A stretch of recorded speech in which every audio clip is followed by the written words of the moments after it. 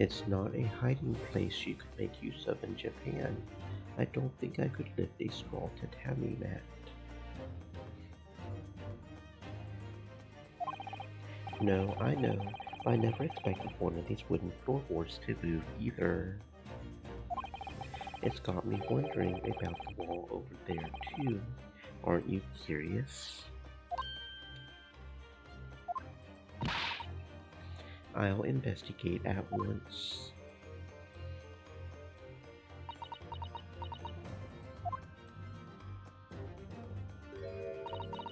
There's nothing behind the picture, sadly. Only the wall. How disappointing.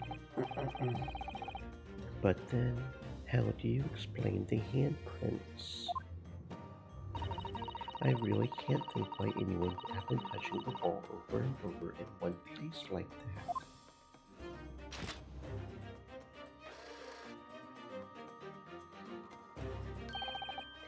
There you are, a print for you.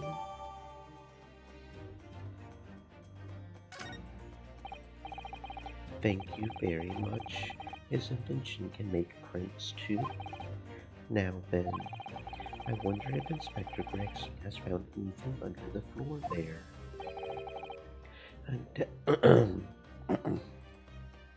I'm desperate to know.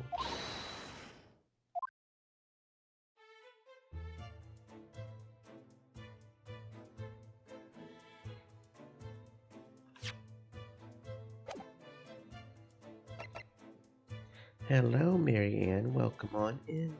I hope you're having a fantastic existence. What is that? Spinny fish? Is that fish? Oh, I do love some tasty, tasty fish.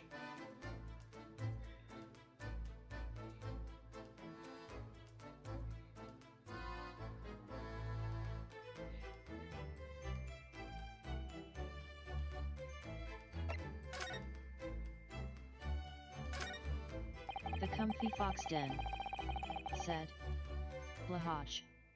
That's a shark, right? That's a shark from Sweden or something. I've heard shark are tasty too. Hmm.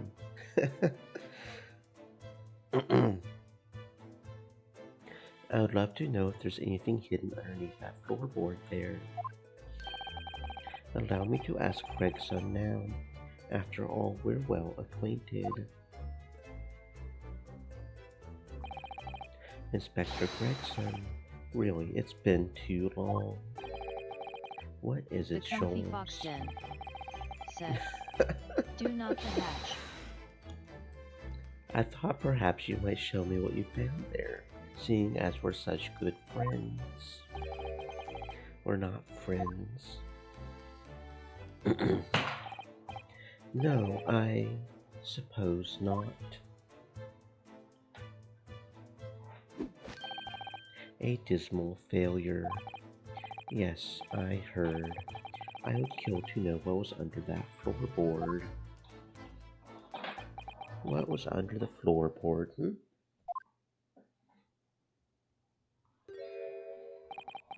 Alright then, fair's fair. What? You did discover the hiding place after all.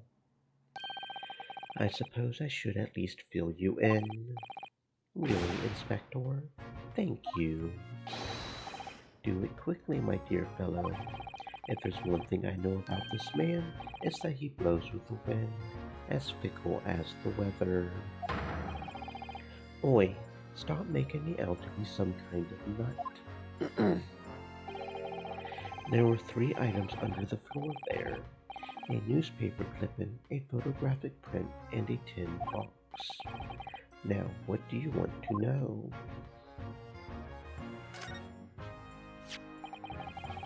It looks like this was cut out of the paper about 3 months ago. It's about a convict who got sick and died while he was serving time up in Manchester. How terrible. It made the headlines down here in London as well. The bloke had been sentenced to death, you see, but nature got him first. Oh my goodness, He had committed a capital offense. Man by the name of Selden, nasty piece of work, into burglaries and murder. They say the hoard he had knocked off was worth about £1,000. A hoard of treasure, you mean? Jewelry and the like, that he had hidden somewhere and no one knows where, and now he's dead. The papers loved it, of course. £1,000 lost en route to hell, or some such was the headline. Does it not strike you, though, why such an article would be so carefully ensconced under the floor?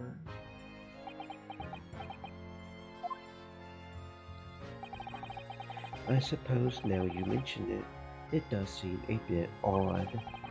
Perhaps I'll go over the paperwork we got on Selden back at the yard and see if I can turn anything up.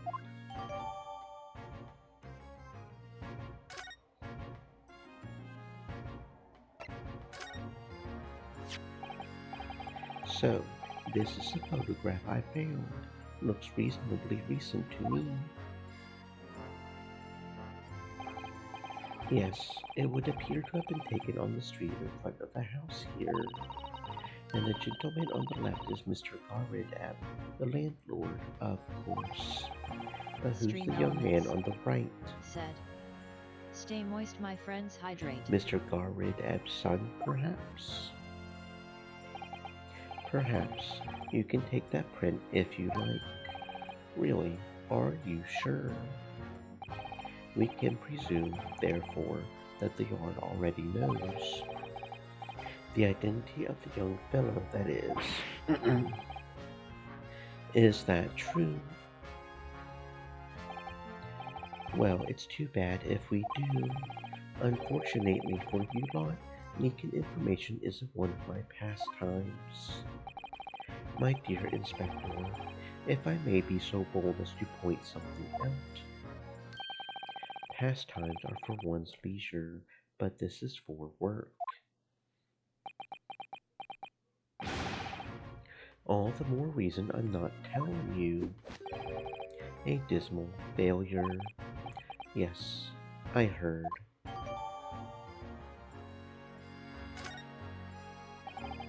I wonder why a photograph like this was hidden under the floor. I mean, Mr. Shamspeare himself isn't in it. Photographic prints are still rare treasures in the East End. I imagine Mr. Garridab was rather delighted to have been immortalized. He probably made a proud present of it.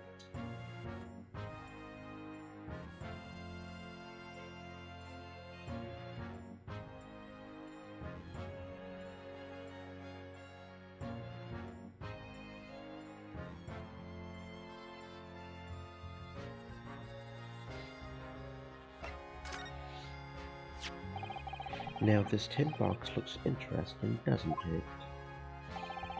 May I suggest, Inspector, that you open it. If you were to find something inside that reveals the truth behind this case, I wouldn't be in the least surprised. Yeah, funnily enough, I've already had a look. It's completely empty. What? Shamspeare, give us a clue, man. You didn't even have a chance to utter a word, Mr. Nabucodonosor. But anyway, at least we found out what's inside the box. Yes, thin air. It's empty. Rather like how I feel inside. Is there nothing more to this box then? I wonder.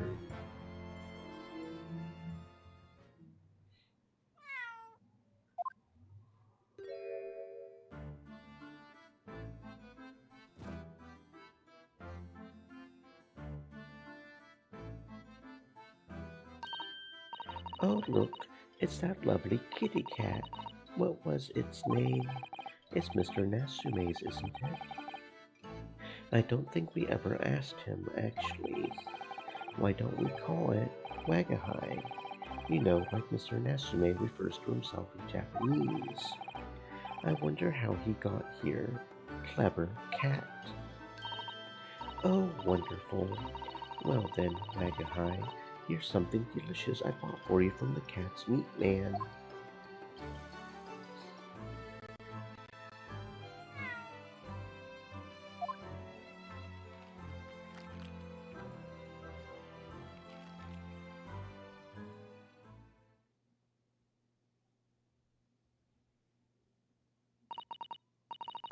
He couldn't be happier now. Look, I just hope we can bring some happiness to his owner too.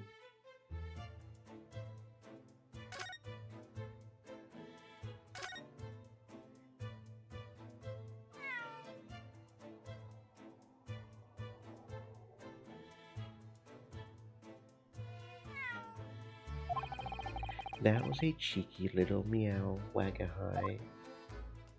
Oh, such a cutie. Oh, but he's so adorable. I could sit and watch him forever.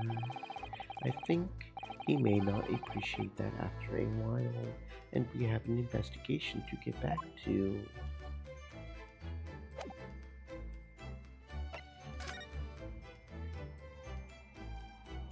The comfy fox den, said Oh, thank you Jade very Cutie. much. Thank you very much.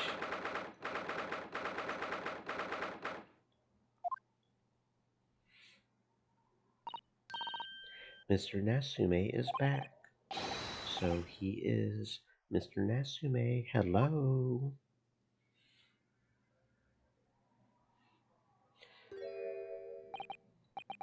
I am a cat.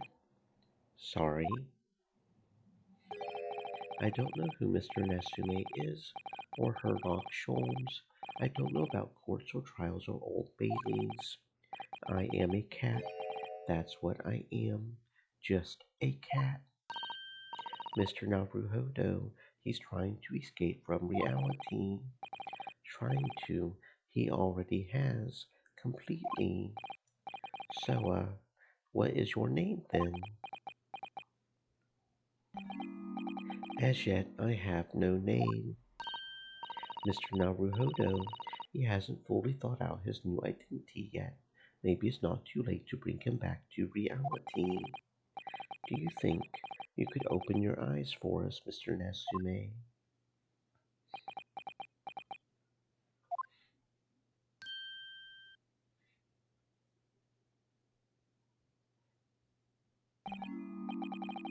I am not a cat. It worked. He's back in the real world. But what's going to become of me? No, don't answer that. It's obvious. My accursed soul was never going to escape this accursed fate. Mr. Natsume, no. This morning's proceedings in court prove that there's hope. Yes, yes. Low-com student Mr. Naruhodo Esquire was brilliant. But, but, the Reaper is omnipresent in court, in my lodgings. Here, there, everywhere. What's he looking straight at me for? I think perhaps there are some things we should discuss. Oh, yes, yes, we must.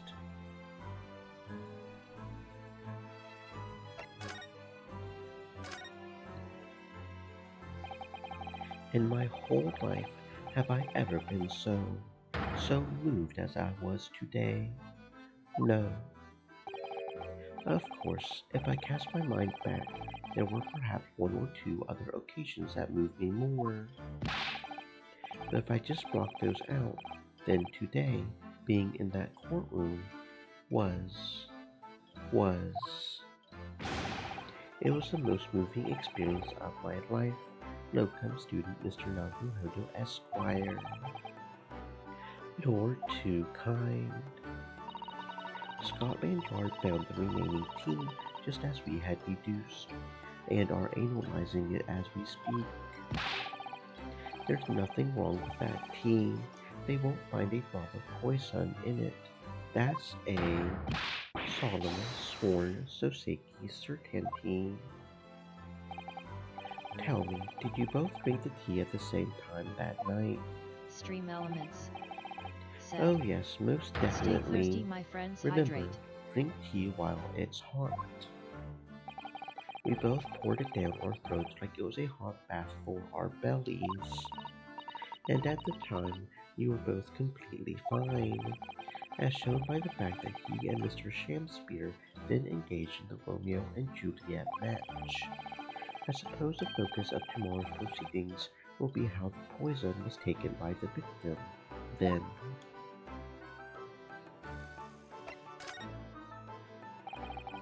that rotten Shamspeare, what have I ever done to him? You don't recall him taking issue with you over The anything you've comfy done fox then. recently. Said. Me comfy. That's good, I'm glad to hear. If you weren't comfy, you might lose your identity. We can't have that now, can we? No, no, we can't. I've been holed up in my room, immersed in books. I don't recall anything at all. Right. But what I don't understand is why he didn't let me know sooner. Let you know what, Mr. Nasume? About the soap, of course. What else? Oh dear. Uh, Nasume? Are you saying you would have committed fraud with him? Is that what you're saying? Because as your lawyer, I've got to advise you against that. Are you struggling with such a meager stipend? Of course I am. If I had money, I wouldn't have chosen to live an accursed existence in such accursed lodgings. Oh yes, you said it's because the place is cursed that's so cheap, didn't you? Especially the room that I rent. The spirit of that capital offender who lived there still haunts the place, and it's trying to kill me. Capital offender. Might I ask, locum student Mr. Naruhodo Esquire, that the next time you visit me, you bring scores of super soft soaps? Oh, so do you just like soap? Okay. I guess the Japanese do have a whole culture around bathing, don't they? So if he likes soap, he likes soap. That's fine.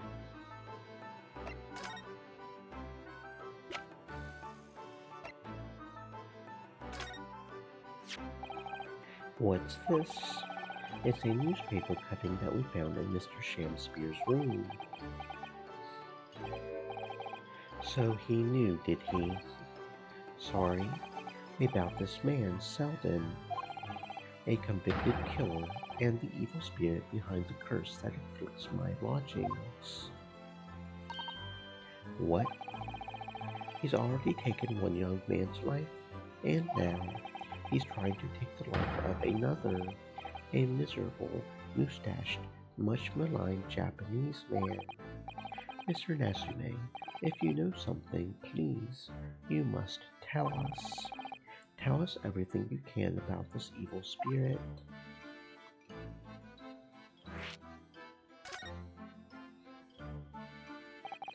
The truth is, I didn't know the details myself until very recently. That Selden man was arrested about a year ago now, and at the time he was hiding out in lodgings at Mr. Garredeb's house. What? He lived where you do now. That's right, yes, where I live now, in my very room.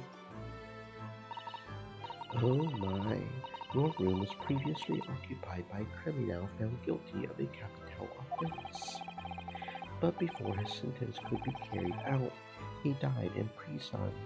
That was 3 months ago now. And that's when it started. The curse. What really is this curse you keep mentioning, Mr. Nasume?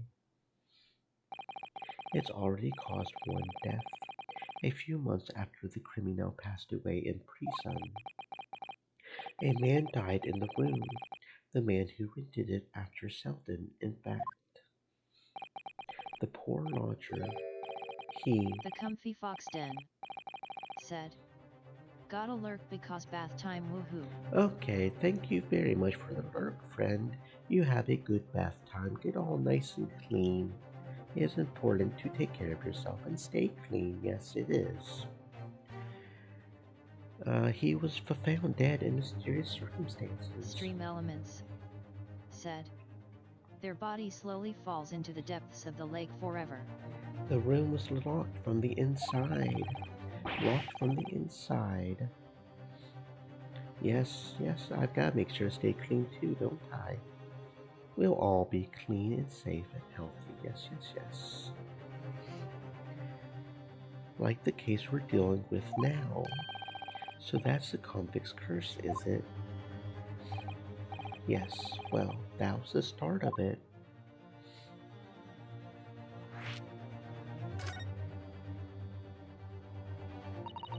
Do you have any idea how the lodger before you passed away, Mr. Natsume?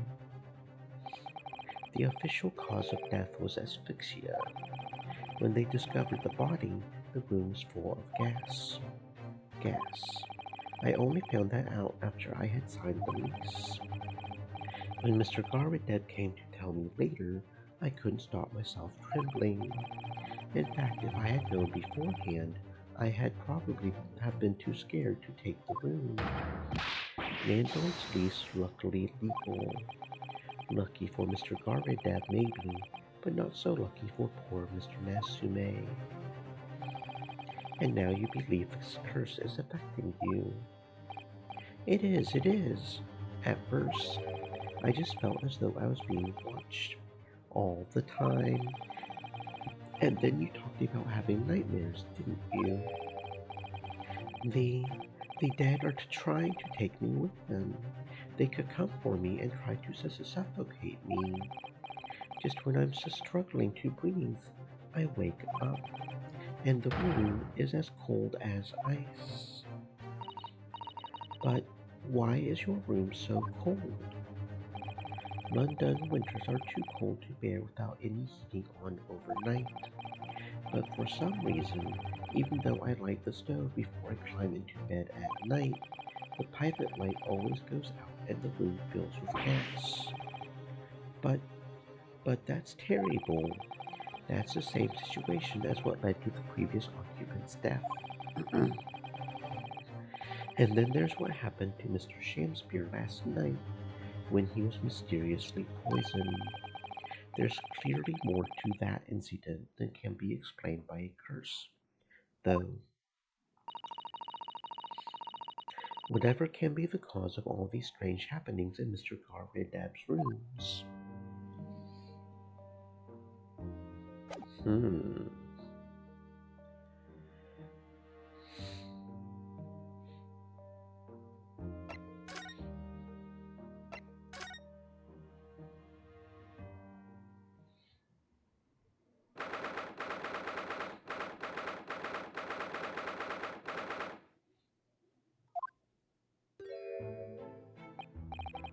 You're here now, Mr. Garrideb.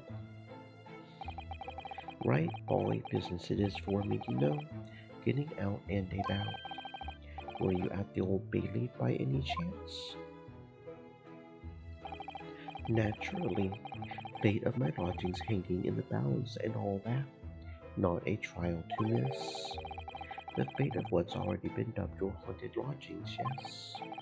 Of course, the place has caused quite a stir around the capital on more than one occasion already, as the old haunted lodgings or some such. Well, at least he knows. Makes you wonder what the blazes is going on, don't you know? Yes, I'm sure it does. In fact, thinking back to Mr. Natsume's other trial just 2 days ago, you were at the Old Bailey then as well, weren't you? Testifying with your wife about what happened. Stopped off at the prison on the way home, in fact. Beastly busyness. I see.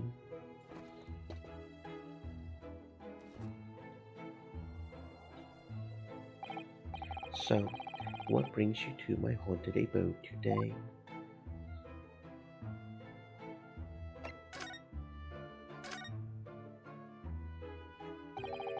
Some fishy fellow from the Far East and a failed actor, chap of questionable character. Yes, the house does seem to have become something of a magnet for rum fellows of late, thanks to that ball E curse. The convict's curse, you mean? Heard the stories, have you? Rotten scoundrel was arrested here, then the next chap in the room goes and keels over.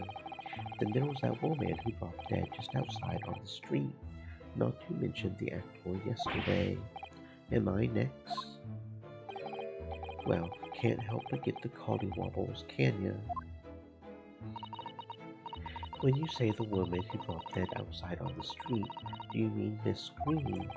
Because Miss Green, who was stabbed by the knife, and Mr. Shamspear, who was poisoned last night, are both very much alive still.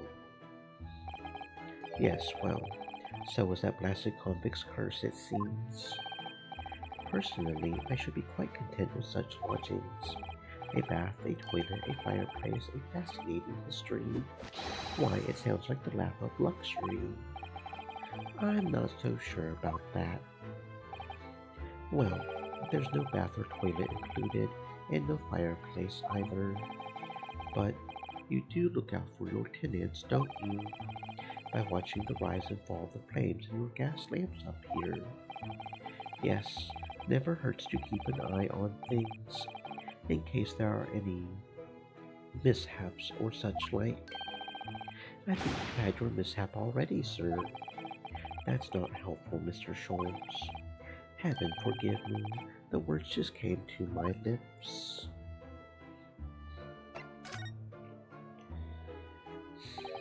Some fishy fellow from the Far East and a failed actor chap of questionable character. There's no need for that, Mr. Garridad. That's right, Mr. Nasume is in no way fishy. He is undeniably peculiar, however. Is it right that he took the vacancy immediately after the previous tenant passed away? Yes, that's right. I asked the estate agent to find someone and he popped up the very same day. Never came across a chap so keen for a place with a background, as it were. I don't think it was the room's background he was keen on so much as the cheap rent, actually. So, how long has Mr. Shamspear been lodging under your roof? That failed actor chap. Let me see. Of course. Yes, it's been 3 months now. Quite sure of it. Only 3 months? He's quite new here too, then. And to what do you owe your certainty in that regard, Mr. Garvid, if I might ask? Well, it was that Selden scoundrel, as it happens. Selden, the convict, you mean? Do Selden and Shamspear have some kind of connection, then?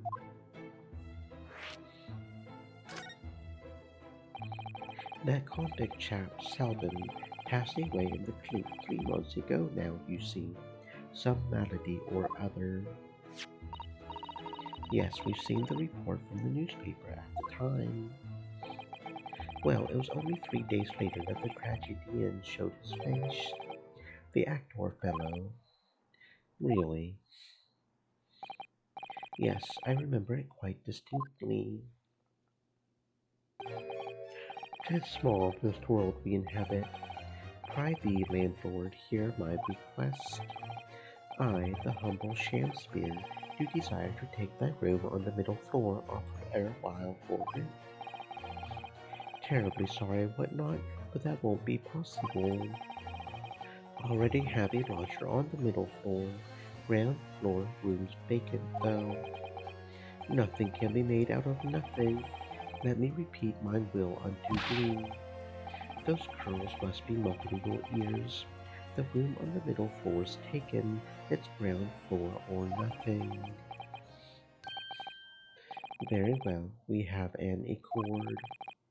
Glad to hear it. Welcome to Briar Road. Lo, a Shakespeare dance to celebrate. From what I heard in court today, sounds like the chap was thieving gas. And he was 3 months in arrears with the rent, too. Yes, the fellow was a ball E player, all right. Thank you for your candor, Mr. Garidab. We are most grateful. By way of appreciation, allow me to say one or two words. Give me my robe, put on my crown. I have immortal longings in me. What's happened to you? Shakespeare, my dear fellow, one of his most famous lines. I wish to divulge my own learning of the subject, for I have a turn for literature too, you know. Perhaps you could turn your attention to more apt lines then.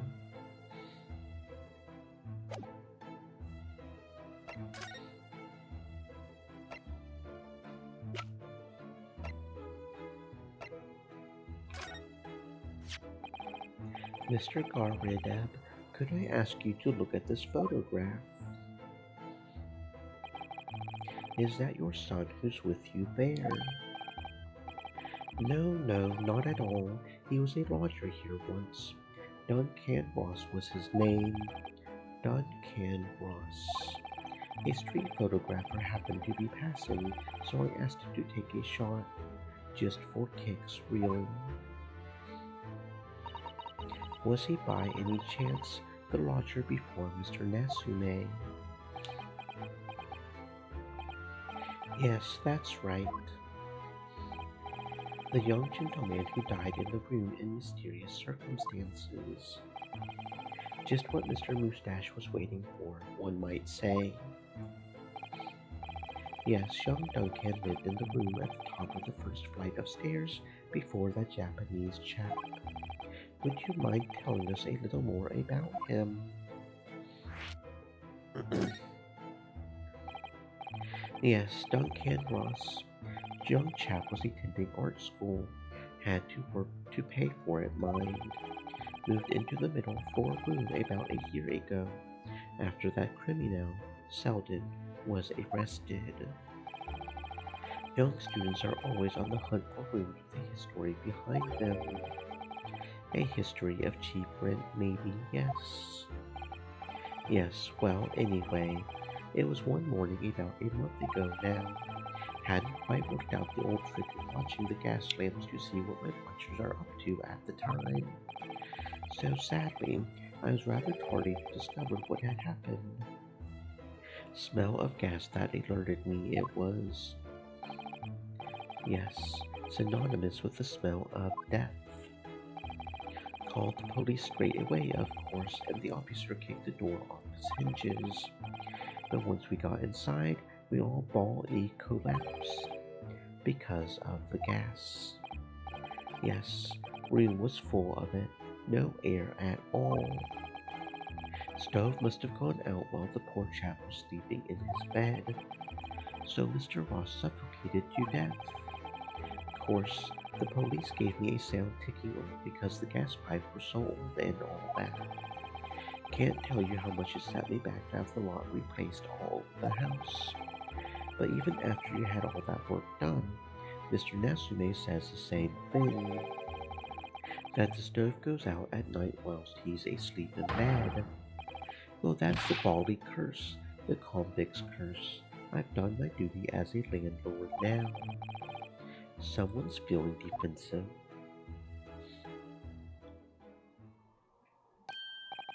That reminds me, actually, yes, about young Duncan. The night before the poor chap perished, he had been writing a letter of affection to a young lady. A love letter, you mean? Yes, where did I put it now? Here it is, left it on my desk. If you'll excuse me, let me see now. What does it say? To my most beautiful and charming sweetheart, do you think that we should be reading such a personal piece of correspondence? My dear Miss Susatu, that is precisely why I prefaced my reading with, "If you'll excuse me." I will not excuse you, Mr. Sholmes, no. Sadly, he didn't address it though, so I have no means of delivering the thing. Rather sad, really. I see, that's going to play on my mind. But really, the identity of Mr. Ross's sweetheart has no bearing on the case. I think we should leave well alone. Yes, I suppose you're right. Indeed, the intended recipient's address is missing. However, there is a name attributed to the man's most beautiful and charming sweetheart. Mr. Sholmes, please. I've already had to chastise you about this once. My undying love to you, my colorful darling, olive green. Olive green, the woman who was plunged into a coma after a knife plunged into her back outside this house 5 days ago. The victim of the last case of Sankey-san was in court for, who regained consciousness only yesterday. Is it just chance that her name has come up now? Could it possibly be a mere coincidence? Mr. Naruhodo, whatever can this mean? Reading personal correspondence can have its merits. You see, Miss Susatu.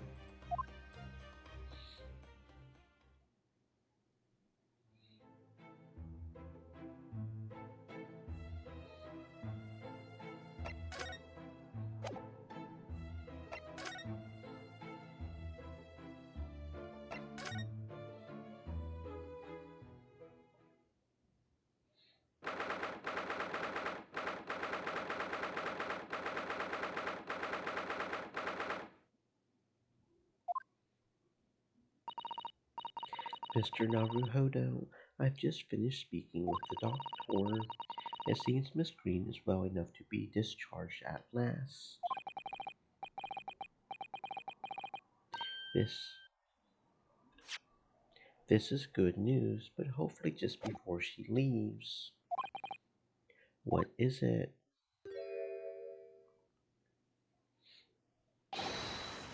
Miss Green.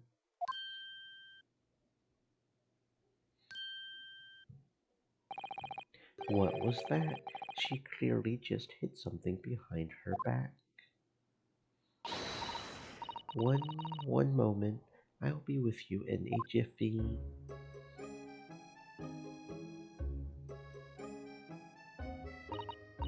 Oh, hello everyone. What are you all doing here? The doctor has said I can be discharged, so I'm just getting my things together. Miss Green, what were you just doing? Oh, nothing, really. I was just about to take some medicine the doctor prescribed for me, that's all. Well, we were hoping to have another quick chat with you, if that's all right. I don't really have anything else to tell you. All right, she's definitely behaving strangely. Let's see if we can't coax something out of her.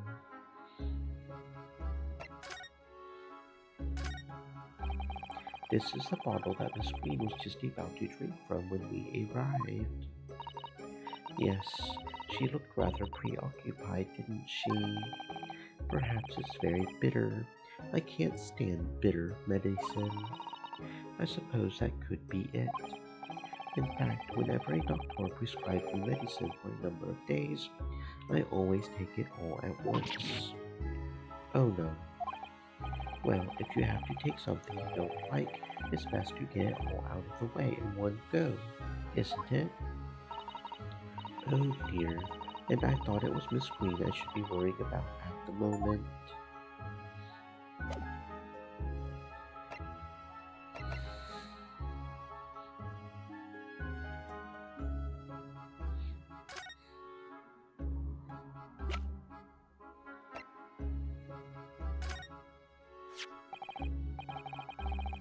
Miss Green, we were hoping to ask you about someone.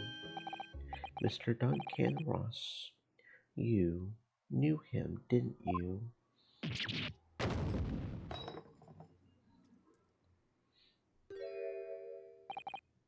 Oh no, I'm so sorry.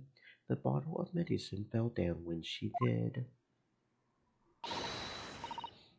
Miss Green, are you all right?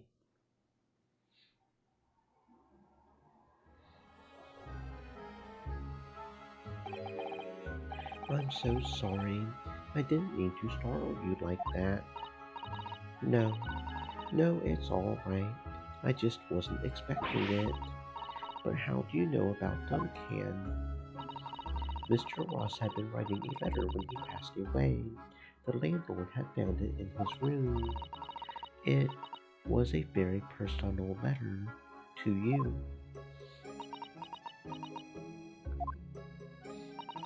It was at the art school. That's where I met Duncan a year ago now. He was working to fund his studies.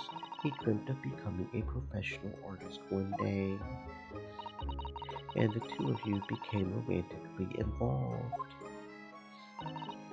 Yes, that's right.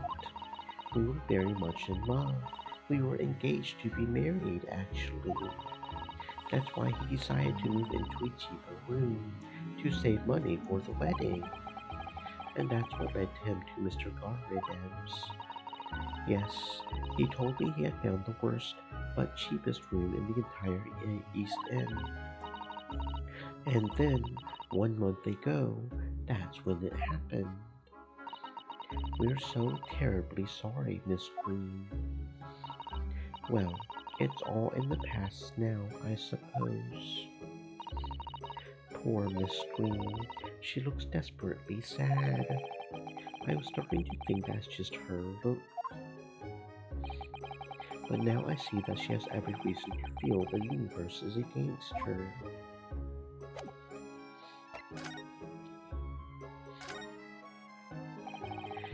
It's wonderful news that you're going to be discharged, Miss Green. Oh, yes. I mean, thank you. Once people are better, the hospital staff don't want them lingering and wasting space. Not people like me, anyway. So I don't think I should keep anyone waiting. I probably shouldn't stand around and chat. She certainly doesn't seem to be in the mood to talk, that's for sure.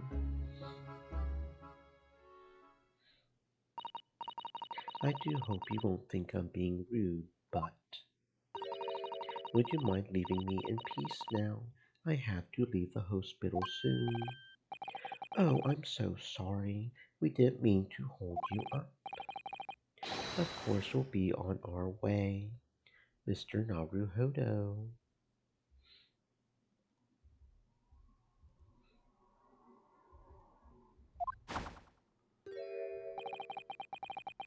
Surely you are not about to leave. That's quite out of the question. What? Mr. Sholmes, I didn't realize you were here. But of course I was, my dear fellow, watching intently from the shadows as always. Well, make your presence known next time. Mr. Sholmes, what's this about? Something which occurs to me with some regularity, Miss Susatu, is this. Why do detectives insist on such ex post facto modus operandi? Why solve a case after it's happened, instead of preventing a case before it happens? That is what sets a great detective apart. What do you mean? There is a case waiting to happen under our very noses, Mr. Naruhodo. So let's avert disaster. Let's prevent this case from ever happening with nothing but careful observation. All right, all the clues you need are set before you. You need only look, and you cannot fail to see. You can do it, Mr. Naruhodo. I know you can.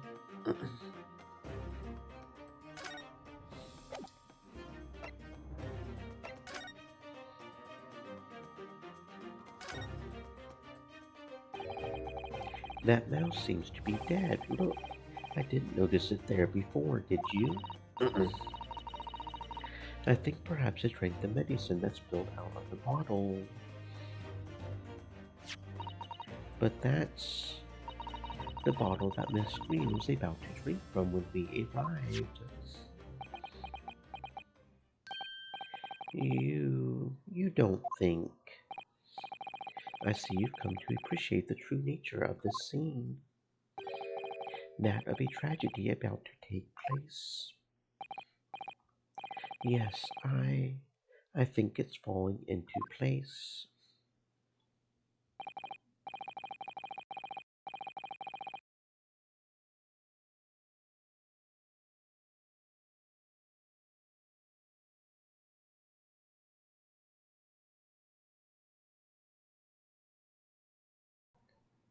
Miss Green, the contents of the bottle you had before has spilt out on the floor, and the poor mouse that drank it has sadly died. I think it's clear that the bottle must have contained a powerful poison.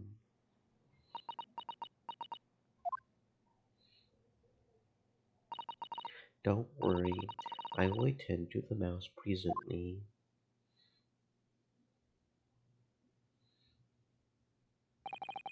Miss Green, were you intending to go the same way as that rodent? To take your own life?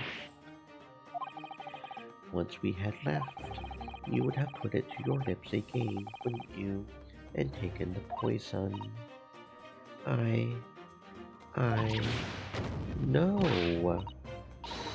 Miss Green, please talk to us.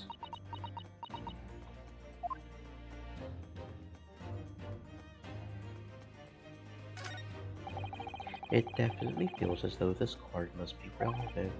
I mean, when we first arrived, Miss Queen was standing with it in her hand in what can only be described as a very tense atmosphere.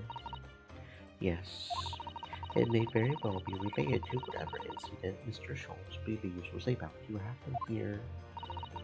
Perhaps we should ask Miss Green about it.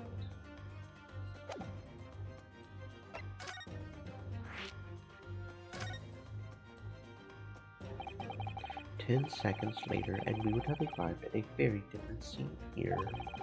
In all probability, we would not have enjoyed this most delightful conversation. Of course, perhaps it hasn't been quite so delightful from your perspective, Miss Green.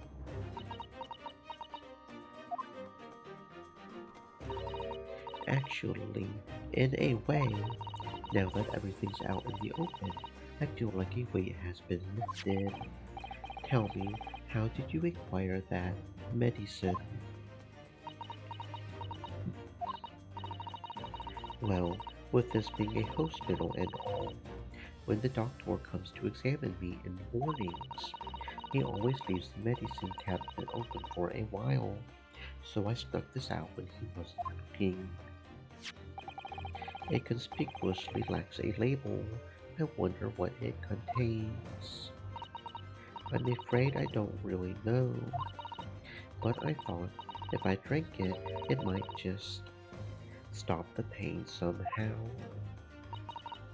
Oh, please, Miss Green, don't talk of such things. Well, it seems clear now that it contains poison. Yes, that poor little mouse is proof of that. Oh no. Oh, it's all my fault. What have I done? I shall remove this to my office, Miss Green. I take it you have no objection. No, none.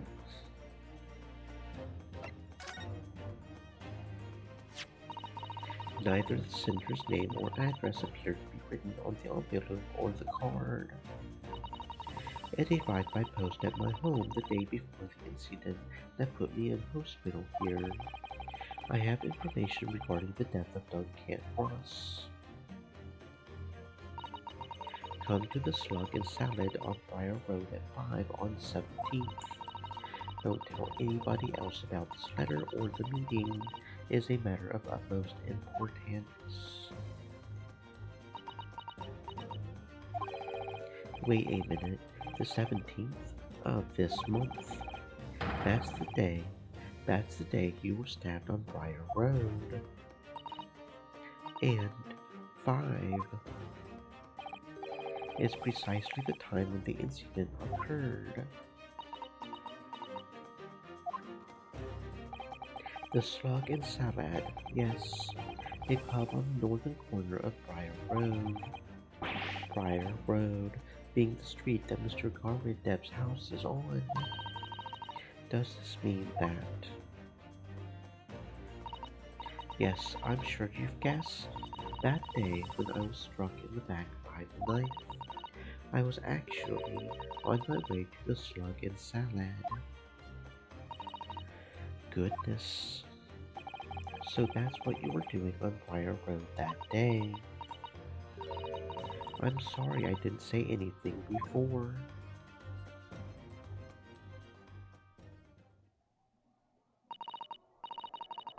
I think I really will have to ask you to excuse me now. I've told you everything. Yes, I'm very sorry to have had to drag up such painful memories for you. No, it's fine. Miss Green, please promise us you won't try to do anything like that again. Yes, don't worry, your detective friend has the bottle now anyway. And besides, I've been stabbed in the back and had a close shave with a bottle of poison, and I'm still here. I think I'm destined to see things through to the end.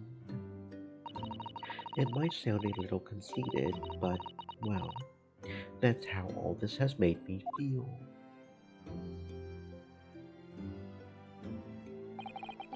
Leaving Miss Green in St. Bartholomew's behind, we made our way back to Baker Street with Mr. Sholmes.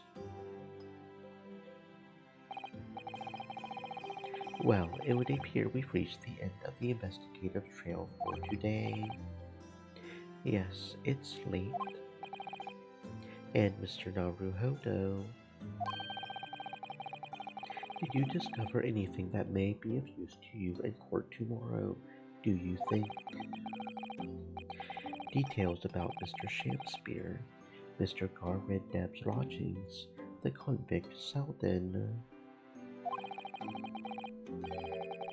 There are many facets to this case, and we're yet to see the heart of it, if you ask me.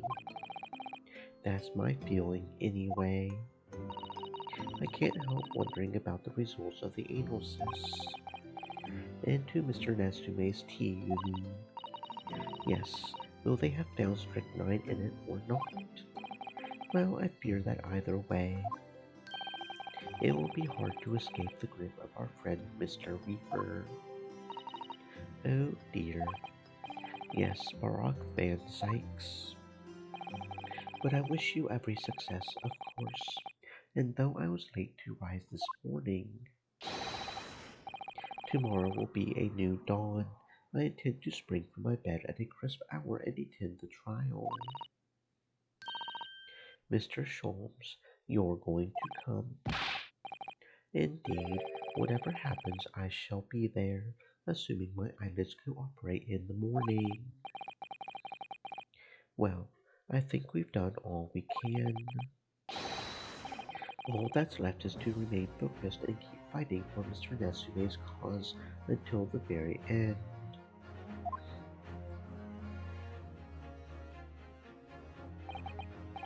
London, the world's most prosperous city, home to some 6 million people. But away from the razzle-dazzle, down back alleys and behind bricked-up windows, the lonely lurk.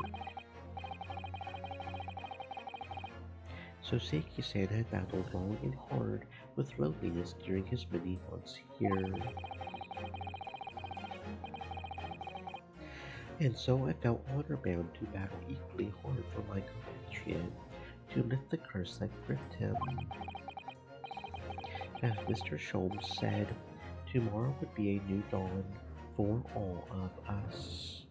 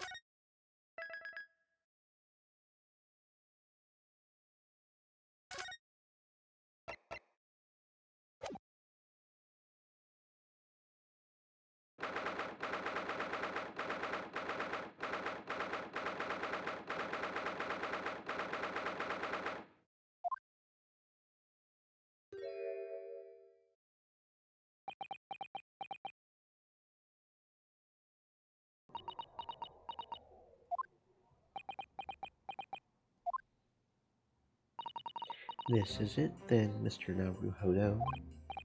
Yes, it's time to put an end to this now. To the miserable curse that's been plaguing Mr. Natsume.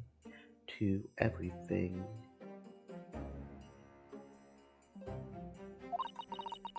And in my own small way, I shall do everything I can to help you. I always appreciate your help, Miss Susato. Suffering Soseki selfishly sidelined. Good morning to you too, Mr. Natsume. Good morning. Good morning, locum student Mr. Naruhodo Esquire. Listen to you two chatting away happily as if the main player of today's trial isn't here. Why would you do that? Why? Oh dear, we didn't mean to cause offense, Mr. Natsume.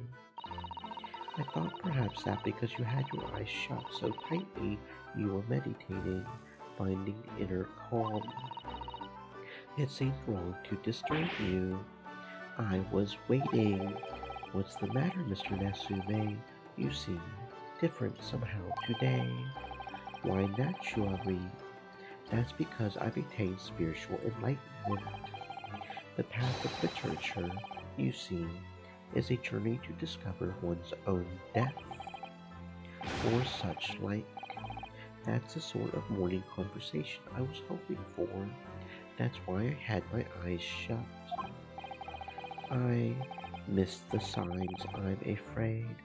Somehow, you'll have to forgive me. And you mustn't talk of your path leading you to death, Mr. Natsume. That was just an example. Oh yes, there it is. Inner calm. You, you barely came to see me at all yesterday. I, I was sure you had abandoned me and returned to our beautiful, long-lost homeland. We've not even been in Great Britain a week yet. Yes, well, anyway, I intend to set everything straight in court today. I'm determined to uncover the truth. I've actually reached an important decision myself. Oh, what sort of decision? I shall fill you in after the trial. All right. It would seem Mr. Sholmes isn't coming today after all. It's a very clever message, I think. My dear fellows, you must win this battle on your own merits. It's a very clear message, I think, that he's Vinny overslept CS again. said. ESTB wears on stream.com remove the space EBLV.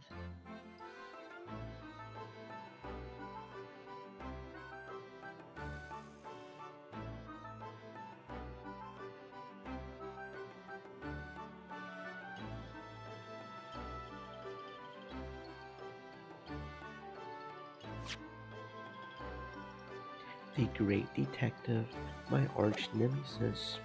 Long may he stay away, if you ask me. Defendant and your legal representative. The trial is about to begin. Make your way into the courtroom immediately. Today, once again, we face the Reaper, and when the Reaper stands for the prosecution, the defendant's fate is sealed. But I don't believe in that legend any more than I believe in Soseki-san's curse. The truth is hidden here somewhere, and I won't let it escape me. I have to keep believing in my client and keep fighting to the very end. That's all.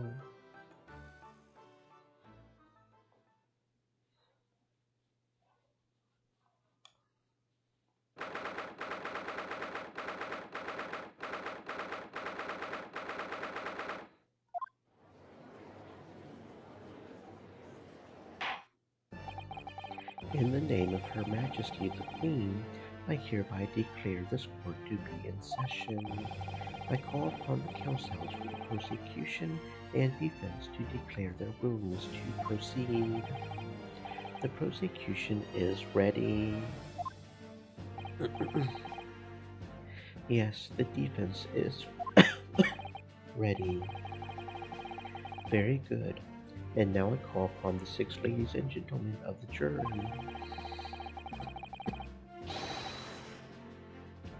Chosen by law to represent the will of the people in this trial. Are you ready to proceed? Absolutely. Justice will be done. You mark my words. I feel obliged to say, I feel especially ruthless on days when my hat is sitting just right.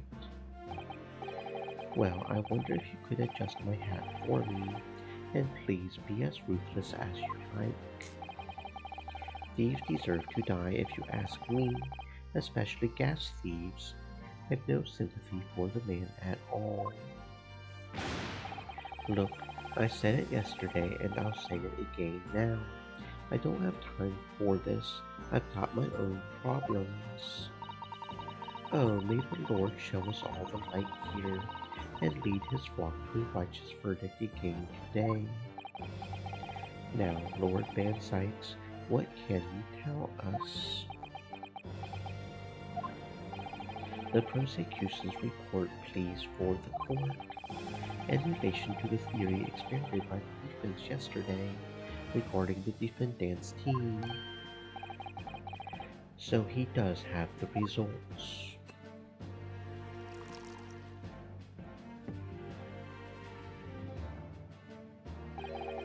Before the prosecution delivers the bad news about the black tea belonging to the black guard in the dock.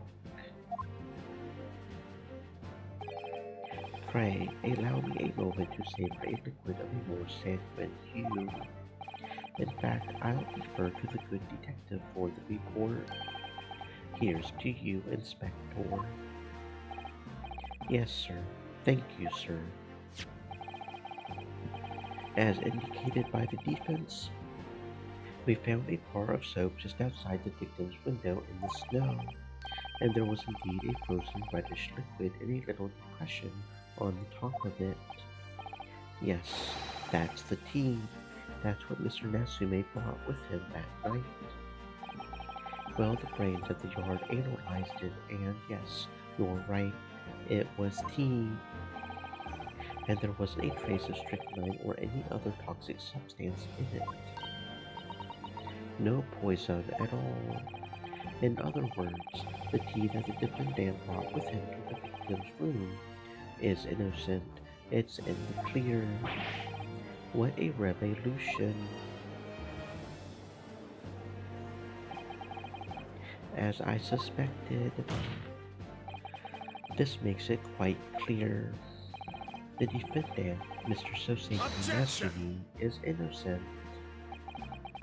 My learned friend is jumping to conclusions again. A typical Nipponese reaction. What? Yes, it's true. No poison was found in the few drops of liquid recovered from the soap on the window latch. But what logic is that? Would you take a drop from the Thames and conclude that the water in the ocean isn't salty? My word, the water in the ocean is extremely salty, Counsel.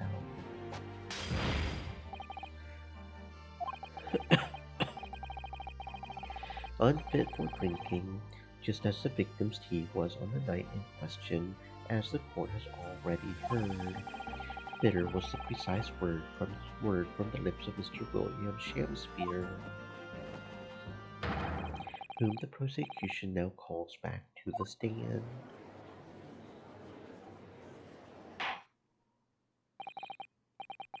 Very well, I will uphold the prosecution's request. Mr. Shamspeare. Yes, it sounds like we're going to have another confrontation with our theatrical friend. Bailiff, show Mr. Shamspeare to the stand.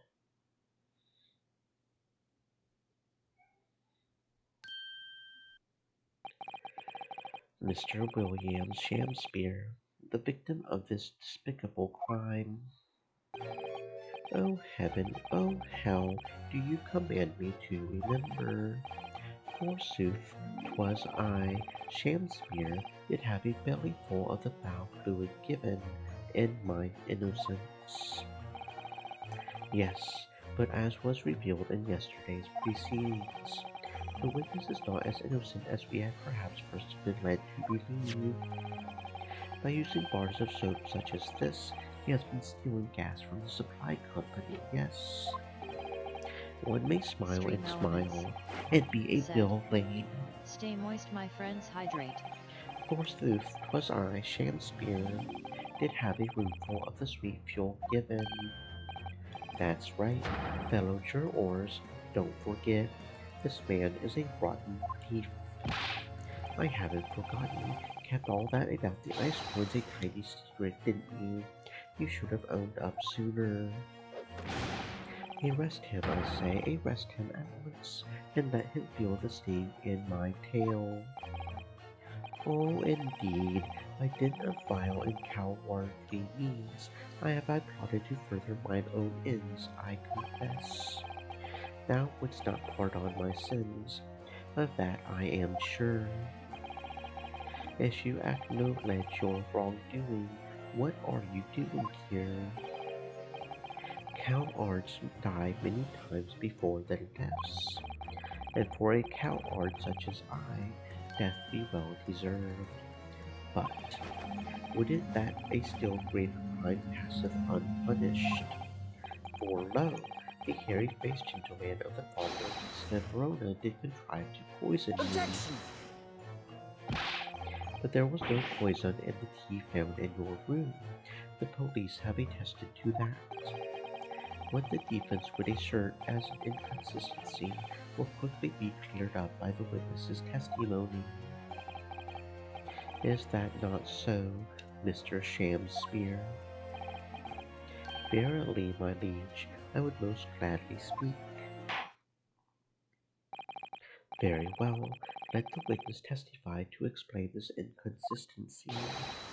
Tell the court why it is that poison apparently entered your body, though none was found in the tea.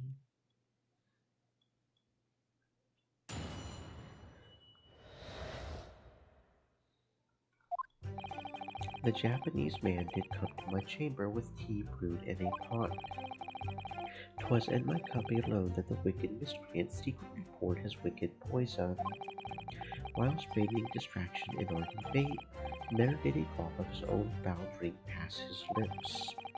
When he departed by and by, I did use the tea that remained in his cup to make my coins of ice. Thus 'tis no surprise that poison be not found in the tea I did pour into the bowls of soap. The poison was slipped into the cup after the tea had been poured. The normal way for poison to be administered, in my experience.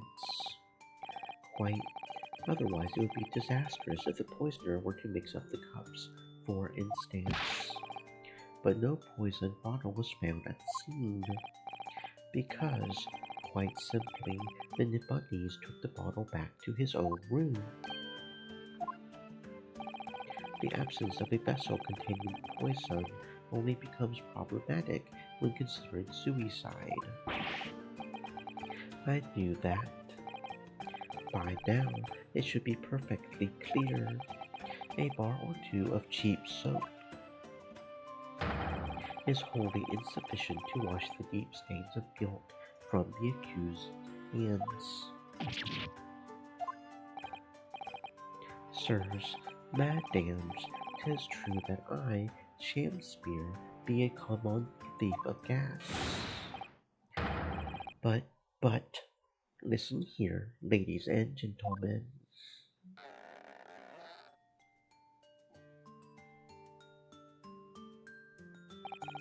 Wherefore would I lie?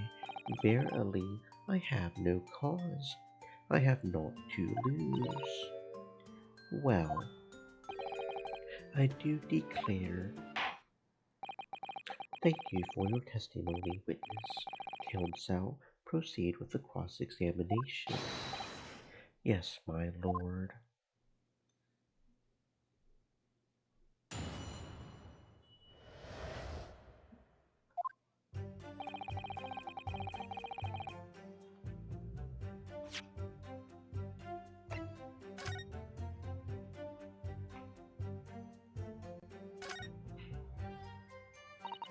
This is a teacup from which Mr. Natsume was drinking.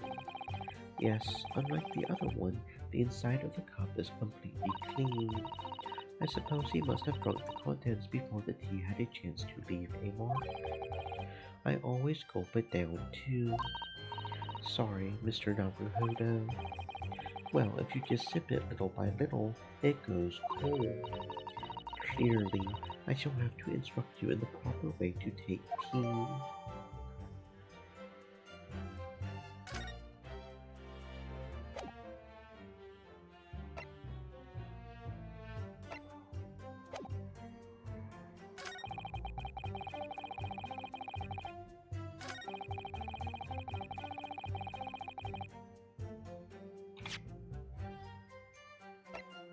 Objection! You claim that Mr. Natsume didn't drink a drop of tea on the night in question. But that's impossible. How? Sharp logic. What is this, ye darkly clad fiend? The two teacups from the scene, one used by the victim and the other by the defendant, have a clear difference between them, one that represents incontrovertible proof. Incontrovertible. What difference? Look at the inside of the cups. Just here, there's a clearly visible ring.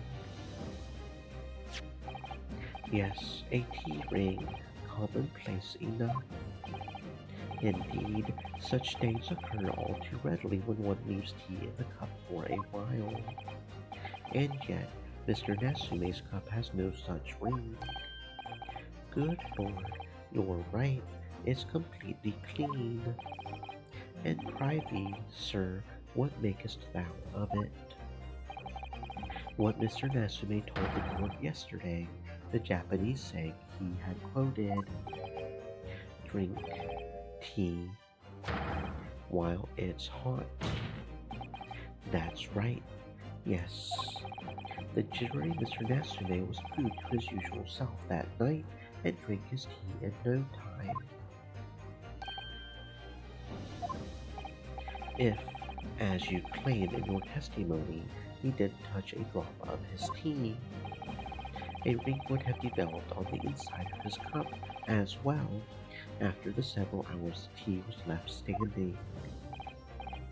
But, in short, Mr. Shakespeare, you clearly lied to the court. Get thee to a nunnery. Objection!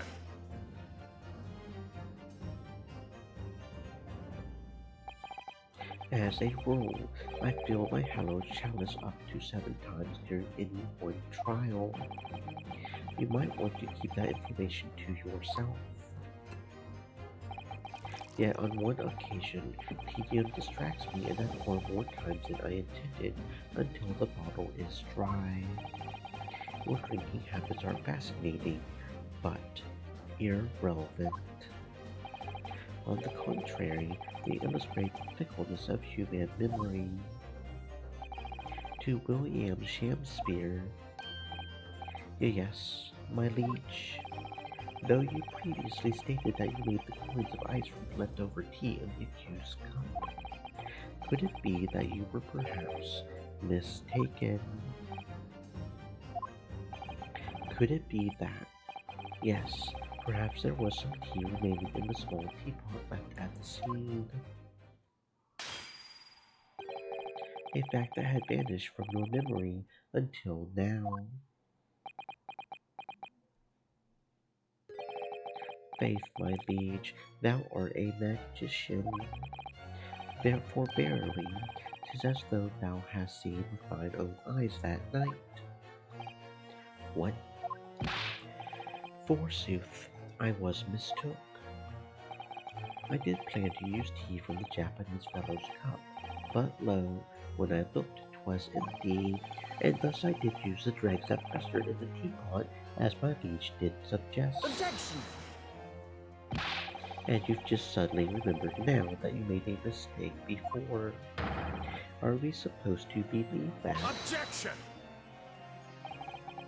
People's memories are imperfect, my learned friend, which is why we rely on evidence instead. But in any case, it makes no difference. The victim's most recent testimony tells us two things of note. Firstly, that the poison was put into the victim's teacup only, and secondly, that this spoiled cup was not the source of the insipid ice coins that have bewitched this court. The prosecution makes a fine summary of the facts. Furthermore, the testimony remains valid and in full support of the established facts. In other words,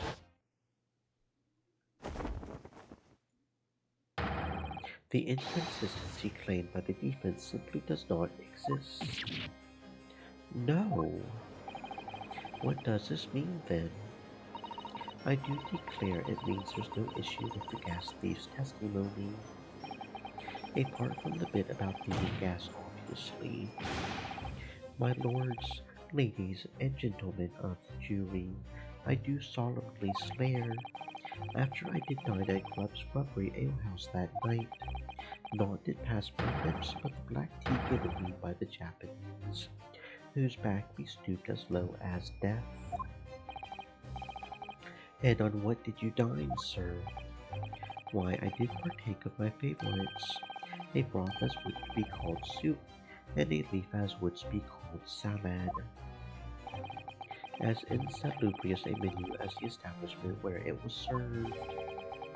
But you gods will give us some faults to make us men. Willingly would I suffer what punishment to see fit to serve a wicked thief of gas. But I pray ye wise and noble fellows, ne'er forget the simple truth. That be one thing, and this be another.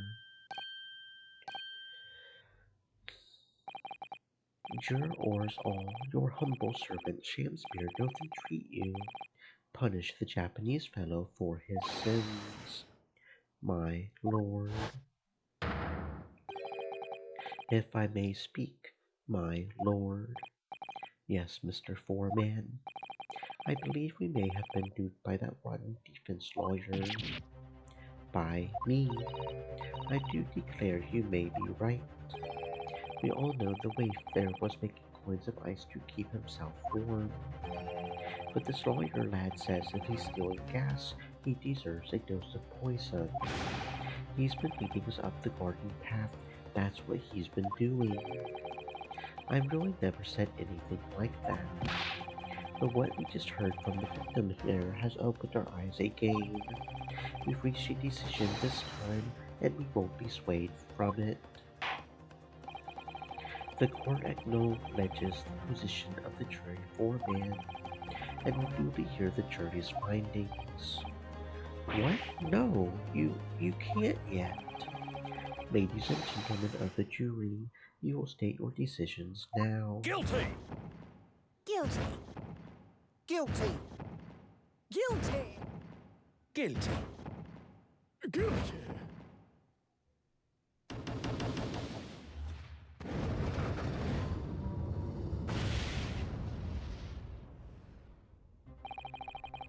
I hereby declare the jury to be in one accord. Oh, happy day. How is this happening? My lord, the defense asserts its right to carry out a summation examination. Very well, the court upholds the defense's right. Typical, my learned friend is unable to accept the obvious truth. This trial will therefore center its second summation examination immediately. Jurors, the court calls upon each of you to state the grounds upon which you find the defendant guilty of the crime of which he is charged.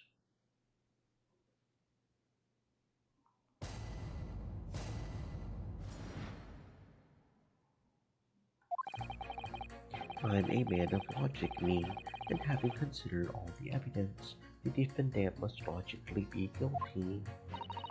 I do agree that gas is far too expensive. I can quite understand why the man would want to avoid paying. The stuff explodes and it can poison you. It's absolutely lethal, gas is. Gas doesn't come for free. It costs a fortune to deliver it around the city and maintain the pipes. Truth be told, the tea my wife serves up for me is a little sketchy at times. If nothing else passed the victim's lips that night, there's no other explanation, is there?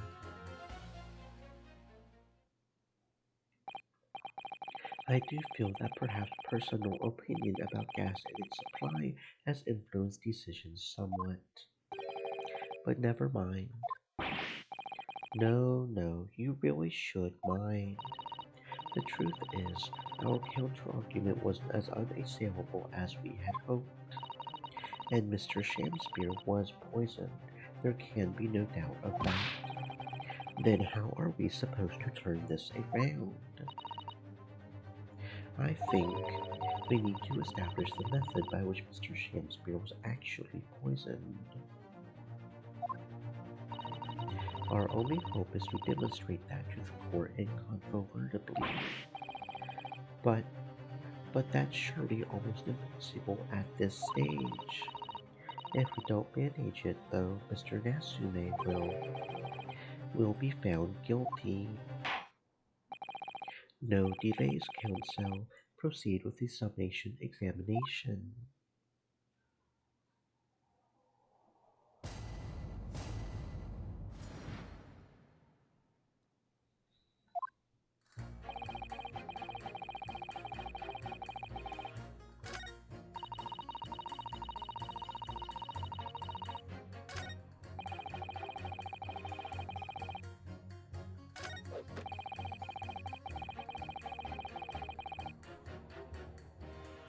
Hold it!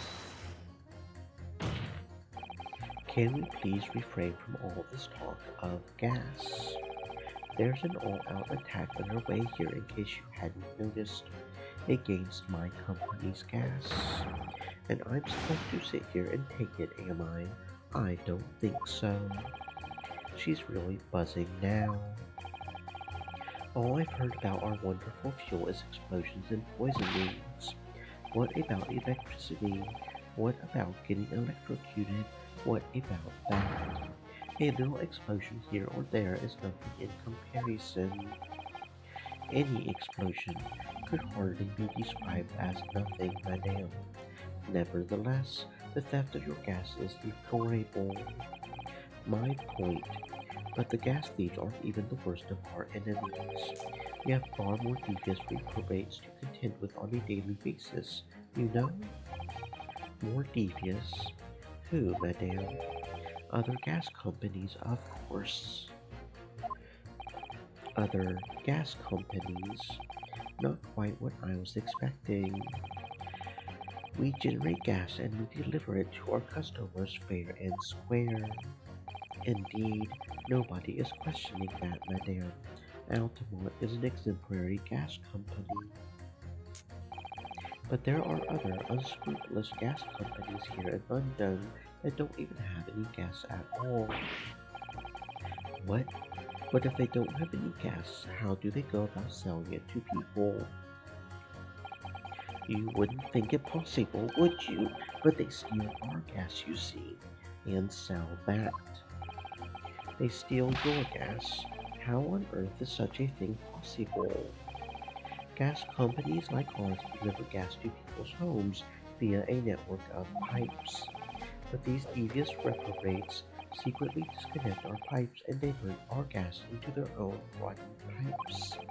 Then they make a contract with the household supplied by those pipes and take money for the precious gas that's rightfully ours without us even knowing.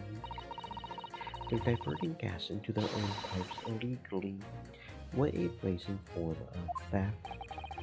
When we visit customers' houses to collect the money from their meters, we always have to check whether or not one of these devious Oh, companies yeah. has been up to its tricks. Excuse me. Do you have something to say about that, juror number 3? Oh golly, you mean me? I'm I'm terribly sorry. I was just thinking to myself. I really did catch him off guard there, thinking about what the lady next to you was saying, correct? Well, yes. I just got a little riled up about it recently, you see. Go on. An Altamont gas worker visited my house the other day to investigate the pipe work. We need to ask for your cooperation while we carry out a secret check of your property, sir, the fellow said. So I let him in, and do you know what he did? I'm afraid I have no idea. Please tell us. He proceeded to take one of my lights off the wall. Then he grabbed the exposed mouth of the pipe and started blowing into it. What do you think you're doing, young man? We're giving away company secrets there. Oh, please, everybody knows, but it was very nearly the death of me, I can tell you. What do you mean? I'll explain if you don't mind. As I said before, these unscrupulous other gas companies connect their customers to our pipe network. Yes, but how does blowing into the pipes come into it? Obviously, there's gas in the pipes and is at a fairly low pressure. By blowing air through the pipe, you can make the pressure drop temporarily. And if you do that, any lights connected to the same pipe will flicker for a moment. I see. In other words, if, upon blowing into the pipe, the lights of an adjacent property that has no contract with your company flicker, you can know that these devious scoundrels have been meddling with the pipes. My lord, that's it in a nutshell. It's the reason why we have teams of workers going around neighborhoods to investigate which lights flicker. The trouble is, the particular worker who came to my house didn't know the strength of his own breath. He blew down the pipe with all his might, and you can guess what happened, can't you? Well, if he blew hard, then... Wait, you mean... That's right, the lights didn't just flicker, they went out.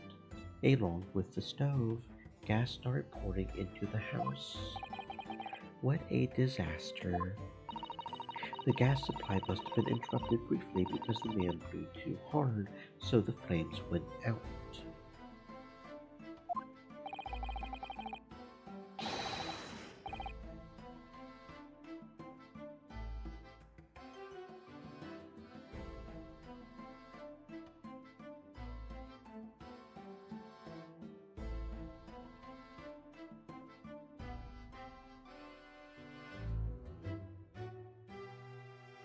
I'm afraid I yelled at the fellow. Are you trying to kill us all? I said. So by disconnecting a lamp and blowing into the exposed gas pipe, it's possible to extinguish lamps and stoves connected to the same network of pipes. And then when the gas starts flowing again, it just silently seeps into the room.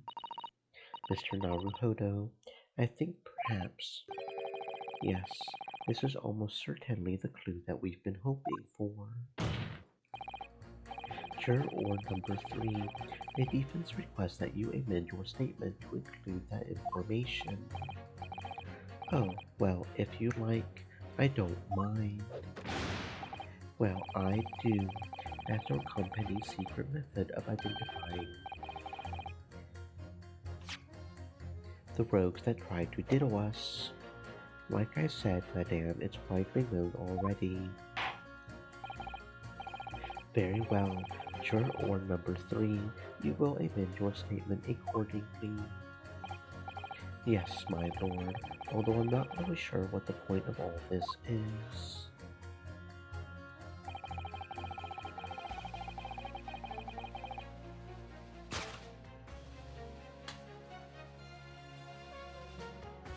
Objection! Those two statements clearly contradict each other.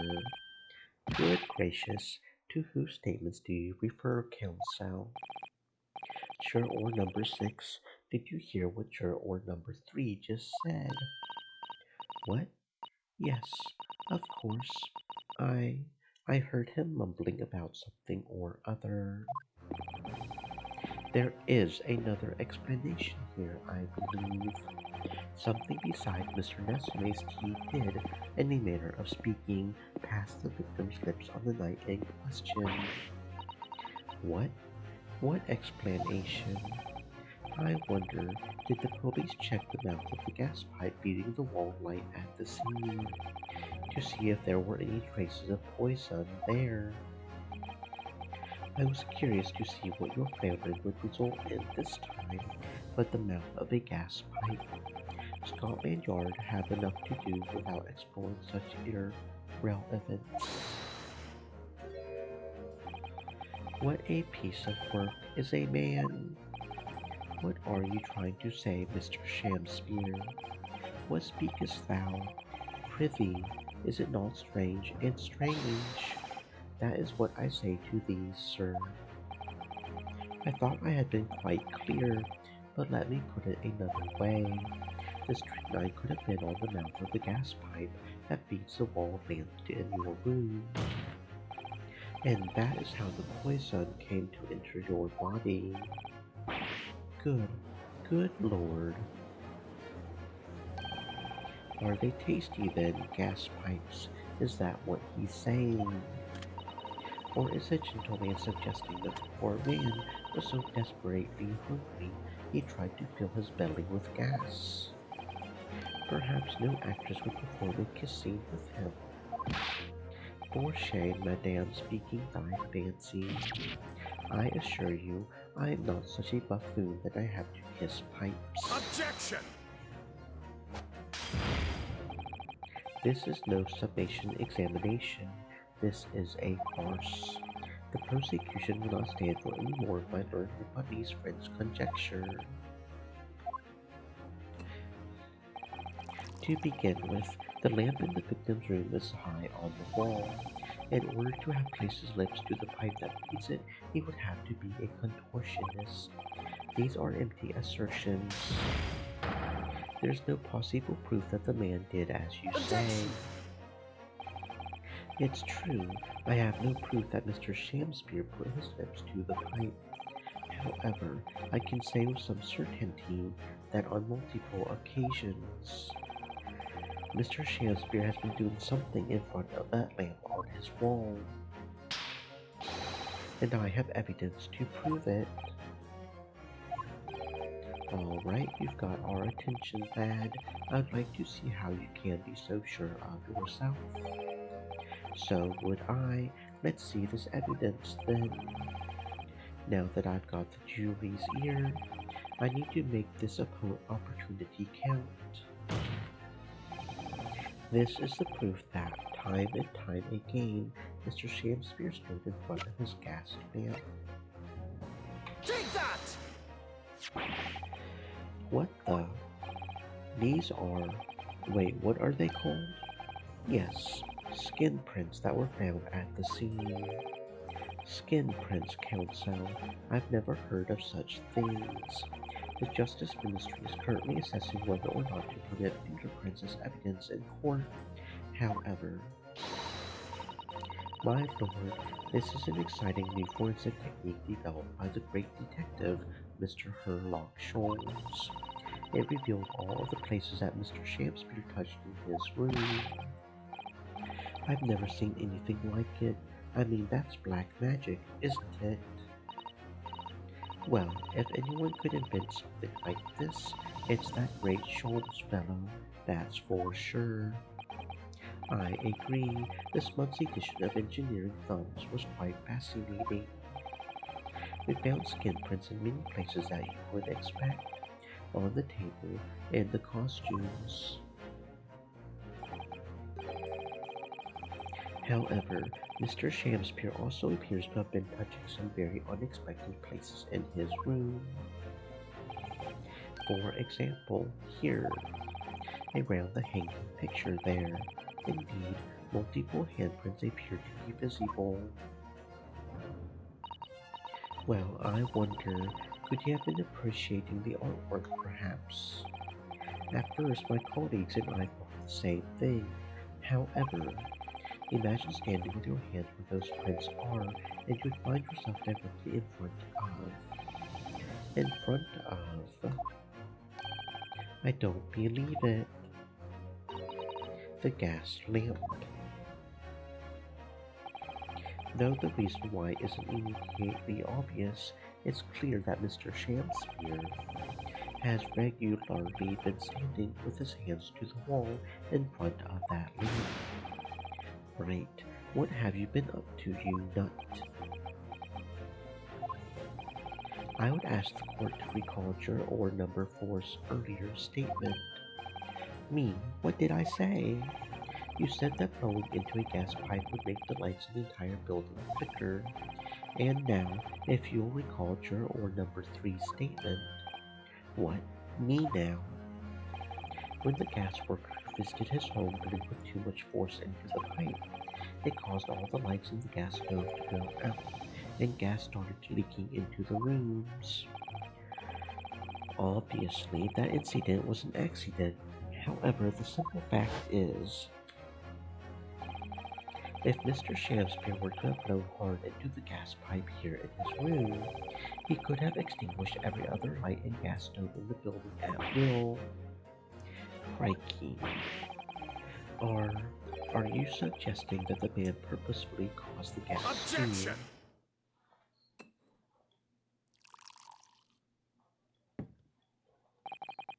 Whilst I acknowledge that the prosecution is required to remain silent during the summation examination, I must toast my learned friend's utter disregard for the letter of the law. What is the meaning of this, Lord Van Sykes? This curious photograph, or whatever it is, presented by the defense, the so-called skin prints. Clearly, that cannot be accepted as any form of usable evidence in this case. But it's an exciting new forensic technique, developed by a great detective. It's nothing. A mere toy developed by an amateur sleuth with too much time on his hands. Certainly, even research of this nature by the esteemed Mr. Sholmes cannot be recognized by the court as formal evidence. Hold it! Please, my lord, if I may. Miss Susato. It was not the defense's intention to submit the skin print as formal evidence. We merely wish to present the results of the great detective's investigation of the scene as a tool by which to explain a possibility to the ladies and gentlemen of the jury. And if the trial were to come to an end now, we should never learn the truth behind these mysterious handprints that everyone has now seen. I don't believe we can allow that to happen, and I'm sure the jurors would agree.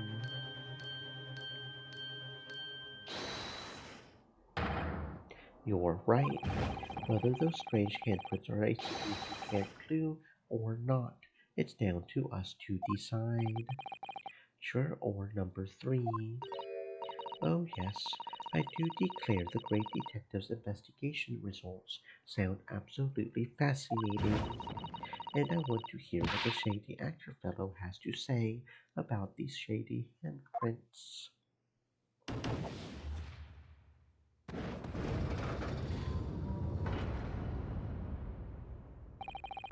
What's the matter with you two? That was foolhardy. Well, I did say it, didn't I? And I don't like to break a promise. No, wait, you heard his lordship.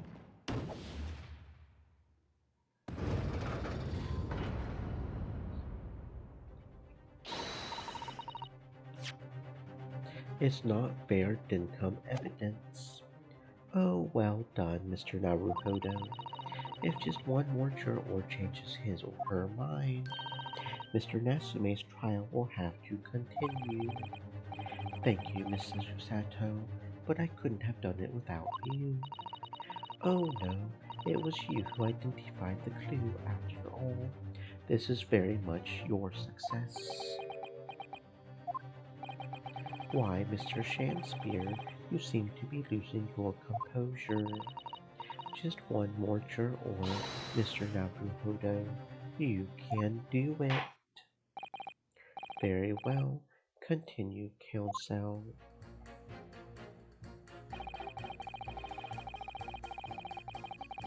Hold it! All the evidence, you say? That's right, and there's no room for doubt. It's all pointing at the Japanese man with the big mustache, says the Englishman with the bigger mustache. But the defense just demonstrated another possible explanation for the events on the night in question. What do you make of that? What, your so-called skin prints? It's an exciting new forensic investigation technique developed by the great detective himself. The numerous handprints in the wall are clearly out of the ordinary. And if Mr. Shakespeare had indeed put his mouth to the gas pipe on the night in question, it can't be denied that there's a possibility that's where the poison was. Well, yes, I won't deny that it's playing on my mind. But as the prosecution rightly says, we should pay no heed to unacceptable forms of evidence. And besides, yes, even if the fellow had been up to some mischief with the gas pipe dozens of times before, it doesn't mean he got up to the same shenanigans on the night in question, does it? If you can't make your case better than that, I'm afraid I can't change my stance. You do make a very valid point, sir. What? That's true. Perhaps I was a little hasty. No, no, no. Wait. Look, you've got your chance here, haven't you? So it's time to prove your theory. If you and your Japanese cohorts can, that is. Just leave our nationality out of this, please. Mr. Naruhodo, if we can't substantiate our position, I'm afraid the jurors that changed their minds before may very well change them back. What can I do? Is there any more proof I can give here? Can I show that Mr. Shakespeare really did blow the gas pipe on the night in question?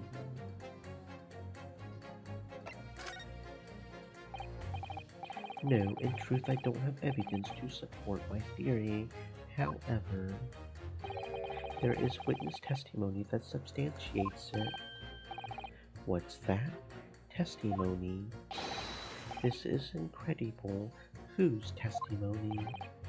Yes, it's all connected. Everything is linked. A person whose testimony revealed details about the gas in the Garvin Deb residence that night. Namely,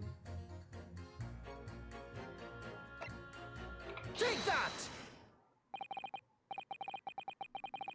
Obviously, I'm talking about the defendant, Mr. Soseki Natsume himself. The defendant. At the very beginning of the proceedings here in court yesterday, Mr. Natsume said the following. My lodgings. There's been a whole series of strange happenings in my lodgings. Even on that fateful night it happened, when I returned from Mr. Shamspeare's room. I lit my gas stove and climbed into bed, but before long, the stove went out and somebody tried to kill me. On the night in question, the gas in the defendant's room went out, so I asked the court, was that a mere coincidence or not? Good golly. So that Shamspeare fellow blew air into the gas pipe to make the man's stove go out on purpose. Now hold your horses there. What would he do that for? Mr. Foreman. What is it, man? We cannot allow judgment to be passed while the scout remains. It's true that I don't have conclusive evidence yet. However, you must surely agree there is more to this case than meets the eye.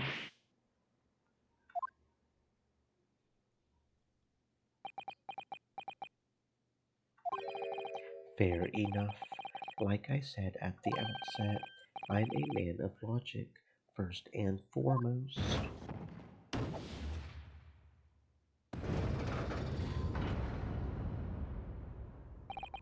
That's 4 jurors lead to not guilty, my lord. We've overturned the decision. Therefore, the defense calls for the trial to continue.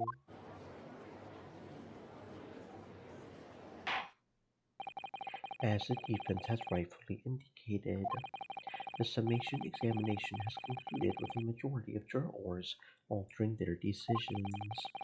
2 jury members now call guilty, 4 now call not guilty. Therefore, the jury's opinion is conflicted, and in accordance with the law of this land, I hereby order the continuation of this trial. Mr. William Shamspeare. My lord, how can thy humble Shamspeare serve thee? What say you in response to the various revelations made during the summation examination? So God mend me, I do solemnly swear. I recall aught of either the lamp or the pipe. But your handprints have made a tidy mess all over the wall there. How do you explain that? I am done with this. The dignity of this great courtroom has been sullied enough already. Juror number 5. Who? Me? As I went to some pains to point out already, a print from the self-professed detective's toy has no place in British court of law. As such, whether or not this man did indeed stand before the gas lamp with his hands against the wall remains, at this time, unestablished conjecture. You all would do well to remember that. Objection! But the prosecution must concede that it would be extremely simple to verify. Just order the mouth of the gas pipe feeding that lamp in Mr. Shamspeare's room to be examined. If there are traces of poison there, Objection! what appears to be extremely simple is my Nipponese friend's mind. You will recall that in order to check for the presence of poison in the tea, some remnants of tea were required. Yes. Therefore, it shouldn't be beyond your wit to imagine that even if poison were to have been spread on the pipe, it would have completely evaporated by now, making any analysis impossible. I didn't think of that. In any case, counsel, I fail to see what could possibly have motivated the man to do as you describe. Why on earth would this fellow have wanted to blow air into the gas pipework where he lived? There's only one possibility that I can think of, and that is to use the leaking gas to commit murder.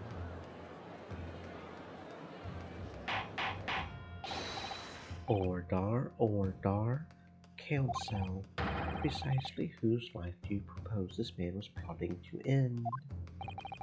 The answer couldn't be simpler. Now we've unraveled the mystery thus far. Mr. Shakespeare wanted to end the life of... Take that!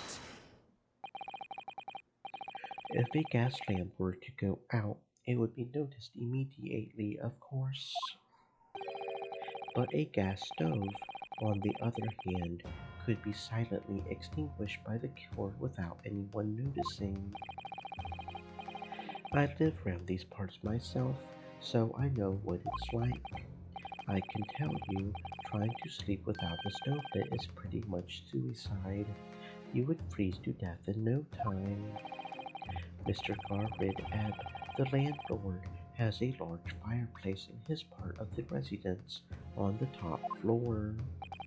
In other words, it wasn't the landlord, but a fellow lodger whose life Mr. Shakespeare was trying to end. Outrageous. I'm talking, of course, about the defendant. Mr. Nasume isn't the villain in this case. He's the victim this man was trying to murder. Good gracious. Objection! The accused is actually the aggrieved. Interesting. However, the fundamental facts of the case remain unchanged. Namely, that the accused is the aggressor here. What? How can you still claim that? Let us indulge your fancies for a moment and assume that there was indeed poison on the mouth of the gas pipe. The question that then arises is who put it there? Who did put it there? The only logical conclusion is that the person responsible was aware of this man's trickery with the gas supply and his intent to kill. Yes, that would indeed seem logical. If the assailant were unaware, how would he or she have known to lace the end of the gas pipe with poison? So now we must ask, how could anyone have known of Mr. Shakespeare's murderous designs? You mean to suggest? Naturally, the sole possible answer to that question couldn't be more obvious. Only the man whose life was being threatened could possibly have known. What? In other words, the person who put the poison on the gas pipe in what was a clear retaliatory act can only have been the accused, Mr. Soseki Nasumi.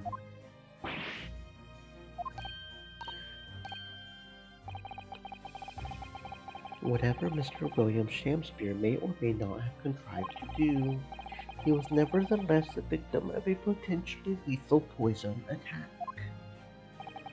And the only person who could possibly have perpetrated that attack is the accused, Mr. Nasume.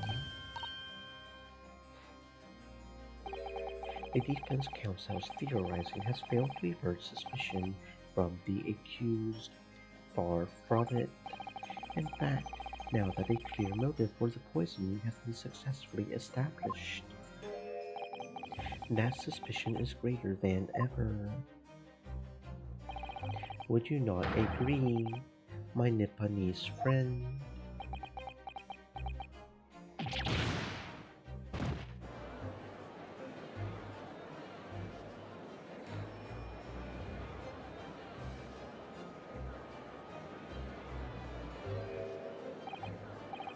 How did he manage to turn that around on me so rapidly? Mr. Naruhodo, you must respond. Otherwise, the members of the jury may very well change their names against us again. And this may be our last chance to gain the advantage. What advantage?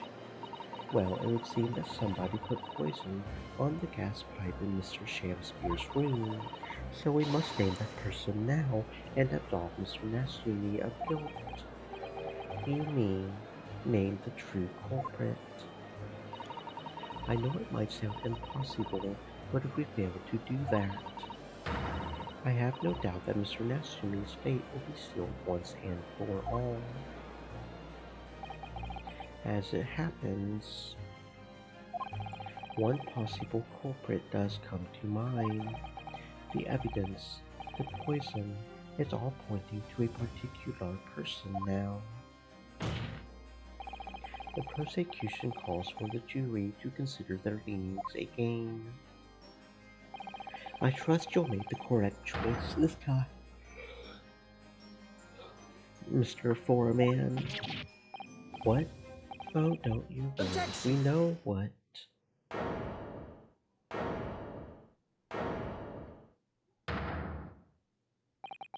There is one other person who I believe could have been involved in all of this. The true culprit of this crime. The true culprit. A term found only in second-rate novels featuring third-rate great detectives, my Nipponese friend. But why not? This farce has gone on for so long already, I see no reason to cut it short before its disappointing climax. Thank you. Tell us, my learned Nipponese friend, what is your latest theory? Who is the so-called true culprit of this crime? PHNX Right said, "Hi." Hello, Phoenix. Welcome on in. I hope you're having a fantastic existence, friend. Hi. Take that! The name of the person responsible for the poison that afflicted Mr. Shamspeare is, I believe, Miss Olive Green. Miss Olive Green. Miss Olive Green. I do feel as though I've heard that name in the recent past, Council, but I don't recall where. Miss Olive Green, the woman from 6 days ago. The victim in the recent case of stabbing on Briar Road. An incident for which Mr. Nasumi was arrested, I hasten to add. Oh, of course, yes, Miss Green. She was left comatose for some 3 days, I believe, but I hear she regained consciousness 2 days ago. And I hardly need remind the court that Mr. Shamspeare's poisoning took place 3 days ago. Given that the woman was lying comatose in a hospital bed at the time, she appears to have a rather fine alibi. True, on the night that the incident occurred, Miss Green was in hospital, unconscious. So on the face of it, it would seem that she couldn't possibly be responsible. But still, my colleagues and I visited Miss Green in hospital yesterday, and we found her to be in possession of a bottle of poison. Good gracious, she had poison.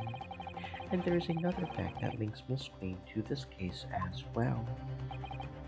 The defense requests that she be brought to the witness stand in order to explain the details to the court.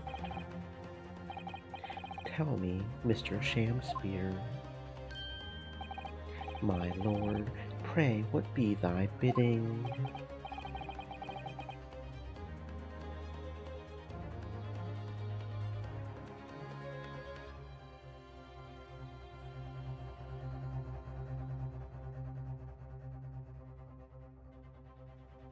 Are you acquainted with Miss Green? No, never heard of her. Judging by the look on Mr. Shamspeare's face, I think perhaps he genuinely doesn't know her, at least not by name. As the voice of Her Majesty's prosecution here, I adhere to my word. We will see my Lord Nipponi's friend's farce through to its conclusion. I, I appreciate that. The prosecution requests a short recess, my lord, in order to sub Boena the witness and bring her here.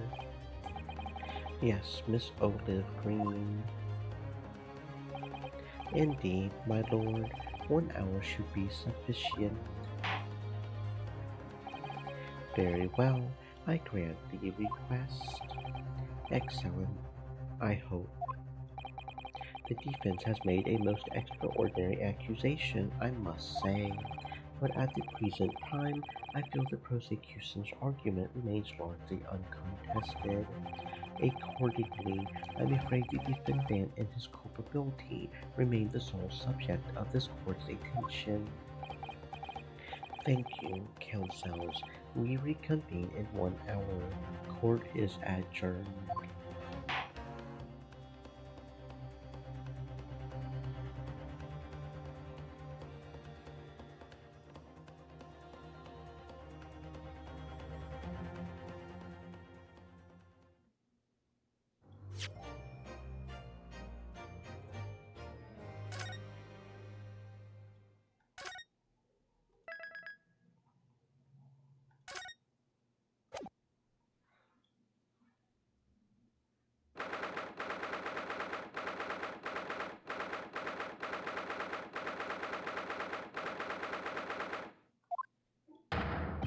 Joyful, jubilant, jumping jacks. Oh, Mr. Nasume, I'm so pleased for you. Locum student Mr. Naruhodo Esquire, and non-locum judicial assistant Miss Miko Toba Esquire S. Now, finally, at long last there can be proof. Proof that I'm innocent and proof that my tea is innocent. Ah, good morning, my dear fellows. Herlock Sholmes, may you drink my tepid tea and fall forever silent. I thought the tea was innocent. Oh, Mr. Sholmes, you came. How wonderful. Please save your derision. I know what you're all thinking. Good morning, he says, when it's very nearly time for luncheon. Your scorn is written clearly across your faces. Nobody said or thought anything of the sort. The truth is, I was determined that today would be the day. As sleep seduced me last night, I thought, tomorrow for once I shall not oversleep. I'll rise early and be present in court to support my companions. Such spirited determination has a beauty all of its own, does it not? Oh yes. And then I began to muse on the subject. Why do people oversleep? I queried. Why, time after time, do they make the same foolish blunder? And the answer came to me at once. It's so delightfully simple. People oversleep because they sleep. Well, is that not an astute insight into the matter? Oh, yes. Upon which realization, I attempted an experiment. I didn't sleep a wink all night. And the results? By first light, I was exhausted and began to be assailed by fits of drowsiness. Shocking. And so, the conclusion of last night's experiment is this. A good night's sleep is quite simply essential. Yes, I think most of us probably knew that already. What others presuppose, I prove by experimentation. That, my dear fellow, is a scientific method. Ah yes, and one more thing. Do you remember this? Yes, of course. It's the poison that Miss Green was about to drink at the hospital yesterday. Oh, you didn't manage to. It was a laborious task, as the bottle was near empty, but such inconveniences do not hinder souls. I managed to confirm that it contains strychnine, so I was right. Perhaps, though of course such circumstantial evidence doesn't prove Miss Green's guilt. I shall leave the bottle in your care now, but licking the inside of the neck is not recommended.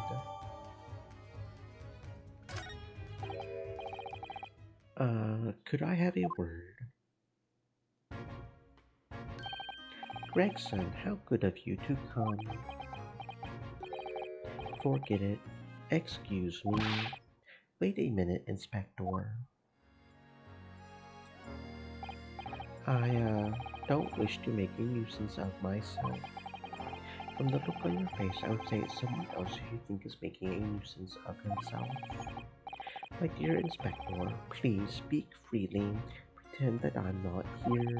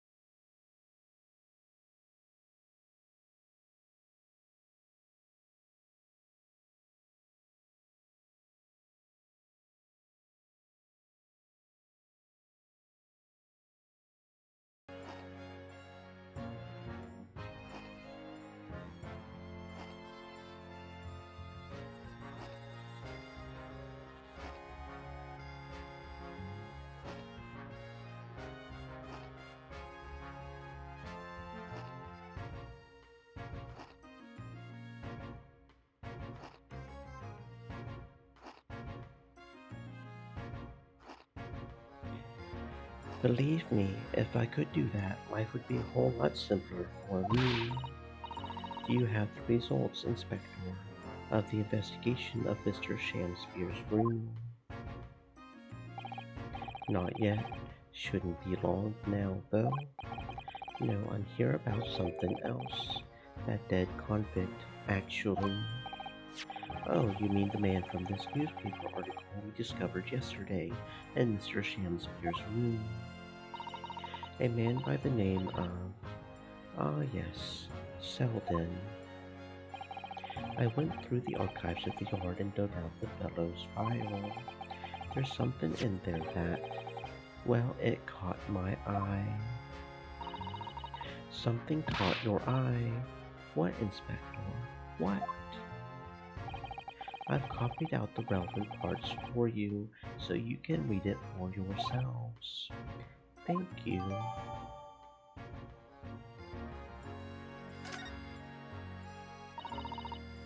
These documents include the details that were in the newspaper cutting we found in Mr. Shamspeare's room. I'll rearrange everything in the court record so we don't have duplicate information. Why are you giving us a copy of this important file, though? Well, you're the ones who turned up the clue in the first place, aren't you? I'm just making sure things get handled in the proper fashion. Oh, Scotland Yard's workings are so wonderful. Indeed, my dear fellows, and the inspector here is a shining diamond in its crown. A shining diamond in the rough, maybe. Look, I just don't want to be beholden to a lawyer, that's all. Counsel for the defense and the defendant. Court proceedings are about to resume. Make your way into the courtroom at once. Well, I shall leave you then. I'll be listening in with interest from the public gallery, not nodding off at all. Certainly not. Thank you, Mr. Sholmes. I'm rather tired of seeing Mr. Moustache and Flood Pierce personating. So, the best of luck to you. Locum student, Mr. Naruhodo Esquire. Yes, Mr. Nasume. It's time, isn't it? Yes, this is it. Miss Olive Green and Mr. William Shamspeare. This is going to be a final battle. I won't really have saved Soseki-san until I've exposed the whole truth of everything that's been going on. But it's all coming to a head now. You can do it, Ryonosuke. You have to.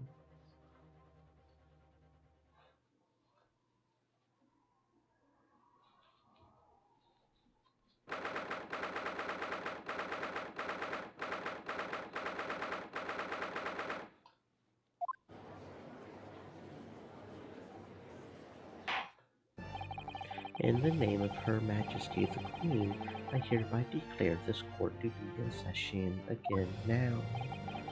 Before the recess, we heard a most startling accusation from the defense, namely that the victim of the case we heard here only a few days ago is the true perpetrator of this incident. A reckless, rash, and prejudiced charge of wrongdoing, in my opinion, my lord. However, the prosecution has tried to extend every courtesy to this amateur newcomer from dubious eastern shores. Thank you for that backhanded consideration.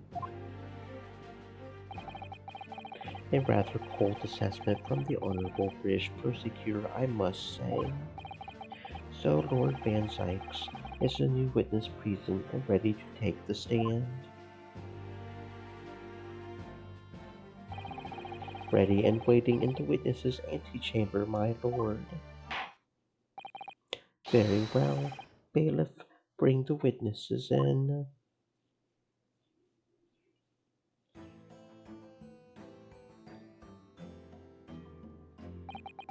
Witnesses, state your names and occupations for the court, please. William Shakespeare, my liege. For mine occupation I can only say that I be a tragic victim to be pitied. Currently unemployed, in other words. I'm Olive Green. I'm a fledgling artist. Well, no, not a fledgling, really. A hopeless failure who's too weak-spirited to admit she has no talent, I suppose. Also currently unemployed, in other words. What a coterie. Mr. Shakespeare, my lord, I am thy humble servant. I'm afraid that you are no longer merely the victim in this affair. The possibility has been raised that you are in fact the assailant, intent on taking the life of your fellow lodger. The part you have played in this whole business will be thoroughly scrutinized, I assure you. I would for naught else, my lord. And Miss Green, yes, you are aware of the reason you have been summoned to this courtroom today, I presume. Yes, the officer did explain. He said I poisoned this ridiculous buffoon. And do you accept the charge, Miss Green? I don't know anything about any poisoning. And I don't know anything about this man. Come, lady, die to live. Verily, I know not thy prickly, pea-pigmented person age. Very well, let us proceed with this matter at hand. That being to ascertain whether or not Miss Green has any involvement in this affair. It's all very strange indeed. Why would you suspect me? I barely ever go to the East End anyway. It so happens that I passed by that neighborhood 6 days ago, that's all, and on the night that this man was poisoned, I was still in hospital, fighting for my life. Yes, having been unfortunately caught up in the incident on the street outside the Garwood-Deb household. An incident that rendered you unconscious for some 3 days. I was struck in the middle of my back by a knife through no fault of my own, and now I'm under suspicion. What other irrelevant things might I be suspected of? It's all very disturbing. Your energies may be better spent worrying about random knife attacks, I feel, Miss Green. At this point in time, all that appears to connect you with Mr. Shakespeare's lodgings is the Briar Road incident of 6 days ago. That's why we would like you to testify formally now about what happened. Oh no. The incident 6 days ago. You mean you want me to relive that awful accident? Unfortunately, yes. Please tell the court what happened that day. And of course, we will be interested to hear from you about your movements that day too, Mr. Shakespeare. But what happened 6 days ago is nothing to do with me being poisoned. Let us proceed then. The witnesses will present their formal testimony to the court on the subject that took place on Briar Road the evening of the 17th of February.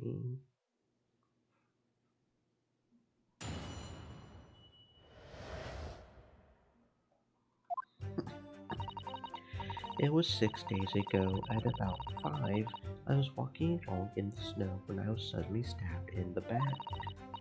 Coincidentally, it happened to be just outside the house where the men in this case have their lodgings. I was at the tavern on the eve of which thou speakest, for I had bespoke my supper. It was the first time I had been in the area. I had a little matter to attend to, that's all. Anyway, I was admitted straight to the hospital, so I knew nothing about all of this busyness. Yes, a second incident inside a week at what I believe to be aptly described as the haunted lodgings. One can only presume this is a most unfortunate coincidence. Meanwhile, you say you were not in your room, Mr. Shamspeare. 'Twas the following morn when I did awaken that I learned of the dire events. Mary, what a commotion did the officers of the ball make on the floor above mine, when Soseki-san was arrested on suspicion of attempted murder. As suspected, there is nothing connecting these two witnesses but happenstance. It's true, it does seem as though they're unrelated at first glance, but I'm not so sure. There's something lurking in the shadows here. I feel certain of it. And this is my one and only chance to expose it. Counsel, you may now cross-examine these two witnesses if you wish. Yes, my lord.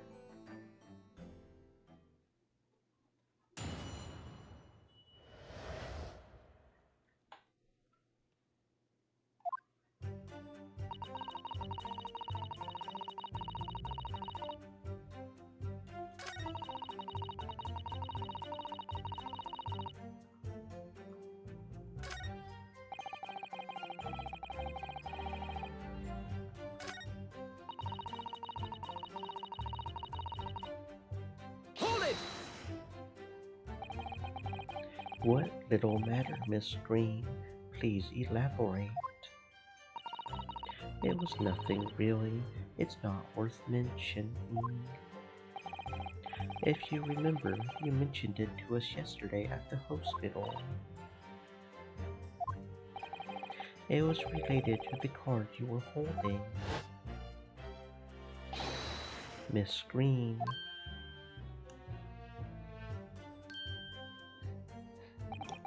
What was that? She clearly just hid something behind her back.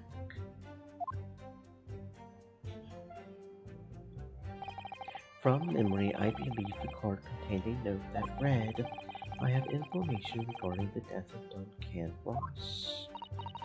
Well, what does that matter? What? This has nothing to do with Duncan. Excuse me! Mr. Shamspeare, do you have something to share with the court? To be or not to be, that is the question. Ah, pray forgive me, the great bard's word springeth from within me with ne'er a thought. Don't tell me it's because you're possessed by Shakespeare's spirit, right? Hearing Miss Green's words a moment ago seemed to make you think of something. Something of relevance, perhaps. Well, nay, sire, 'twas nothing at all. Presumably you know the name, though. Mr. Duncan Ross, I mean. After all, you were both lodgers in the same house. I would it were so, but sadly nay. Lodging be a lonely occupation, sire. My lodging fellows be rarely known to me. So you haven't heard of him, even though he passed away in the room just one floor above yours. Miss Green. Me, my lord, have I done something wrong? The card that was mentioned before, containing the note, do you have it upon your person? I do, yes, but I don't need it anymore. In fact, I should throw it away, really. Before you dispose of it, the court will take it as evidence, please. Miss Green's card. Of course, that's what links Mr. Shamspeare and Miss Green. It's Duncan Ross. Now, continue with your testimony, please, Miss Green.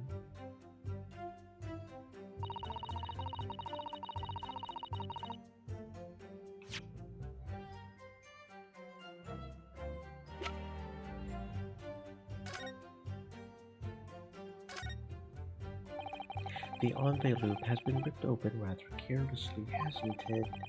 Miss Green strikes me as the type to open correspondence more neatly than that. What is it? The way the envelope is torn, I'm almost sure I've seen that same shape somewhere else. You don't mean? Were you thinking of this piece of evidence, Mr. Naruhodo? That's it. Try to match them up. They go together perfectly. This torn off end of the envelope clearly belonged to this card.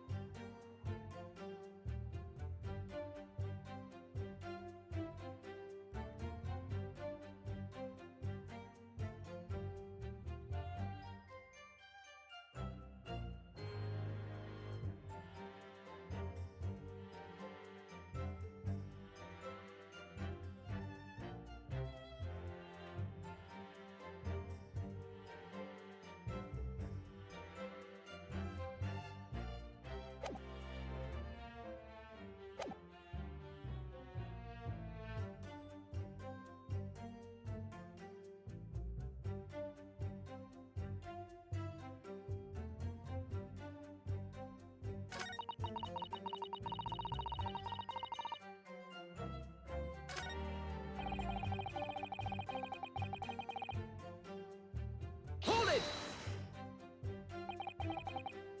A tavern, you say? Which one? 'Twas the Slug and Salad where I did tarry. 'Tis a jewel in the East End, and a little unexpected, I feel. What do you mean, Lord Van Sykes? The Slug and Salad offers unusually fine dining, for the locality at least. Not an establishment you would expect to be patronized by a man with not even a crumb of bread in his room.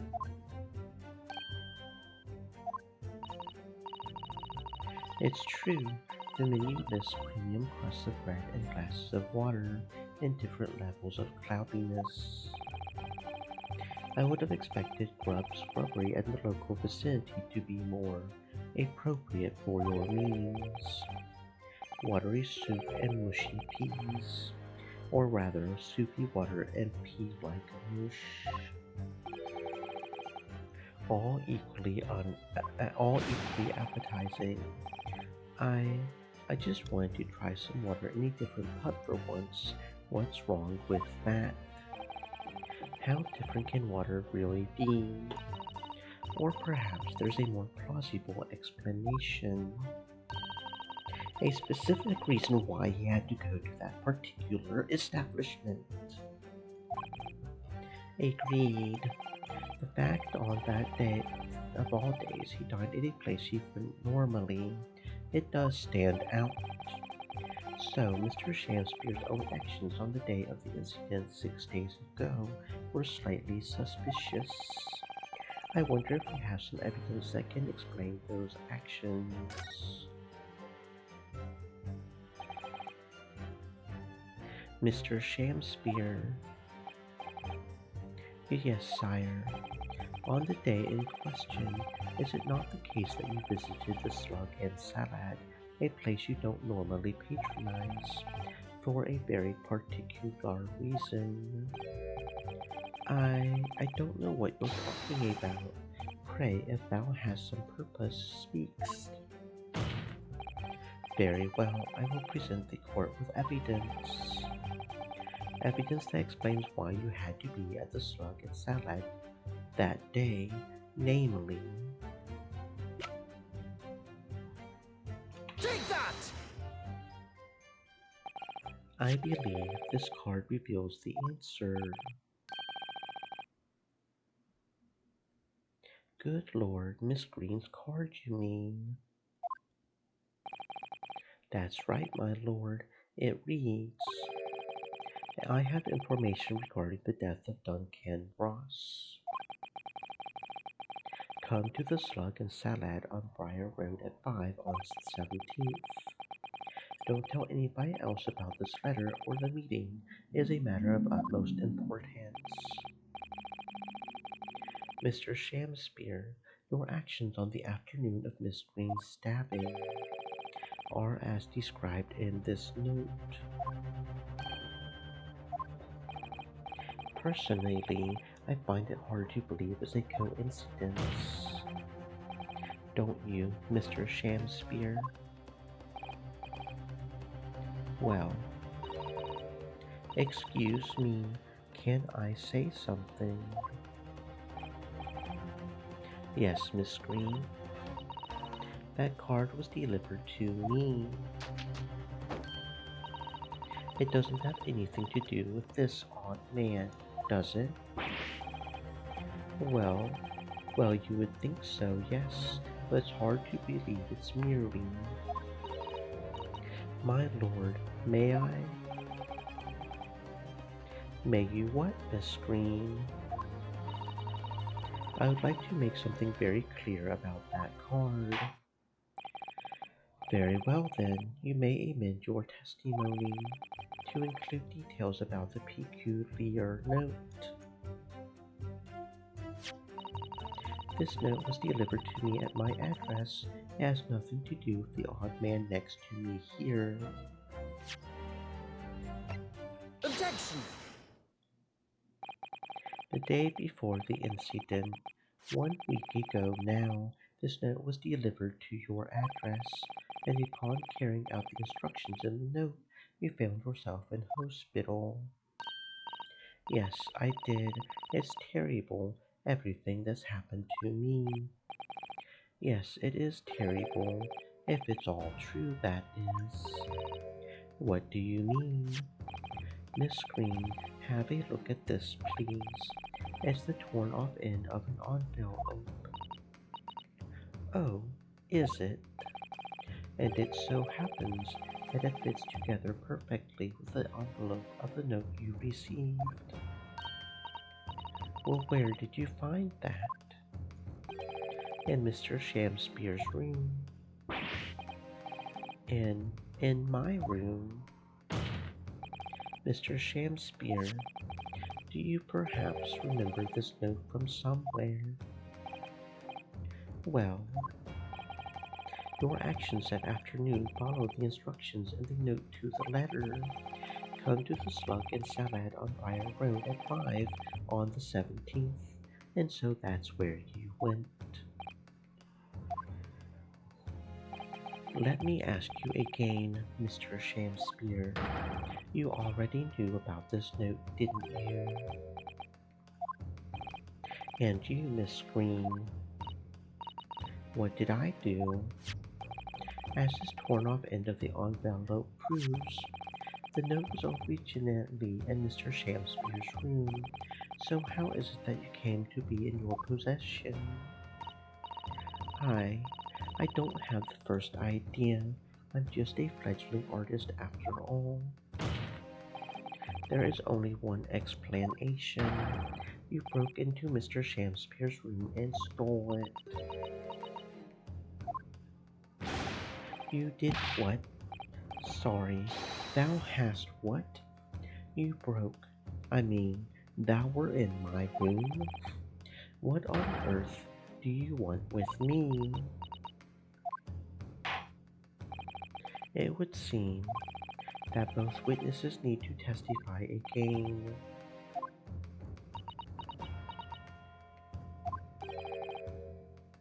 Miss Green. Yes. Whilst you have the court's sympathy, I'm sure, for the suffering you have endured in recent events, anyone found to be giving false testimony in a court of law will be duly punished. Please bear that in mind. Yes, I know. Very well then, witnesses. You will give formal testimony again now on the subject of this curious anomaly regarding the note Miss Green claims to have received.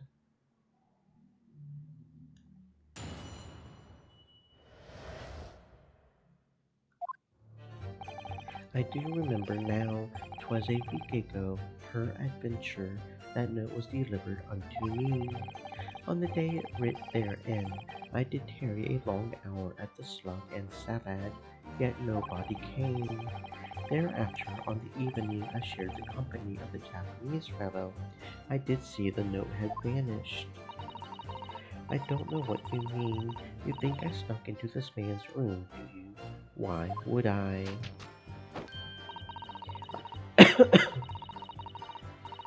I can point out the bill laying here, and as for that torn off piece of the envelope, I don't know anything about it.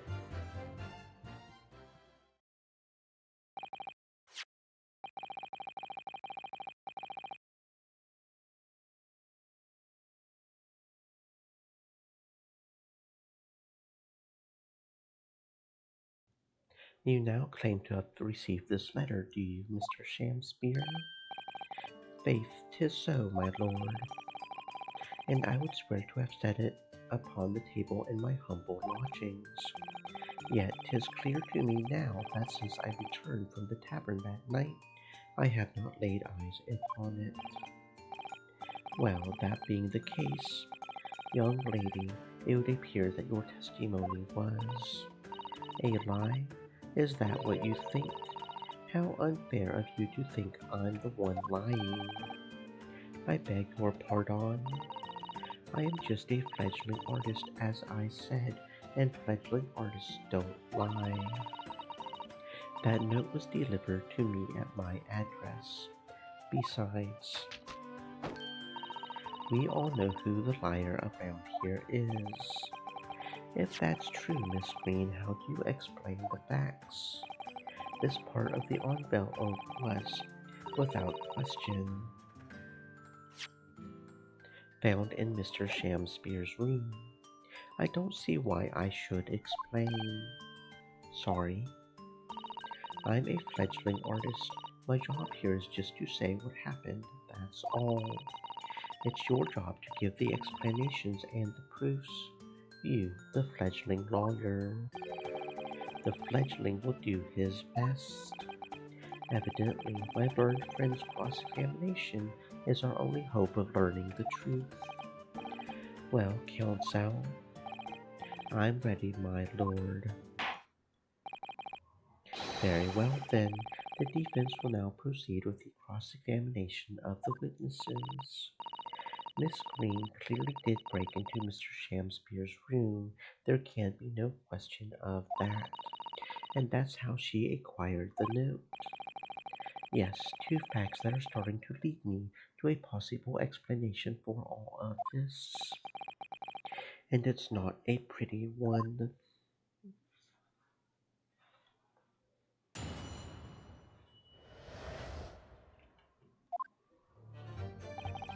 I do remember now, 'twas a week ago, her adventure, that note was delivered unto me.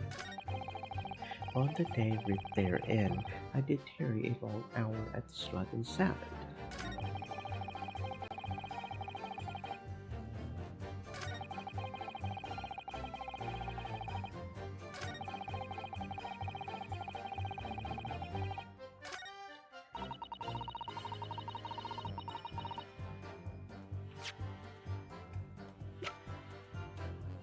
Objection!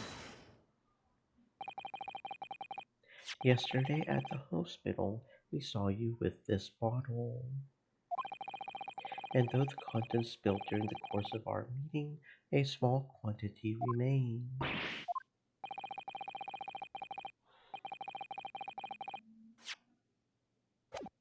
According to the defense's independent analysis, Mr. Sholmes's chemistry set,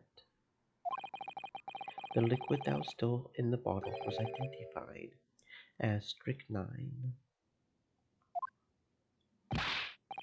What? Strychnine? The very same poison that afflicted Mr. Shamspeare. Miss Green, you broke into this man's lodgings for one reason, and one reason alone.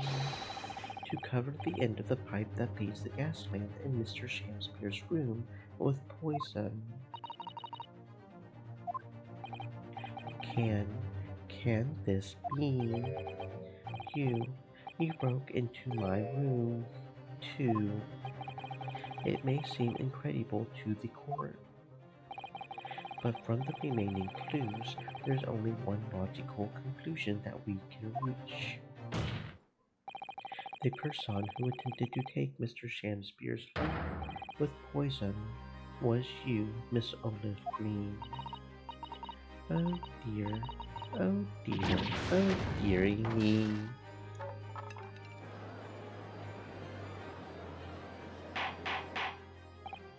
Or dar. Counsel, are you seriously suggesting this woman put poison on the end of the gas pipe with intent to kill? Yes, my lord, there's no other way to explain the facts. But if Miss Green did indeed set this odious trap 6 days ago, and the victim had put his mouth to the pipe that very evening as expected, the attempted murder would have happened 6 days ago, surely. Well, that's a very good point. Perhaps not, my lord. I beg your pardon. There was a significant police presence in the area that evening on account of the incident on Briar Road. Local residents were being interviewed throughout the night as part of the ongoing inquiry. A circumspect criminal would likely have chosen not to carry out any wrongdoing at that time. Lord Van Zykes. And of course, the following morning, there was more activity at Mr. Shakespeare's address. More activity? Yes. You mean his fellow lodger, Mr. Nasume, being arrested on suspicion of murder. That's right, and as the defense had already proposed, Mr. Shakespeare was meddling with the gas in the pipe for a very sinister reason himself, to cause the gas stove in Mr. Nasume's room to go out, thereby asphyxiating the occupant. But once Mr. Nasume had been arrested, his room was under constant surveillance by the police. In the circumstances, Mr. Shakespeare had no reason to blow air into the gas pipe, his intended victim being in a prison cell. With the need to tamper with the gas removed, the poison on the pipe lay dormant. And then, 3 days ago now, the situation changed again. Right, Mr. Nasume's trial, which took place here at the Old Bailey, came to an end.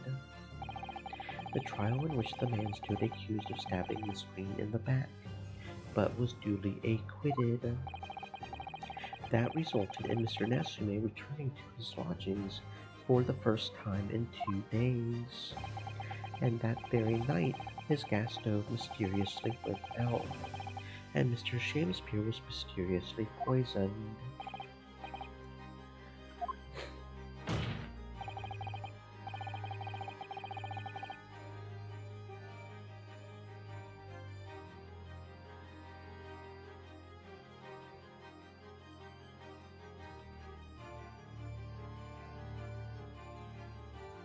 In conclusion, the poison that was present on the mouth of the gas pipe had been put there in the victim's room some 4 days earlier.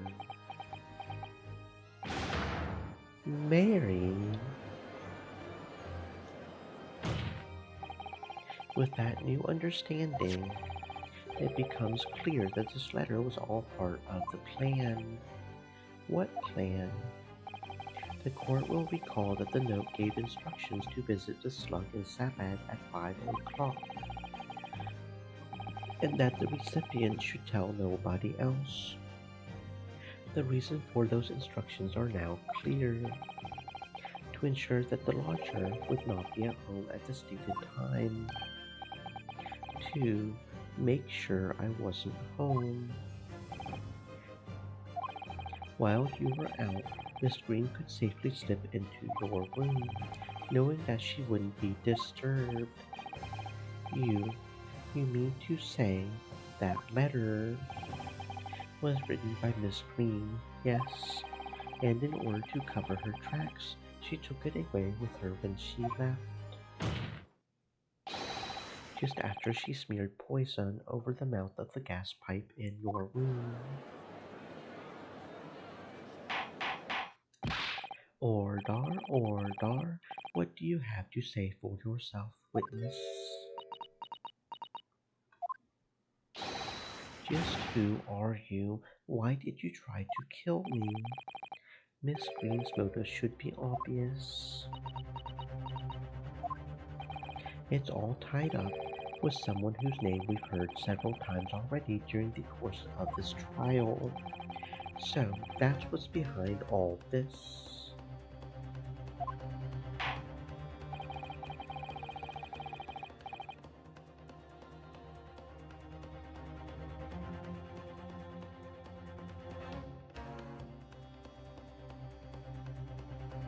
You will share your apparent understanding with the court, please, counsel.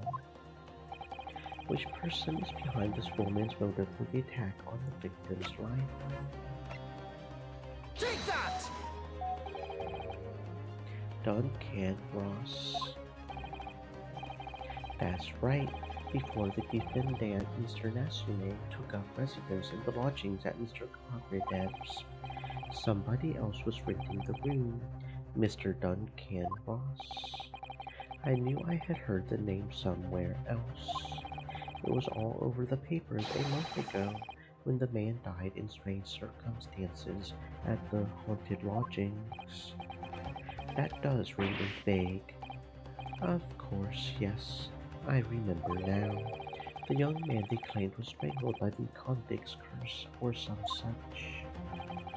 Sadly, my lord, it wasn't a curse of any kind, nor was it an accident. The man died as a result of Mr. Shakespeare blowing into the gas pipe and causing gas to leak into the room. It was murder, plain and simple.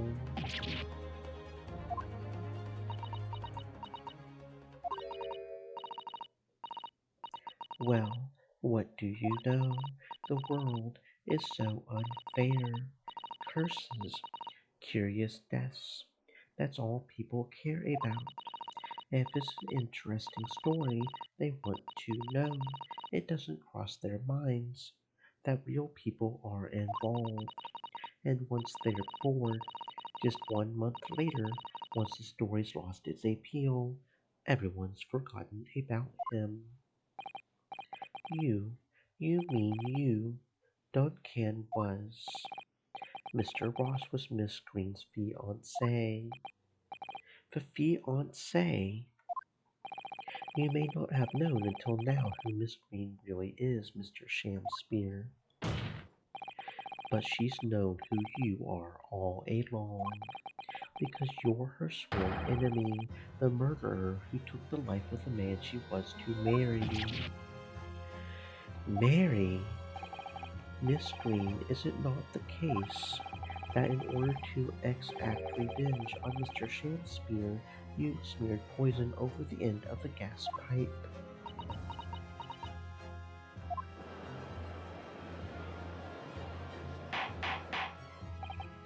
This is all quite extraordinary. Am I correct in my understanding that you now accuse both parties, counsel, each on different counts of murder? Yes, my lord, that's correct. Objection! Inhaling so deeply, it appears that my fledgling learned friend has taken in a lungful of dubious gases, causing his judgment to be clouded. What? Why would Mr. Shakespeare have wanted to kill these lodgers as you say? You have completely failed to provide a motive to substantiate your accusations against the men. Yes, that's right, Mr. Reaper, my liege. I have been slighted. 'Tis lies, all lies, I deny every utterance. And you'll have to forgive me, Mr. Naruhodo, sir. But I don't intend to admit to anything either. Miss Green.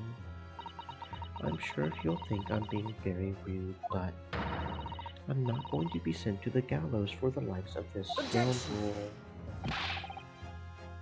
But you broke into the man's room.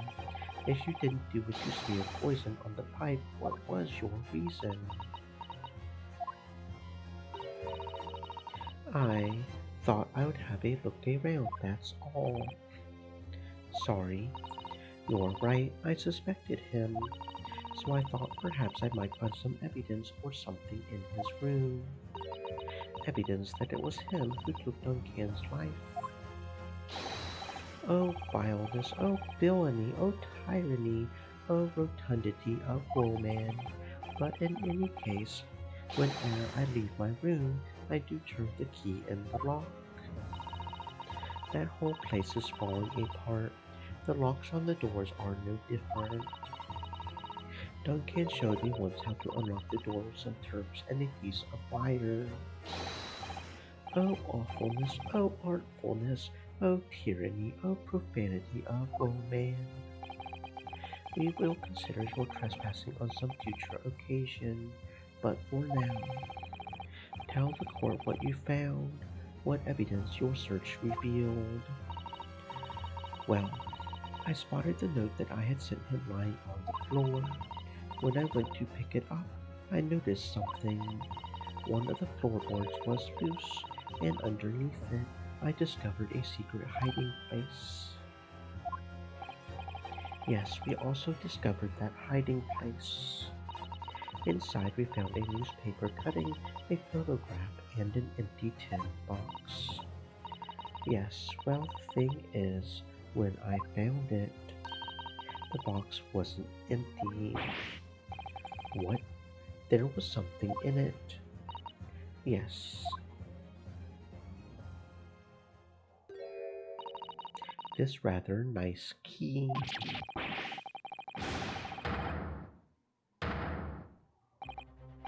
What are you doing with that? What the? Every ounce of color has drained from his face. Give it here. Give it to me now. It's mine. I inherited it. What was that, witness? What did you say? You inherited it. No, What's all this about? He inherited that key. It was obviously important to you since you had gone to such lengths to hide it, so I took it. I don't know what it's for, but you took something pre-sus to me, so I took something pre-cuss to you from you. So what if it means you can't open something now? I don't care. Give it back this minute. Give it to me. Calm yourself, witness. So Mr. Shakespeare has tried, and in one case succeeded, to take the life of 2 lawyers now. Yes, his motive for doing so is the key to everything that's happened. It's true that there appears to be no motive to support the accusation against Mr. Shakespeare at first. But considering everything we know now, I think there is actually something that could explain it. What? I need to recall every piece of evidence at our disposal, everything we've seen and heard, because I'm sure that I just caught a glimpse of the link that runs through all of these events. In that case, counsel, I must demand that you present evidence to the court in support of your claim. What is it that you say you can't explain? The motivation for Mr. Shakespeare's alleged crimes.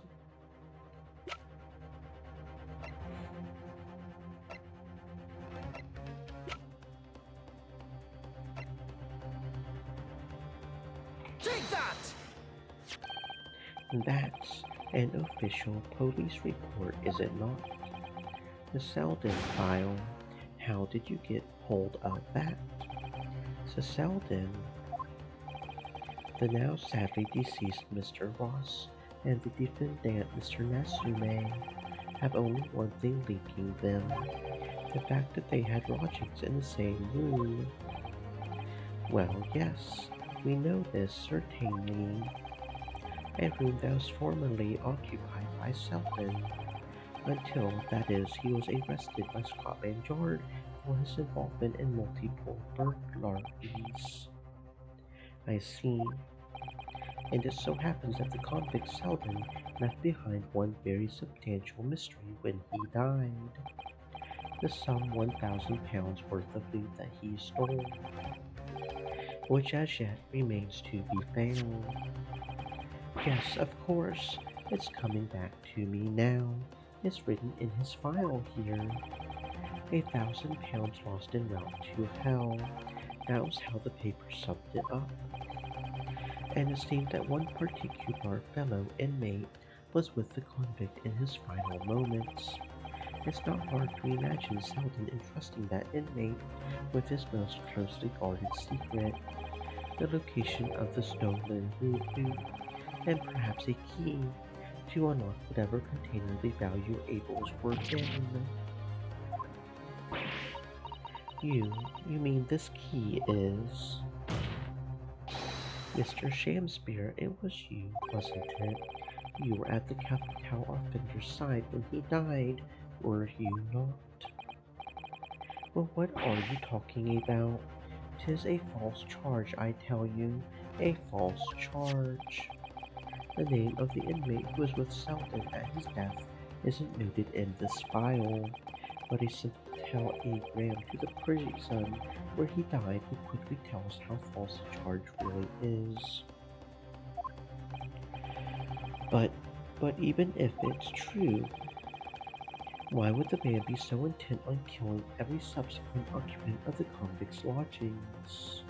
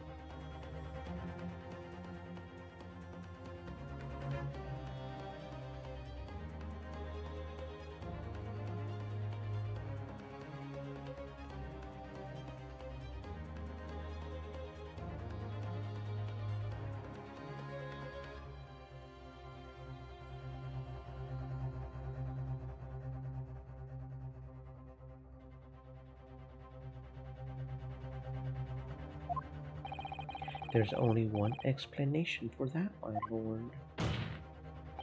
It was in that very room that Selden hid his loot. Stream Elements said. Stay moist, my friends, hydrate. So it all comes out. Yes, and having established that, all of Mr. Shamspeare's subsequent actions start to make perfect sense.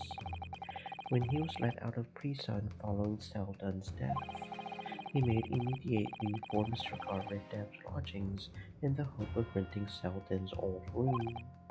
However, the retired army man was unable to offer him the accommodation of his choice, because Selden's old room had already been let to somebody else, Mr. Duncan Ross.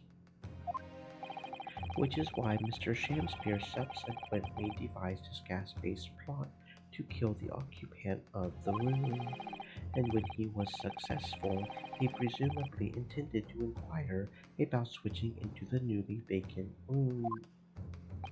However, A certain jittery someone had beaten him to it. Mr. Soseki Nasumi, the defendant of this case, no less. So you decided to use the ploy with the gas AK, didn't you, Mr. Shamspear? This time to oust Mr. Nasume. All for one simple and avaricious reason. To get your hands on the 1,000 pounds of loot left behind by the dead convict. You.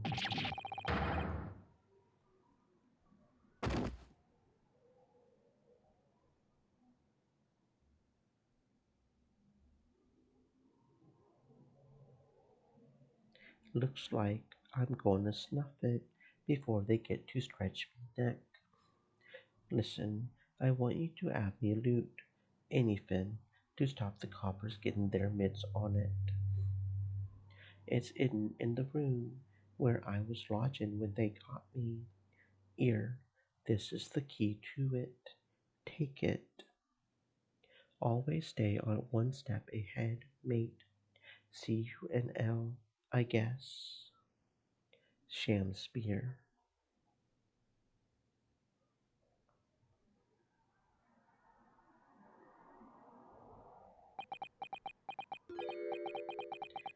It's mine. What did he just say? It's mine. That loot is mine.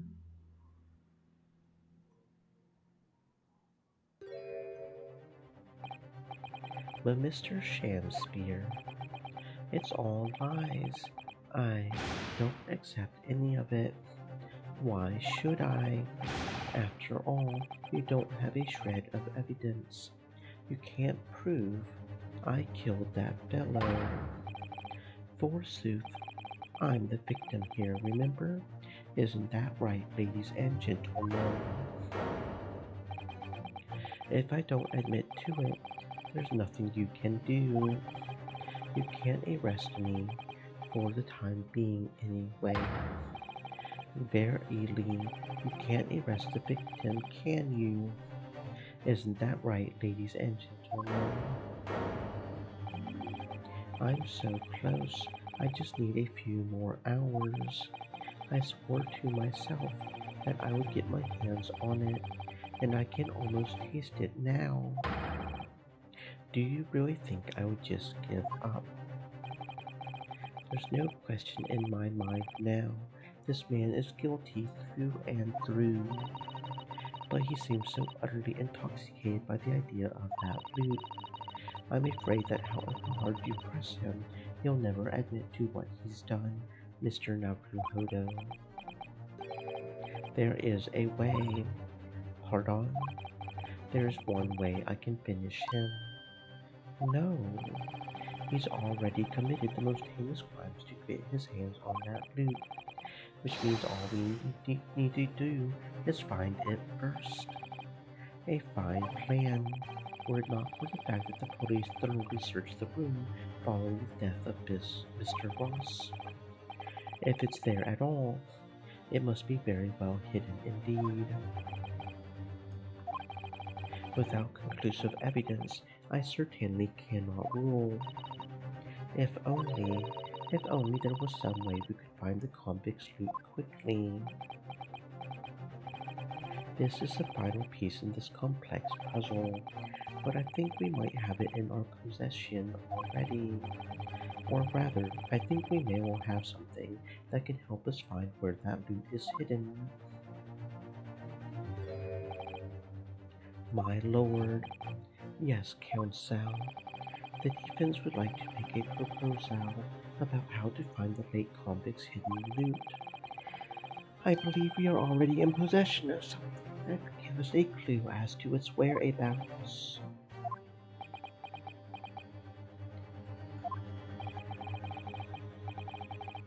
So it's our last chance. It has to be worth a gamble. Besides, we've used the same technique once already, and it definitely paid off then. Very well then, Counsel, let the court hear your idea. What do you propose we can use in order to locate the hiding place of the deceased convict's hall? Take that! If I'm not mistaken, those are Mr. Shamspeare's handprints on the wall of his lodgings. That's right, my lord, exposed as a result of the defense's independent investigation of the scene. Based on a wonderful new discovery in the field of forensic science by the great detective Mr. Sholmes. A great detective? Is that some kind of joke? Do you really think I'm going to be daunted by a man with such a ridiculous title? I should think the great bard ought to recognize such a title when he hears one, Mr. Shamspeare. Perhaps we should compete for the honor of most ridiculous title. 'Tis Sherlock Sholmes himself. What are you doing here, great detective? Your usual haunts are the filthy back streets of the capital, are they not? Mr. Reaper, it's been too long, and I see your complexion has worsened since last we met. But Mr. Sholmes, he does know Lord Van Zykes then, well enough to say something like that in any case. Mr. Sholmes, though you may be heralded as a great detective by the population at large, that does not give you the right to come and go in my courtroom as you see fit. If I may, my lord, Mr. Sholmes's newly developed scientific method has helped us to uncover little clues in this case already. Clues, you say? I call them skin prints, my lord. My method identifies every location touched by an individual under scrutiny. It's a method by which we were able to ascertain this gentleman's gas pipe activities. You need only a small sample of something the individual has previously touched to make an indicator solution. In your case, sir, I used the teacup you have been holding. Elementary. So now, Mr. Naruhodo. Yes. What am I to use as a sample to make the indicator solution this time? Thank you for offering to help, Mr. Sholmes. When the convict was arrested, he was living in what is now Soseki San's room. We need a sample to help locate Selden's fruit that's hidden in his old room. What form will the sample take? We will need something of Selden's in order to create the indicator solution to find his fruit, and something the convict owned happens to be in the possession of somebody listed in the court record. Upon my word, Mr. Naruhodo, your powers of reasoning appear to be on the up. So, which particular person do you have in mind? From whom can we obtain a possession of the late convict Selden to create the indicator solution? Take that! And what, pray, does said person possess that could be applicable to our purpose? Let's hear your new and improved powers of reasoning at work, my dear fellow. Dear me, your left eye just twitched. Are you currently concocting an elaborate excuse? Not some clever Japanese joke about a wet noodle, I think. You got me. I think we need to reconsider this from the start, Mr. Naruhodo. Why do I feel as though Susato-san is studying my left eye now? I'm ready and waiting, Mr. Naruhodo. The rest is in your hands. From whom can we obtain a possession of the late convict Selden to create the indicator solution? Take that! Miss Green. Mummy, what do you want with me? The key around your neck, if you please. Sorry. That key belonged to Selden. There will be remnants of the secretions from the man's skin on its surface that we can use. Very true. That is the sample we need. Using it, we can create the indicator solution required for Mr. Sholmes' skin print seeker and find out what Selden touched in the room that he used to rip. Mr. Shamspeare as one great to another, I assure you. If the late convict's hall is hidden somewhere in his former lodgings, I shall uncover it in no more than 30 minutes. So, Mr. Shamspeare, the truth is well within our grasp now, and as such, you will never get your hands on Selden's stolen wealth.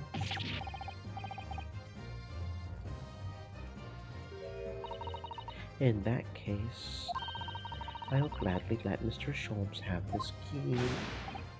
No, give the key to me. The detective shan't have it. It's over, Mr. Shamspeare. No, no. You're out of options now.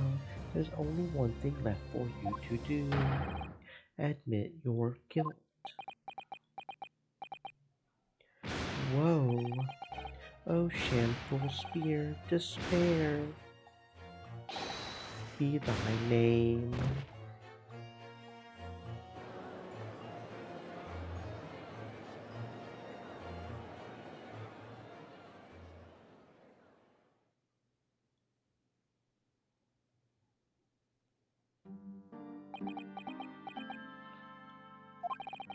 I never intended to kill the man. I just wanted to drive him out of the room, that's all. So you would have time to find the convict's haul of stolen goods.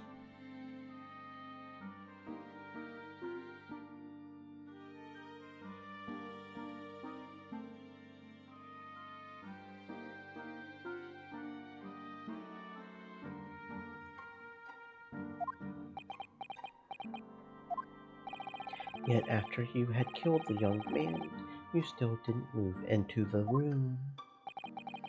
I asked the landlord, of course. I pleaded with him, but he refused. Why? I was 3 months behind with the rent, for one thing. Mr. Garrideb really has had a lot to put up with. And he had the gas repair work done immediately after, putting the room out of action for a while. And then this Japanese man swooped in at just the right moment to sign a new lease. Poor Mr. Nasume, what unfortunate timing. Then 5 days ago, after the incident on Briar Road, when the Japanese fellow got himself arrested, I thought I would finally have my chance, but it wasn't to be. No, the scene was sealed off and guarded by the police night and day. And, if I remember rightly, Mr. Sholmes spent the whole day in there reading books. I couldn't even enter the room, let alone search for the loot. Which is why, on the day Mr. Nasumi was acquitted and returned to his room, you once again tried your trick of blowing air into the gas pipe that feeds the stove in his room. Unbeknown to you, however, that action would lead you into a deadly trap.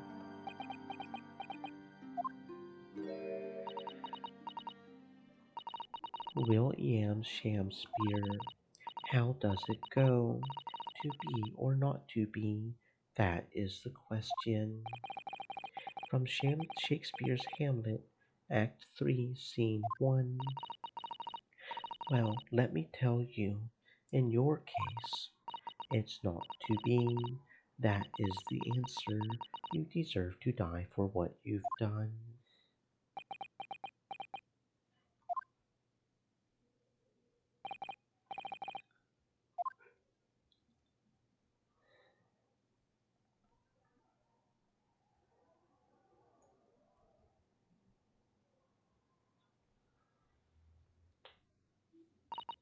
At first, I really did think it was just a terrible accident. I'll never forget our conversation the night before Duncan died. The gas supply in my new lodgings are a complete disaster. You know, Olive. The gas supply. Yes, the stove always seems to go out in the middle of the night for some reason. That's no joke. They say it's the convict's curse. Duncan, please don't stay there. I don't care how cheap it is. Alright then, if it's that important to you, I'll start looking for a new place. There are spare rooms at my house. Why don't you leave that horrible room tonight? No, I had better not. We said we would wait until we had graduated before we told our parents, remember? But that was the last time he ever spoke. That very night, he fell victim to the gas. If only I had known it was going to happen, I would have insisted he left that horrible room that instant. But instead, all I've been left with is bitter regret. I stopped going to school, but something kept drawing me back to the house on Briar Road. I saw a stooped Eastern-looking man with a mustache coming out of the house one day when I was there.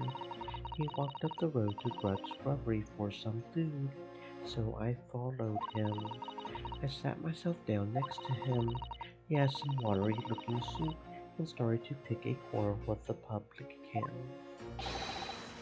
That place is cursed, I tell you. Cursed. The ghost of that convict who used to live there is trying to suffocate me. I wake up in the middle of the night to freezing to death because the stove has gone out. The room is full of gas and I can hardly breathe. But the pipes have been checked. No problem there. It's like I'm the problem. That's what they're thinking. But how could that be? Duncan was gone, and now this man had almost suffered the same fate. Could it really be a curse? Then I remembered a rumor I had heard about how the gas companies go around investigating the gas installations. A rumor, you mean? Yes, everybody's heard the stories, it seems, about how they go around checking the pipes. How anything connected to the gas can be extinguished by blowing air into the pipework. That's when it started. A little flicker of doubt in the back of my mind that just wouldn't go away. Was it really an accident, though? Once I had had the idea, it wouldn't leave me alone. That plagued me day and night. So I bought this at one of the black markets on the East End. A black market. I had never been. I had just heard people talk about them, and you really can buy anything you can think of there. In some ways, being able to get my hands on this so easily made me even more determined. I had to find out one way or another. Was Duncan's death an accident, or was it murder? And your chosen method for establishing the truth was simple but highly effective. Smear poison on the gas pipe you suspected the man of tampering with, and wait. If Mr. Shamspeare was innocent, nothing would come of what you had done. But if he was guilty, he would pay for his crimes dearly. I found out the name of the man I suspected, William Shamspeare, and then I wrote him this little note. I have information regarding the death of Duncan Ross. Come to the Slug and Salad on Briar Road at 5 on the 17th. Don't tell anybody else about this letter or the meeting. It is a matter of utmost importance. If he had done it, I knew that would worry him enough so he would be sure to go. So I waited to see if it worked. And of course, Mr. Shakespeare followed the instructions to the letter. I worked out where the gas pipe was straight away, so I smeared a good amount of the poison I had bought all around the mouth of the pipe, and at the time praying that the devil's work wouldn't be done, and that was all just some wild fantasy. Actually, no. All the time praying that the devil's work would be done, and that the culprit would get his just deserts.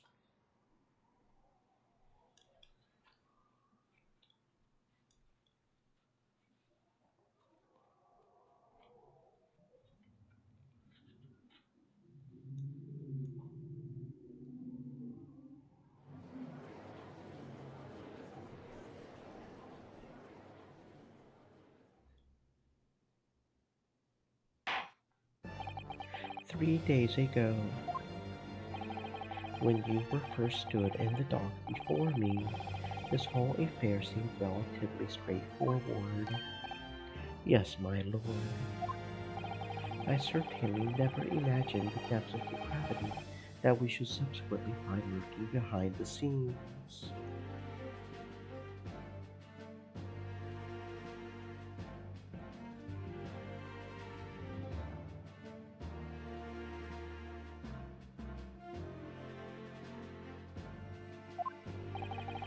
It has been a long road, my Nipponese friend.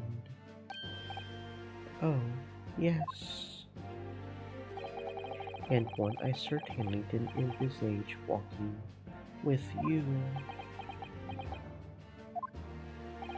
Nevertheless, together we have reached the light at the end of the tunnel, as it were. Miss Green. Yes, my lord. You will henceforth be stripped of your freedom, as punishment for the attempted murder of Mr. William Shamspeare. Yes, I know. And you, Mr. Shamspeare, you will be tried for the murder of Mr. Duncan Ross in cold blood, and the subsequent attempted murder of Mr. Soseki Natsume here in prison.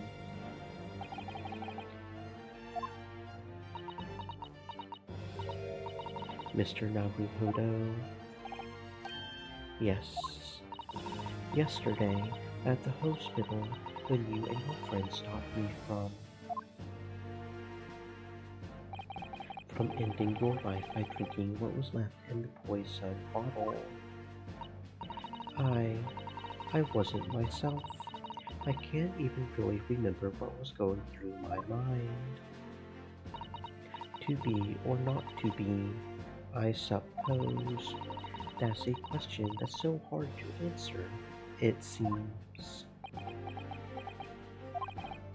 Well, personally, I'm glad of your being here, Miss Green.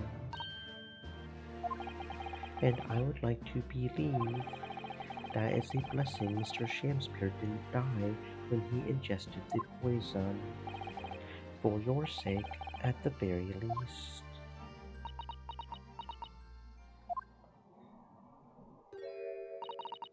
Because of you, I choose life, not death. And now you've made the truth come out at last.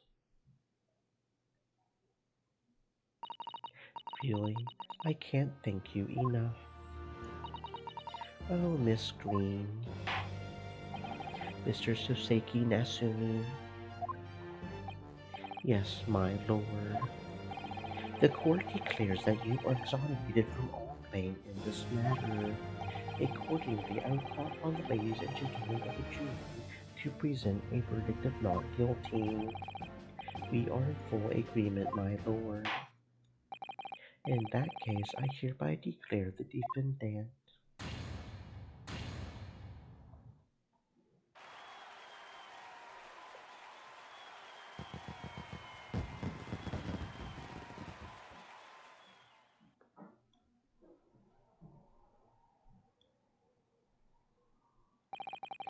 Court is adjourned.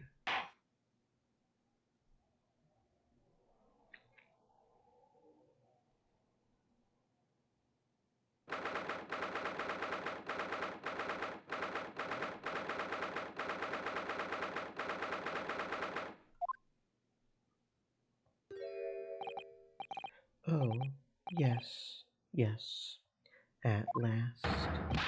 Divine justice duly done. Divine justice. My dear fellow, if there were any divine justice in this world, you would say that moustache. No, this has nothing to do with my moustache. Some say that a luxuriant moustache is a sign of physical prowess. Mr. Sholmes. Locum student Mr. Naruhodo Esquire.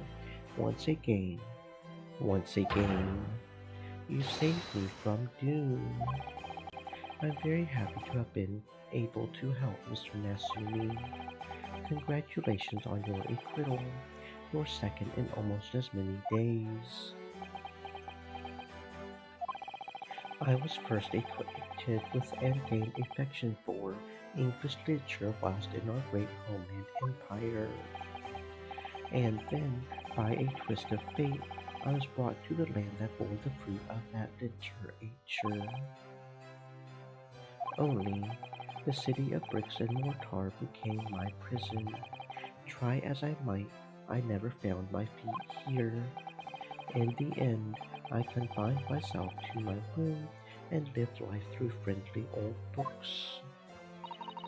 You've had such a difficult time, haven't you? But a week ago now, I dragged you out of that dark and dingy room of yours, did I not? You did, and I've seen more of life in this week than in all my years to date. And for the first time, I feel I've begun to see the true face of the English that's been so far hiding from me behind the wall of fog. My dear fellow, there's nothing special about the true face of the English as you put it. Wheresoever one goes in the world, humans are human. There are few genuine differences. Yes, I think you're right. I finally started to see that, and I've come to understand something.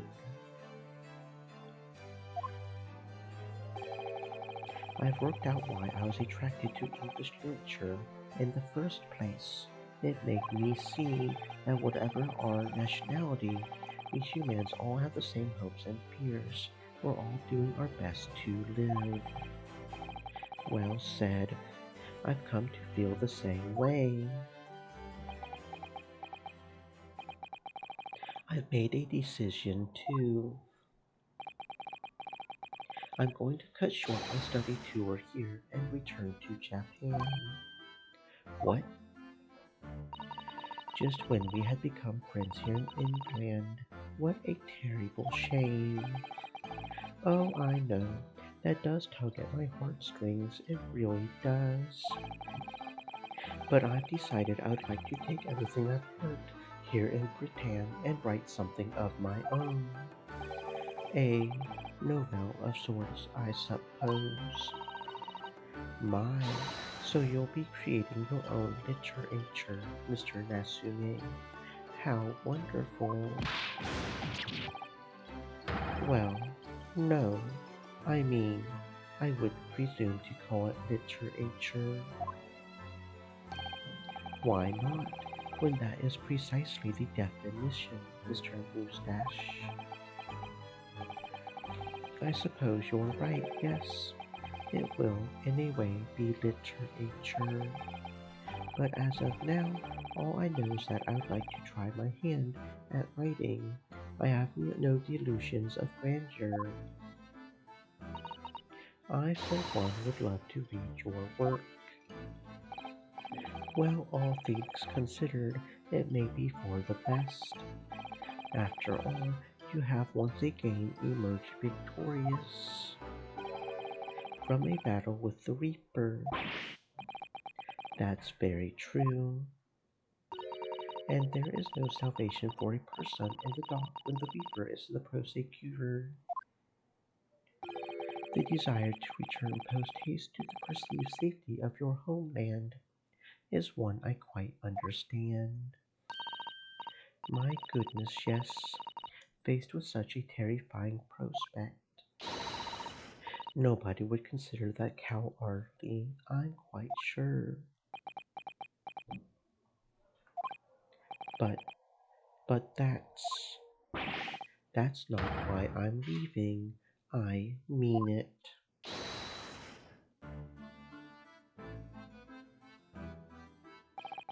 And that was the case that we found ourselves embroiled in 6 months ago now. So Seiki-san did indeed return to Japan and submitted a report about both cases to the government. It was on reading that report that Professor Miko Toba was prompted to visit the scholar. And barely any time later, Susato-san was given the news that she must return to Japan as well, on the back of a telegram stating falsely that her father had fallen gravely ill. The only possible explanation that comes to mind is what happened after the trial on the following day, the day that we uncovered the loot hidden by the now deceased convict in his former lodgings.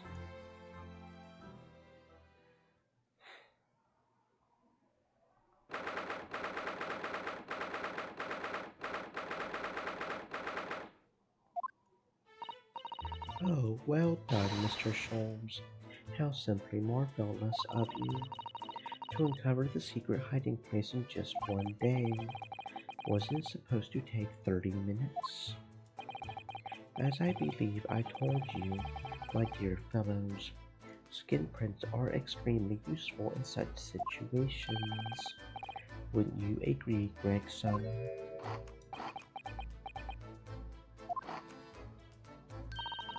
Gregsy's been happily munching in agreement this whole time, you know? Hurley. Happily, I think perhaps humorlessly might be closer to the truth. So, it transpires the man fashioned a hiding place in the seal room. And what's in it? What is the loot? Let us look then, if you're ready. Let's examine the late burglar's hall. What is that?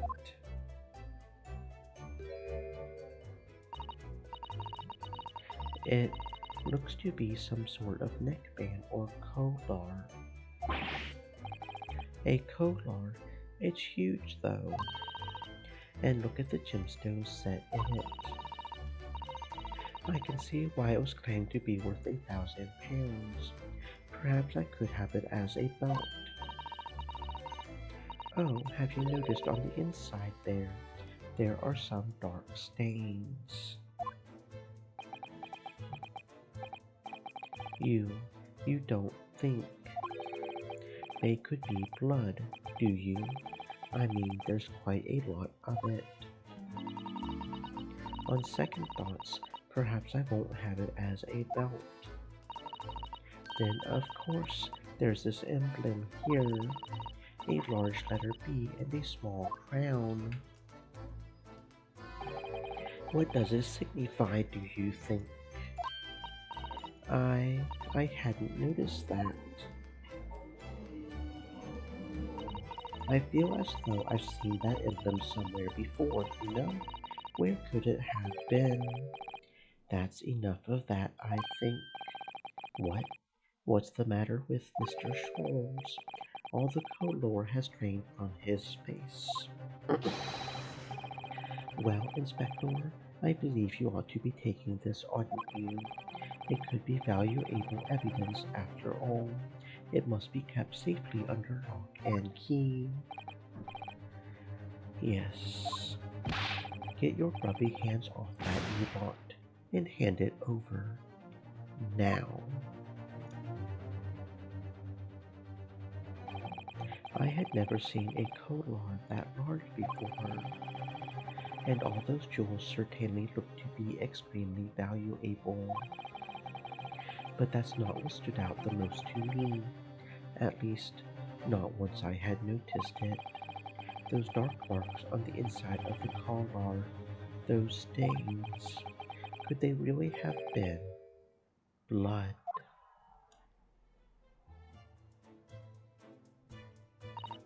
Well, that was a funny case, wasn't it? But it's all but turned up now, and you look very pleased, Iris. I am, because I was starting to wonder what I could use as the basis of this month's story in the magazine. But this case will be perfect. It's been so fascinating. We're talking about the latest installment of the adventures of Sherlock Holmes, I presume. The mystery of the knife in the mist, and the mustache man in the convict's curse, perhaps. I could make it a two-part story. I can't wait. A word, please, Iris. Yes, what is it, Hurley? I'm sorry, but you can't write about this case. It's out of the question. What? Why not? It's a great case. Then I shall have to insist that you limit yourself to the first of your two titles. The second must never be written. Is that clear?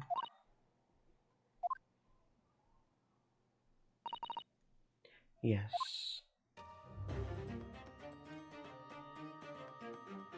And so it was that the second of Soseki-san's cases became buried in obscurity. Now, looking back, I feel I understand. I can see why Mr. Sholmes forbade Iris from publishing the story. It would take a little longer before I saw the link between everything that had happened and would happen.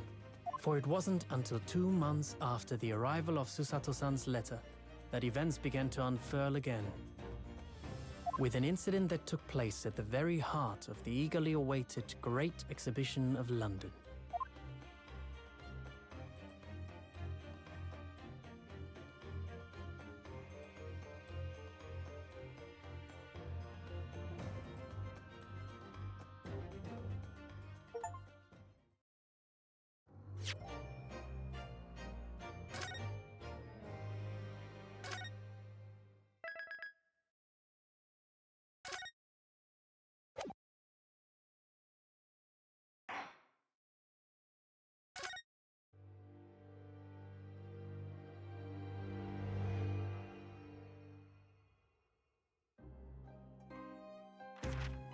The grand end of the century Great Exhibition of London. Surely there is not a soul who has failed to hear of it. Wondrous new works of culture and industry from every corner of the globe had converged on Hyde Park, welcoming over 50 million visitors. The last great hurrah of this century. Astonished and delighted people of all nations, and ended on a note of resounding success. But as regards to the terrible catastrophe that occurred during the festivities, very few are aware my friend Mr. Sherlock Holmes had a hand in unraveling the matter. For from the shadows, it was he who earnestly unearthed the facts of the case. And like the centerpiece of the Great Exhibition, which rose high into the skies of Hyde Park, Sholmes's brilliant deductions, as clear and lofty as the Crystal Tower itself, brought the truth to light.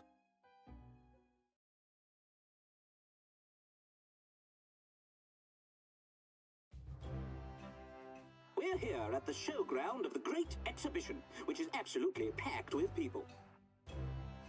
The weather is unusually fine, and we're about to witness a most extraordinary scientific experiment. Ladies and gentlemen, the 20th century will see steam engines and electrical power dominate the world. Horse-drawn carts will give way to the motor car. Ships will sprout wings and take to the skies. And today, we showcase even more advanced technology. A glimpse into the future. A world first. A demonstration of my super high voltage instantaneous kinesis machine!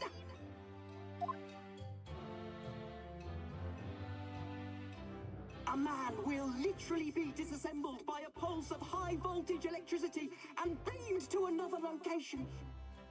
Whereupon his body will be reassembled by a series of complex calculations exactly as it was before.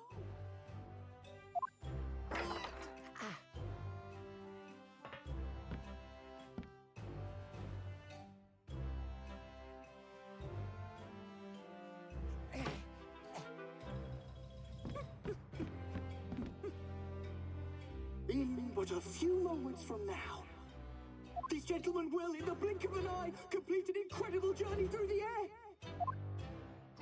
To arrive an instant later on the Crystal Tower behind you! This one, yes, yes, yes! Woo!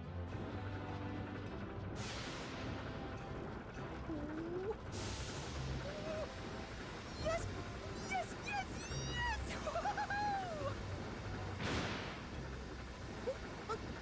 No, please, that's not what I wanted.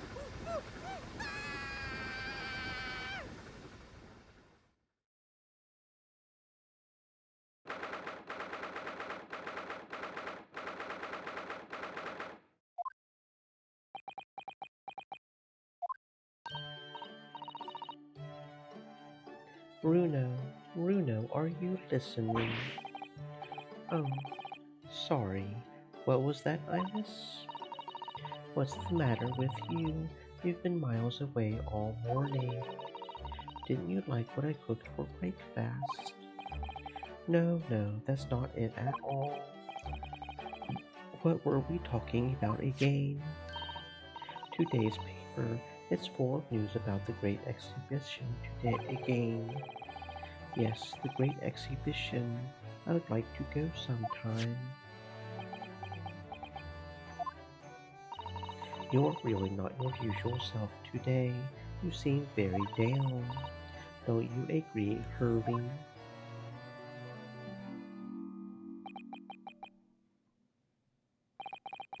Did you say something, Iris? Gosh, you're even more down.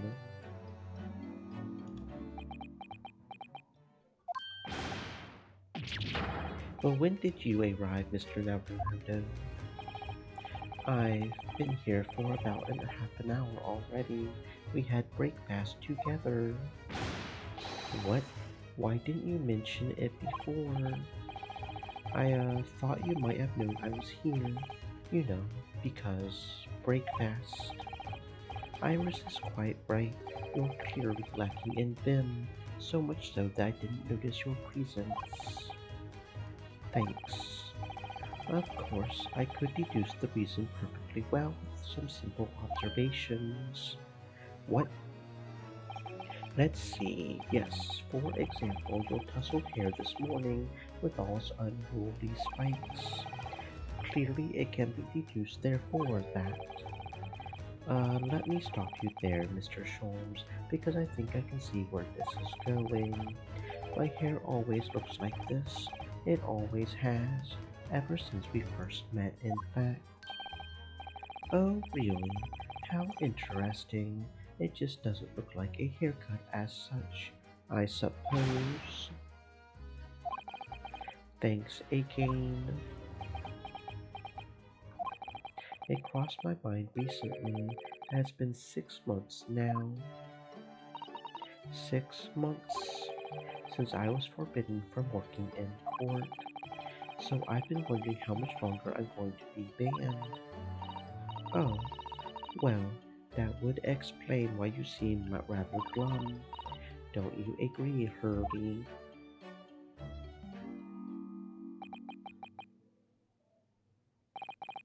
Did you say something, Iris? Back to moping.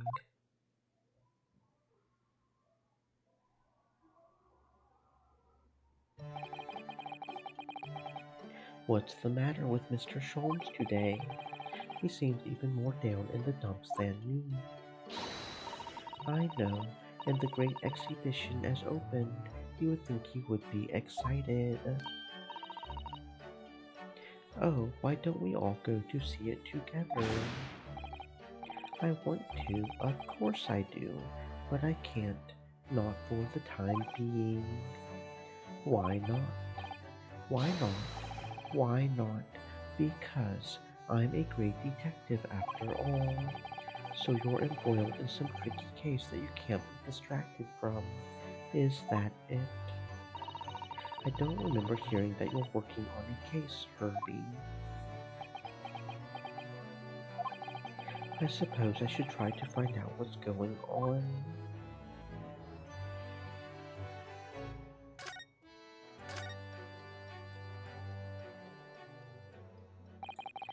Half a year ago now, I took on the defense of a young girl in a trial heard at the Old Bailey. What at first seemed like a simple case of murder that took place in a London pawnbrokery turned out to be one part of a much more far-reaching plot that involved the British government.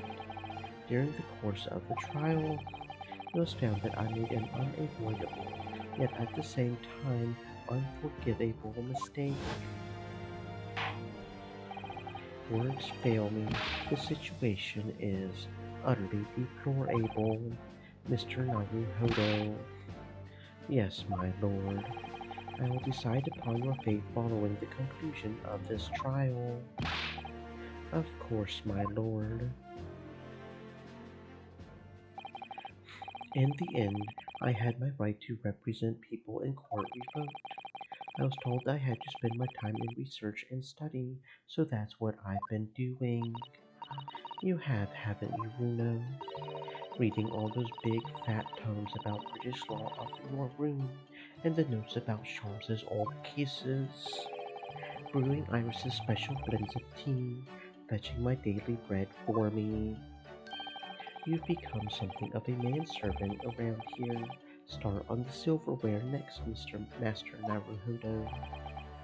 Well, I'm thinking of going to ask the powers that be to reconsider, specifically Lord Strongheart at the British Supreme Court on Whitehall. Lord Strongheart. Ah, the delightful Lord Chief Justice, not my favorite fellow. He's not mine either, but he's the man I have to talk to. He's the only one who can grant permission for me to start working in the courts again. I came to Britain to become the best lawyer I could, and I can't do that just sitting around here.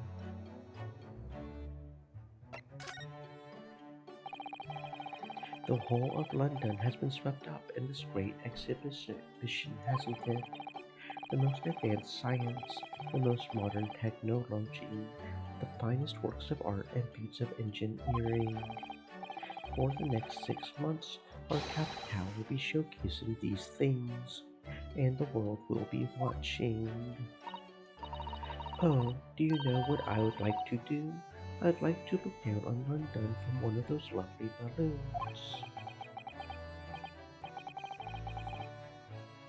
Look down on? Do, do you mean those things? Fly. Yes, of course. They fly high in the sky and don't even need wings to do it. All you need is hot air, which Mr. Holmes has plenty of. But how?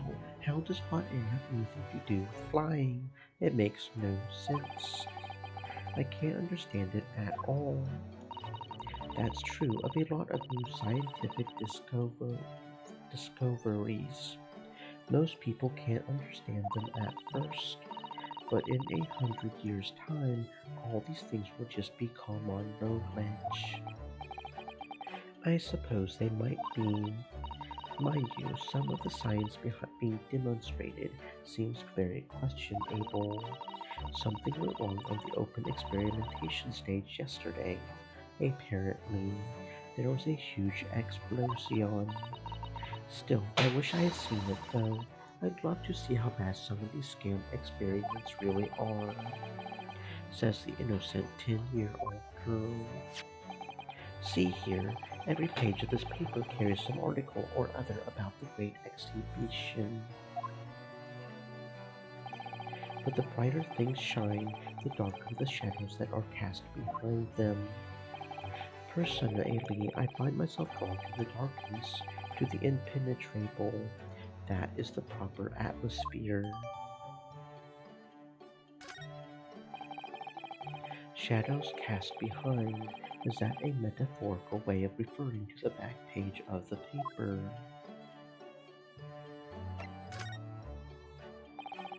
Are you investigating a particularly tricky case at the moment, Mr. Scholes? You could say that, I suppose. Nothing more to add. That's not like you. What sort of case is it? Quiet, Mr. Naruhodo. We must not discuss it here. You never know who might be listening. You're acting very strangely, Herbie. What do you mean, Iris? Well, usually, the more mysterious and complicated a case is, the better Herbie's mood. Is it really a case that's bothering you? Iris, please, you mustn't exercise your astute powers of observation and deduction on me without invitation. Remember what I always say. Put yourself in the shoes of the individual about whom you're making deductions. You say that, do you? You, Mr. Scholes. Never mind. Once I've had a cup of tea, I must make my way at once to the crime scene. That was a deep sigh.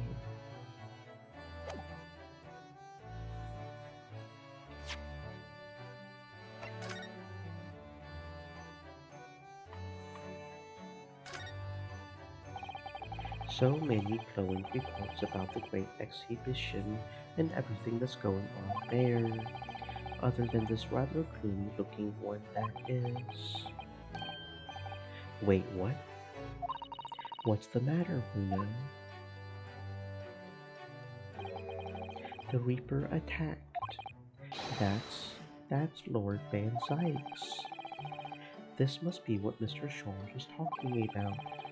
Does he know any more, I wonder?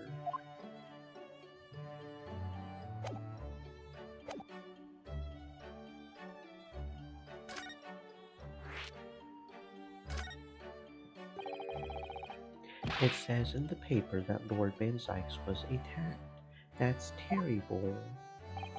You know the legend of the Reaper of the Bailey, of course, don't you? Only too well, in fact.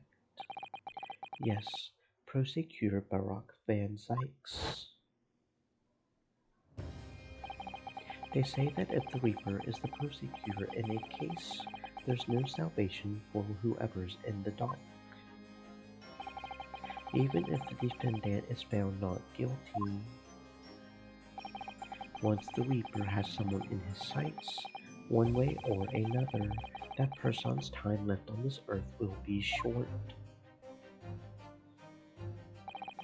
London's finest rogues have always found ways around the law.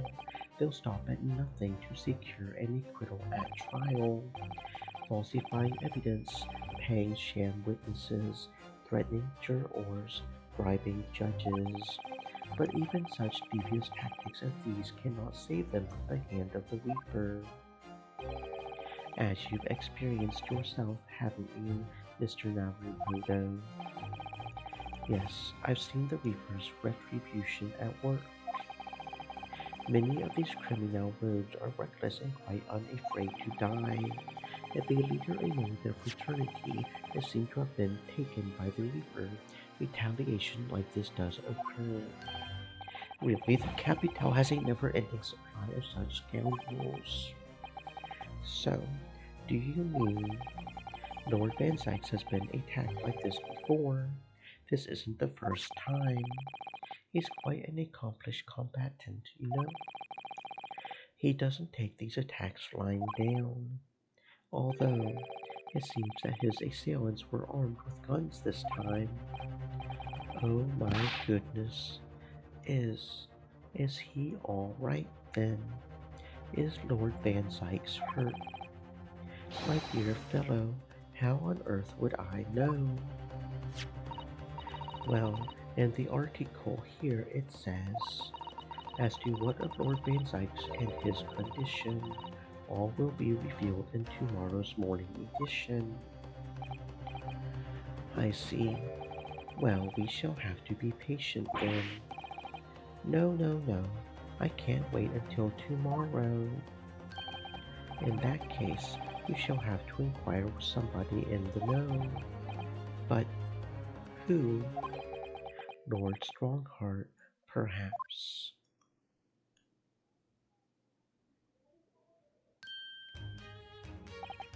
Well, I must be leaving now. Yes, understood. See you later, Mr. Sholmes. You really are a shameless liar sometimes, my dear fellow. What? You seek to put me off my guard and follow me, don't you? Well, you would be wasting your time. The thought hadn't crossed my mind, but now I'm wondering where you're going. Well then, see you later indeed. Listen to him, he's still laughing on his way out of the door. Alright then, Bruno, let's get going. Oh, Iris? What are you wearing? I've got change to go to the great exhibition, and you're going to take me. What? But I was just about to go to the Supreme Court. Oh, well that sounds fun too. You're going to take me there then. Alright, fine. Just lower that weapon, would you? Of course. And after the Supreme Court, then you'll go to see the great exhibit Eon.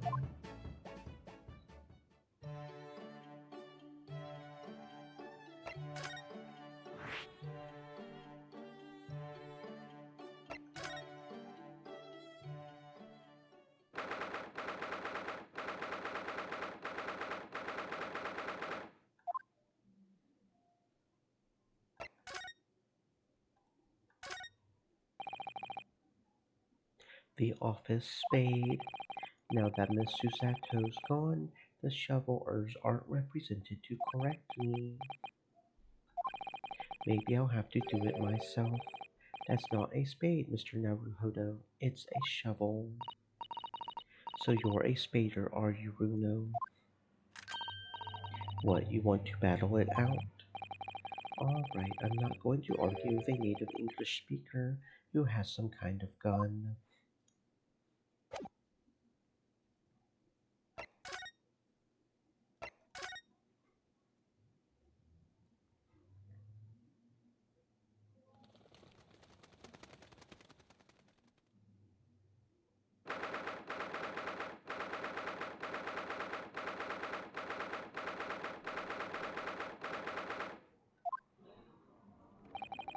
It's been about 6 months now since I was last here, but some things never change, like the sense of foreboding I always seem to Stream feel in Elements this place. said, "Stay moist, my friends, hydrate."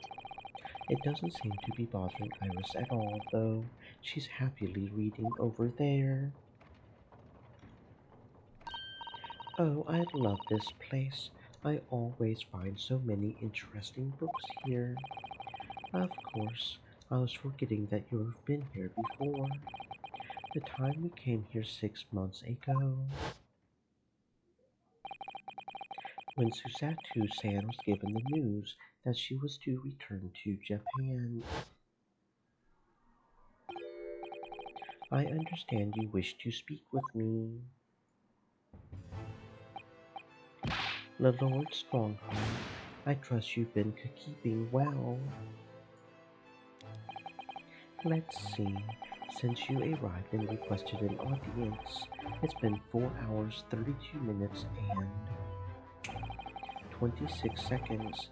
I've kept you waiting a while. My apologies. No, not at all. I like nothing more than standing around staring into space. Good to know. Good to know that doesn't appear to bother him at all. Ma'al Strongheart, Lord Chief Justice of London. He's the man who allowed me to start practicing as a defense lawyer when I arrived in Britain as a student. You need only savor the air for a moment in this great office to understand his preeminent status. As you will be aware, the Great Exhibition of London is now underway at last. We're extremely busy as a result, policing the grounds, parting the new technologies, dealing with petty crime, and furthermore, as of next month, we shall open the International Forensic Science Symposium. Oh, I've not heard about that. Investigating authorities from 40 countries around the globe will be taking part, including from your own land. Forensic science is the future. The world must embrace it. As we're the hosting nation, I have much to do, and it is my highest priority. If others must wait for my attention as a deep result, so be it. Well, it's nice to know where I stand. So, you wish to consult with me? Of course, I can very well imagine what this is about. Well, thank you for agreeing to this meeting, my lord. I want to be allowed to start working as a defense lawyer again in court. That's what brought me here today. But actually, there's something else playing on my mind as it happens. Luna, just take a deep breath and come out with it.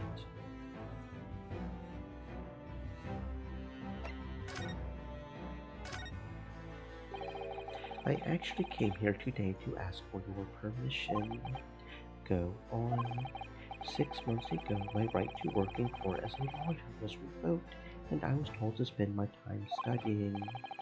Obviously, I'm very sorry for what happened, but the thing is, it made me understand what it really means to defend somebody under the rules of a foreign justice system, and I desperately want to have another go. Please, permit me to enter the courtroom again.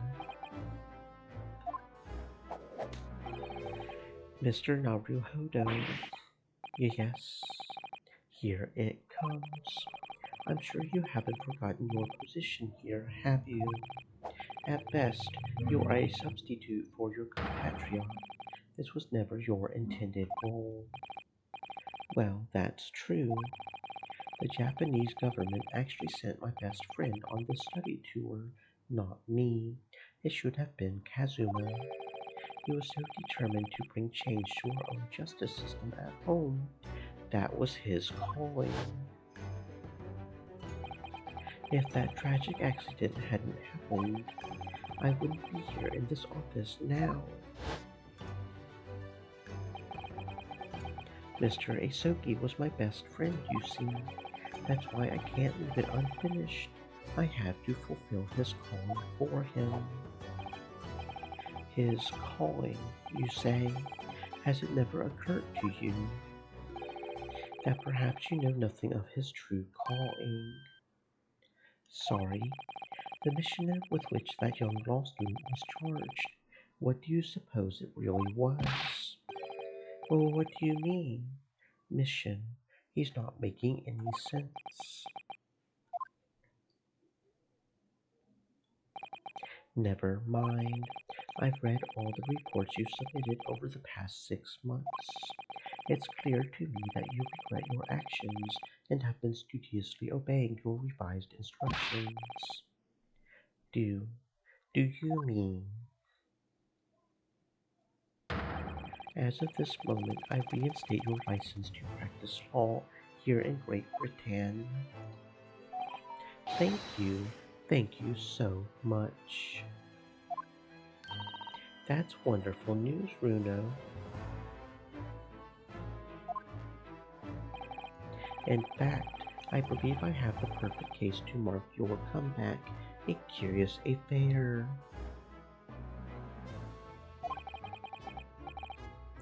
You'll consider it, I hope. Of course, please tell me more.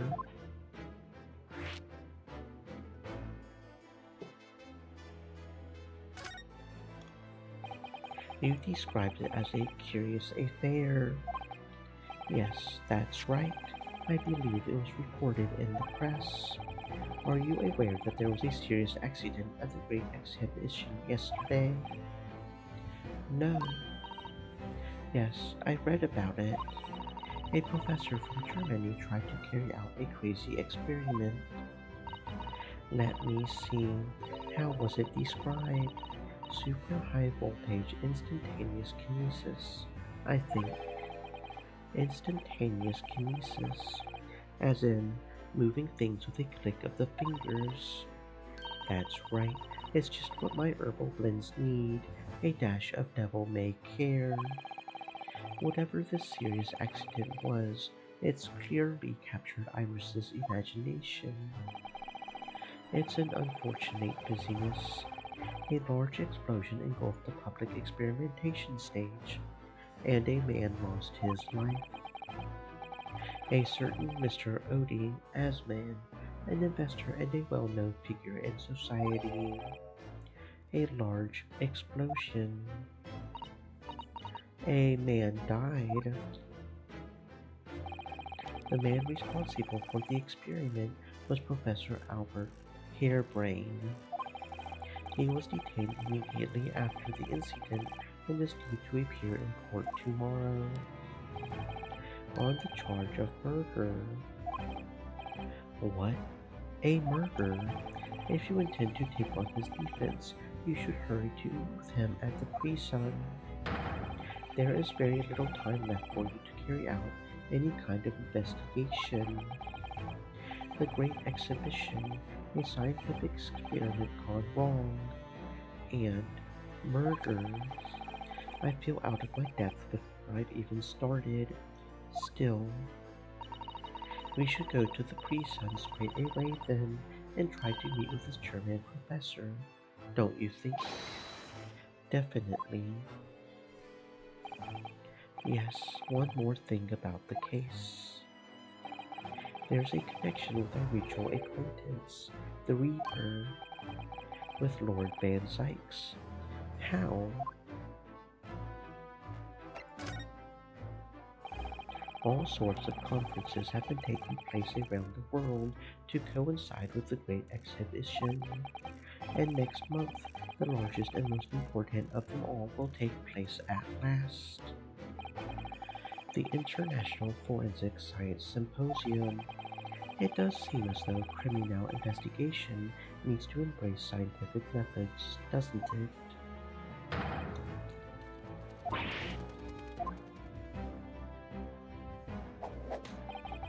London, the global epicenter of culture, science, and wealth, now has a population exceeding 6 million.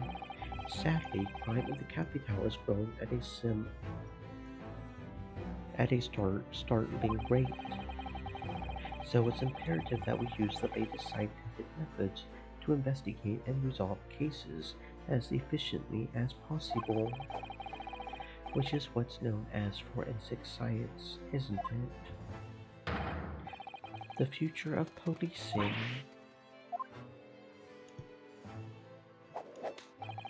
Regrettably, however, Britain is currently dragging its feet when it comes to the adoption of forensic methods. That's alarming. It's extremely alarming.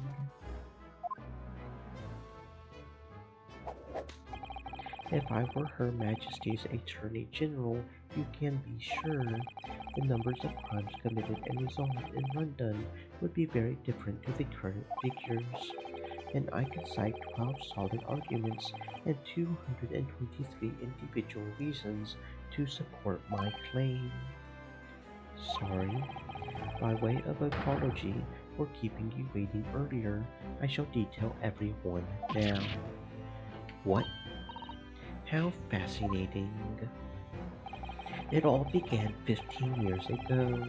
I was...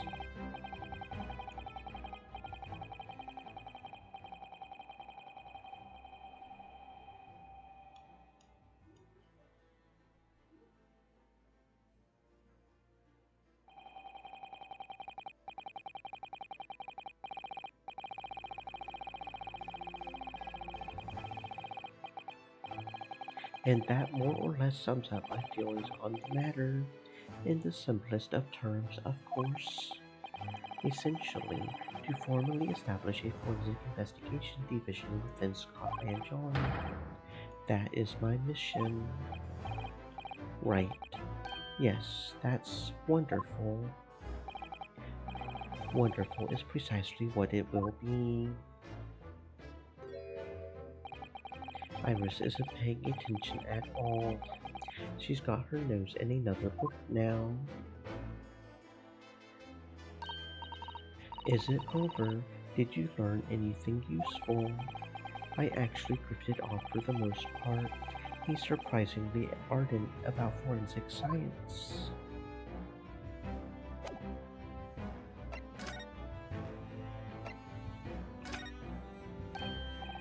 That reminds me, have you seen this? The reports of the overwhelming success of the Great Exhibition. Of course. No, not that. The story on the back page. What story? The Reaper attacked. That. You've enjoyed some victories in court against my #1 prosecutor, have you not? Poor Mr. Reaper, what happened to him? He wasn't killed, was he? There's no need for concern. Lord Van Zykes would not be so easily dispatched, I assure you. Can you tell us what happened? I would really love to know. Very well, if it interests you. It does, strangely.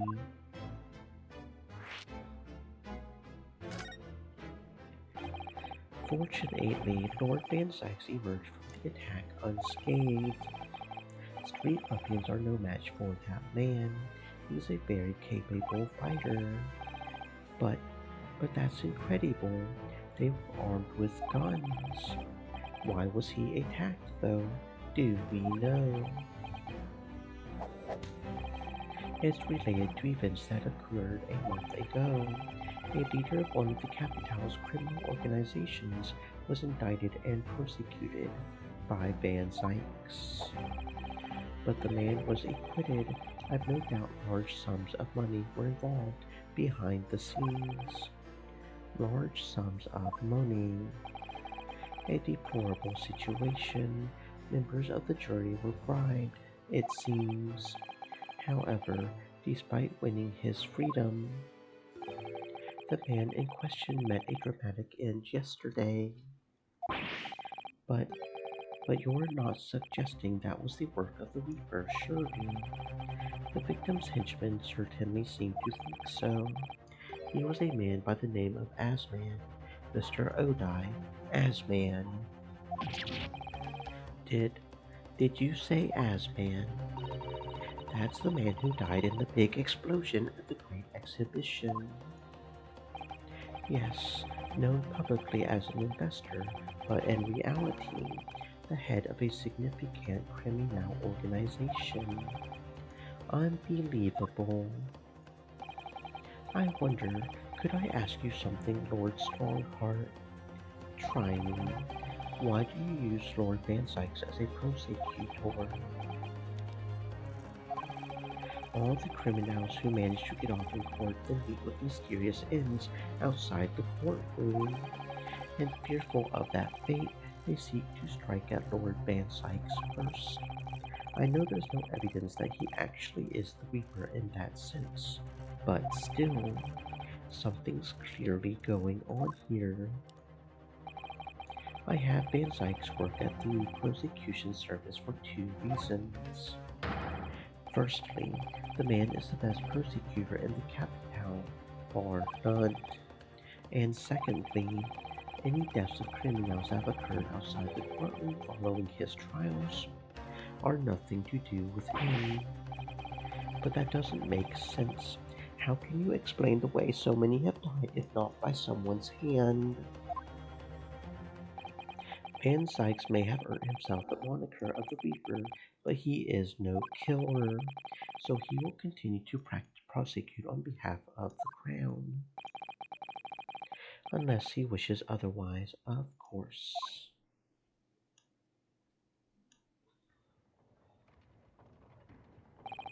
Well, I must be leaving for my next engagement. I'm already 11 hours and 16 minutes late. My colleagues may be starting to fidget. 11 hours late, that's quite something. That meeting had already started when I arrived back here for this engagement with you. So lateness was inevitable. Time stops for no man. I'm sure it stopped for me during those 12 solid arguments and 223 reasons. Yes, where would I find Lord Van Sykes now? I would assume he's at his office.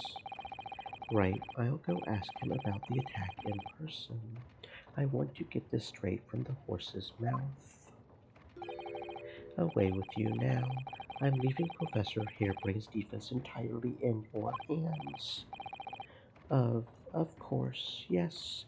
Thank you very much, my lord.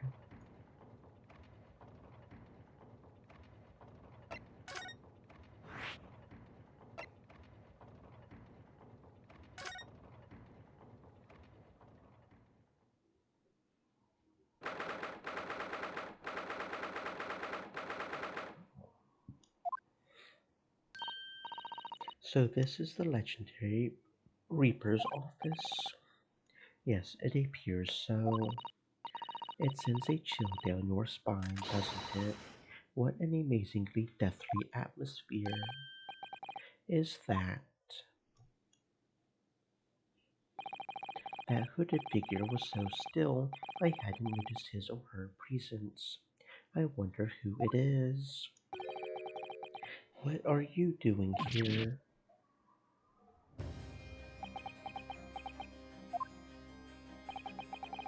He's as unwelcoming as I thought he would be. Actually, maybe even more so. I'm glad to see you're well. I am. So, who's the person over by the wall being punished for something or other? No punishment is taking place here.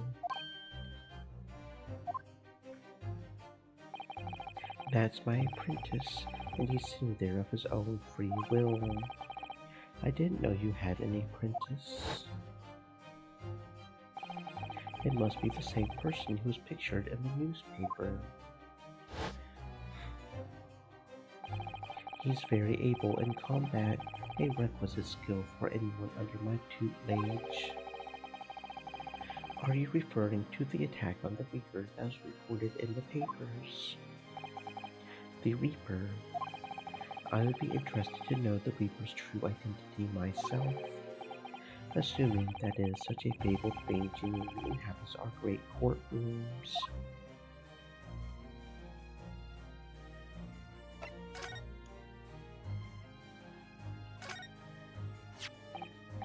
I know you've seen this around my arm before, but what is it? It's the mark of a defense lawyer, in Japan at least. And what's your reason for showing it to a British prosecutor? Well, I don't know, really. I can understand at least. There's merit in reminding yourself of who helped you become what you are today. But that's a personal matter, something you may want to keep close at all times, not something to flaunt. No, I suppose not. Thank you for understanding, though.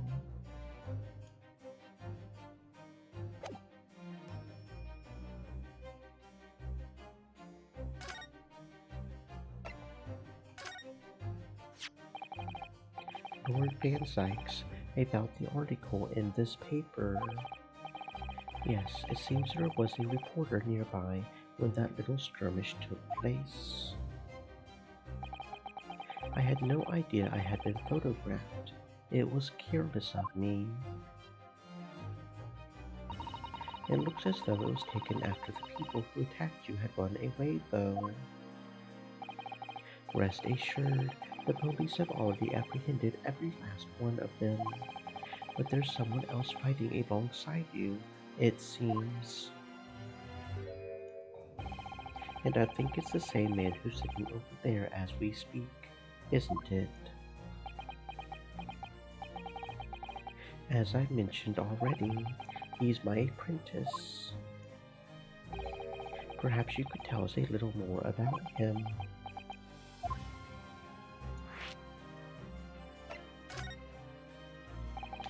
Lord Strongheart said that the assault last night was some sort of revenge attack.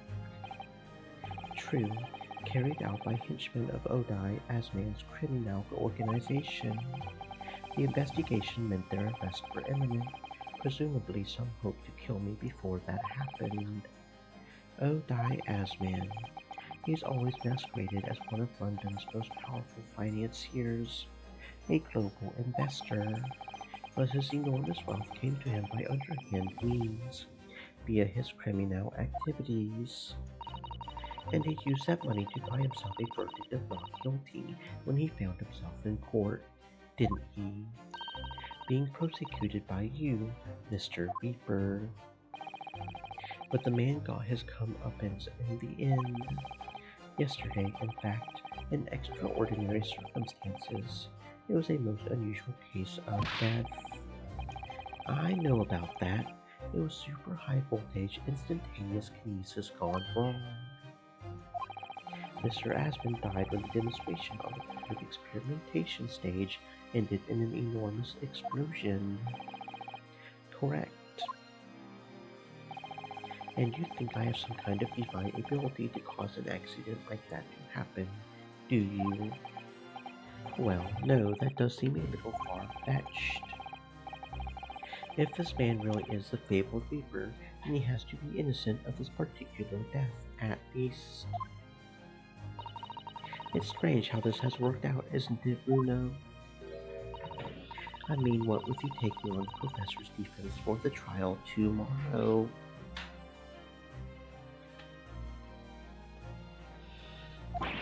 What?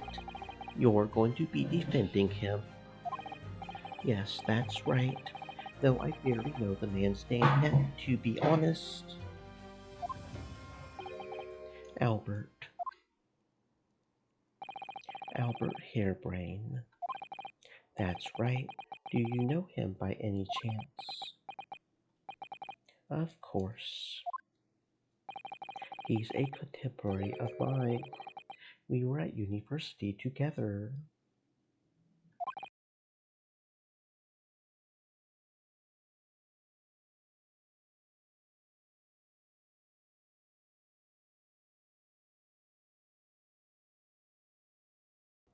Your what?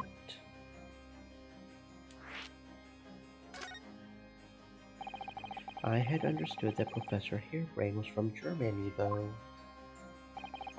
Harebrain's from a respectable British family.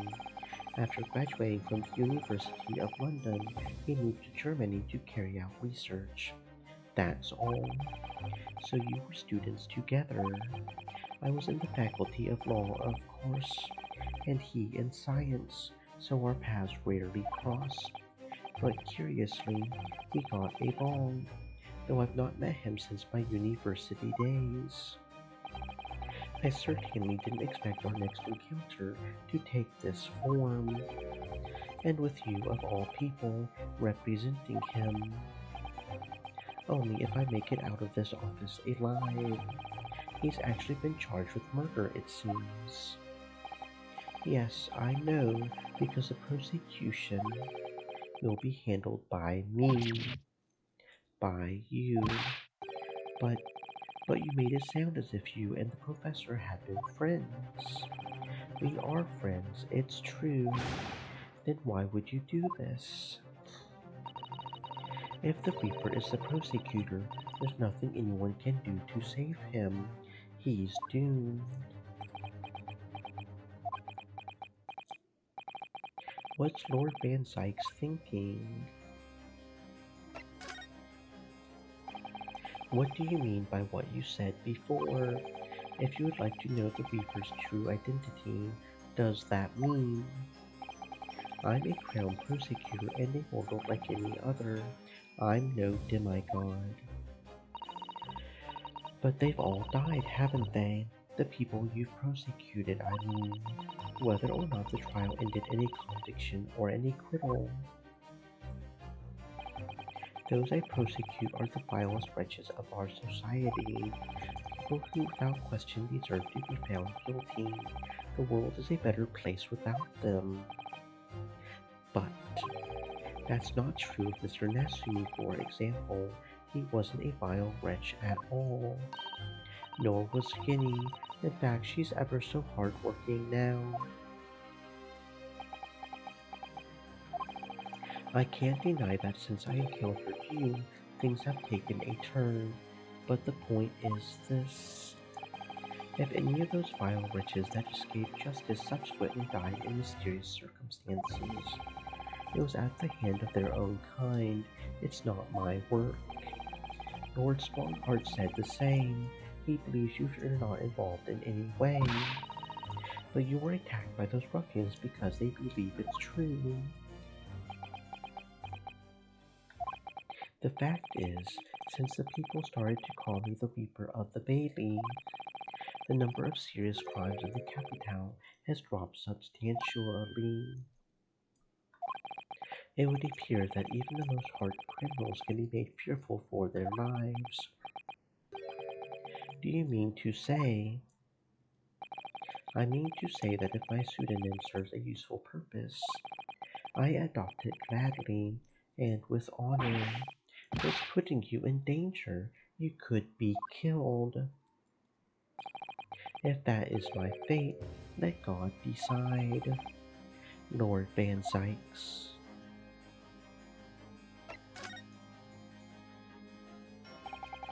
He's in my tutelage to become a prosecutor.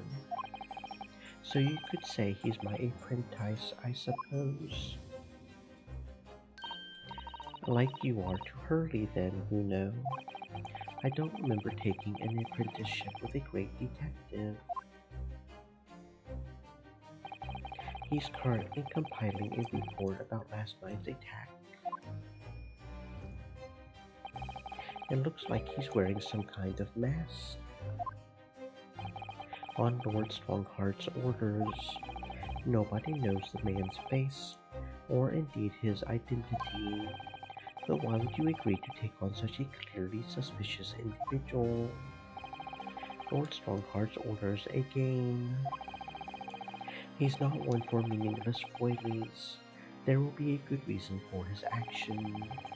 I hope you're right.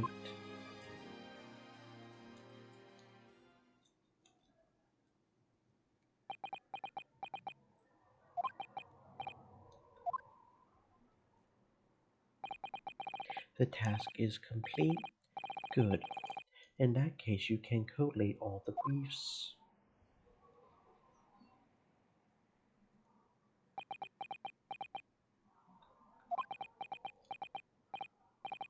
Nice to meet you.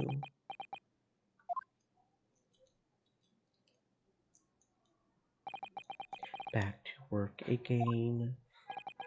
That was really strange, though. I've never met the man before. I didn't even know he existed. And yet, somehow it didn't feel like our first encounter. Don't bother trying to converse with him. He says nothing to anybody from outside this office. Lord Strongheart has strictly forbidden it. I see. Why are you so interested in my apprentice anyway? No, I mean, sorry, I didn't mean to. The way he stood there so casually, yet with that flawless posture. It It couldn't be.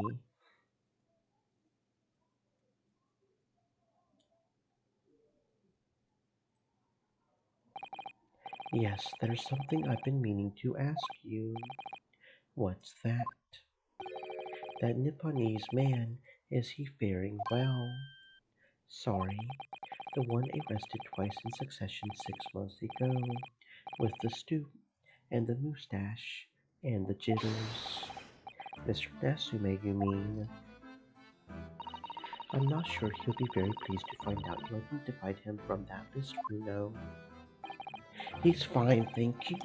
In fact, I received a letter from him by international post only the other day. I see.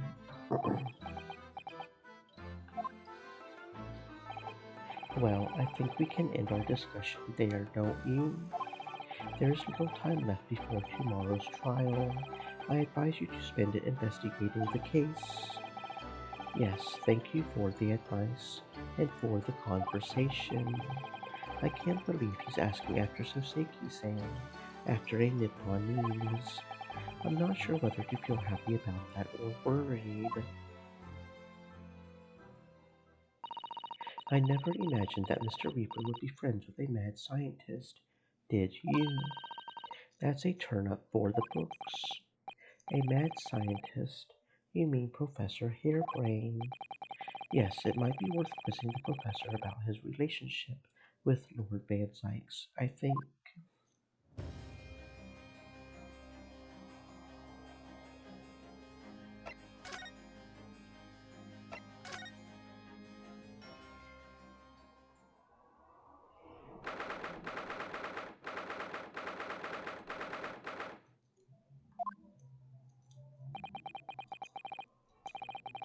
The warden said cell 11. That's this one.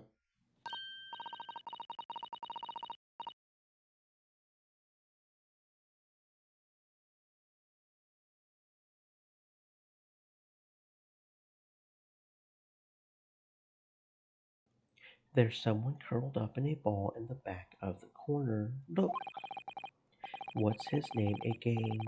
Professor Albert Harebrain, wasn't it? Excuse me, Professor Harebrain.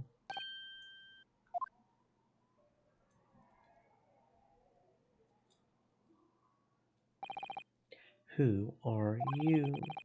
I'm Ryonosuke Naruhodo. I'm your defense lawyer. A lawyer. Was it something I said? A lawyer, you say? Well, would you be here about the experiment? Are you going to defend my hypothesis? Your hypothesis? Sorry, I don't. Yesterday's demonstration.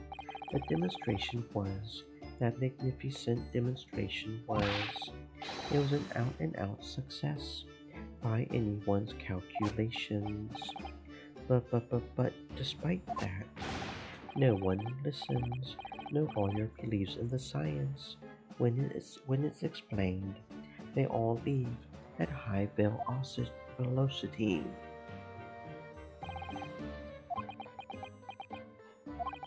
Now's probably not a good time to mention that your zeal made my concentration leave for a while too.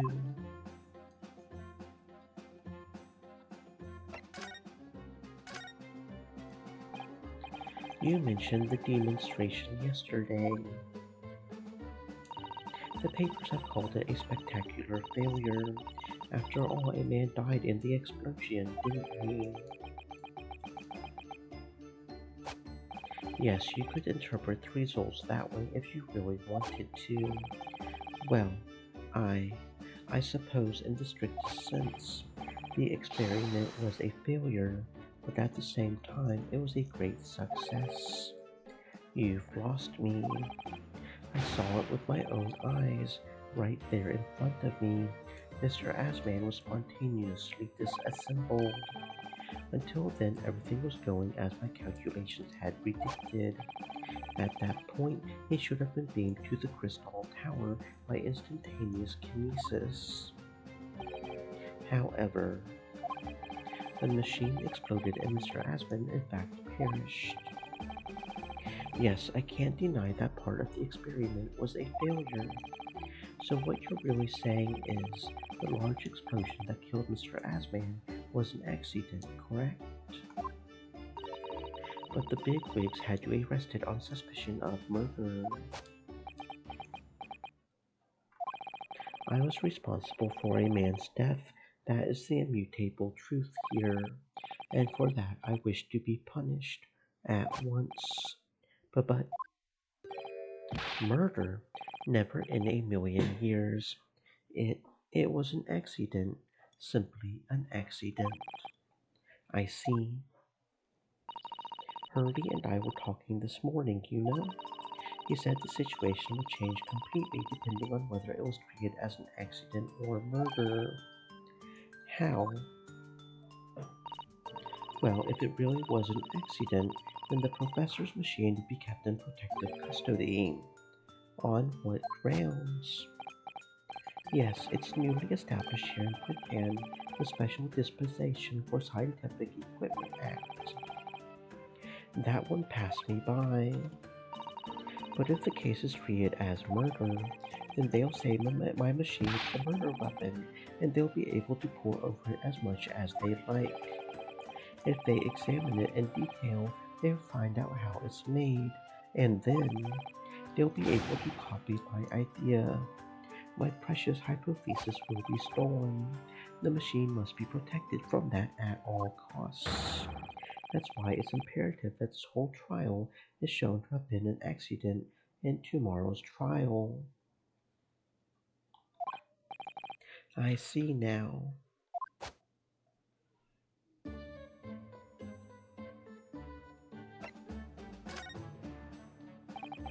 So, in short, there was a terrible accident at the Great Exhibition Showground yesterday. Yes, or rather no, the devil is in the details. Strictly speaking, there was a terrible explosion. Sounds the same to me. You were demonstrating super high voltage instantaneous kinesis, weren't you? How fascinating. Humans, like all matter, are made up of particles that are held together by electrical bonds.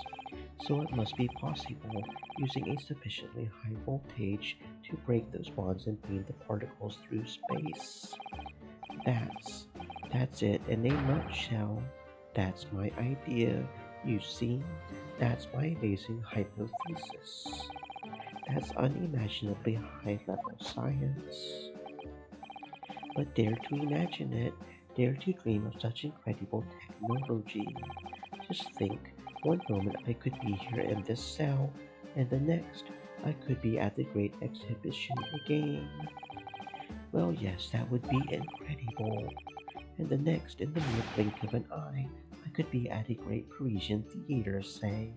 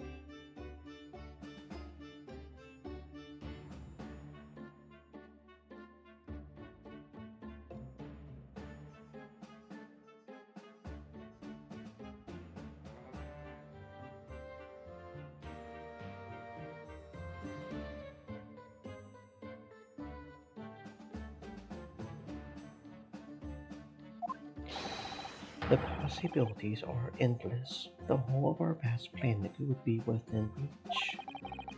So no more hiding or growth on rocky seas for 50 days. I don't really see it like that. What do you mean, Iris?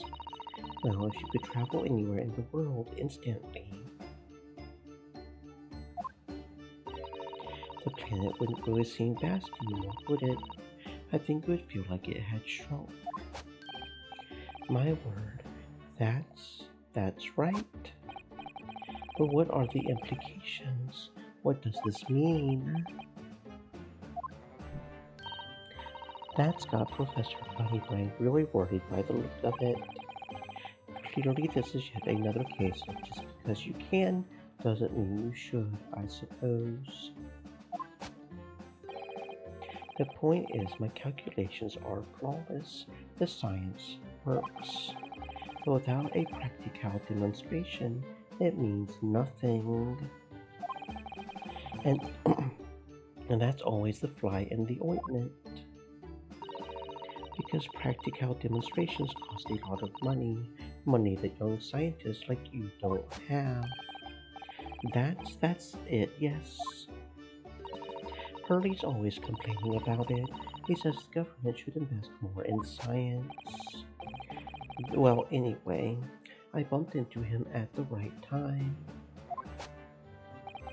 I met the well-known investor, Mr. Asman, the victim who died in yesterday's terrible accident, you mean?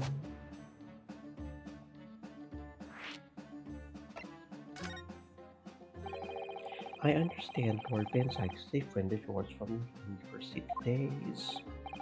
Yes, that's right. He was studying law whilst I was studying science. What was he like back then? A good question. Unassuming, gentlemanly, and all-around nice fellow, really. Sorry, I think you misheard me. I'm talking about the cold-hearted, merciless persecutor Barak Van Sykes. What was he like when he was at university? Talk about a leading question, you know.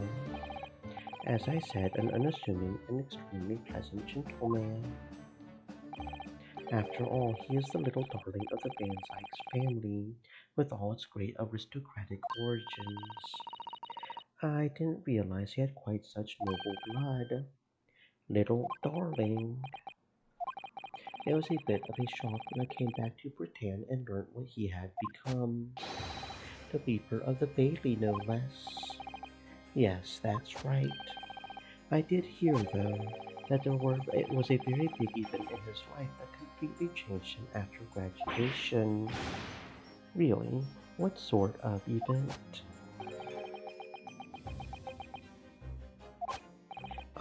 I'm sorry, but I don't know anymore. I wasn't in the country at the time. I was in Germany already. Yes, of course.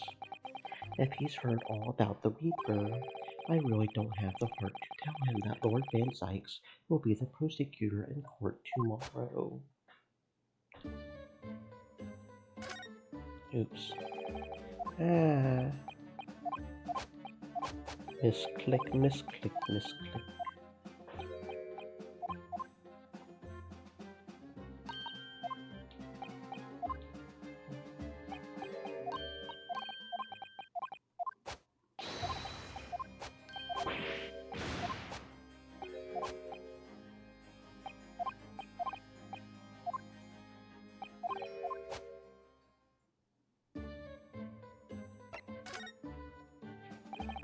The full name of the man who died in yesterday's accident was Mr. Odai Asman, wasn't it? What was your relationship with the man? He first visited me in my laboratory in Germany a year ago now. He said he wanted to invest in my immaculate hypothesis. I thanked my lucky stars. I see. So you hadn't really known each other till then. Money for scientific research. I'm so envious.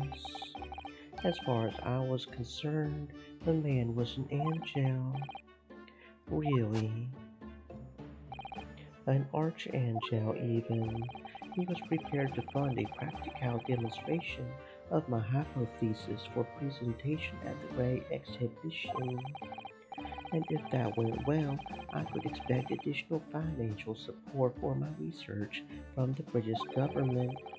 Mr. Asman provided me with money and an exceptional engineer. He produced a machine to my precise specifications. But then your dreams were blown to dust in one enormous explosion. As you can see, I owed everything to Mr. Asman. I would never ever have thought of taking a man's life. Well, he seems genuine enough. I don't think he's lying.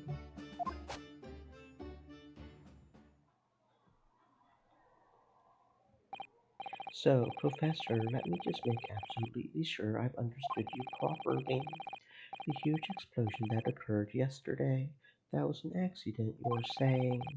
You had no intention to harm the victim, who was in fact the sole investor in your work. Is that correct? As correct as 2 squared is 4, I swear it. Yes, it's true that the man perished in a machine of my invention. So I know that I'm far from blameless in all this.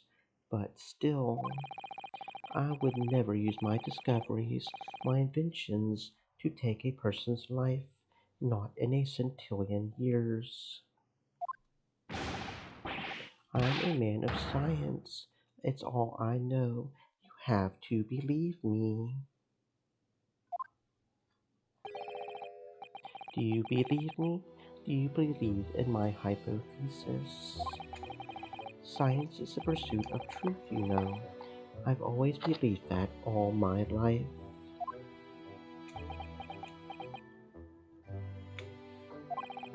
I'm afraid I don't know much about science or your theories. Ow. But I do believe you, and I will fight to prove your innocence with all my might. I'm a man of the law. It's all I know. You have to believe me. Please.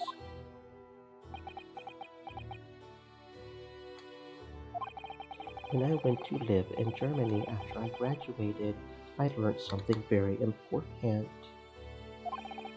Nationality, class, lineage, none of that matters. As long as you try your hardest, you can achieve anything. Thank you for that, Professor.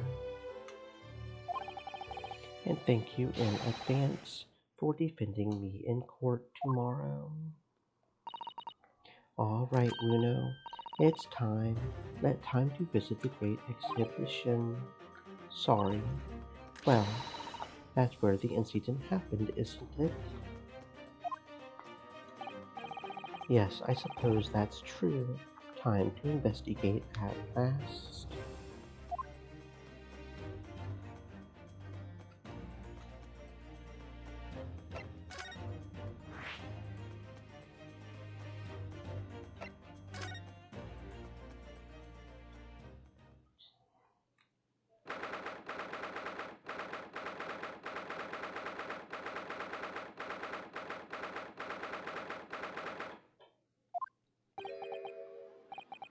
The showgrounds are a little too big for my liking. We've been walking around in dense crowds for 2 hours now, and I felt myself swimming 3 times. There are a lot of people, aren't there? I've almost been trodden on 3 times, too. Be careful, won't you, Iris? Don't let go of my hand. We finally made it through the throngs, though, by the look of it. Here we are, underneath the public experimentation stage where the explosion happened yesterday.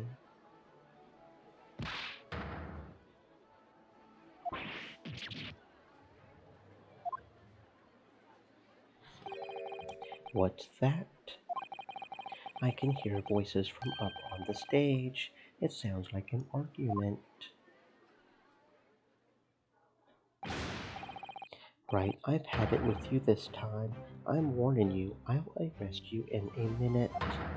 Oh yeah, go on then, Spector, give it a shot. You ain't got no evidence and you know it. Wait, I know those voices. You've got a cheeky little mouth on you, young lady, but a night in the cells will teach you some manners. Just try it, I dare ya, if you want that bag of chips rammed down your throat.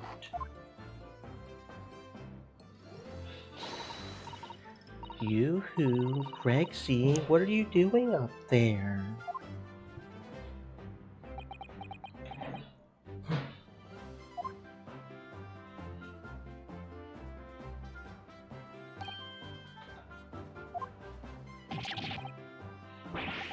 It's you.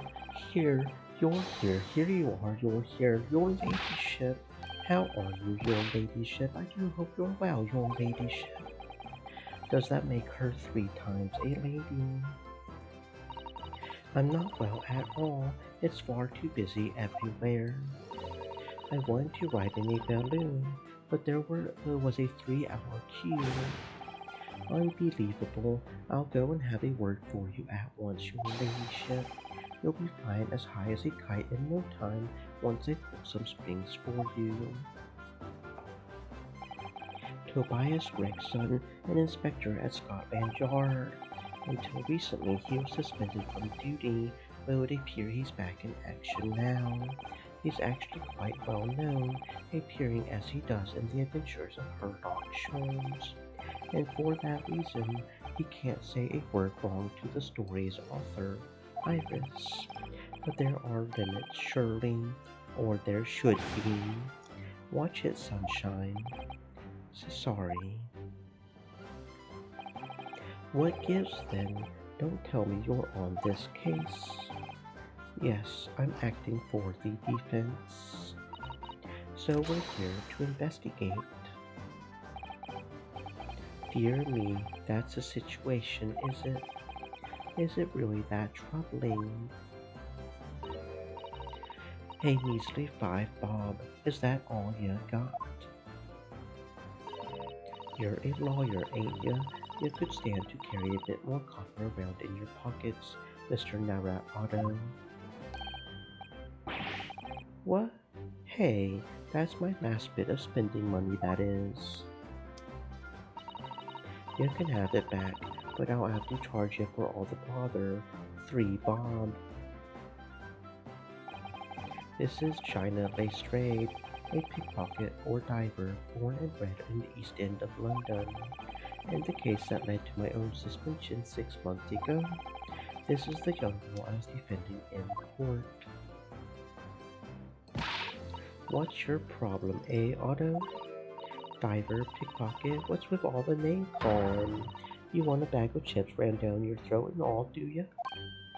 I thought you were proud to be a diver, China.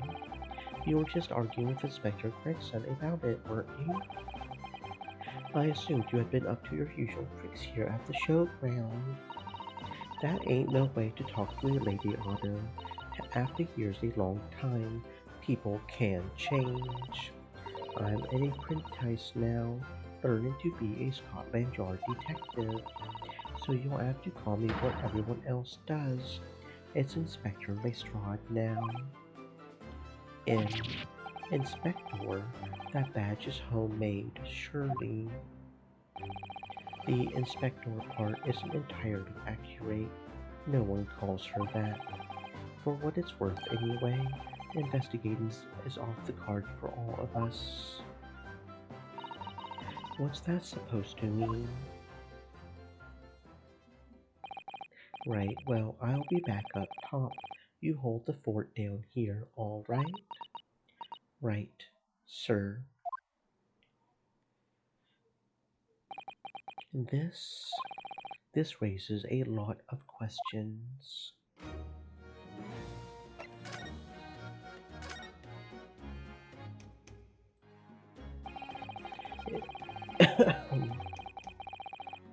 It was 8 months ago now that I first encountered China in connection with a case I was working on. At the time, she was living in the East End with a group of other orphans. She helped a lot all of them survive by pickpocketing, but then she got embroiled in a murder. I had a lot of time to think and pray some. I realized I couldn't go on like I was. The diving weren't working out. I'm so pleased to hear it, Jenny. Well done. So, you went from being a pickpocket to a detective. You got it. Good in it. Inspector Lestrade sounds like something out of a book. Talk about a sea change. And then there's Iris's old man to think about. Iris's father, you mean? Yeah, I promised her, didn't I? I said I'd get all the police forces around the world to pull out all the stops looking for him.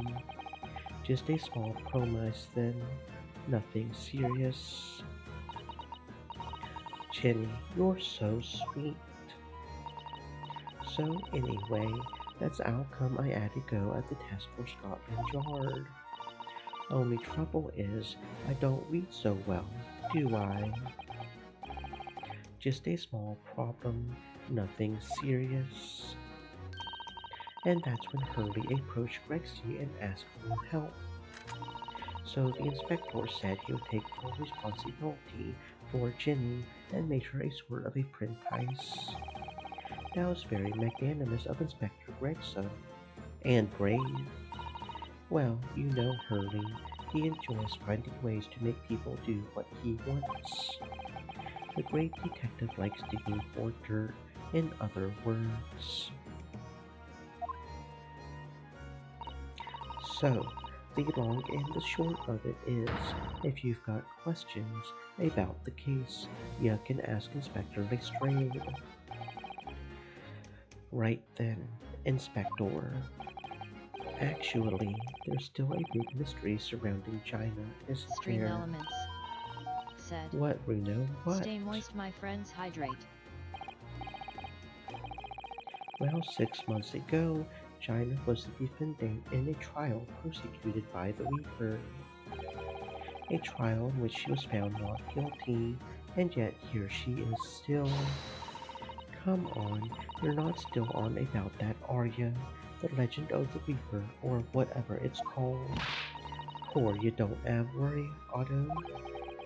If I didn't have worry, there probably wouldn't be a whole lot of you left. It's like I told you before, innit? The Reaper's kind of like him upstairs, so he knows what I'm like on the inside, that I ain't really done nothing wrong. Nothing wrong might be stretching a point. What about Mr. Nasume in Japan? He's perfectly fine, isn't he? Well, that's true. Perhaps the Reaper is more discerning than I thought. So I ain't worried. I'm totally fine.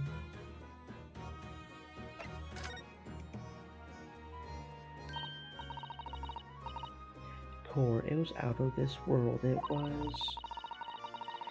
The brainy broke pulled a punch, pulled levers on his machine, and suddenly started billowing smoke. Then it just went pop. I ain't seen a better experiment here yet. Sorry. You mean you saw it, Jenny, with your own eyes? Yeah, of course. The boss is in charge here, ain't he? Of keeping everything running smooth, I mean. The boss being Inspector Gregson, I suppose. That's going to take some getting used to. So all I have to say is that I'm on duty and I can do whatever I want to. Get this, I was up in one of them flying balloons when it happened, watching it from above. No, you're so lucky, Jenny. Maybe I should join Scotland Yard too. Yeah, do it. You know how to put the boss in his place already, right, Iris? You would have no trouble at all. Then it's settled. When do I start? No, no, no. You can't join Scotland Yard, Iris. We'll see. Anyway, what I don't understand is this. if the machine exploded so spectacularly, how can Professor Bunnybrain still be claiming that his experiment was a success? Right. Well, it was a success. Anyway, it was. How can it have been? Surely after the whole machine blew up, no one could call the experiment a success. It's like I said, it did sort of work. I mean, yeah, there was a load of smoke in that whopping Great Bang. But where do you think they found the victim's body, eh? In the crystal tower over there. What? In the tower. You can see for yourself, can't ya? Up there above the scaffold. Oh, where all the glass is broken, you mean? Yeah, the cage what the victim got in to start with really did get beamed through the air or whatever and landed all the way over there. So, you see, it did kind of work, didn't it? What? I... I don't believe it. I mean, I don't get the ins and outs of it, but anything's possible, right? With science. Oh, I tell you what, you can add this. It's a plan of the experiment they drew up at the yard. Are you sure? Yeah, go on. I had 3 bob off you before, so fair's fair. Yes, I didn't actually give that to you, did I?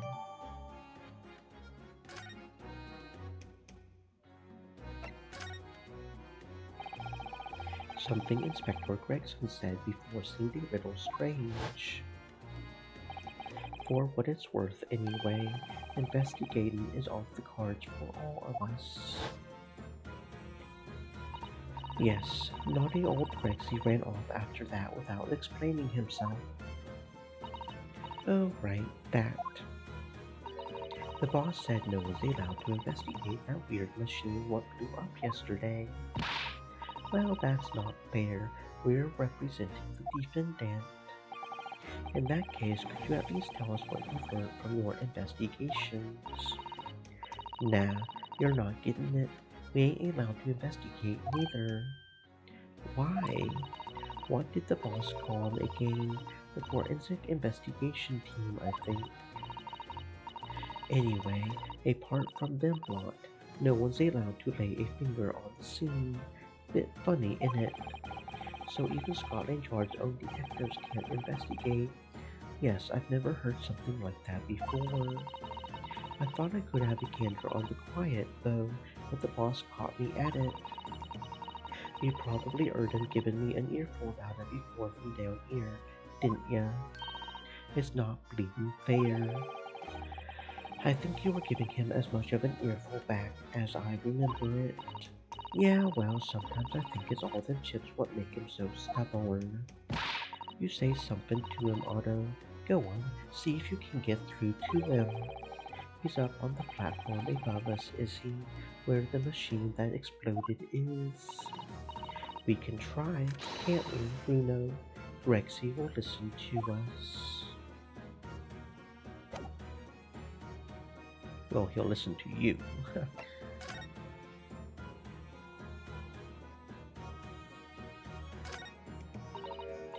It looks as though somebody dropped something behind the tree just here. Dropped or hid. What is this? Some part of the machine that exploded. Maybe it could have fallen from the platform above in the blast, perhaps. What's going on here? Oh, nothing. I think I'll hang on to this just in case.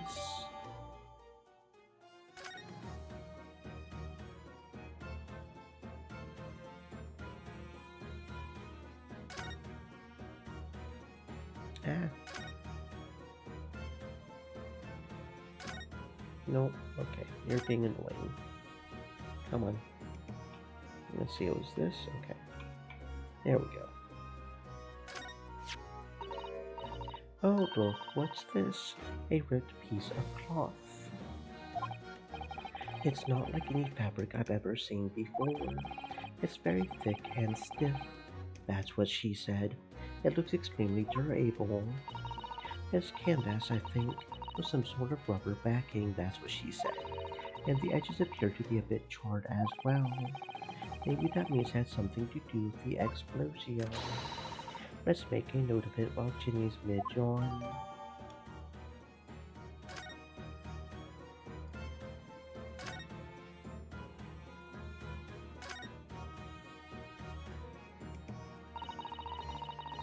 That's where the cove ended up after his instant kinesis, or whatever they call it. Dead, of course. And yet they're calling the experiment a success. What's the wooden scaffold there for? The coppers, our lads, set that up after the incident happened. To get the body down, I think. Do know, really. Didn't you help to erect the scaffold then? Nah, lookout duty's more my thing. Wandering around the exhibition and keeping a lookout for the fun stuff. Mind Gregson doesn't hear you saying that, or he'll give you the boot. It's incredible though, isn't it? I mean, could the victim really have bridged that gap by some sort of invisible kinesis?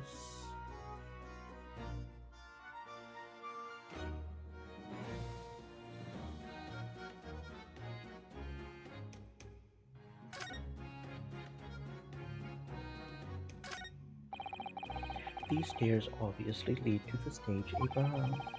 We should go up there and investigate the spot where the experiment was being conducted.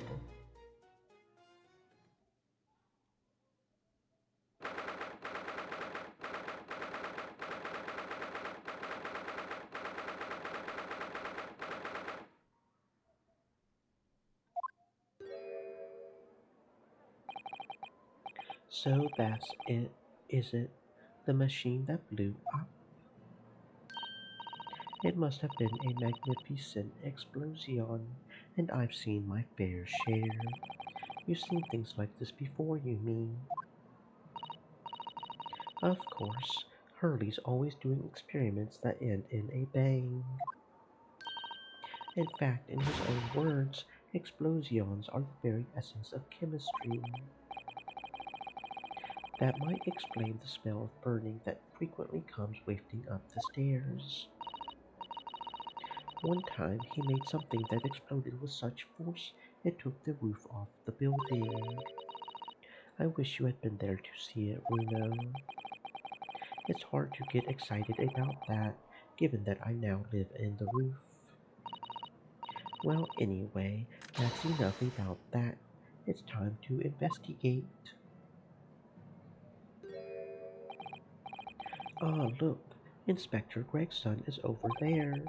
He seems to be deep in thought about something, whilst eyeing up the machine carefully. Really, he just looks confused to me.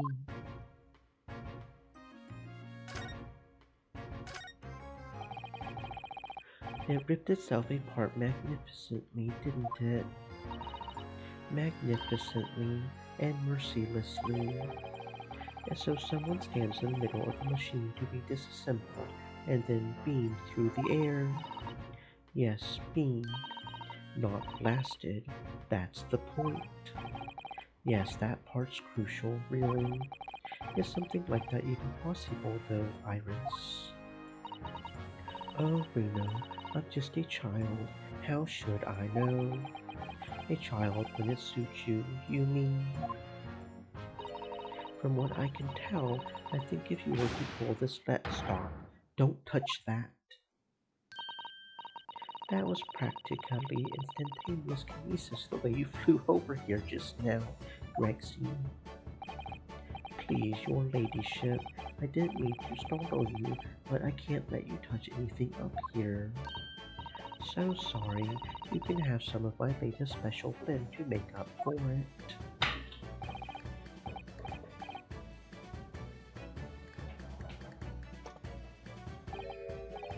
Wonderful. This stuff really is wonderful. It's just like old times, this is.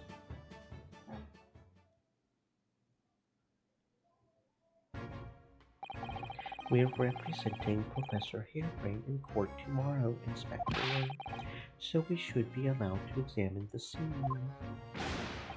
Listen, Sunshine, even I'm not allowed to touch anything up here. It's that blasted special dispensation for Scientific Equipment Act to blame. It's driving me potty. Oh yes, that special dispensation. The professor mentioned that too. More red tape's all we need. I don't know what the government thinks is playing at sometimes. But we're allowed to just look, aren't we? Surely that's all right, isn't it, Grexy?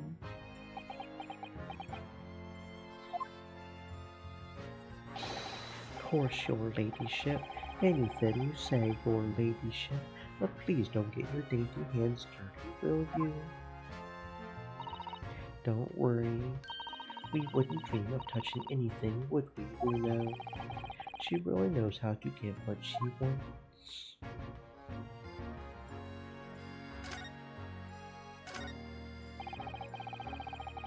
Considering how badly damaged everything is, Professor Harebrained was lucky to escape unscathed, I would say. We should have a good look around the machine while we can, I think. Touch anything and I'll make sure I kill you before I get sprung up myself. You hear? I won't touch a thing, I promise. So please, spare a thought for your digestion. Anyway, do you really think this machine could actually disassemble people like the professor claims? He asks, looking totally incredulous. Give it a rest, Sunshine. If we were allowed to examine all this bleeding scrap metal, maybe we could answer that question. But we can't, can we? Because of the annoying rules, you mean? The annoying, obstructive, flaming rules. Oh, look at the base of the machine there. Oh yes, there's a tool of some kind poking through the wire mesh. It's a screwdriver, I think. Oh, isn't it a lovely one? The handle is in the shape of a capital letter A. It is. Oh yes, you're right. What's the matter with you? Don't touch anything, I said. Touch anything, and I'll make sure I kill you before I get strung up myself, I said. Yes, yes, I understand. Sorry. I only touched it a teeny weeny bit. But Grexy, I'm very curious about the screwdriver. Really very, very curious.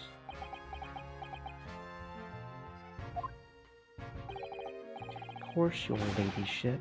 You're so clever, your ladyship. Fancy spotting something like this. But I'm afraid I can't let you have it. But Runo found it first. I assure you, I'll investigate it thoroughly. He's gone off with it. That was very mean. I'm afraid. Inspector Gregson is going to make a very clumsy and embarrassing mistake in next month's installment now. Poor Grexine.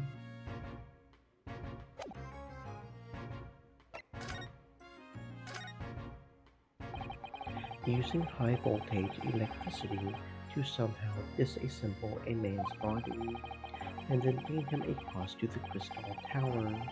It's an extraordinary thing to attempt, especially in public. True, it was by far the most unusual of the experiments planned for the exhibition. Mine. To be honest, I'm a bit surprised it was allowed. Carrying out something so dangerous with so many spectators present. I mean, the government's doing everything it can to promote new science and technology at the moment. They're more worried about being ahead of the game than the onslaught of public safety infringements.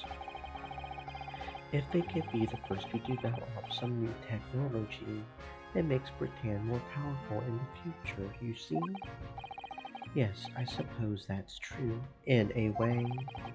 So the powers that be are placing a heavy emphasis on scientists' rights at the moment. What sort of rights? They're making it so that any theories the brains have remain their legal property, as it were, right through developing it into a practical idea and even going into production, which is the infuriating reason us coppers ain't allowed to touch this crime scene, because the new highfalutin special dispensation for Scientific Equipment Act forbids it. Ah, I see now. The only people with permission to investigate here are from some brand new department at the yard. The Forensic Investigation Team is called. We've been relegated to keeping guard. The Forensic Investigation Team. Any old fool can see that this heap of scrap metal was a sham to begin with.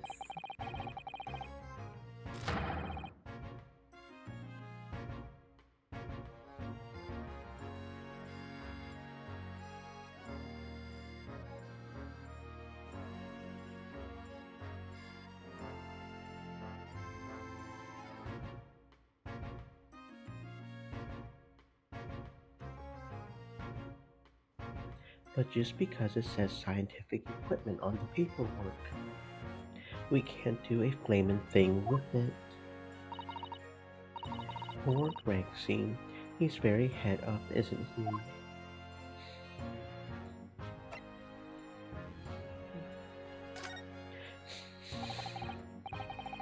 Remind me again, what's this new legal act?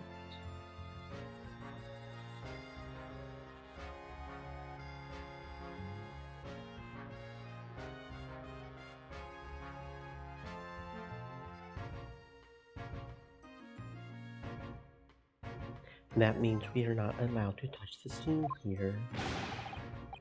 Are you having me at it, sunshine? It's the Special Dispensation for Scientific Equipment Act. Yes, I think Hurley mentioned that recently, with a real twinkle in his eye as I remember. I'm sure he did, your ladyship. I'm sure he did. Passed especially for this great exhibition it was. All scientists have to do is present their ideas or inventions to some source in the civil service, and if it gets rubber stamped, that's a guarantee of rights to maintain the invention's confidentiality. What does that really mean? Think about it.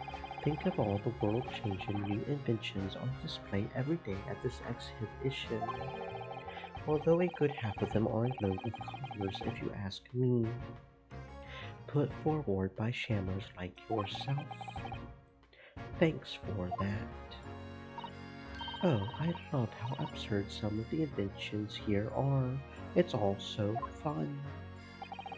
It might be fun to you, but a member of the force has to be present at every single demonstration. Can you imagine? Hang science, that's what I say. Oh, I don't think so. That sounds like my dream job. You would soon think otherwise after spending a day guarding all these shammers' bogus contraptions. But if they're all bogus, how can anyone hope to demonstrate them? There would be no point. Yeah, well, there is a point, sadly. Sorry. Thanks to another of our government's bright ideas, if any theory or invention is deemed to show potential, the government hands out a research grant. The scientists get funding, and that's what they are all after. All these shammers coming from far and wide to clog up Hyde Park. And who has to keep them all safe, eh? Who has to smile politely and welcome them? Us coppers, that's who. So you can see why I say it now, can't ya? Hang science. Hang it. Oh, maybe I can see your point.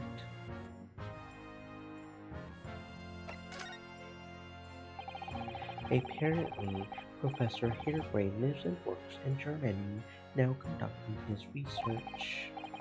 That's right, came back to Britain especially for the Great Exhibition, as I understand it, probably after one of the government's research grants. Actually, we learned something else about the professor earlier today, about his time in further education. It turns out he was at university with someone we both know, Lord Van Sykes. Eh? What's that? That's news to me. But but if Van Sykes means the prosecution, then as the accused, the professor's fate is sealed because the Reaper will get him one way or another. Blimey, that man's beyond me. I don't know what goes on in that head of his. Talking of Van Sykes, this morning's paper ran the story of him being attacked. Read that? Oh yes, but Mr. Reaper is completely fine. Nothing to worry about. Yes, right. Glad to hear it. Still, the Reaper. How long's that busyness going to keep up, I wonder? The victim of this case, the investor, Mr. Asman. He was another of the Reaper's victims, or so I heard. Lord Baroque Van Sykes is a top-class prosecutor, but even he can't always push the right verdict through. Sometimes justice can't win. Yes, I've heard about jurors being bribed and evidence being falsified. And that's how the notion of the Reaper of the Bailey came about, isn't it? Obviously, Scotland Yard suspected Van Sykes' initial abuse.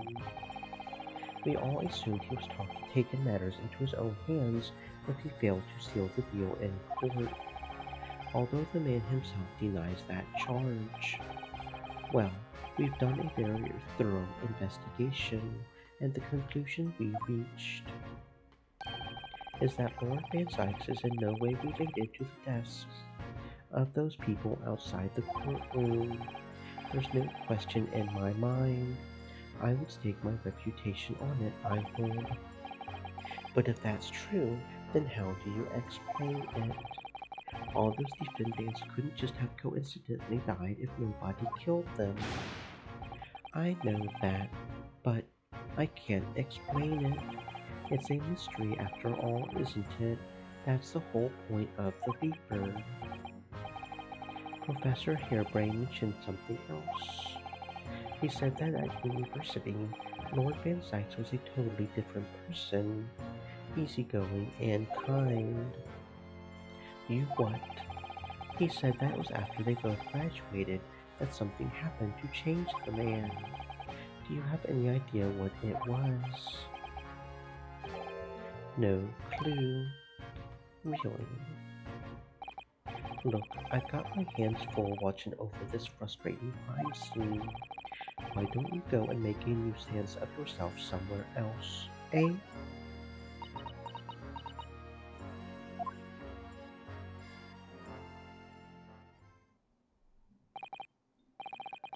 Right, are you done here, Mr. Naruhodo? Sorry. Isn't it about time you were even?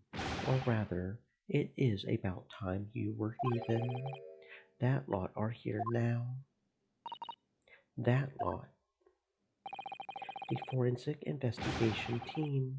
They'll be giving me the heave-ho in a minute too. Oh dear, poor Grexy. Here, have another cup of my special blend to cheer you up.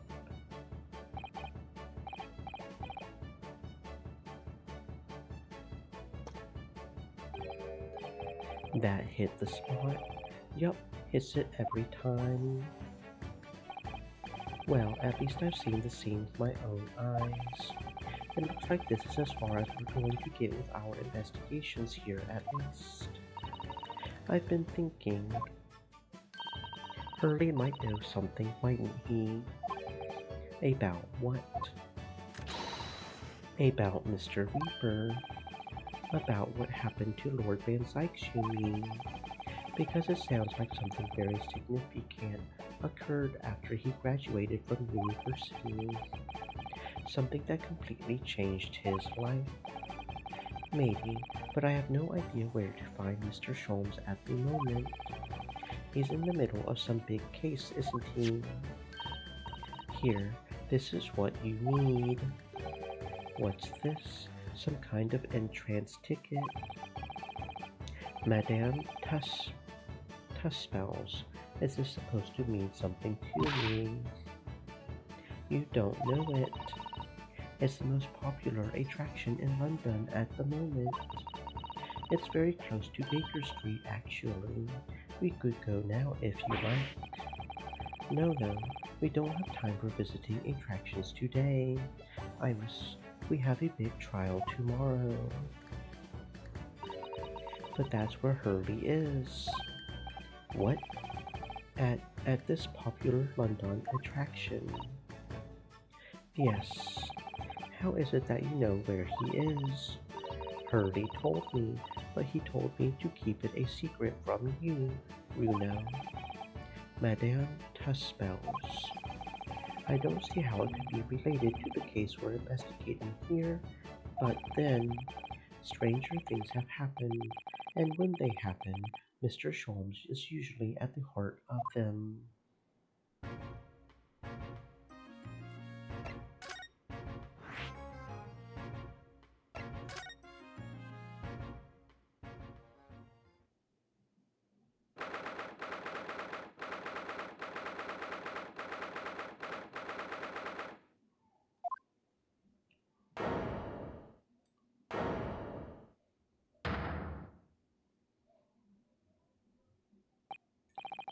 Well, what is this place? Now look at all these terrifying scenes. But why are all the people so still? Guillotines, ruthless murders. I know what I'll be dreaming about tonight. They're all wax models. They're amazingly realistic, aren't they? What do you think, Bruno? Shocked? Oh, wax models. I read about the dead bodies and wax once, and in a magazine about strange phenomena. Depending on how the corpses are kept after death, the parts of them can turn to wax. Apparently, it's called a de, adiposaire. Stop talking about creepy things like that, Bruno. You're scaring me. Anyway, adiposaire doesn't form readily, you know? It's only in very specific... What now?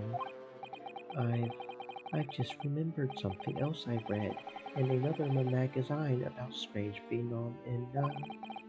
There was an old lady, maybe a witch, who used to pour molten wax over the corpses and put them on display. There's also a movie about that that's pretty good. None of the exhibits in here are real. They're all entirely man-made replicas. They can't be. Do you really expect me to believe that? Just look at them. There's no way anybody could make models of people that are this realistic. And they're all such gruesome scenes. Wait. What is it? Oh, no, I must be seeing things.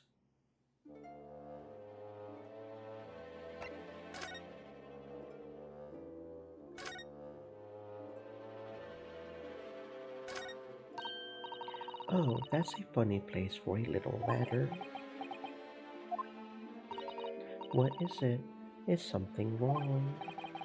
No, it's just that in Japanese, we have a totally different word for a ladder that folds in half like that. We do in English too, you know. It's a step ladder, or just steps. So be careful making assumptions about other cultures. We know that's how wars are started. I didn't realize stepladders were an international point of contention, but the writer makes an astute point. It's the great detective, Mr. Herlock Sholmes. Mr. Sholmes has his own wax statue in here. Really? Well, he is world famous after all. It's an uncanny resemblance, isn't it? It makes my skin crawl to look at it. I know. But look, Bruno, you can kick this Hurley and he doesn't move a muscle.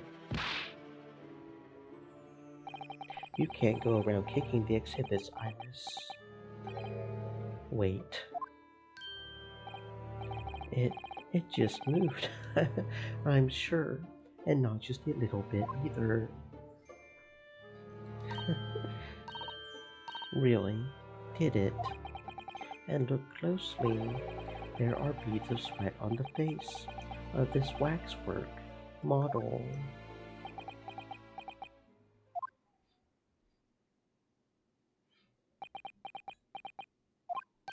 So shall we move on, Iris? Over there, look, there's a great murder scene to enjoy, much more appealing. My dear fellow, I take exception to your recoiling in such a manner, as if you've seen something truly abhorrent. Mr. Sholmes, I knew it. Iris, what possessed you? I strictly forbade you from divulging my temporary waxwork secret to Mr. Naruhodo. Temporary waxwork? What do you mean? And that kick, could you not have exercised a little more restraint? You winded me. But Bruno has something he needs to ask you. A question. And I thought you would probably be getting bored too. So here we are. Well, I can't deny that your timing was impeccable. A mere 2 minutes more being stationary like that, and my great brain, upon which all my success has been built, would have turned to wax. Thank goodness we arrived in time. Indeed, in many ways the pair of you just saved the world from an unimaginable loss. Oh, Hurley, you do like to talk nonsense, don't you? He could know something, it's true, about Lord Van Sykes and what happened in the past to change him. Now that you're here, let's take our time. How can I be of assistance? For your and luck, I'm suddenly quite taken with the idea of conversing. Oh, well, act you a lee.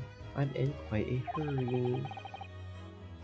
And if my eyes don't deceive me, I believe something is afoot within the walls of this very museum.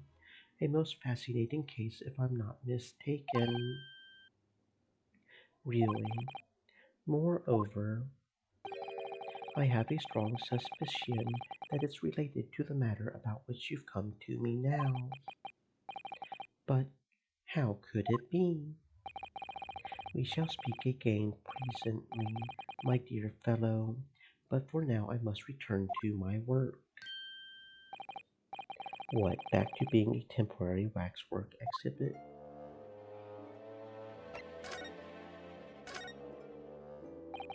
What is this place? Madame Two-Spells came to London from France 3 years ago, I understand. Since she opened this little waxwork museum last year, she's enjoyed quite great popularity in London. There are museums like this in Japan too, but those displays are something else. I mean, they aren't made from actual real people, are they? The extreme realism of these waxwork models is a particular secret of the Two-Spells family, they say. They earned renown during the French Revolution for waxworks of victims of the guillotine. That sounds grim. The gruesome scenes were portrayed with such realism in the expressions of the faces of the condemned. Apparently, the sculptors would make the models directly from the corpses, right there at the site of the executions. That really does turn my tummy. That's just one of several legends about the Two Spouse family. Whether there's any truth in it, I couldn't say. But anyway, this museum houses models of famous people from all over the globe. Nevertheless, the most popular area of the museum, by quite some margin, is this house of horrors. A house of horrors. Of course, visitor numbers are dwindling now as a result of the great exhibition, but people usually flock here to see the exhibits of some of London's most vile criminals as their gruesome work. Naturally, most of the miscreants portrayed here were sent to the gallows, so they're even stiffer now than the models of them. Have you ever heard of poor taste? My dear fellow, the public live for poor taste. They yearn to be shocked. So, the hideous exhibits in here are. They're all portrayals of real events that actually took place. Is it just me, or did the temperature in here just seem to drop? Anyway, I advise you not to think too deeply about what you see here. Oh, he's back to being a waxwork, is he? What do you mean by a temporary waxwork, Mr. Sholmes? What you see. I'm part of the exhibits here, catching these criminals in the act. Catching them. Every half an hour, I home in on a different killer in one of the displays and adopt a new pose to ensnare him. When members of the public come for a closer look, I offer them my hand to shake. For a shilling, I'll happily allow them to take a photograph with us. Us. Does he mean him and the waxwork murderers in here? But why, Mr. Sholmes? My dear fellow, isn't it obvious? For the money. He really roared at me there. Very fitting for the House of Horrors. As it stands, I may struggle to pay this month's rent, and I have the ravenous iris to consider. Oh, Hurley, I'm so hungry. If push comes to shove, I shall have to ask you to do your bit, Mr. Naruhodo. What's he threatening to rope me into now? So, with that in mind, how about a photograph? As a special treat, you may have your pick of the murderers and scoundrels in here. The choice is yours. Maybe some other time. Remember, Mr. Naruhodo, ignore me at your peril. Back to being a waxwork again. Is it just me, or did his final remark there sound a lot like a curse?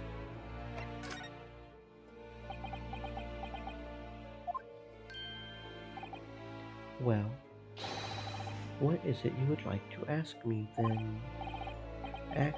Actually, it's about Lord Van Zykes. Our friend Mr. Reaper. How did you find him? Well, I trust.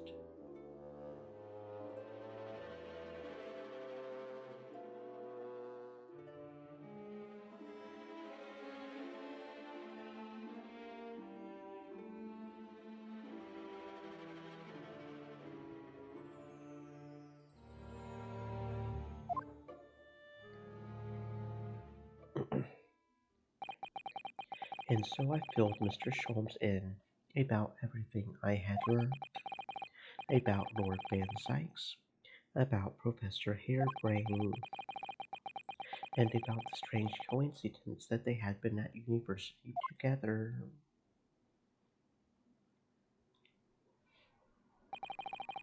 So I'm wondering what it was that happened to make Lord Van Sykes such a different person. I was sure that you would know, Hurley. You said there was something going on here in this exhibit hall before, that something was afoot.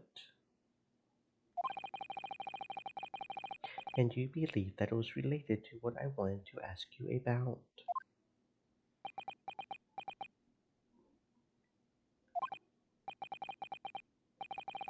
Mr. Sholmes, he suddenly clammed up.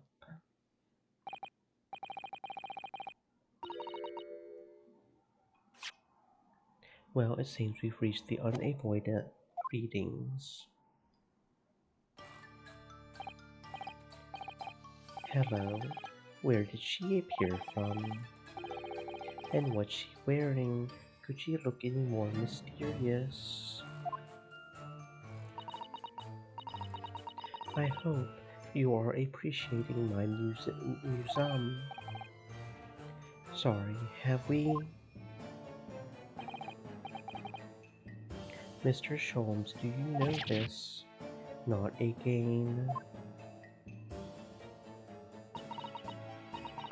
My apologies. I am Esmeralda. Two spells. This is my museum of waxwork. What? You're the Madame Two Spells.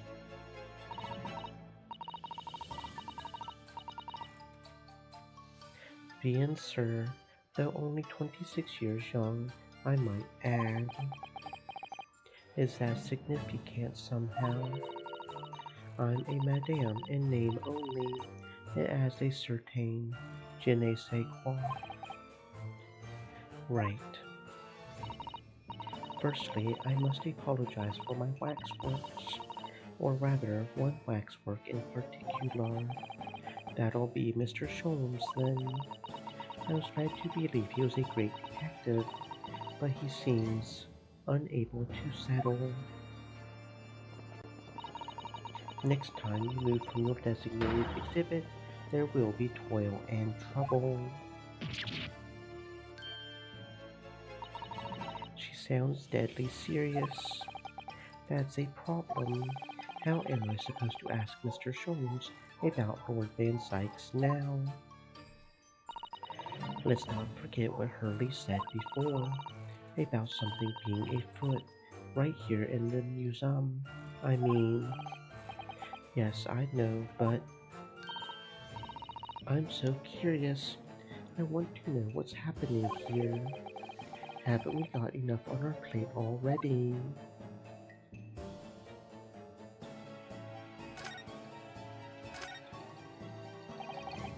Did you make all these waxworks, Madame Two Spells? I did. I am the third generation of waxwork artisans, you know.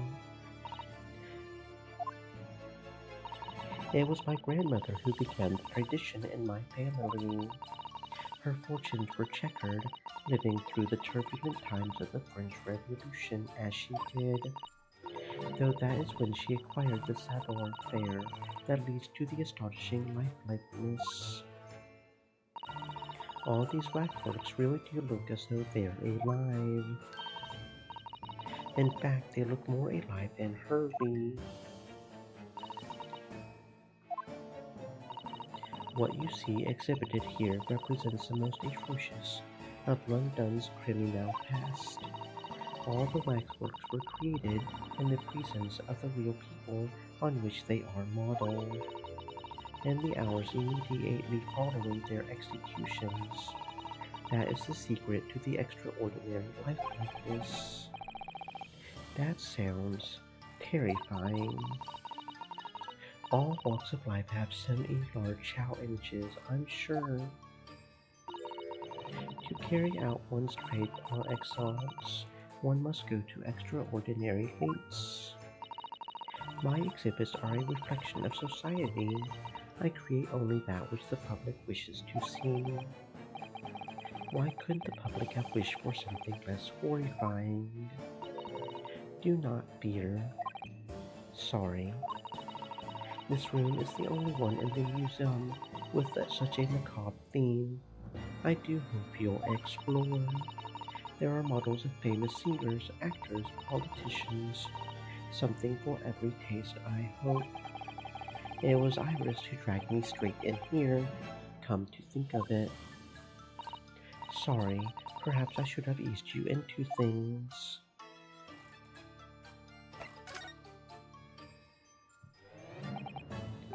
What's the situation with that?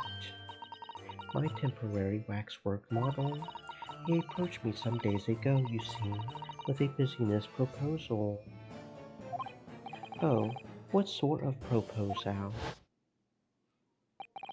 My dear madame, what these sparse exhibits need is the addition of a world-famous great detective, or words to that effect. Nat, Naturally, I am well aware that Mr. Sholmes is widely known in London as a talented detective. It's great detective act, Yuan. He's very specific about it. Yes, the creme de la creme, so I was keen to come to some arrangement with him, of course. But sadly, we were unable to agree to terms. Let me guess, someone wanted to charge an exorbitant price for his services. For a mere £500, I will dive into your cauldron of wax this very moment. Or words to that effect. Mr. Sholmes might have overdone it slightly with the sales pitch. Regrettably, the museum has a shortage of funds at the moment due to unforeseen circumstances. So we came to the current arrangement instead. Surely he doesn't really need to do what he's doing though, does he? I would think not, but he was very insistent. I have a 50-shilling problem that must be resolved by the morning. Or words to that effect. It's the pawnbroker, that's what it is. He must have something to redeem. Is the consulting detective work not going so well?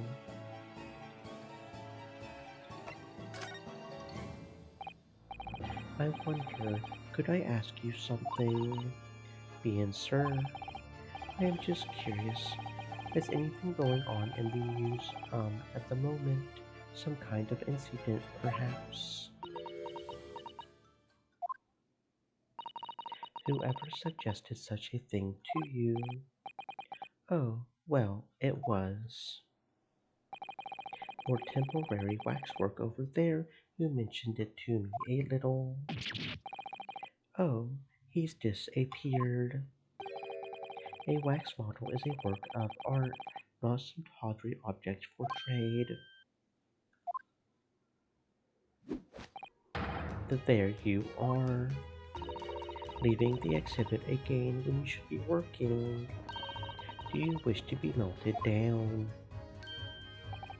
My dear Madame Two Spells, save your reprimands. There are more pressing concerns. The wax can wait. It's our ideas about your current problem we must throw into the melting pot instead.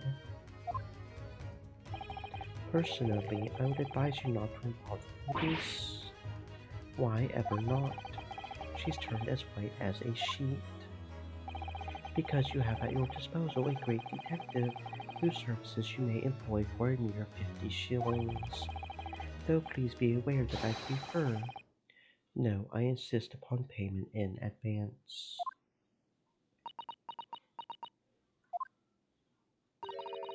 Very well. Let us see if the great detective is able to live up to his name, shall we?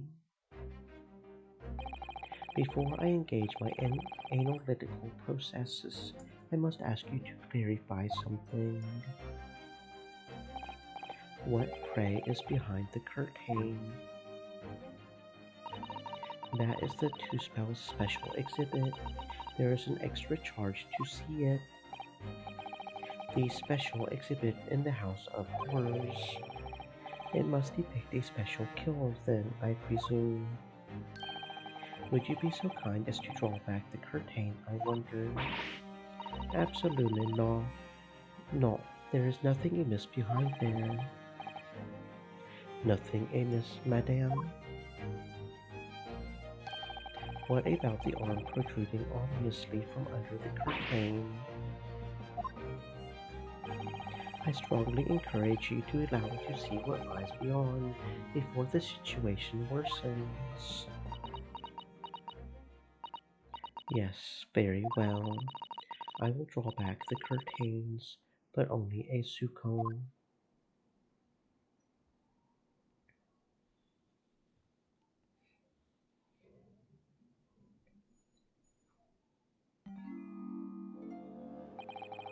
I must confess I peeked behind the curtain earlier.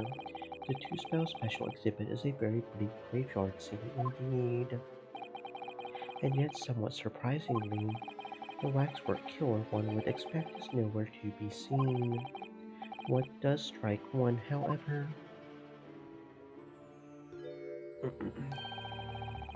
is the portly gentleman lying peacefully on his back on the floor.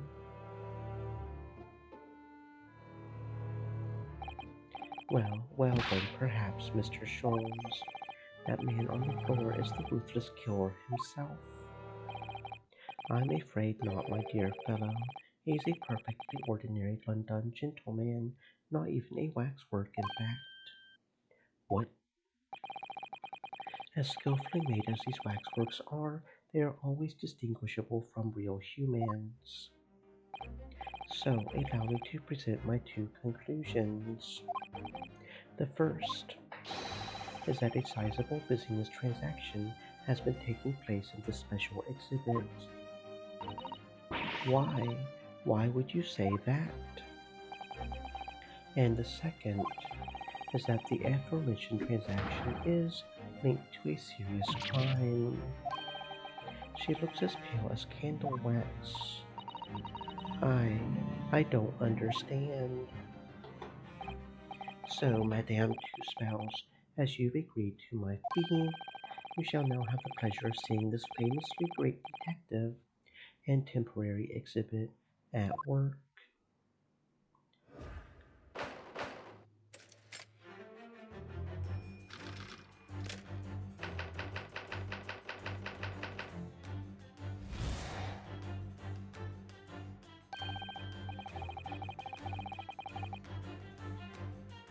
To begin with, we must ask ourselves what is afoot here in this museum. The answer is revealed by the bundle of banknotes protruding so healthily from your bag. In my estimation, some £200.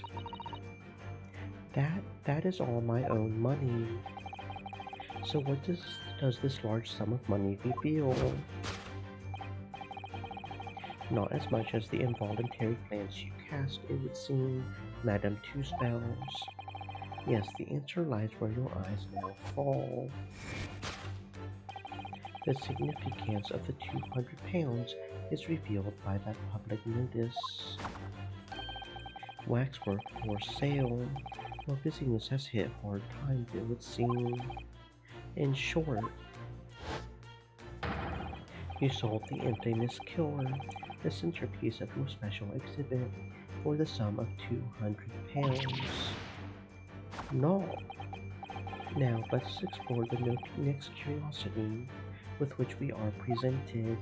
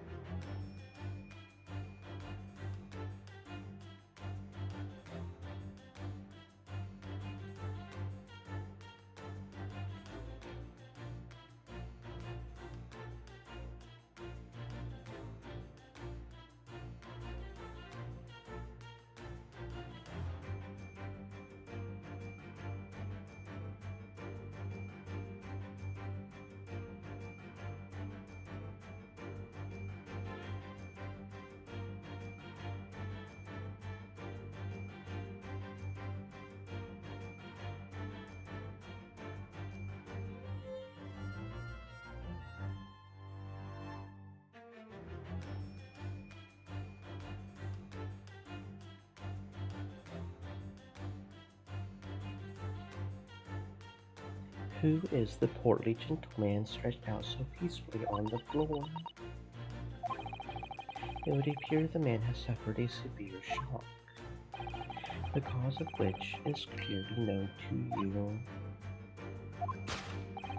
Unfortunately, Madame, keeping secrets does not appear to be your forte. What dealt the man such a shocking blow was, of course, the 200 pounds. It would appear that you twisted this gentleman around your little finger most effectively. What are you suggesting? He rashly agreed to purchase the waxwork for the sum of 200 pounds. Only when he came to hand the money over did it occur to him what an extortionate amount he was paying. But the money was no longer in his hands. And the result, Stream the scene elements. we see before us. Said. He collapsed Stay in moist, my shock. friends, hydrate.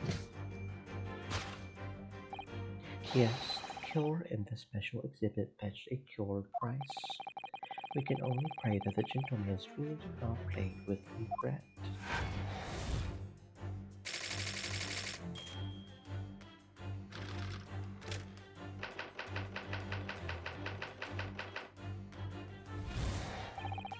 The question that arises then is what has become of the waxwork that changed hands. Let us consider that problem for a moment. You cannot possibly. What immediately strikes me about this conundrum is a young man standing over there. Who is this fellow? To find the answer, we need only observe his neckerchief. Such as is worn by policemen as a secret sign to fellow members of the force that a crime is being perpetrated. Yes, this young man is an undercover policeman currently investigating this I know him well, in fact. It's Sergeant John Clay. What are you talking about? The man's quite a celebrity. He received triple accolades at last year's policing awards. But next we turn our attention to the old man sat before him with a particularly unsightly visage. I've been watching closely and he hasn't moved a muscle, almost in fact as if he were a waxwork. But your reaction only confirms my suspicions, madame. I noticed it at once, of course. Observe. The telltale sign that instantly proves whether or not this old man is a waxwork is the obvious price tag. The threepence, a tragically low price you might say, or perhaps the going rate for aging waxworks riddled with cracks. And yet you sold it to the portly gentleman for an exorbitant 200 pounds. The sort of plucky behavior that's sure to attract the attention of Scotland Yard. Isn't that so, madame? I do not. Yes, the waxwork you sold has already been seized by the police and remains in their custody as we speak. The old man must be reunited with his grave in the special exhibit, not a moment too soon.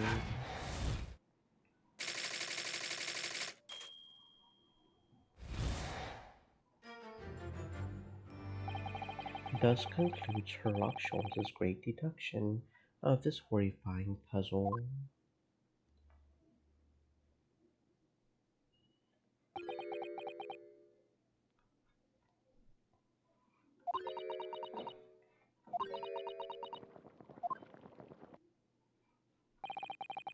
I see I've stunned you all into silence. You have, Hurley, you have. And you've obviously upset this young lady in the process. Her cauldron looks awfully hot.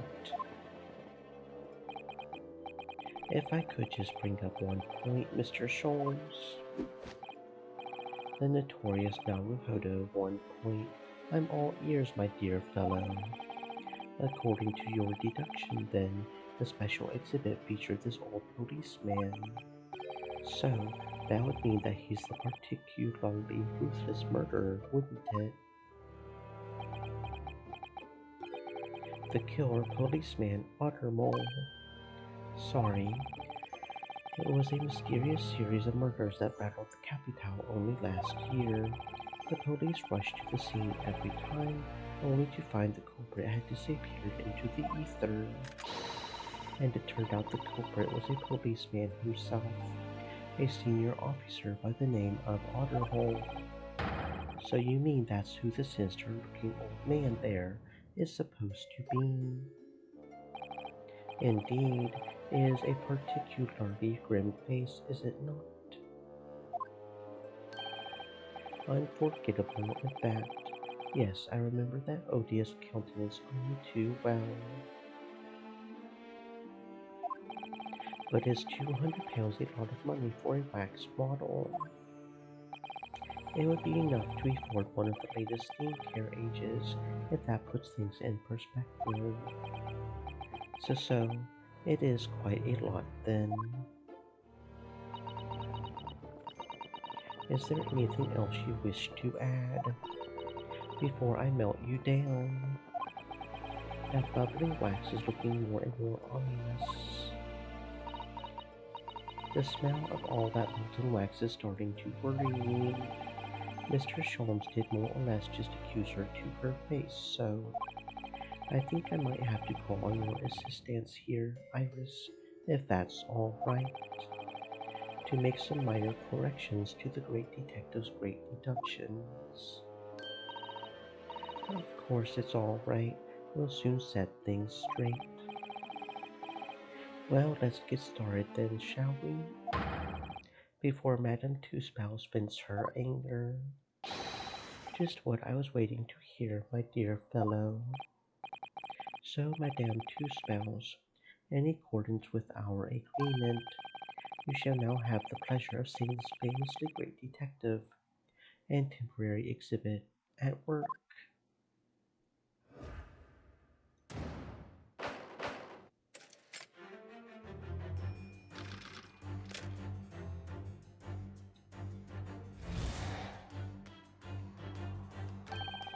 To begin with, we must ask ourselves what is afoot here in this museum. The answer is revealed by the bundle of banknotes protruding so helpfully from your bag. In my estimation, some £200. That is all my own money. So what does this large sum of money reveal? Not as much as the involuntary glance you cast, it would seem, Madame Two-Spouse. Yes, the answer lies where your eyes now fall.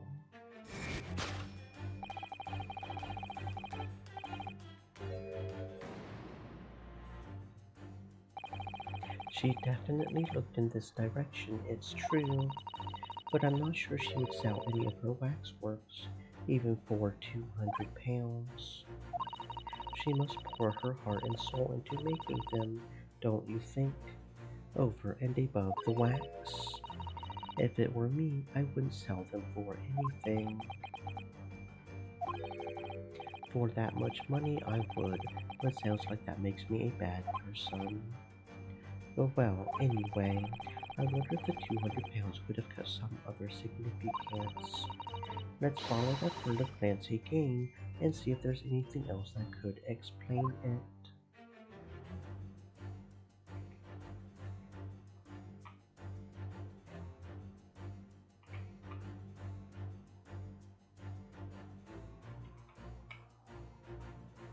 There it goes. What's that note doing pinned on the wall there? Oh yes, let's see. Dear Madame Two-Spouse, we've taken the prisoner from this room. The price for his safe return is £200. Have the money ready by noon on the 23rd of October. What? This is...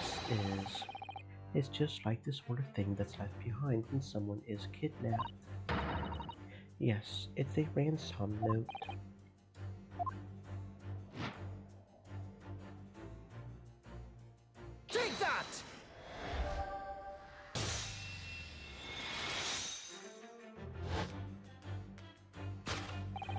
The significance of the 200 pounds is revealed by that ransom note. Quite so, and we must congratulate those criminals on their inventiveness abducting a waxwork. 200 pounds is no small ransom fee, yet you clearly intended to pay it. The model in question has special importance, so I put together all the money I have. In summary then, the 200 pounds you have in your handbag is ransom money. Now let's explore the next curiosity with which we are presented. Who is the portly gentleman stretched out so peacefully on the floor? It would appear the man has suffered a severe shock, the cause of which is clearly known to you. Unfortunately, madame, keeping secrets does not appear to be your forte. What dealt the man such a shocking blow was, of course. So if the waxwork was kidnapped, where does that leave us in terms of who this man is? We could just ask him when he comes round. I think the point of this exercise is to understand the beauty of the deduction process, Iris. Yes, you're right. Hurley's trying so hard, we mustn't let him down. Well, there's little doubt that he suffered a shock. That much seems clear. But in that case, was Madame Two-Spells trying to hide? Let's have a closer look around.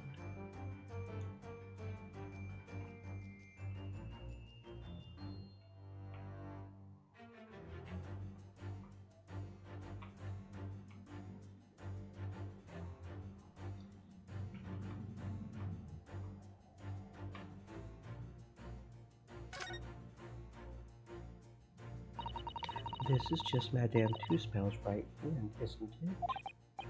Yes, it must be. I can clearly see her left hand after all. Oh, but wait a minute.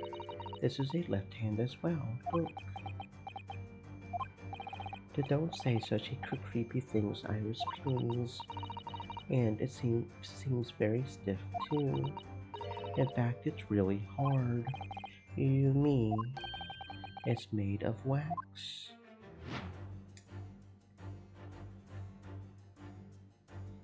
Take that!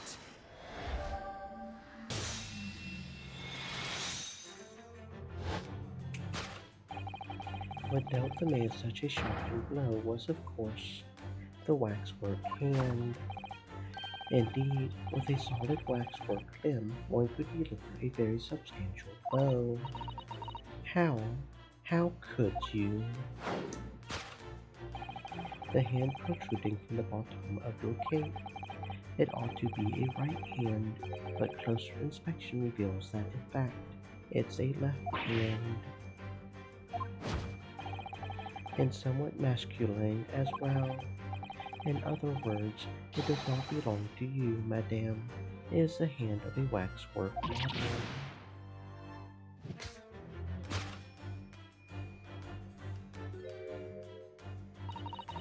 Some of the visitors to my views can be troublesome.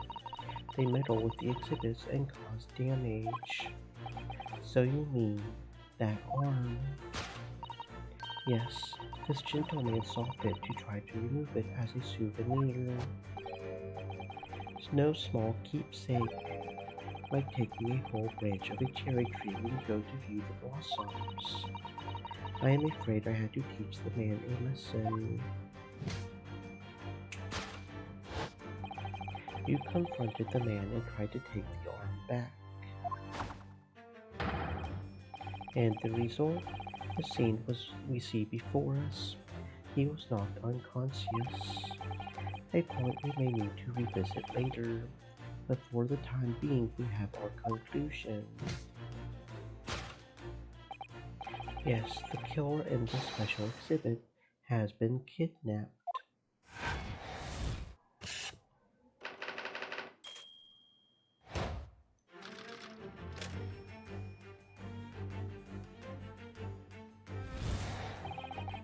question that arises then is what has become of the waxwork that changed hands.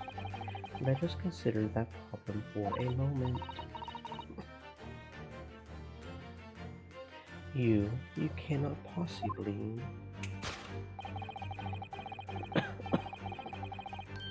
What immediately strikes me about this conundrum is the young man standing over there.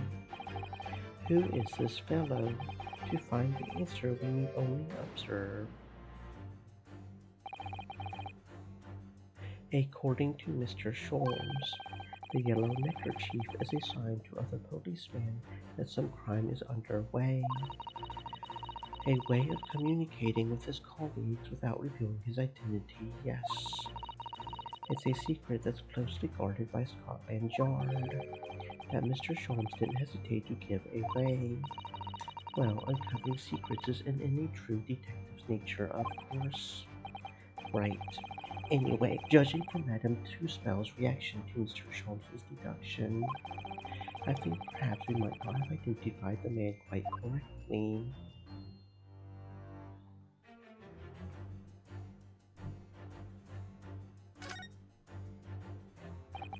What the? The man has a stub sticking out of his shoulder where his arm should be. Well, that settles that then. Right, this isn't a real person at all. His entire arm's been ripped off from the shoulder down. His arm's been. Of course, that ties in with what we just found out. Take that!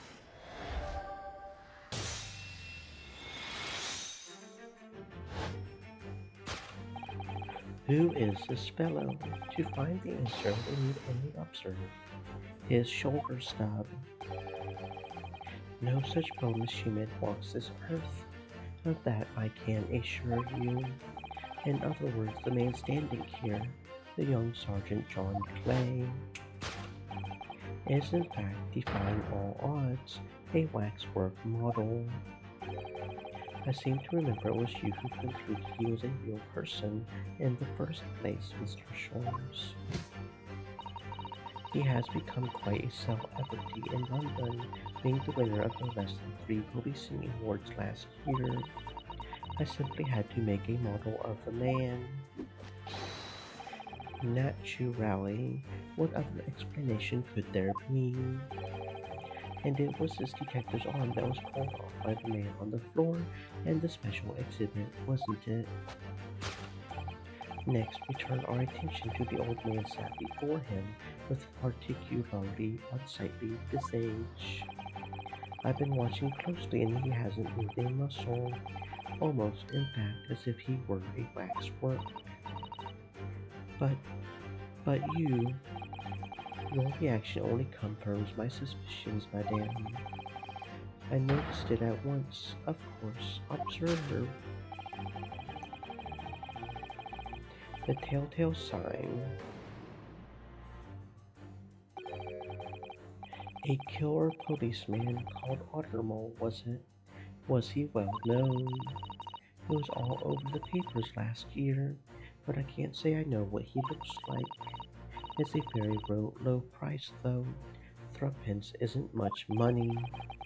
Only enough for a few measly hours of gas in Sir Garnet Temp's delightful lodgings, in fact. So this is a special killer taken from the special exhibit, is it? The waxwork is that somebody stole from the museum and tried to ransom for £200. Is this crusty old killer policeman Ottermole? Really? Perhaps we should have a good look around again and see if another idea crops up.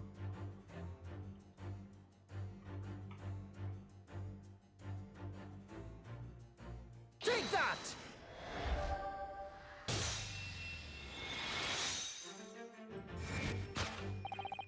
The telltale sign that instantly proves whether or not this old man is a waxwork is the obvious twitch. Even the most realistic waxworks do not exhibit a twitch. In other words, the splendid old man is in fact a genuine member of Scotland Yard. Slight shift in your choice of adjectives then. And there you have it. Well, Madame Two-Spells. Well, what? It was me who contacted the police and demanded that someone come in the first place. He is clearly fatigued. He is sound asleep. But then, what's this tag without showing a price of 3 pence? No doubt the price tag of the muffler, which the old Bobby purchased recently at a local market. And I presume you've observed the scarf tied around his arm.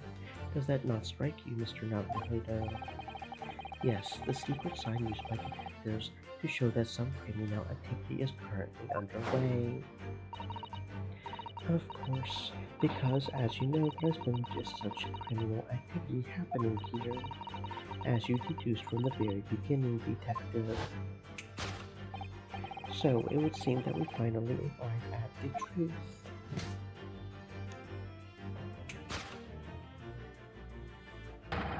The waxwork of the especially ruthless killer from the special exhibit has been kidnapped.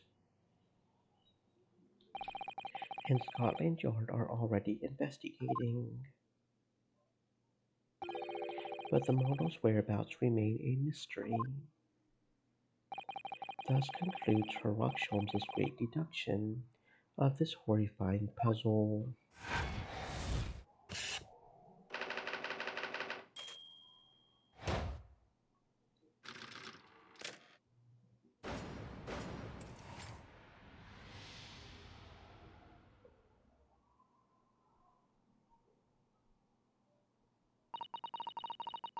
All sorts of people visit my museum here. Men and women, young and old. Sometimes they drop in just for a short time on their way back from the pub. I welcome them all, but if anyone tries to damage my exhibits, I do not take it lightly. Anyway,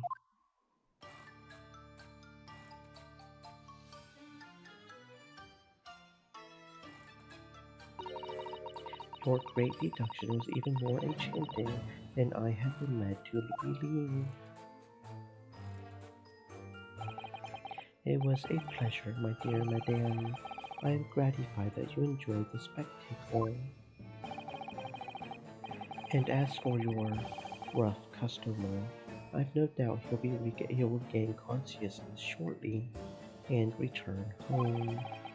What concerns me more is the waxwork from the special display, if it was indeed genuinely abducted.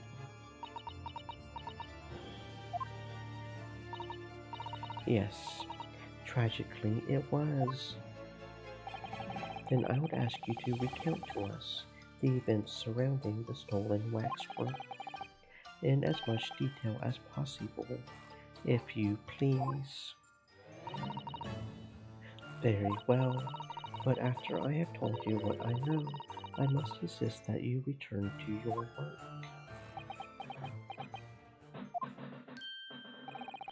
The talents of a great detective could be put to better use, I feel, but as you wish.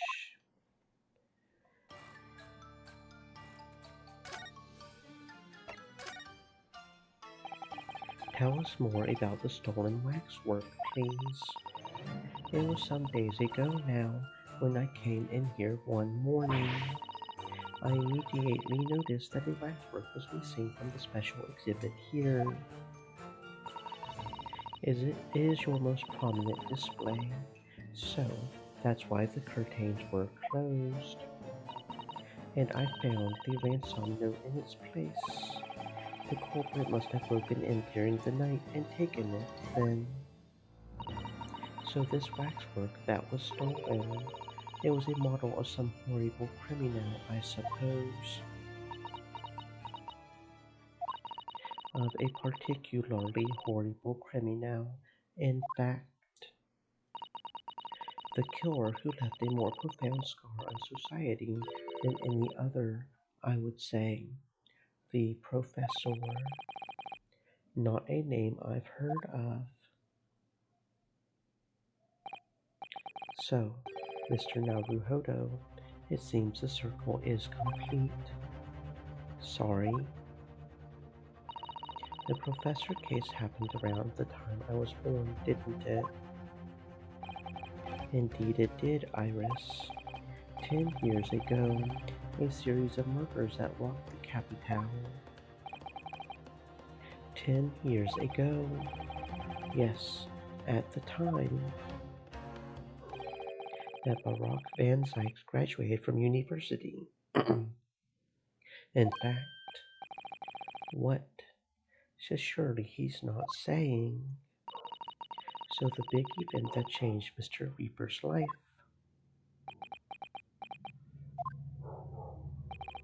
As you surmise, it was the professor case. Who was this professor then?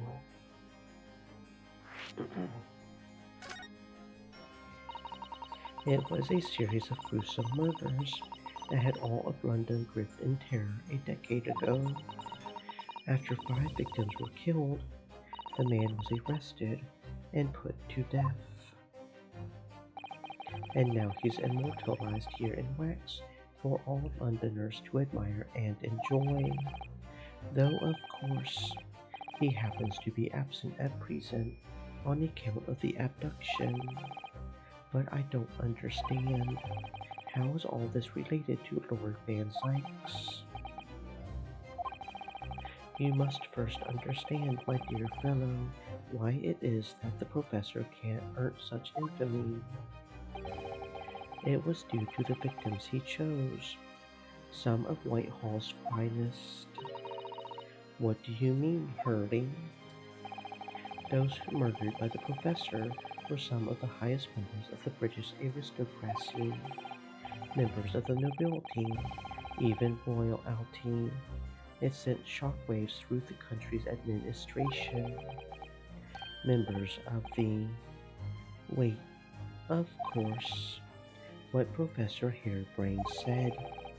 Lord Van Sykes is from a family with noble blood. It was the 5th victim that led to the professor's arrest. The last of the killer's prey was a young noble by the name of Clint Van Sykes. I don't believe it, Van Sykes. I'm sure you can piece together the rest for yourself. In the wake of his older brother's murder, the young Barack pursued a career as a prosecutor, and eventually became the Reaper we know today. I had no idea Lord Van Sykes had such a tragic past. Well, I'm afraid that's all I can say on the matter, for the time being at least. After all, I have work to do. As a waxwork exhibit.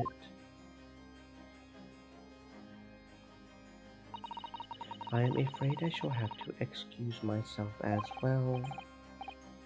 Oh, yes, of course. It's been a pleasure. Thank you.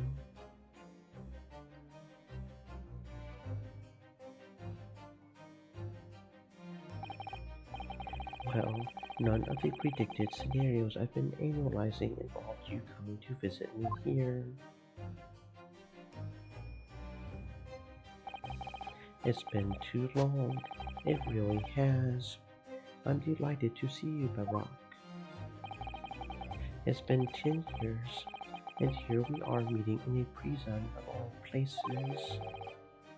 I can't forgive myself for what happened to Mr. Asmund. I just can't. I still can't believe it could happen. Tomorrow, the court will decide. Yes, I have a young Eastern man acting for my defense. He seems reliable enough, though. It was an accident, a terrible accident. He assures me he can prove it. I must warn you. Oh, I know. I've heard already. You're going to be prosecuting, aren't you? Yes. Since I returned to England, I've heard lots of stories. Barack, are you really? What? Never mind. I know that you have my best interest at heart. My friend is on trial. I wouldn't entrust it to anybody else. Of course, I fully understand. Thank you, Barack. Until tomorrow, then, I'll see you in court.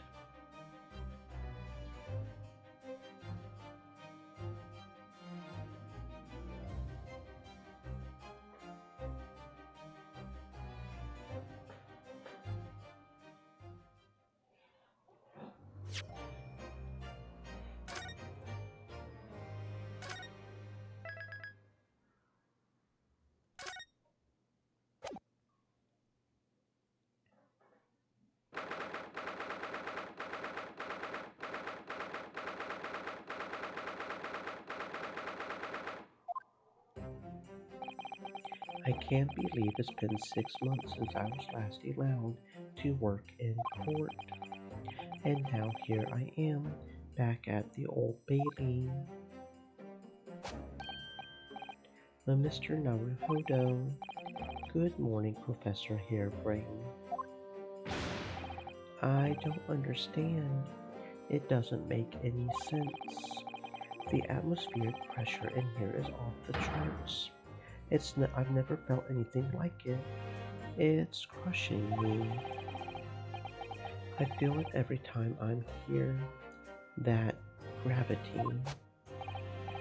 Well, this is Britain's highest court. But are you telling me it's fitted with some kind of device that can actually control air pressure?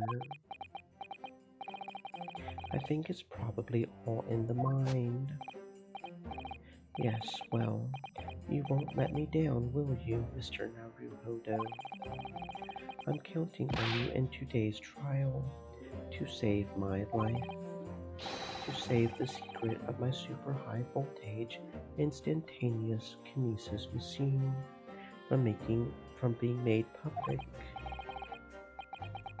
Yes, I understand.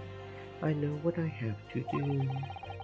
I have to establish that the explosion 2 days ago was nothing more than an unfortunate accident. Well, I'm sure there's nothing to worry about, really. Justice will prevail. My commiserations, Mr. Naruhodo. You appear to have been lumbered with a most tiresome case here. Mr. Sholmes, I didn't expect to see you here. That was very mean, Bruno, leaving me alone at home with Herbie. It took me at least an hour to wake him. Is it? Are you? Sherlock Sholmes? Indeed, sir, I am he, Sherlock Sholmes. I've heard all about your exploits, even while living in Germany. Yes, Rant's magazine is on sale in Germany, too. This month's installment was sublime. Your deduction in The Adventure of Silver Blaze was wonderful. Yes, a memorable case indeed. It concerned a snake, I seem to recall. No, that was the Speckled Band. Well, thank you for coming. I do appreciate your support. I'm sorry to disappoint you, my dear fellow, but I'm afraid I can't stay. I have urgent business at Madame Tusspel's. You mean your waxwork job? No, the waxwork abduction, of course. Madame has engaged my services. So you're trying to get to the bottom of that ransom note, are you? The week's wages depend on it, as does the safe return of the waxwork, naturally. As such, I intend to give it my undivided attention. Well, never mind then, I understand. Of course, with my skills of observation and reasoning, resolving the matter will be as easy as proverbial pie. I shall return forthwith, for until I solve the case, I shall have no money to afford a pie of any description. Then you must absolutely give it your full attention, Herbie. Quite, Iris, quite, but life is riddled with irony, you know? Whenever I give something my full attention, I have a quite insatiable desire for pie.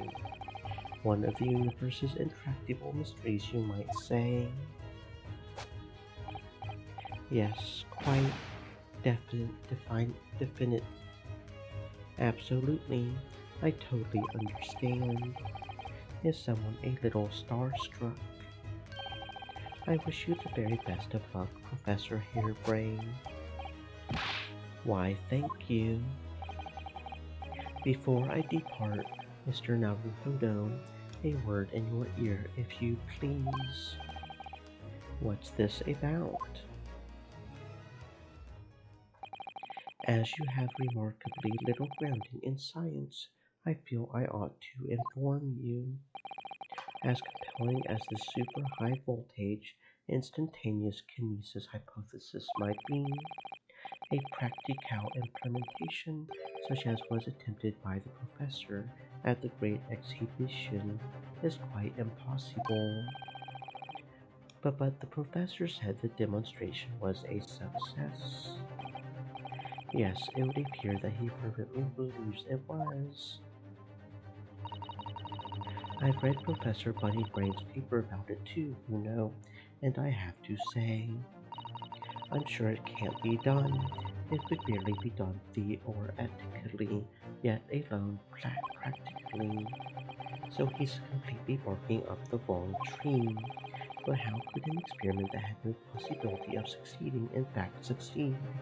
That's contradictory. And it's that contradiction that will be at the heart of the trial, I've no doubt. What's that supposed to mean? Now I must hurry along. I wish you the best of luck, my dear fellow. See you later, Herbie.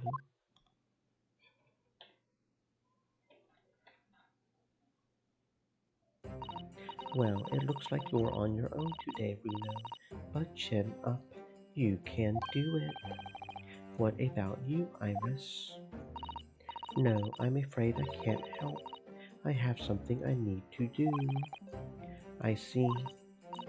It's going to be a big surprise for you when you find out what it is.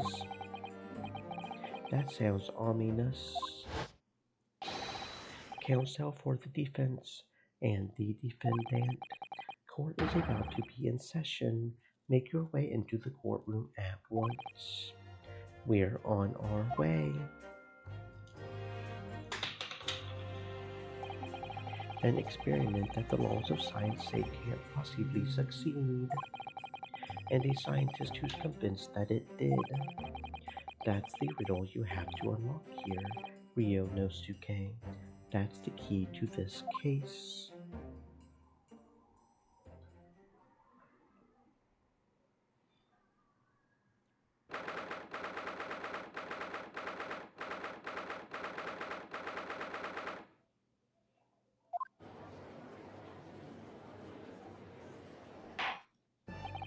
In the name of Her Majesty the Queen, I hereby declare this court to be in session.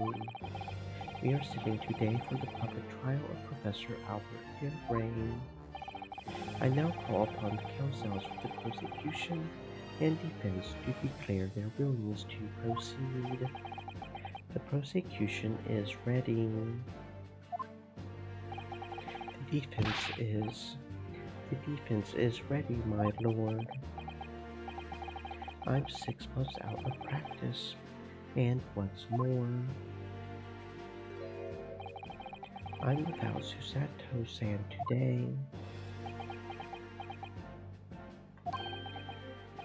Is it just my imagination, or does the air in here feel even more oppressive than usual? So, I must say I recollect the victim of this case all too well, Mr. Odai Asman. Mr. Asman was well known as a financier, though that was merely a front for his diverse criminal activities. It was only a month ago that the man appeared in court, prosecuted by you, Lord Van Sykes.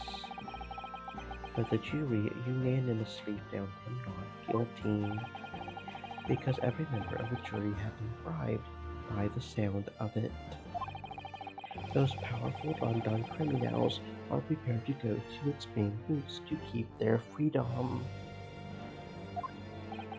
But 2 days ago, on the 21st of October, Mr. Asman met his end. The work of the Reaper wasn't.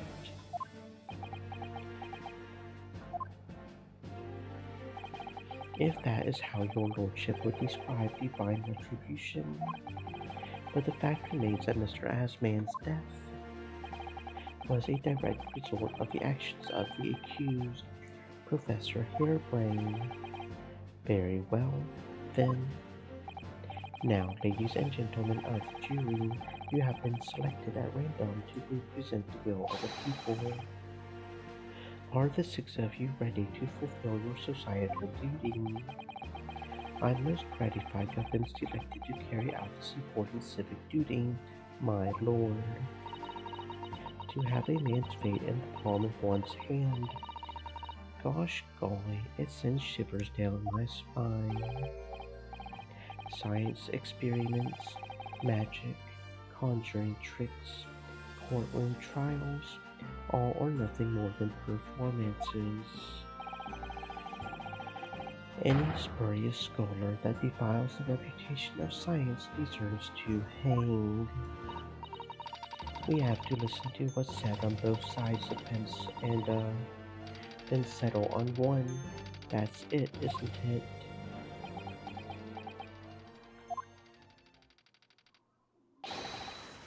Wasn't like this in my day. Wasn't like this at all. That's...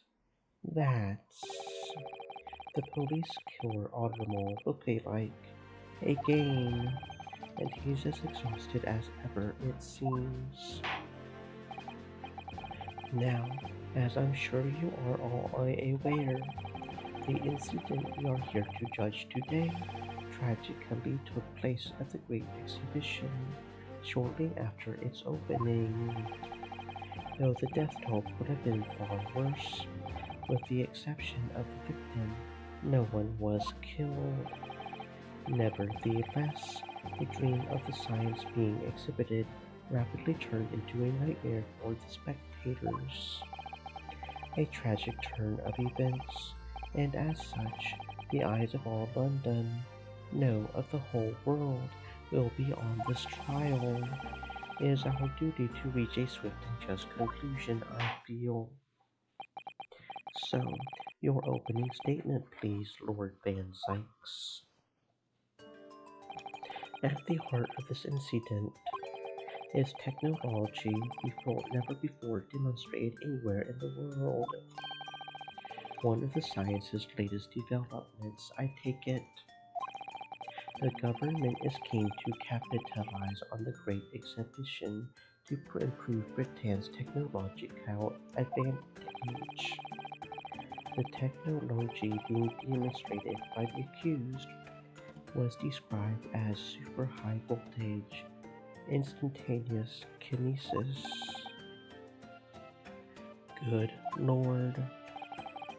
It's designed to disassemble human subjects using extremely high voltage electricity and beam them instantly to another location where they are subsequently reassembled.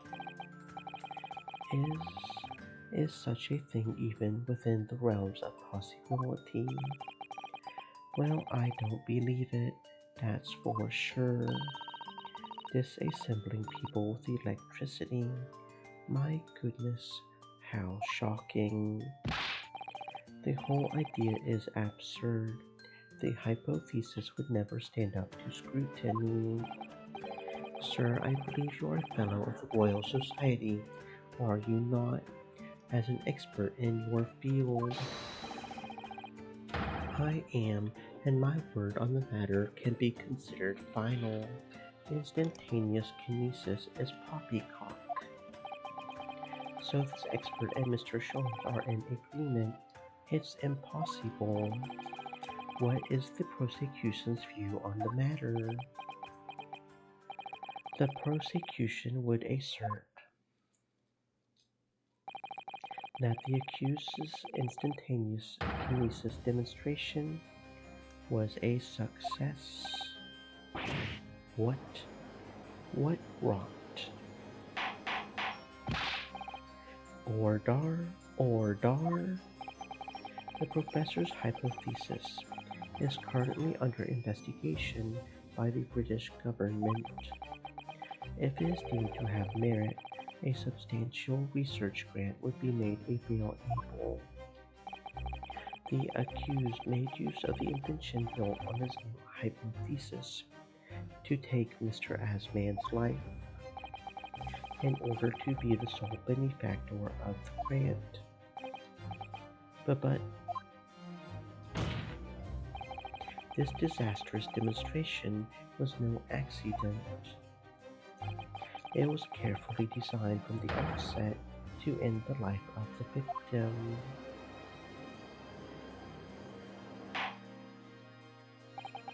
Thank you, Lord Lansykes.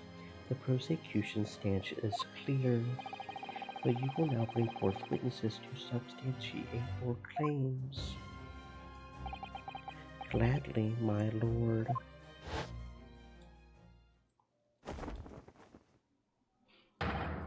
Bailiff, show the first witness to the stand.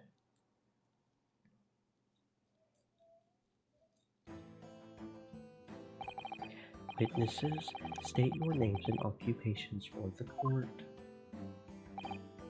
Yes, sir.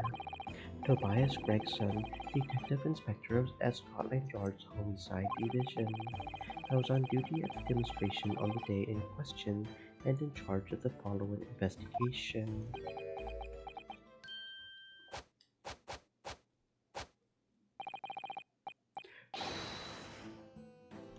Albert Harebrain, scientist. You were born in England, but have been carrying out research in Germany in recent years, correct? Yes, that's right. After graduating from university here in Britain, I went to work in Germany and made an amazing discovery, which is what brought me back. I had to demonstrate my incredible hypothesis at the Great Exhibition. What you demonstrated was incredible, all right, an incredible explosion. But the science was a success. The instantaneous kinesis worked. Everyone saw it. They must have done. Yes, there was the terrible accident, but the demonstration of my hypothesis was a success. Well, that much is undeniable, as shown in this photograph taken by the forensic investigation team. This was taken inside the Crystal Tower, I take it. The centerpiece of the exhibition, no less. That's right, my lord. Seems the victim ran straight into it. I see. Very well. Submit the photograph as evidence. As the courts heard, the victim of the incident was Mr. Odai Asman.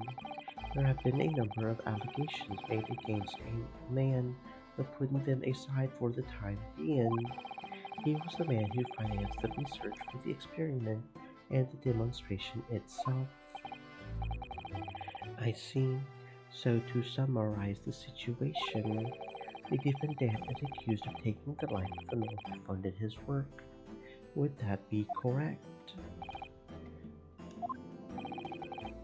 But it couldn't be that the explosion was caused by some malfunction in the apparatus used before the demonstration. That's right, that must be it. My splendid machine, my poor splendid machine. You saw it yesterday, didn't you? We can't even examine the wreckage thanks to the Special Dispensation for Scientific Equipment Act. The wreckage. But that being the case, how can the facts be established? How can it be possibly be determined whether this was an accident or a deliberate and malicious act? Extremely simply, my lord.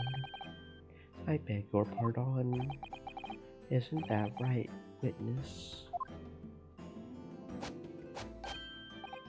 What? Sorry, me? No, your neighbor. Yes, sir, it was murder, plain and simple. Anyone could state that with complete certainty. What?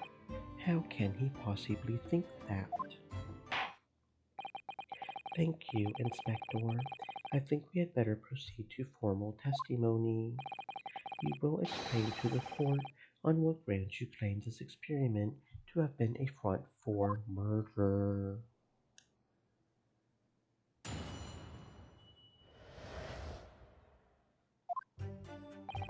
The corpse that went crashing through the crystal tower had a broken neck.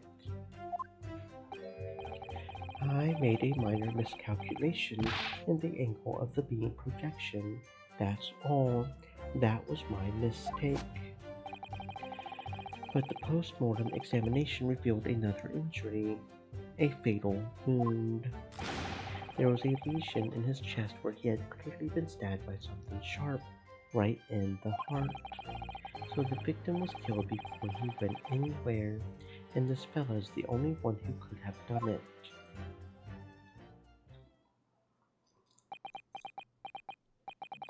An extraordinary busyness.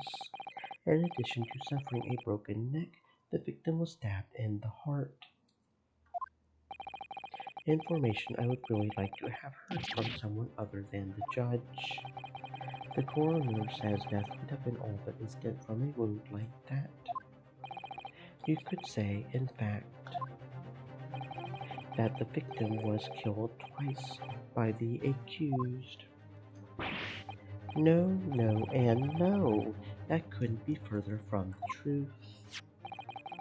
I have here the experiment plan document that was submitted to the security team.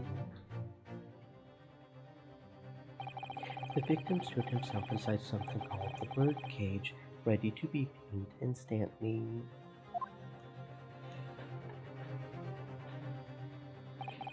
To the second level of the crystal tower, about 25 yards away.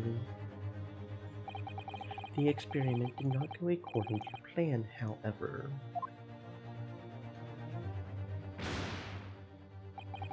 As the machine was put into operation, there was a large explosion.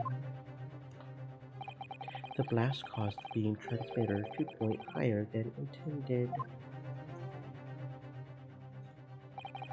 Accordingly, the kinesis resulted in the birdcage materializing in mid-air, from where it subsequently fell, crashing through the glass of the crystal tower's large round window. My word, one assumes the victim's neck was broken upon impact with the tower then. I'm so sorry. I didn't mean for this to happen. The machine was just too powerful.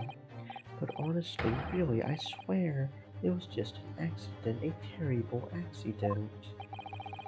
Unfortunately, that excuse can't save you. No, not considering the sharp murder weapon that pierced the victim's heart. The murder weapon? What are you saying?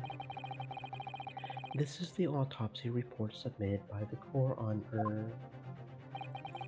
The prosecution would like it entered into the court record. Your request is granted, counsel.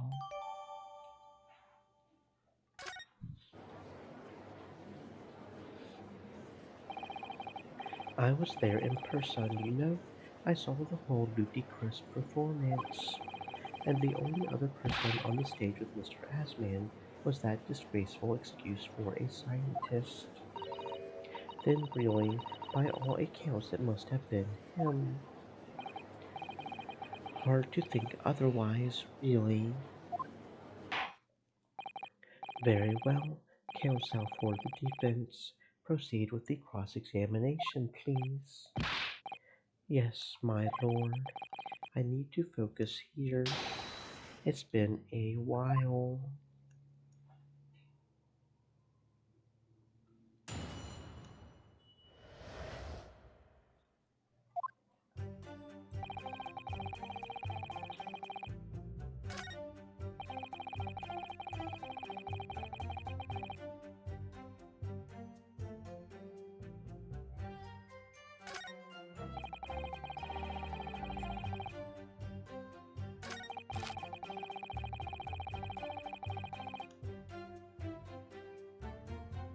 Hold it!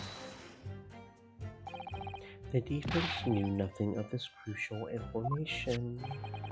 The prosecution received this report from the forensic investigation team only this morning. That was the first we knew of it as well. I can only apologize for the impossibility of informing the defense. Sarcastic and insincere. Thanks. So, what was the nature of this sharp object? Among the accused's tools that were in use at the demonstration, one is of particular interest. This. Yes, that would appear to be some kind of screwdriver. There he is. My trusty little companion, Andrew. Andrew, of course.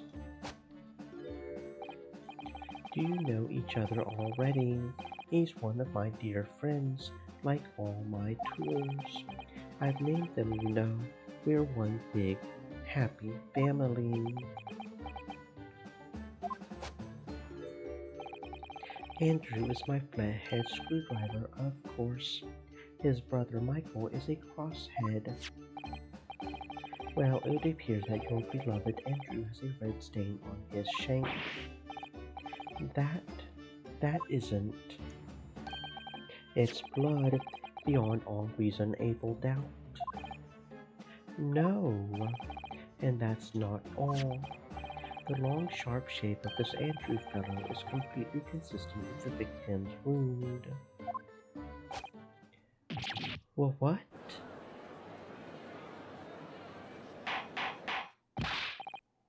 Order, order. The court will enter this friend of the defendant as evidence.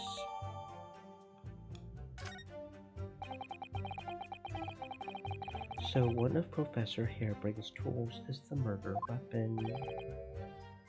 Great.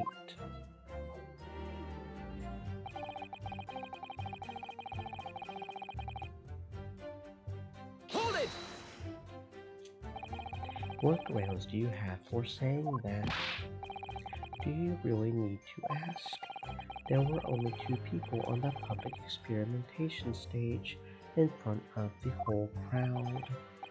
The victim, Mr. Odai Asman, and the accused, Professor Harebrain. And we know for certain that before the experiment, the victim was alive. That's right, I saw him with my own eyes. Furthermore, following the explosion and the kinesis, nobody went anywhere near the body. Great Scott! In other words, only someone else on stage with the victim could possibly have done it. Excuse me! Professor Hairbrain, do you have some information that may be relevant here? Professor.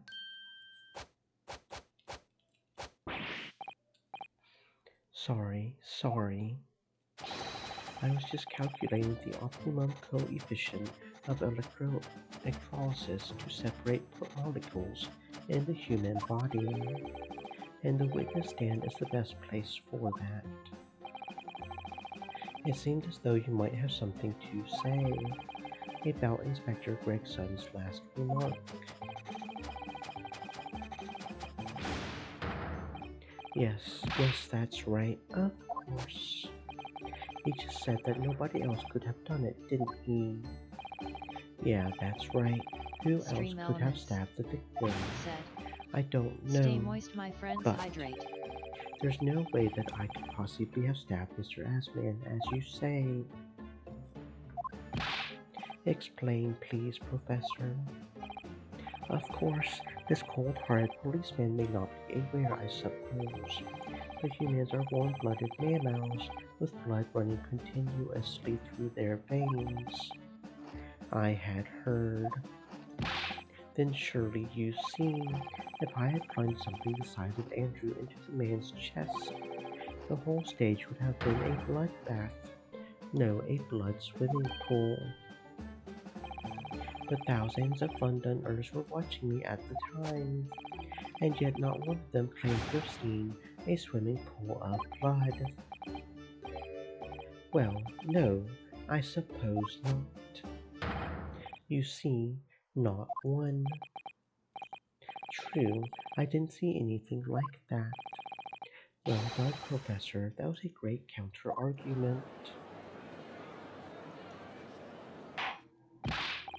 Order, order.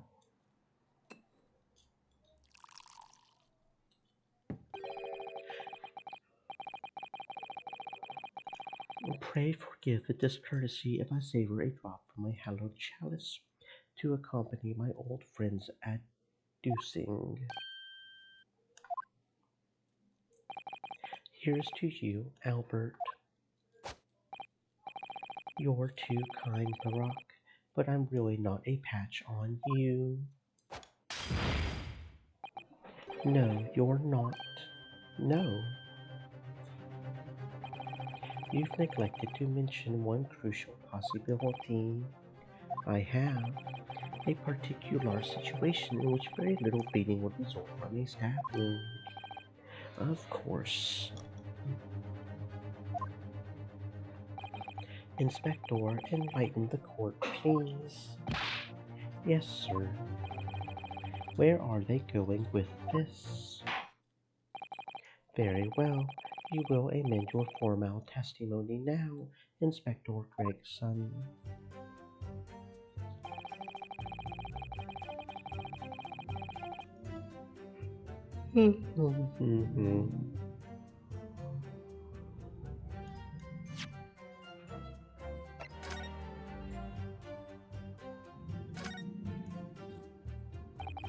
I've seen this unusually shaped handle before.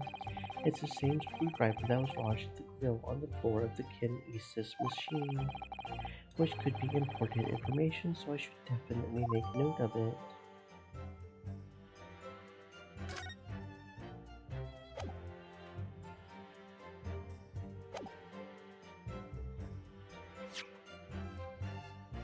Objection! You say that while the weapon remains in the body, there's very little bleeding. Is that unequivocal? Look, there was no blood on the experimentation stage, even though that's where the fellow was stabbed. The only explanation for that is that the screwdriver was still in his body, stopping any heavy bleeding. It's common medical knowledge, my learned friend, even on your side of the world. Yes, but about this screwdriver. The thing is, we we saw it at the scene ourselves on the experimentation stage. What? It was on the floor by the wreckage of the machine, poking through a metal grill. I went to pick it up, but the detective here stopped me. Isn't that right, Inspector Gregson? Well, now you come to mention it, yes. Inspector, are we to understand that you permitted the defense counsel to investigate? That you contrived the special disposition for contravened? No, not at all. I wouldn't do that. I just let him look. Nothing more. I was very clear he wasn't to touch a thing. Yes, that's true. The screwdriver was in plain sight on the stage. But it shouldn't have been, should it? Well, what are you getting at? If this tool had still been in the victim's body when the victim was beamed away by the machine, then it shouldn't have been still on the stage. That's right, it should have been beamed across to the Crystal Tower along with Mr. Asman, and been found still lodged in the victim's chest.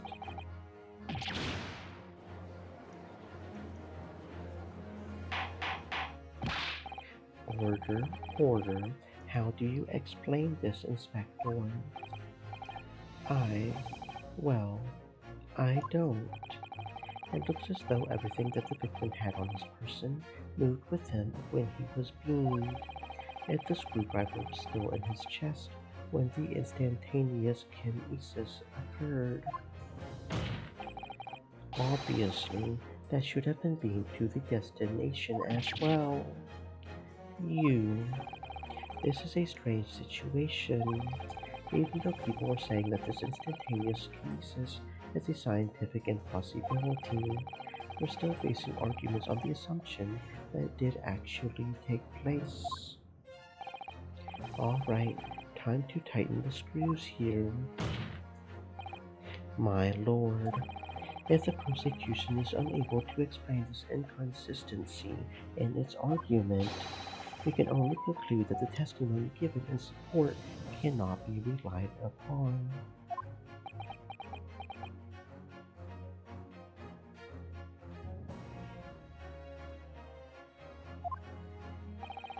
Lord Van Sykes is stumped. Hold it!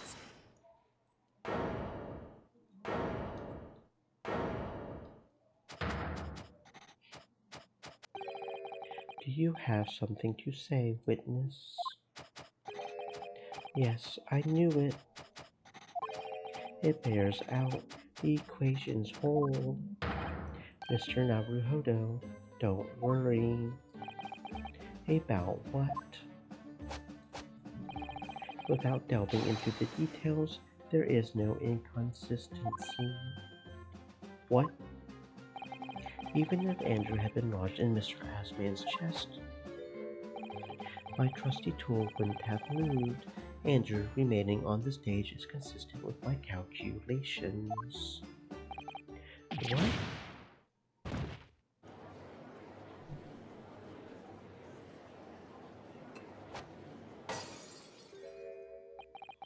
It would seem your illusions have been shattered.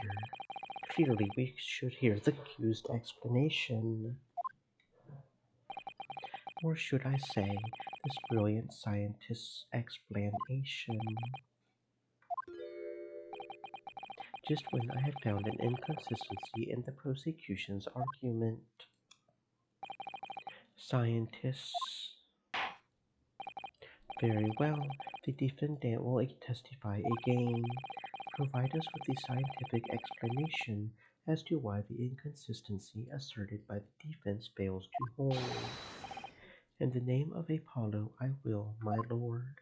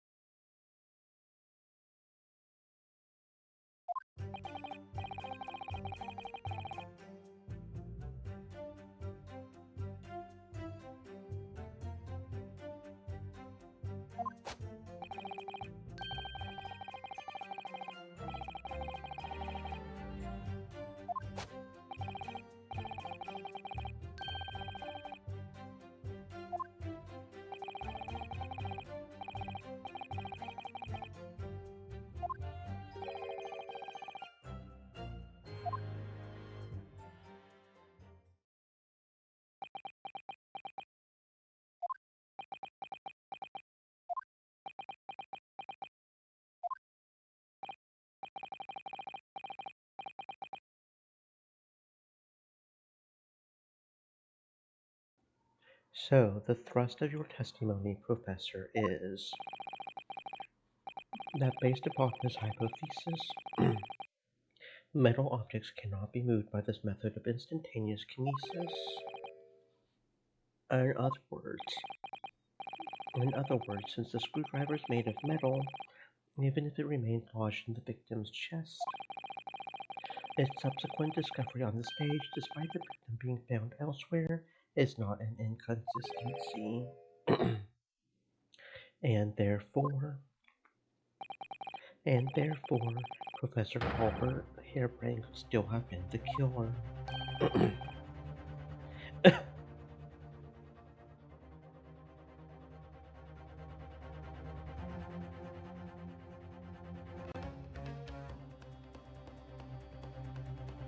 My great hypothesis holds, you see.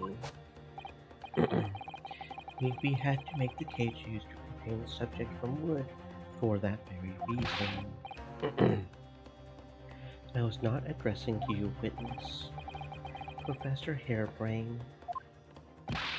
Yes. Whose side are you on here? I don't take sides, Mr. Naruhodo. No, no, no. My only interest lies in upholding my hypothesis. I'm a scientist after all. Is he working for us or against us? It's very hard to tell. Let's see how you cross-examine this testimony, my Nipponese friend.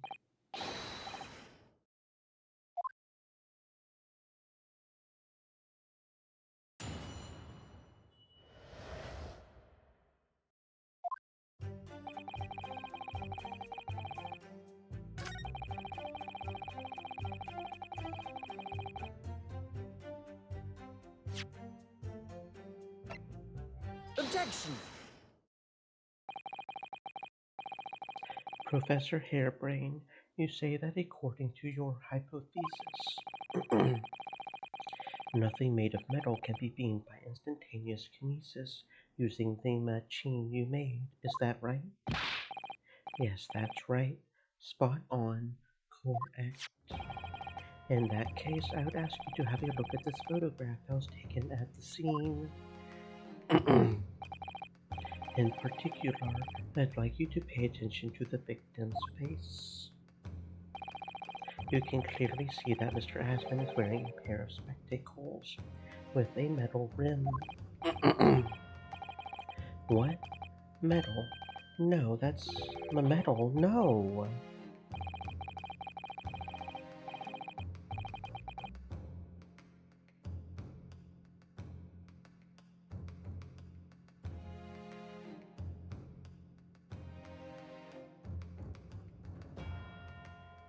We've already established that the proposed murder weapon, the screwdriver, was found on the stage.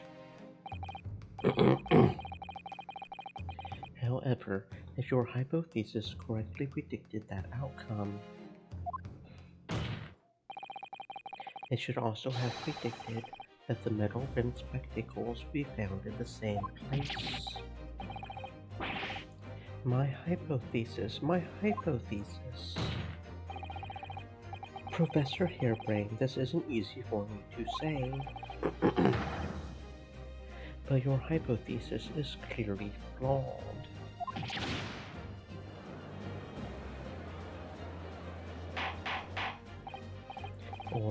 Order. Counsel, what is the implication of this? If, on the day in question, the alleged instantaneous kinesis never actually took place, then it's entirely possible that the victim was killed somewhere other than on the stage. And in that case, someone other than the defendant could have been the culprit. But my hypothesis is sound. I proved it on that day. The experiment was a success. The experiment was proof of all my work.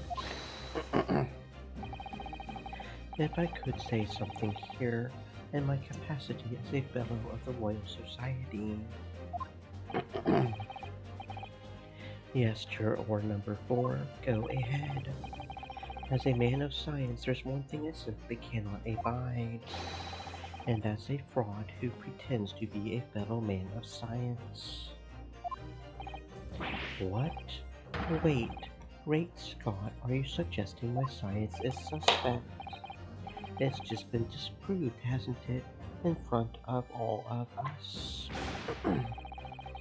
In other words, the whole demonstration was a complete nonsense from start to finish. Believe me, my fellow jurors, when I tell you that this man is a heel, a bounder, and a fraud. I say the wreckage of that machine should be stripped down and thoroughly examined. No, never. That machine is the essence of my entire hypothesis. It's protected by the Special Dispensation for Scientific Equipment Act.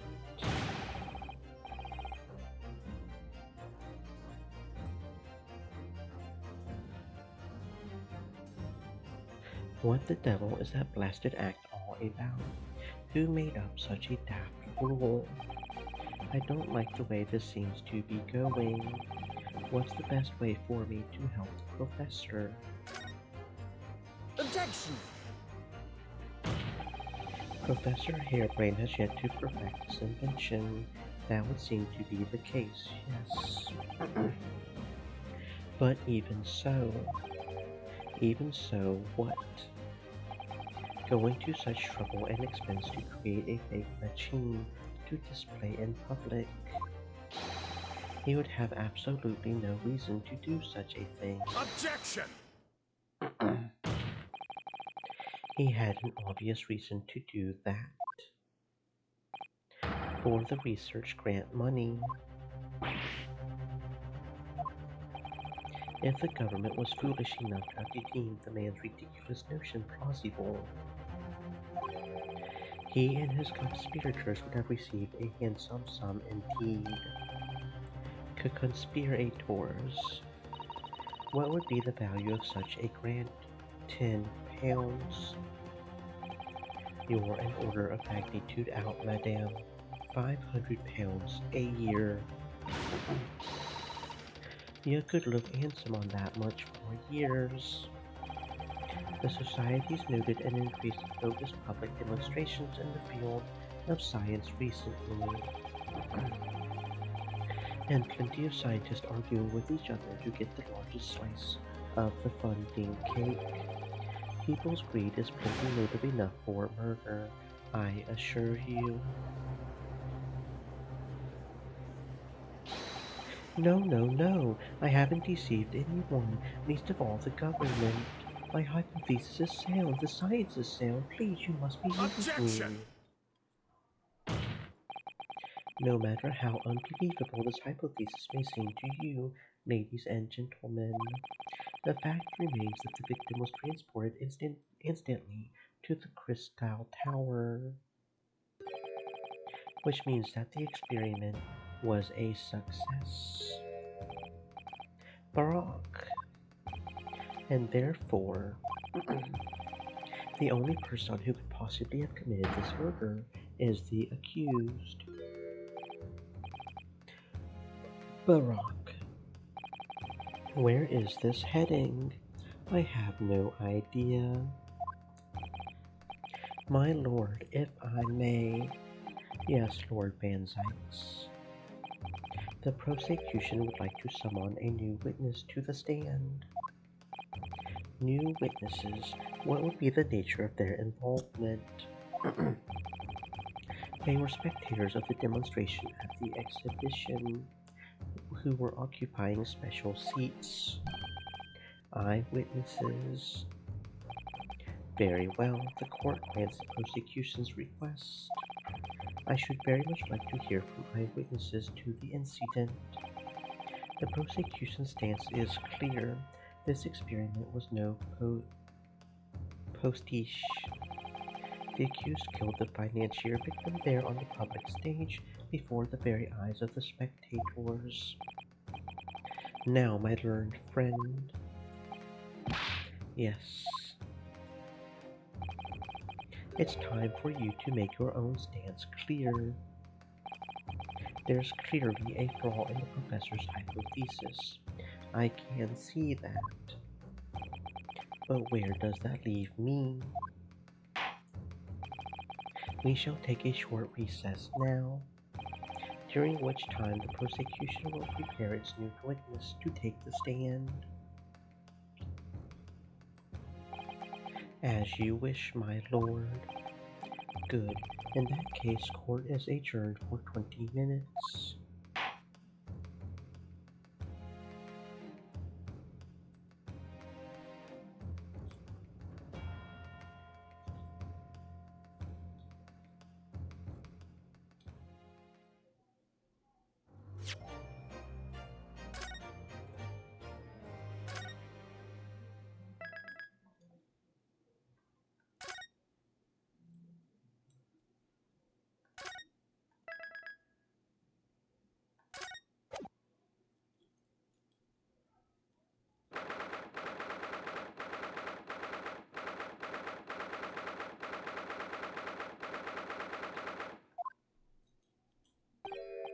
But Mr. Naruhodo,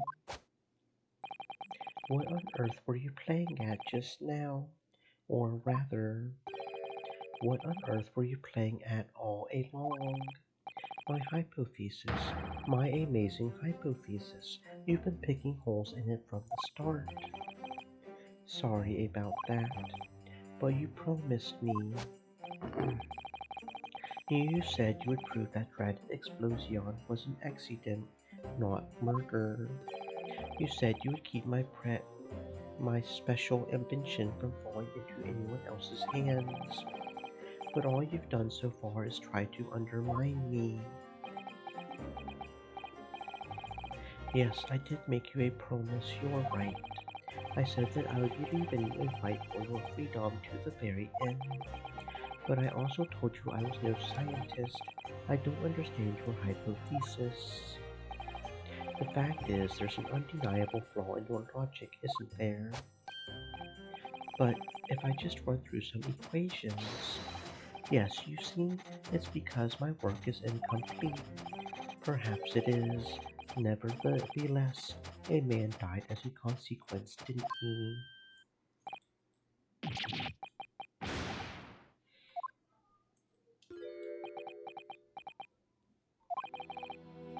You're right. You're so right. It's all my fault. And I have no right to blame you for my failures. I'm a disaster, not just as a scientist, but as a human being. Well, that might be a little over the top. And while we're on the subject, well, what about Bayrock? He's being awful, claiming his old university friend to be a murderer, you mean? He's a disaster, not just as a prosecutor, but as a human being. Oh, but no, wait, he's the Reaper, isn't he? Perhaps he's not classified as Homo sapiens anymore. Glad that's cleared up. Can I double check something with you? Yes, what? The machine and demonstration you prepared, they were based entirely on your hypothesis, I presume. There was no trickery involved.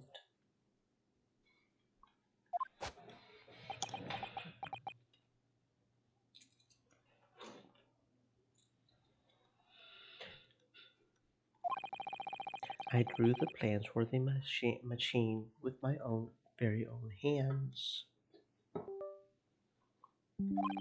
Every line was painstakingly drawn with the firm belief that science is the only future. So yes, it's true that my hypothesis hasn't reached maturity yet. But please, Mr. Naruhodo, you must believe in it. All right, Professor, I understand. Counsel, defendant. The prosecution's witnesses are ready to take the stand. Court is about to be in session again. Make your way to the courtroom, please. It all hinges on that demonstration. If the professor's hypothesis is sound as he claims, it leaves him as the only person who could possibly have killed the victim. But on the other hand, Mr. Sholmes was adamant. A practical implementation such as was attempted by the professor at the Great Exhibition is quite impossible.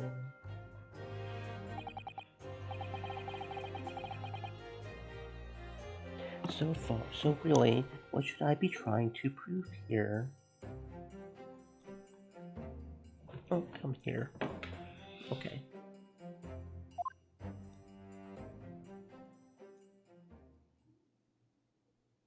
Hmm.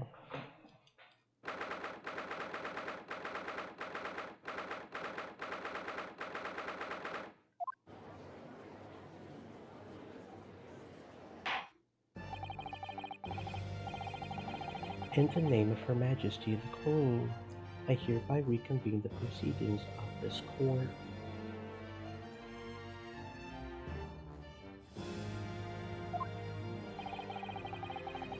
Counsels for the defense and prosecution, are you ready for the new witness to testify?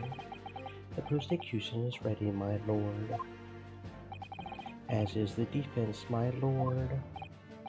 So, Lord Van Sykes, I believe these next witnesses saw the demonstration on the day in question with their own eyes. Indeed, they did. And as luck would have it, one of them is a police detective, so the testimony we are about to hear can be considered highly reliable. Perfect, a detective of all people. The prosecution's stance remains unchanged. Though it ended in tragedy, the demonstration on the day in question was scientifically sound, and consequently, the sole person with the opportunity to have committed this act of murder is the only other individual to have been present on the stage at the time, the accused. Thank you, counsel. The prosecution's position is clear. So bring forth your witnesses now. Bailiff, show the witnesses in. The witnesses whose proximity to the incident on the day in question will clarify the truth unequivocally.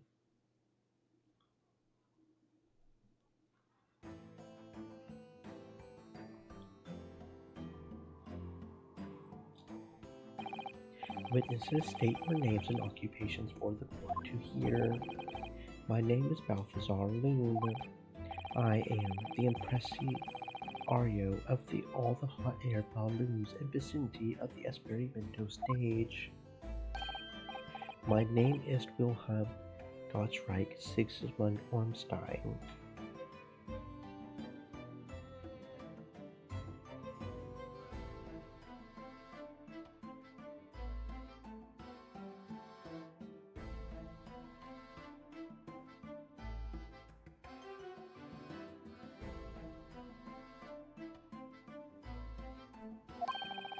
I have come to the great exhibition from all the way from my home in Bohemia.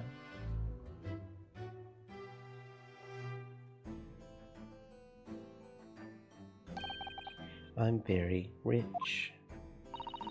Inspector China Trade, Scotland Yard. I'm a great detective. Even Sherlock Holmes agrees.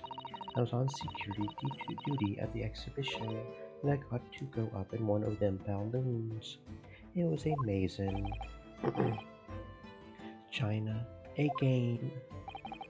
But she did mention that she had seen the disaster from up in the balloon, actually, didn't she? And she clearly loved every minute of it.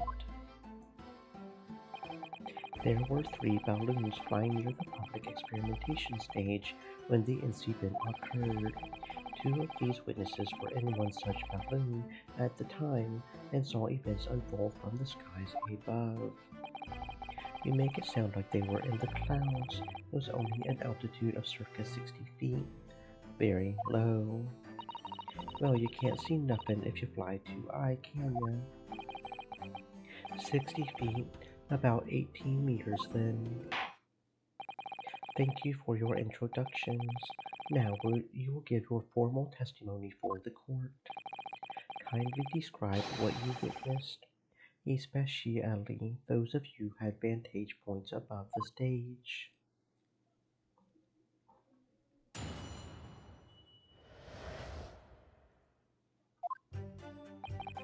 It was an incidente terribile, terrible, terrible. I am only grateful that my balloons were not damaged. There's this huge bang from the stage, and then the next second, another bang in the sky beside us. And from amid the smoke, a cage appeared out of nowhere. The cage, it fell from the sky like a stone and crashed into the crystal tower. I didn't get a good look inside the cage, but no one went near it after it crashed into the tower. A most extraordinary collective account, I must say. Could I just clarify something? There is a detail in the witness's testimony that I've not heard a mention of now. Specifically, that there were two explosions. More precisely, two explosions in two separate places, yes. When the demonstration began, the balloon carrying the two witnesses was around here. There were other balloons in the air nearby at the time, carrying other passengers as well, to be clear. Then, as power was supplied to the machine from the demonstration, the first explosion occurred. The so-called birdcage that contained the victim disappeared from the stage, and a moment later, the second explosion occurred directly adjacent to the balloon carrying the witnesses. The birdcage appeared at the site of the explosion, subsequently to plummet down into the crystal tower. I was very surprised. Suddenly a cage appeared before my eyes with a person inside. The blast was so hot, but I didn't want to miss a thing, so I kept my eyes wide.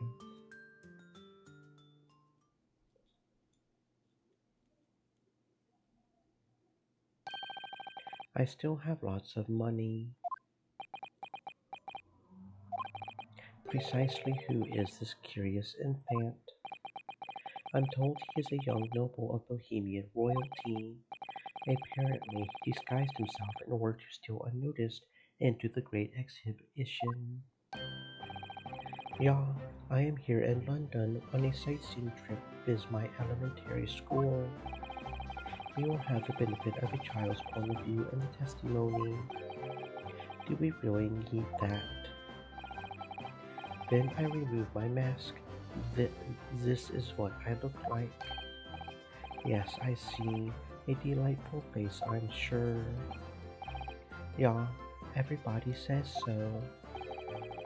Great disguise, then. The point is, the testimony of these witnesses further substantiates the facts for the court, namely that despite ending in an explosion, instantaneous kinesis was successfully demonstrated, and furthermore, that until the arrival of the police, no one approached the crystal tower where the victim fell. Therefore, only the accused, who was with Mr. Asman on the stage, could possibly have committed the murder. Yes, thank you, counsel. The prosecution's views on the matter are quite clear. So, the defense's cross-examination now, please. Yes, my lord.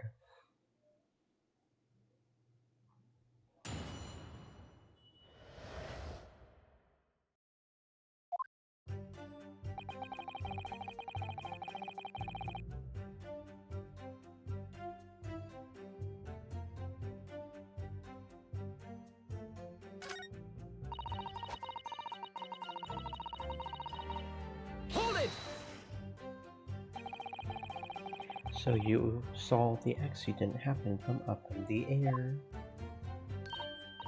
Yep, isn't it amazing what a detective gets to do, eh? I'm telling you, Otto, being a lawyer is a monk's game. You should join the force and we can go flying together. You know me so well. Yes, well, anyway, could you tell us what you saw, do you think? Everything. We saw everything because we were all up above it all. That dodgy cove climbing into that cage, and that dodgy professor pulling all them levers. And that's when it happened. That's when there was that massive bang and the cage disappeared. Just like that. You are describing the moment the subject's body was decomposed by the electricity, I believe. I didn't know what to make of it, but then there was another bang right in me ear. I looked round and there was a huge great fireball right next to us in the sky, and there was nothing there before. Excuse me! Master Gotts, does your memory of the day differ? My teacher at elementary school said that when you meet someone for the first time, you should always use their full name. Yes, what was it again? Wilhelm Gottschalk Sigismund Ormstein. Just the four names then. The point is, do you have something to say? Something to add in response to Detective China Lestrade's last remark, perhaps? Oi, get it right, Otto. It's Inspector Lestrade. Why does everyone have a problem with how I address them at the moment? That is not what I saw. Yeah, there was a second explosion and it was right beside our balloon. That is true. But I'm sure, which is what I said in it. 1 minute there was nothing there, the next a massive explosion. My teacher at elementary school said that since someone else is speaking, if you are rude enough to interrupt, you will have the most awful life imaginable. Are all Bohemians brought up to be so full of joy?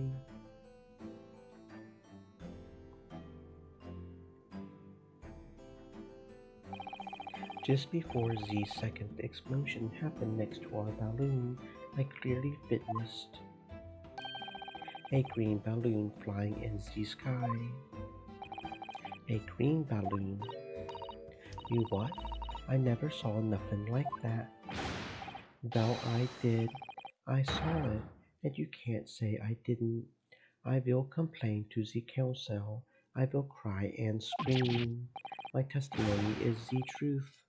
I am Bohemian Prince. You cannot say it's a lie. That is not a bloud. Playing the bleeding royalty card, are ya? Typical, says the orphan who likes to remind people she works for Her Majesty's Police. In that case, young man, I must ask you to amend your formal testimony. In the interest of cordial national relations between Great Britain and Bohemia.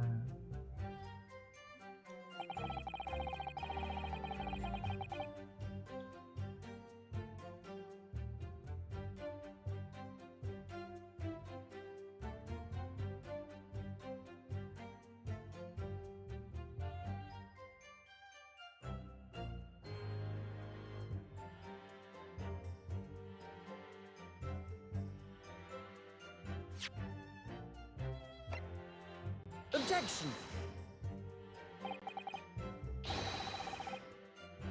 The defense would have to object to that last statement, my lord. And I would have to overrule your objection, counsel. The defense would have to accept the penalty given.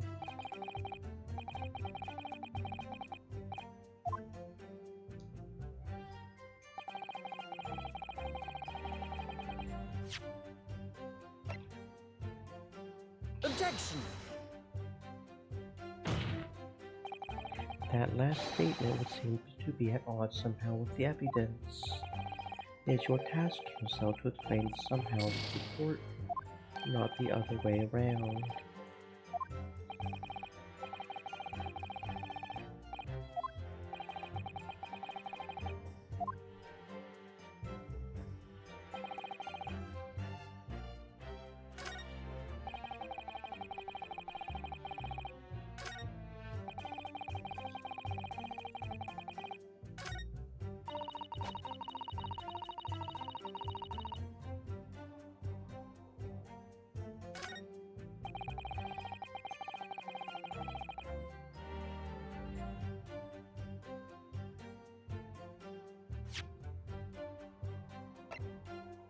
Objection!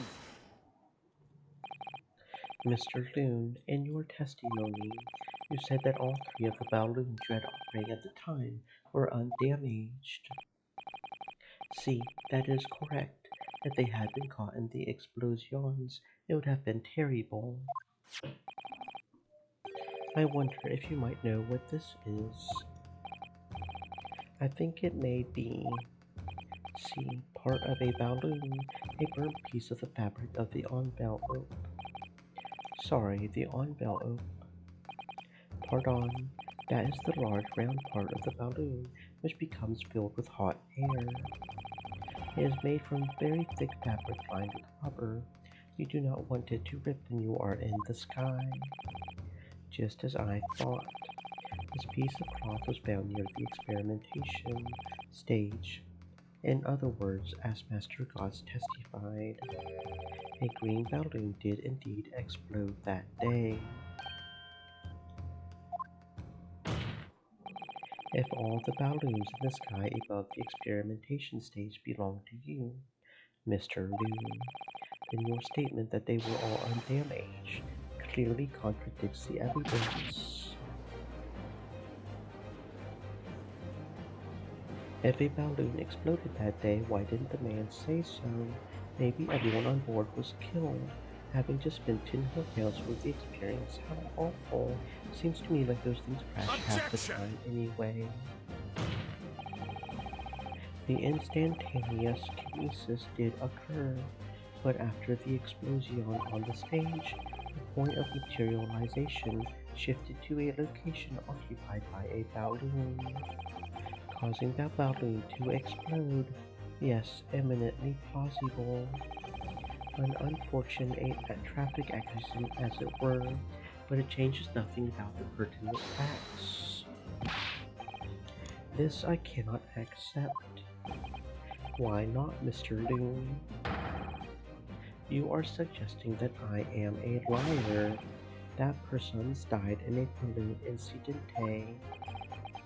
There's no need to get fired up, Mr. Loon. The victim was the sole fatality that day. That's right, and I prove it. Balthazar Loon is not a liar.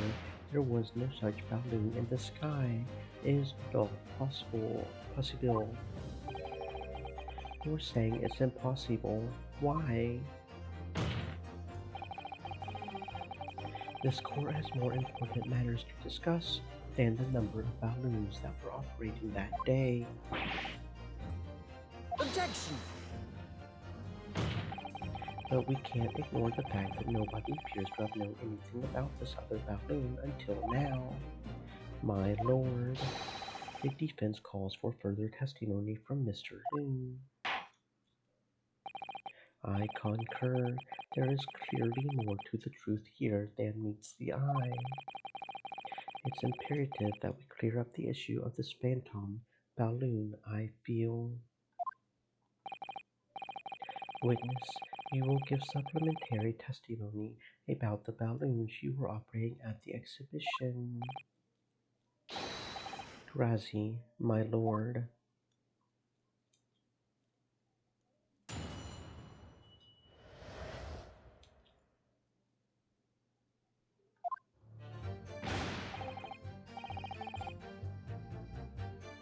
As I said, Balthazar Loon is no liar. Every balloon I had in the sky landed safely. All three of my balloons were carrying passengers. if they fell to the ground in an explosion. What a catastrophe. But you can't get away from the fact that a burnt up bit of cloth was found at the scene, can ya? The coppers at the yard reckoned it was probably some debris thrown from the explosion on the stage. This stupido ragazzo is mistaken. My balloons have the red and blue zigzag stripes anyway.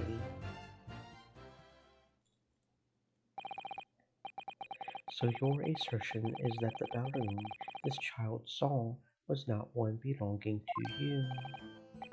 Si, exactamente.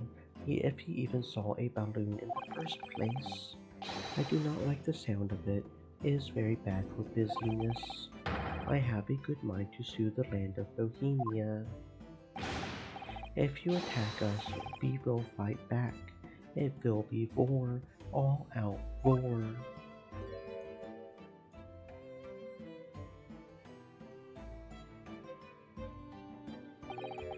What happened Stream to all elements. out war? Said.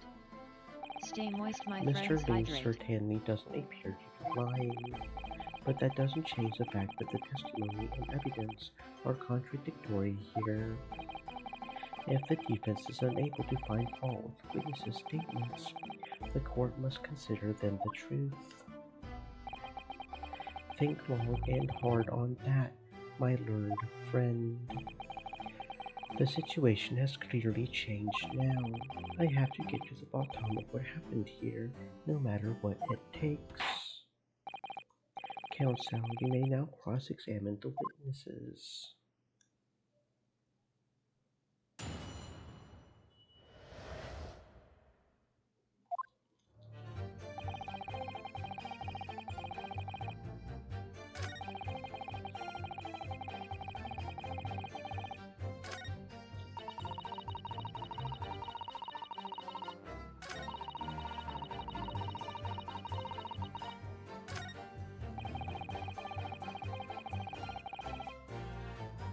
Hold it! You mean the color is wrong? See, senor, I do not have any green balloons in my warehouse. And yet, a piece of green cloth was found at the scene, and is unmistakably from a balloon.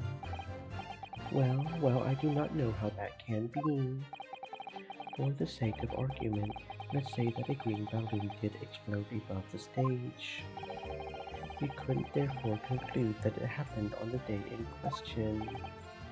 Why not? There have been recreational balloon flights over Hyde Park, operating from before the Great Exhibition. One could have exploded on some earlier date. Unfortunate, as I'm sure you would agree. You believe it may have been from some earlier balloon accident that predates the exhibition. Si, exactamente, as the senor says, is not from one of my balloons. Clearly, this little ragazzo from Bohemia is mistaken about what he saw. Excuse me! Is something wrong, Master Gotts? It's Master Wilhelm Gottschalk Sigismund Ormstein. It was on the tip of my tongue. Y'all, something is very wrong. I know what I saw. There was a green balloon there. I swear it. I swear it all over Bohemia. You can speak as much bad language as you like, but it changes nothing. If you do not have evidence, ragazzo, then I must tell your parents to punish you, eh? Perhaps we'll let the judge decide when it comes to punishments. Evidence? What is this evidence? To give a simple example, young man. A photograph, for instance, some tangible proof of what you claim. Well, why didn't you say so sooner? I have the photograph here. Good gracious, what? I had not been up in a balloon for a little while, so I was very excited. I took lots and lots of photographs. of the Crystal Tower, of the Bohemian Exhibit, of the streets of London, of the hot eel cellar. Ooh, hot eel cellar, you say? The balloon, and the instantaneous kinesis experiment. Did you take a picture of that? Y'all, fun picture. Really, you did take one. But all I wanted was a ride in a balloon. I was not interested in boring experiments. Never mind that. Can you show us that photograph? Of course. And then you will see that I am not lying. That I really did see a green balloon.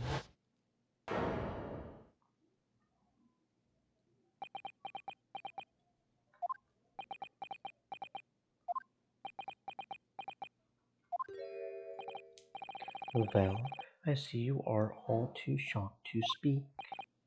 Yes, I think shock is indeed the word, young man. Y'all, perhaps you cannot see that it was a green balloon from this photograph, but, but that is not my fault. That is the fault of the stupid person who made the camera. That is one very bohemian sounding cry. Very well, the court will accept this photograph as evidence.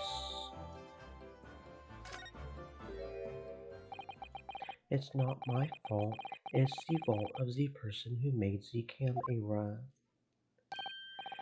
Well, never mind. I'm sure you have plenty of wonderful sepia memories to take home with you.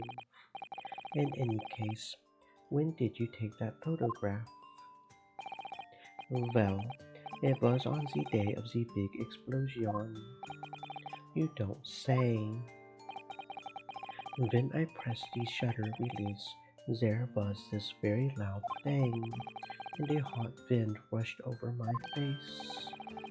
That means this photograph was taken a split second before the explosion occurred. Well, if you ask me, this black and white photograph changes nothing. I could not give the flying fig. Lovely language you picked up.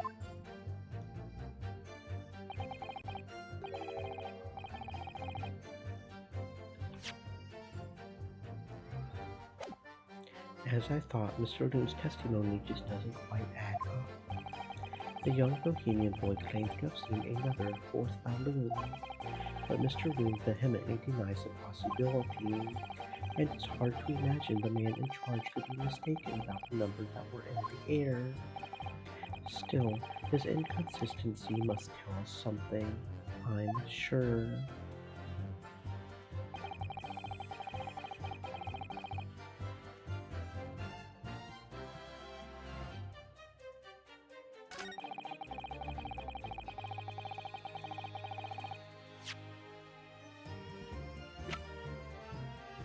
Objection!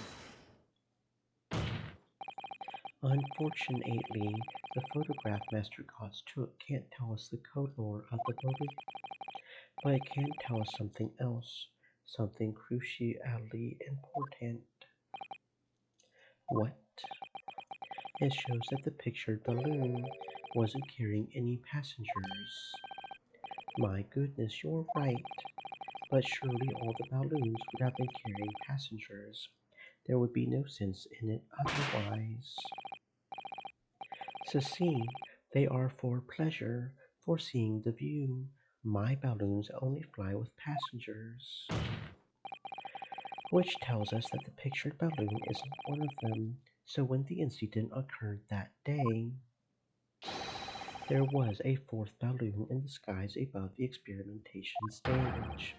The mysterious green balloon. I know nothing, yet I can only tell you one thing. If this balloon was not carrying passengers, then it was not one of mine. Objection!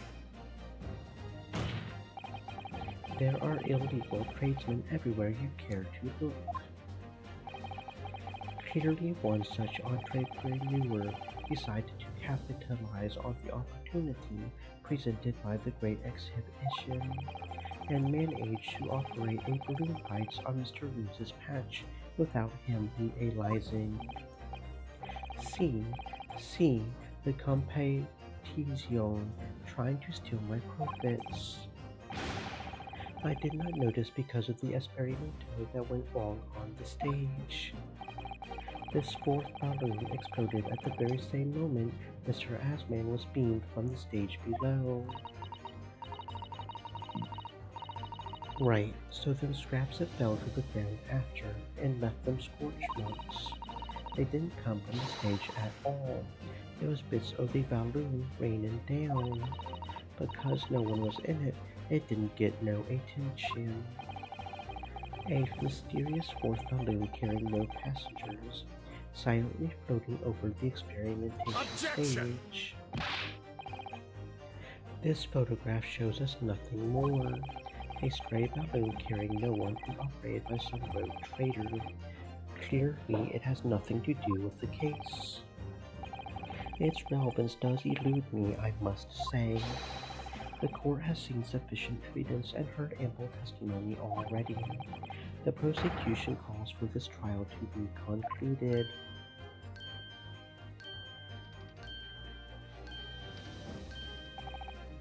Really? Have we really got to the truth yet? No, I can't let this opportunity slip away. The jurors' minds are made up, and not in our favor. What else can this photograph tell us?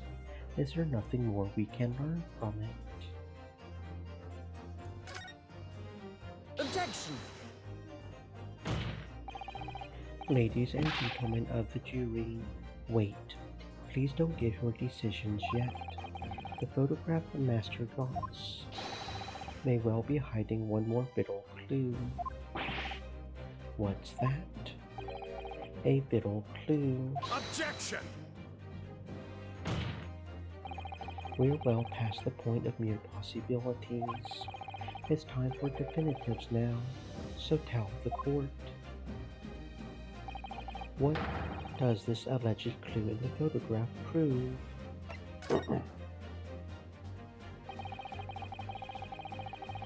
We can reasonably assume that the pictured balloon was destroyed in the steering gate of the explosion.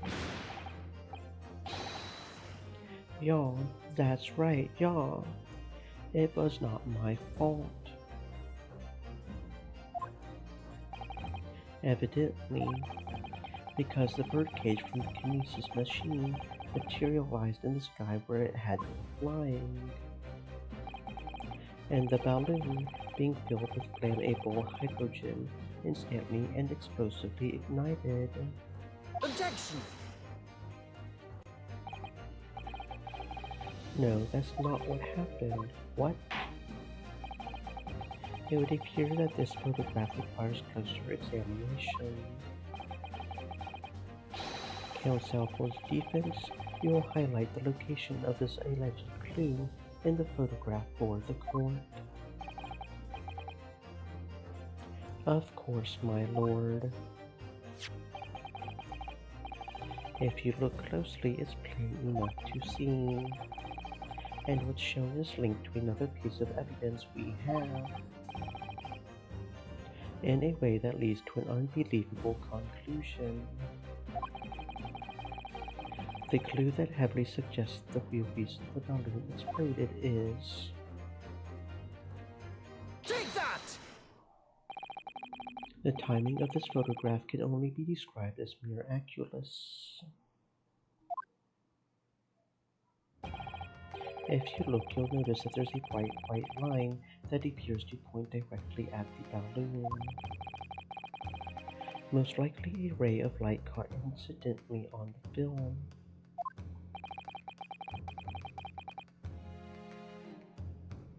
I'm afraid I can see nothing of the sort. If you look with a magnifying glass, my lord, it becomes clear what the nature of this bright line really is.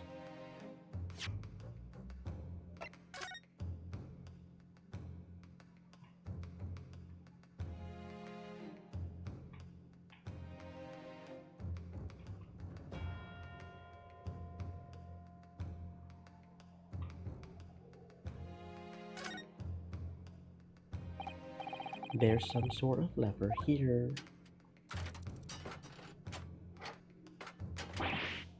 What the? What is this? It looks like a cross between a bow and a gun. I think it's probably used for the same thing too.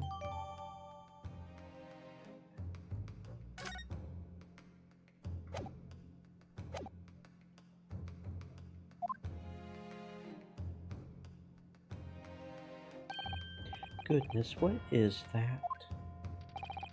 Undeniably some flash of light, yes. Golly, do you think it might be lightning? But it couldn't have been a finer day. I believe we may be looking at fire. A bolt of fire heading straight for the balloon, like an arrow.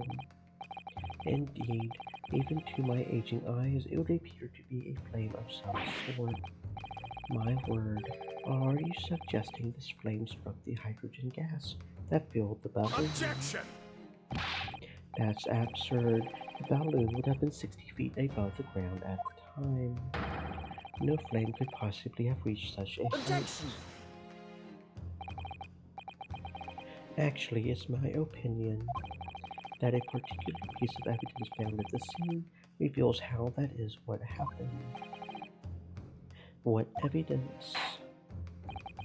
If such evidence exists, counsel, then for goodness' sake, present it, man. Which evidence explains this mysterious streak of flame that appears to be headed directly for the balloon? Take that! This was found hidden at the foot of a small ornamental tree near the scene. Good Lord, is that a crossbow? An arrow dipped in oil and set alight could have been shot from this weapon, sending a flaming arrow straight into the hydrogen-filled balloon. Are you suggesting that crossbow was used to deliberately? Blimey, you're right. That streak of light in the photo looks just like an arrow, doesn't it? Then, the explosion of the balloon, it was very likely the result of a flaming arrow from this crossbow igniting the hydrogen gas inside it.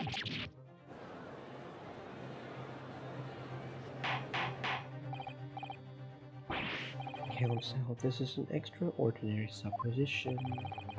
If the aim was to cause the balloon to explode, the shooter could have used a gun, of course.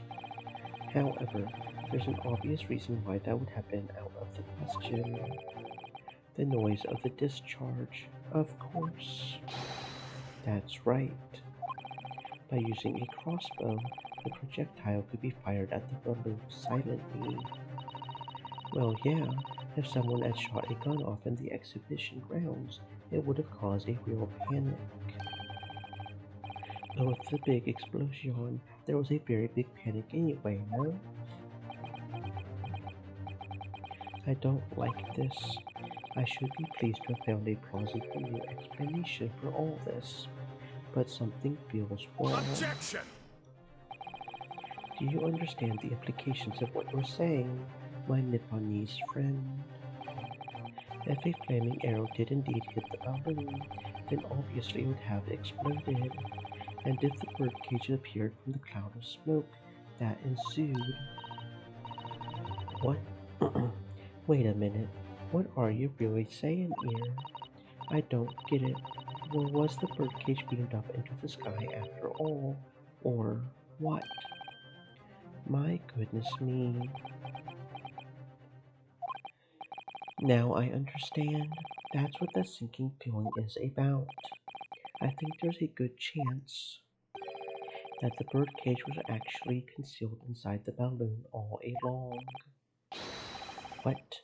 Did I just hear that correctly, Counsel? There's no going back now. The horse has bolted. Let's assume, as I said, that the birdcage was hidden inside the green balloon from the start.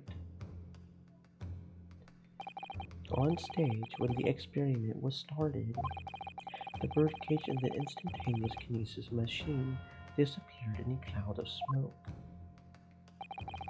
At that moment, the flaming arrow was fired from the ground, causing the green balloon to explode and drawing the attention of the spectators to the sky above their heads. From amid the smoke, the hidden birdcage then appeared to fall down and crash into the crystal tower. I think you'll all agree it's entirely plausible that what I've just described is the real truth behind the miraculous experiment carried out that day. To this, good grief.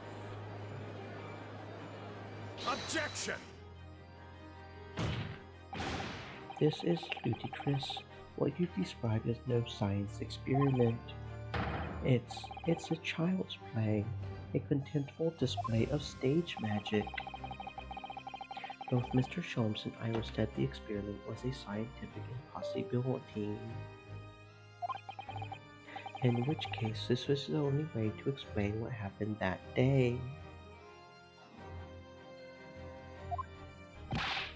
And in any case, the victim's body was found inside the birdcage in the Crystal Tower. If the instantaneous kinesis didn't take place, how do you explain that?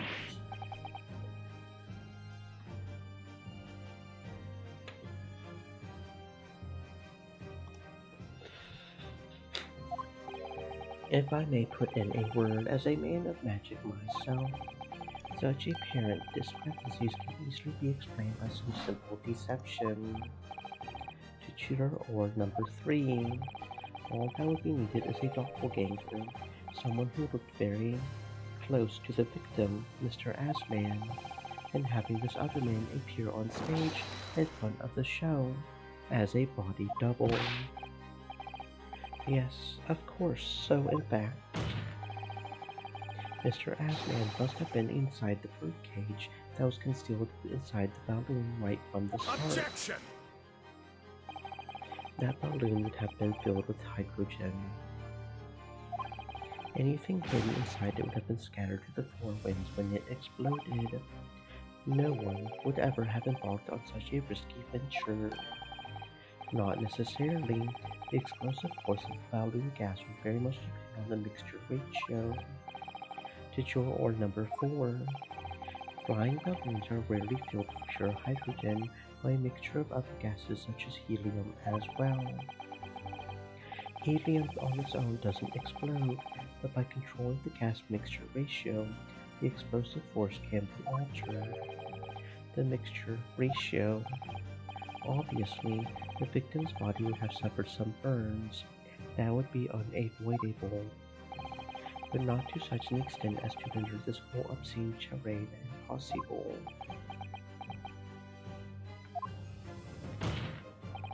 So everything that happened can be explained, logically and scientifically.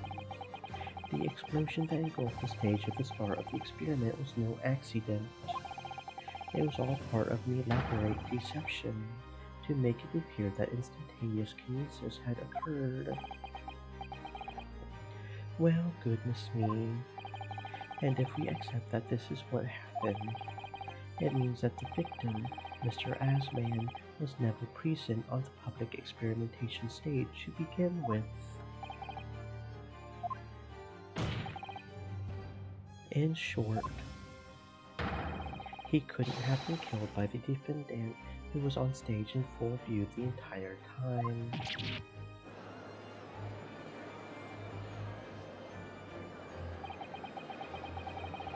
This will be very hard for the prosecution to counter.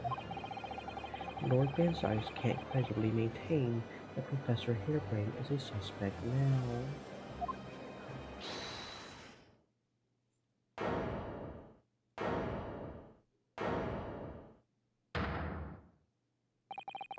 Mr. Naruhodo, I appreciate your efforts. Thank you. The professor? But you can stop now. Just keep your mouth shut, please. Sorry. What's all this about, Mr. Harebrain?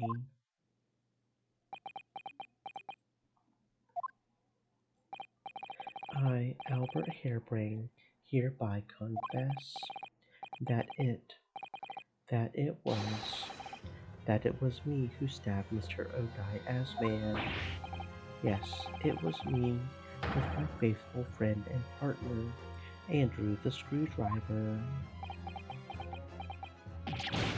What are you doing? Order, order, order.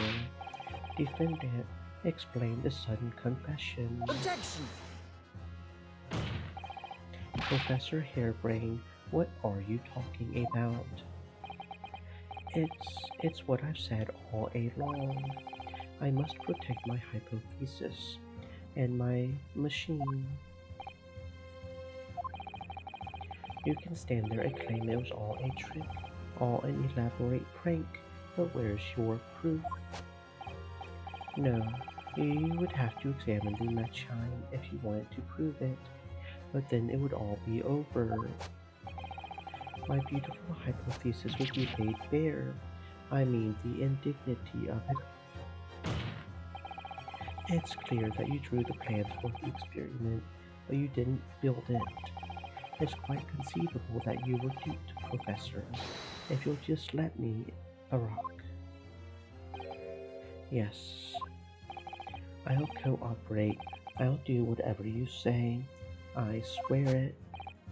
So, please, ensure the Special Dispensation for Scientific Equipment Act is adhered to and protect my creation.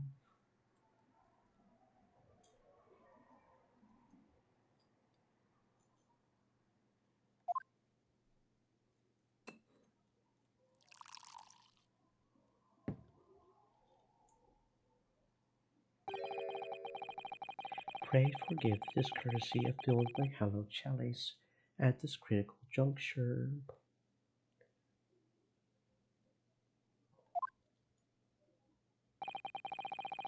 Here's to my learned Nipponese friend. What? And his upcoming attempt to clarify the defense's position in the light of the accused's confession. Do you intend to formally assert that the experiment was nothing more than a conjuring trick? Because the moment you do, the Special Dispensation for Scientific Equipment Act that protects the professor's invention will cease to apply. The prosecution will then demand a rigorous examination of the machinery involved in order to establish the truth.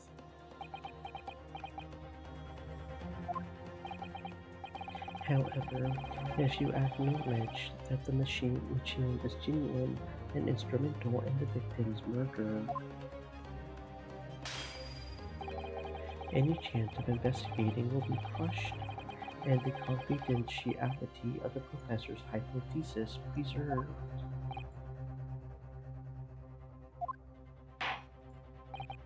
Well, counsel, what is the defense's official position on this matter? What Professor Harebrain, my client, asked of me was to prove that the explosion on stage was an accident and protect the secrecy of his hypothesis. But there's no way to do that without implying the professor's guilt. Do I protect my client's life by asserting his innocence, or do I uphold my client's request but see him condemned? Either way, I can't avoid betraying his trust. You've been silent long enough. Isn't talking your trade, my learned friend? Or has all knowledge of English escaped your confused Nipponese mind?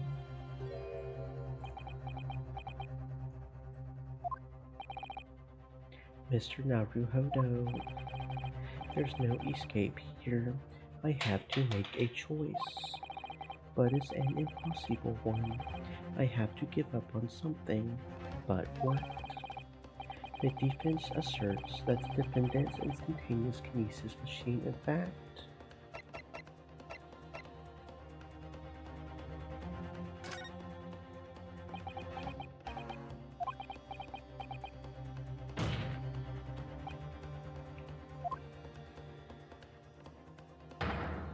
no, I can't say it. My client placed his faith in me. I can't just let him down.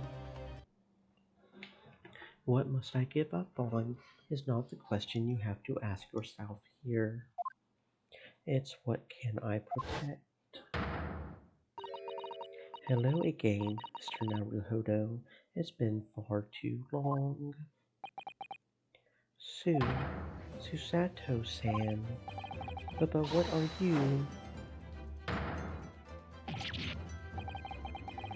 My first Susato takedown in 6 months.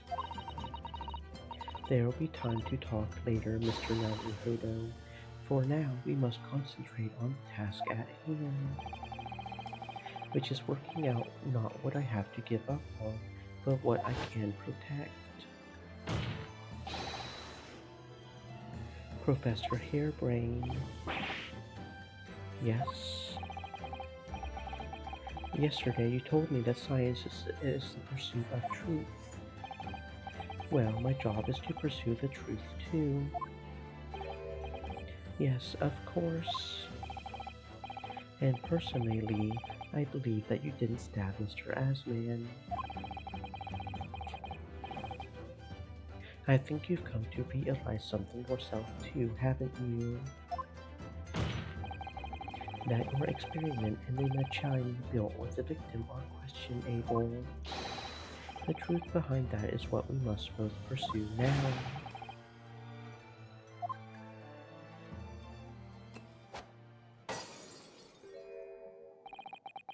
So, you finally opened your eyes. What? And as for you, Albert, you can't ignore this any longer. Having heard my learned friend's assertion, don't you have something to say? But Barack, Lord Van Sykes. I've never heard him speak that way before. In truth, there is one thing, something I've remembered that's of relevance. What? On the day it happened, just before I began the experiment, I saw a man near the stage. A man holding that crossbow. I beg your pardon?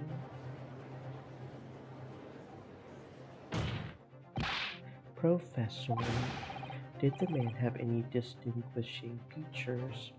What did he look like? Tall, taller than me, and thinner than me. Oh, that's just a slender man. He's a friend. With straight hair, straighter and whiter than mine. Let me see. More wrestlers than me, too. A monocle, a rather stylish black monocle. But the one thing in particular will help to positively identify the man. You see, I know him very well. After all, he's the engineer who built my invention. What? He built the machine. That's right, Mr. Asman introduced him to me a year ago. He's a man by the name of Enoch Drebber. Drebber. Does this name mean something? Members of the jury seem flustered. Not a name any scientist wishes to hear. The name's an abomination. Not a name any conjurer wishes to hear either. Who on earth is he? I'm afraid this isn't the first tale of this nature that I've heard in scientific circles in connection with that name. There's talk of other flamboyant experiments that turn out to be nothing but stage trickery in the end. Obviously, the rascal is after the government's research grant money. When magicians are in need of money, I have heard of them resorting to these underhand tricks. Some acquaintances of mine, with experience of such things, have mentioned Enoch Drebber's name before. The man is both an engineer and a magician. Yes, and a magi. Yes, we're dealing with the unparalleled confidence trickster here. That's Enoch Drebber for you.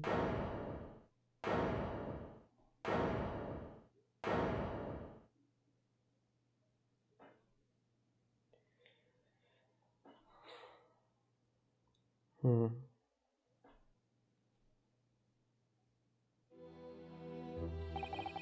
So it's true then. My invention, my great machine, it was just a grand illusion. Considering what we've just heard about Mr. Drebber's character, I'm sorry to say that sounds increasingly likely. Even though no one else believed it, I wanted to. I wanted to believe that machine could function as my hypothesis predicted. Which is why you were so opposed to it being investigated, I presume.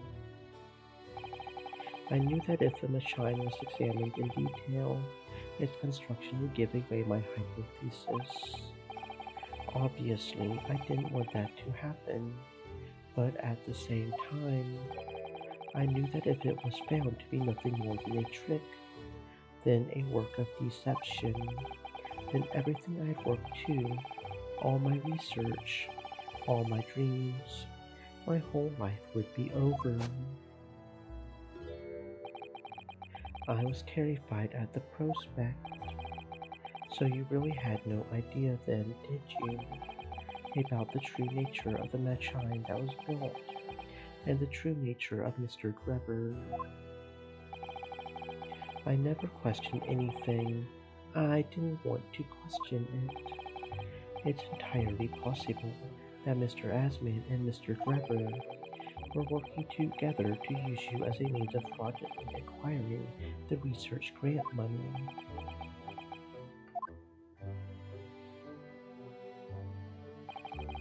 When I announced my invention to the crowds that day, it was the finest moment of my career. I pulled all the levers and turned all the dials in the way Drebber had described. When the smoke suddenly started billowing out, I panicked. I didn't know what was happening.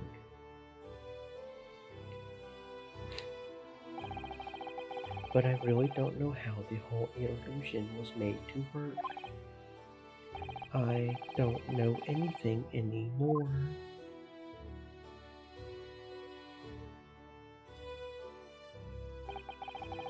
Let me confirm one final point with you, Professor.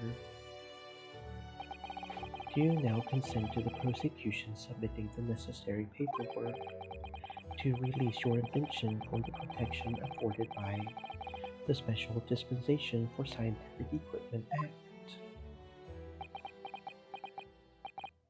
Yes, please go ahead.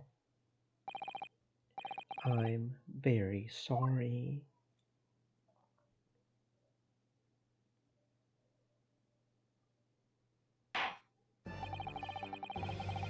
It would appear that we shall have to suspend proceedings for the remainder of the day now. Lord Van Sykes, my lord, the court has newly been made aware of another party whose involvement in this matter is critical. Yes, Mr. Drebber. Gather information about the man. If possible, I should like him served with a sub-poena. With pleasure, my lord. Now, counsel for the defense. Yes, my lord. When we reconvene, I shall be looking for one thing and one thing alone from you. Evidence that the defendant is innocent of the crime for which he presently stands accused. I understand. Good. In that case, this court is adjourned until tomorrow morning.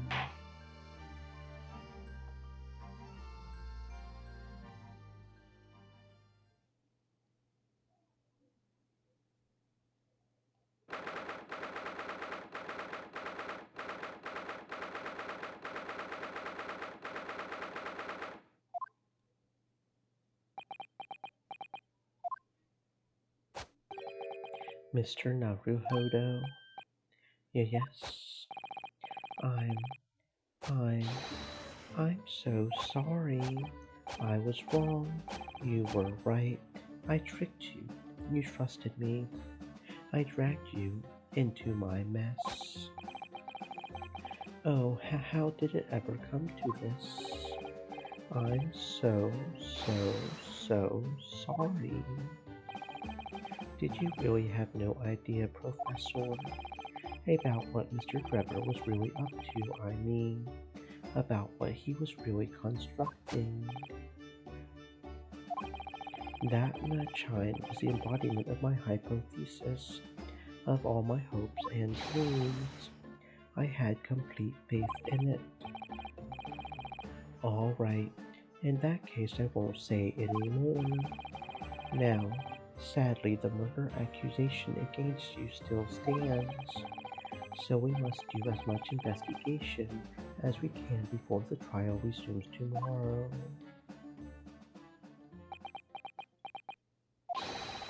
Well, thank you for doing so much for me.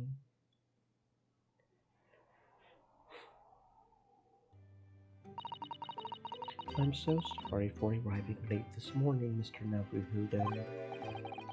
Arriving late? Didn't you receive my postcard? I wanted to let you know when I would arrive. Postcard? What postcard? I hid it from you, Bruno, so it would be a surprise. Well, did it work? I was surprised, all right, especially when she threw me to the ground. I'm so sorry. I was just so happy to see you again that it sort of slipped out. Maybe we could stick to more traditional displays of emotion in future.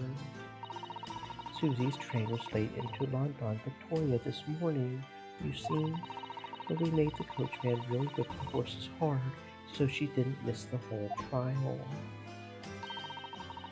I was watching from the gallery for a while, but in the end, I'm afraid I couldn't contain myself.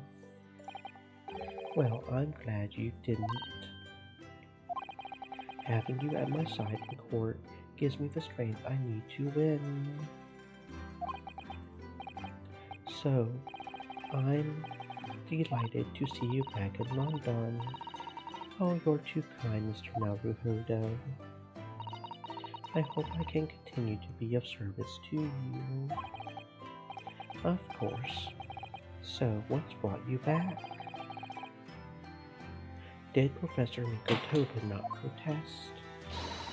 Let's save all the conversation for when we're back at home, shall we?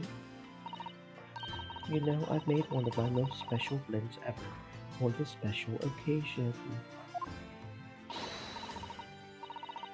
Oh, Iris, how wonderful. I can't wait.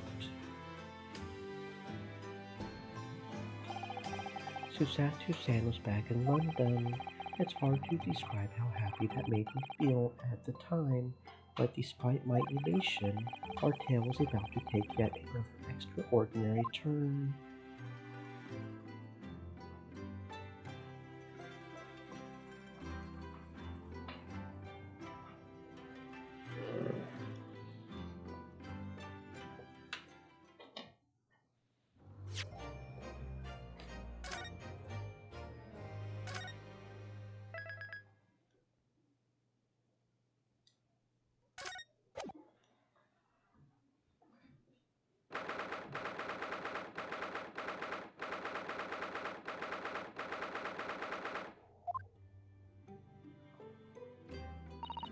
Oh, this room, it's been too long. It hasn't changed in the slightest though. And it's been some 6 months, hasn't it?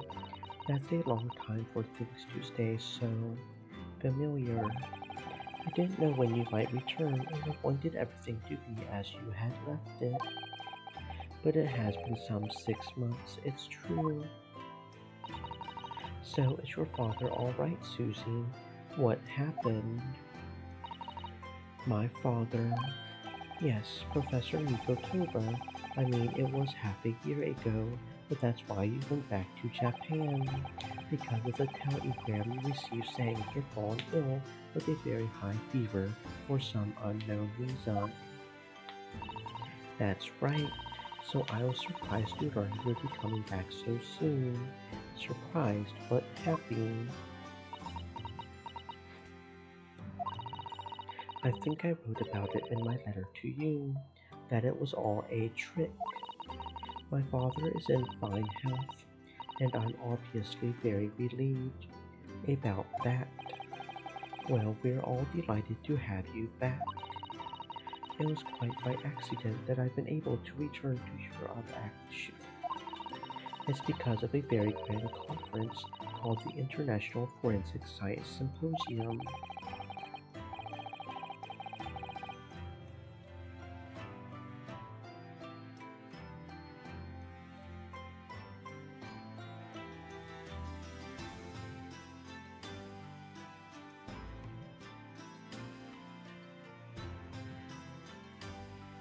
The International Forensic.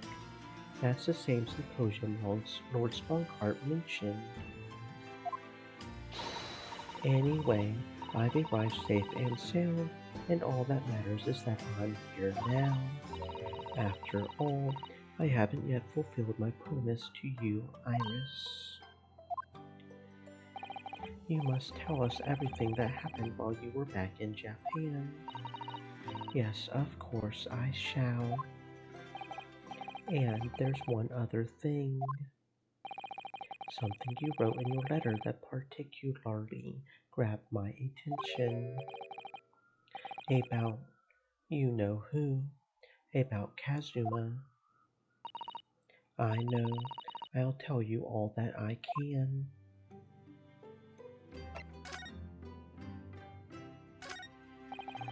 Thinking back, that spade's been in here since we first moved in, hasn't it? I'm sure I've told you before, Mr. Naruhodo. It's not a spade, it's a shovel. No, shovels are for digging. That's for scooping up loose material. It's a spade. No, spades are for digging. That's for scooping up loose material. It's a shovel. The Great Spade Shovel War rages on.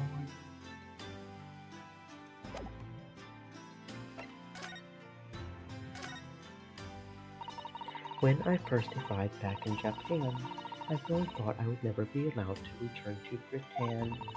But curiously, after that awful trial at the Supreme Court, Father's mood changed entirely.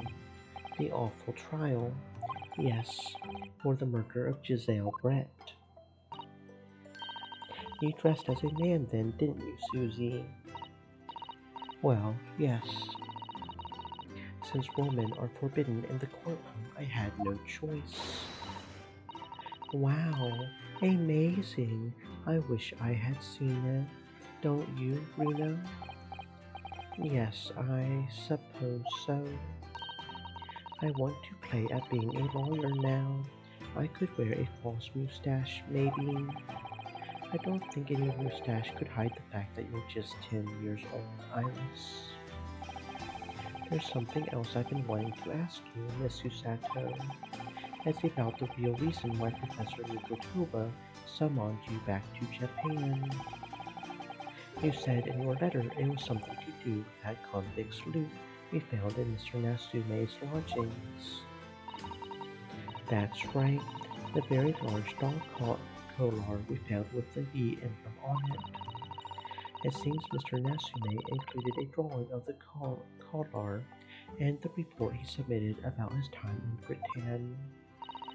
I understand that when Father saw the report, he turned as white as a sheet. Why would that be then? Father came to Bhutan himself, of course, to study. It was some time ago now, but he stayed for 6 years. I can only imagine that something must have happened during that time. But if he refuses to tell me what it was, then I intend to find the answers for myself. And I've decided that I, for one, won't keep any more secrets. Susie. That's a very meaningful look Susato's giving Iris there.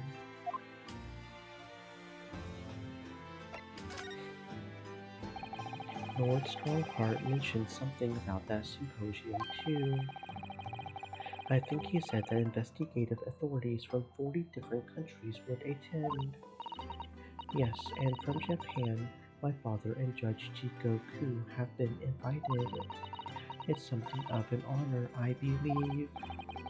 Well, Professor Mikotoba is leading expert in forensic medicine in our country after all. But who's the other person you mentioned? A judge, did you say? Yes, His Excellency Judge Seishiro Jigoku. You've met him, Mr. Naruhodo. Last year in the Supreme Court, you can't possibly have forgotten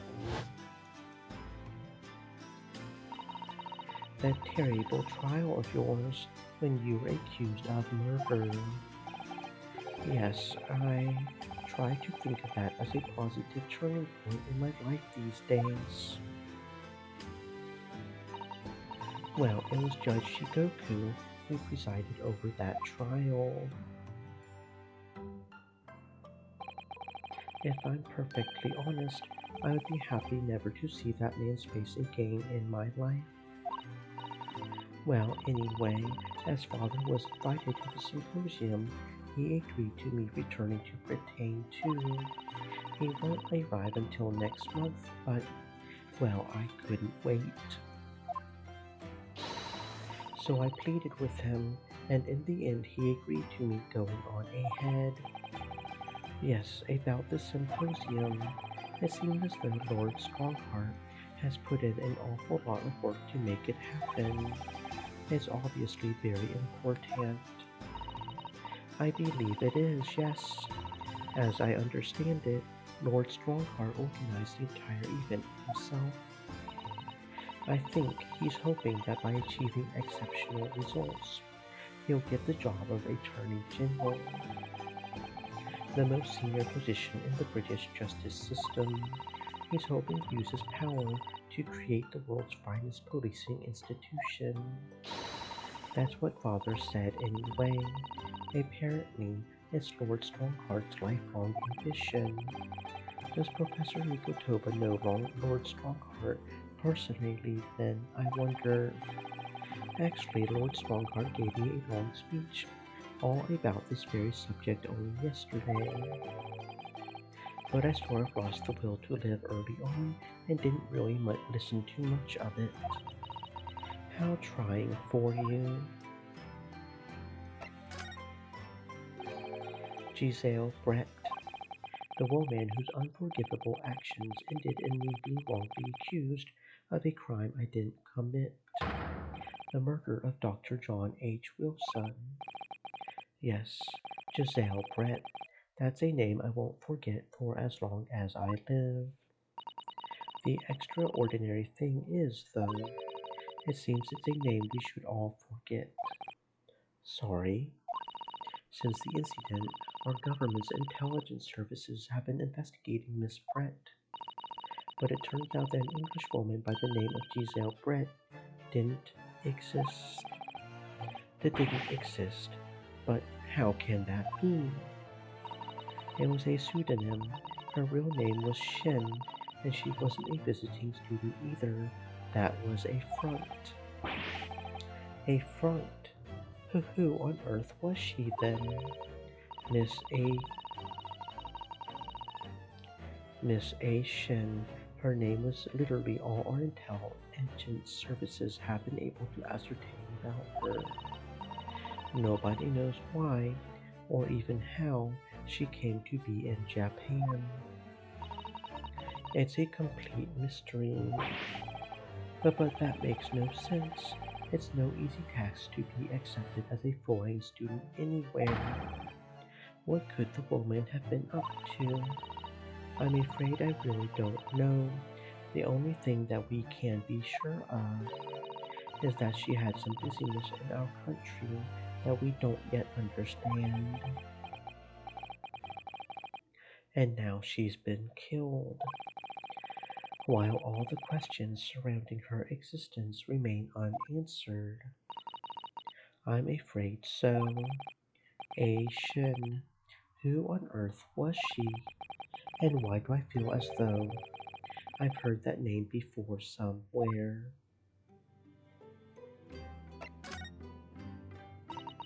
After my friend Ray's trial, the reporter who killed Miss Brett said something very strange. I know the truth. I know you had a hand in what went on, and that visiting student's fate. Nobody here in Japan knows anything about it.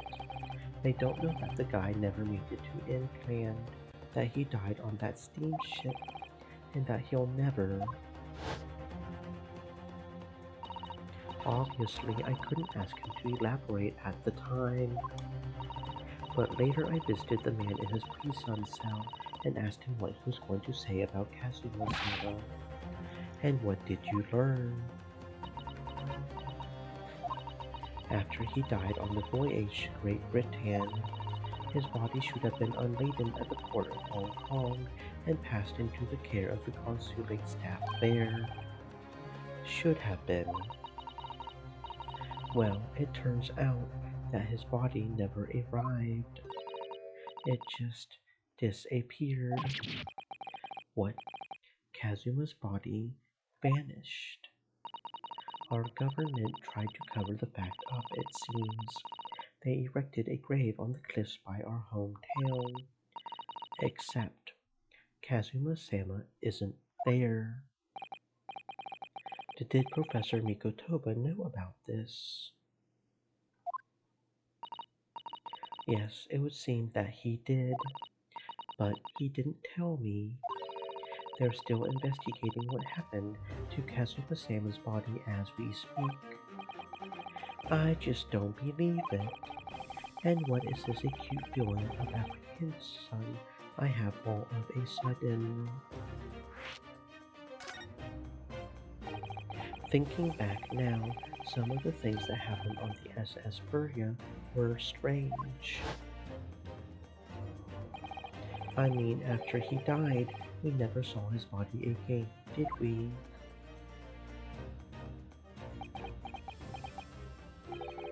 Could it be that he's still alive? Stop it, Mr. Naruhodo. It's too much to bear. I'm sorry, I didn't mean to. Just thinking about the possibility pains me so very much. Cast your mind back for a moment, Mr. Naruhodo. When Kazuma-sama was discovered, Mr. Sholmes was there, wasn't he?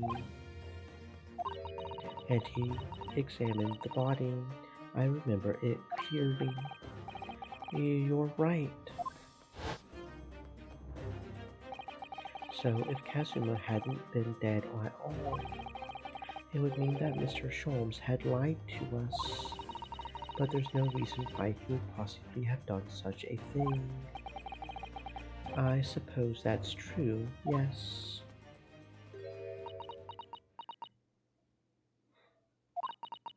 The idea that he might still be alive somewhere. It wants to fill me with hope, but I can't let it, because if it turned out to be true,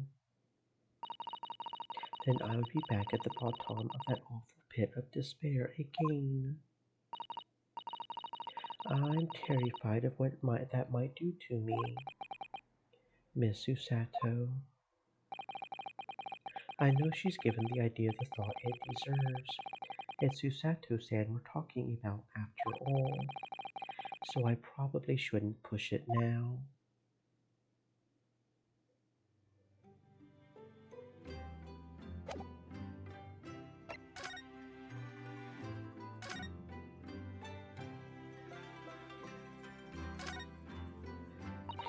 It must be about a year ago now. I wrote a really long story based on some of my father's old notes. It's about one of Hurley's greatest exploits. I called it The Hound of the Baskervilles. But then Mr. Schultz forbade you from publishing it. And put the manuscript somewhere nobody could get their hands on it.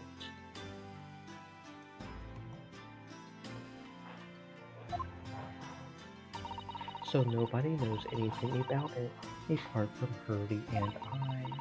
But for some reason, you knew the title of it, didn't you, Susie? Stream It elements. sounds so exciting. The Hound of the Stay moist, my Baskervilles. friends, I hydrate. should love to read it. And you wouldn't tell me how you had come to know it. Yes, but I made you a promise that I would explain one day, didn't I? I think it's time.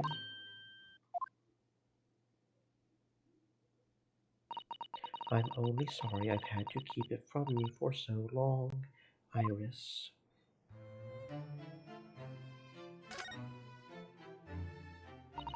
It was completely by accident that I came to know the title of your manuscript, Iris. It was a short while before we left Japan. I was cleaning Father's study, and I saw something on his writing desk. A large box of papers. There was a label affixed to the box that was written in English. It read, The Hound of the Baskervilles. What? My Baskerville story. Of course, I had no idea what it was at the time, but Father came in and... Susato, what are you doing? The Father. Did you look at those papers? No, I simply read the label, that's all. Well, put it out of your mind. Sorry. Forget that you ever saw it, and certainly don't tell anybody else about this. Do you understand?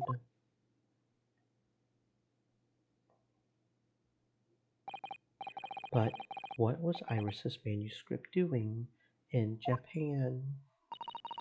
I have no idea.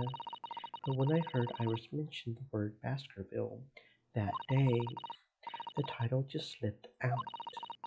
I would never have guessed that it was an unpublished account of one of Mr. Schultz's exploits.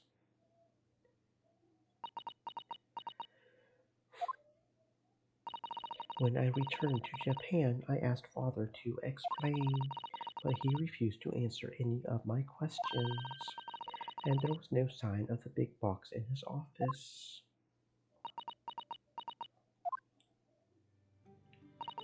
That's really all I know about it. I've no doubt that Father has a very good reason for being so secretive about it, but still... I made up my mind to explain myself to both of you. Well, thank you for being so honest, Susie. Are we going to tell her her father's dead too now, or are we just going to forget about being that honest? So, Mr. Naruhodo, I'm ready to start investigating if you are. I've committed every detail about the case to memory. And Iris has told me about the disturbing happenings at the Waxwork Museum as well. So, you're fully abreast of the situation already, Miss Susato. I would expect nothing less, to be honest. I would think our first port of call should be to investigate this Mr. Drebber, the engineer responsible for building the elaborate machine that was used to effect this extraordinary trick. Yes, a conjure or of sorts, by the sound of it, well known in the fields of science and magic. Then we need to go and arrest him. Well, yes, but he must know the truth behind this case, so I agree we really do need to find the man. It sounds like it's a case of tracking someone down, which is a job for the police or a great detective. Are we supposed to guess who she might be thinking of? We don't have much time, so we need to get started straight away, I think. Good idea. Well, best of luck then. You're not coming today? I'm going to Brixton Road shortly for the herb market. But let me know later how you got on, won't you? That was a little abrupt. The pull of the herb market must be strong.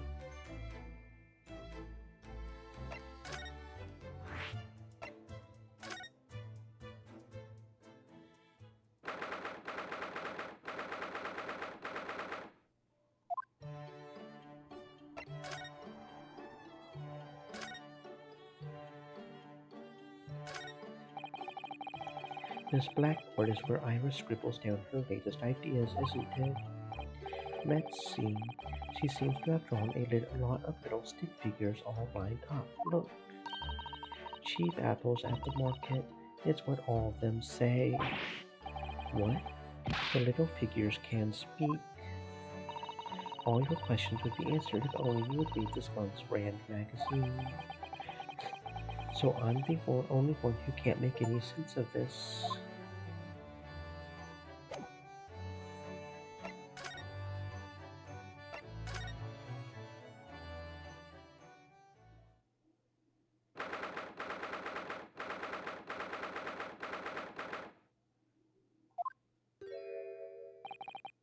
What's he doing?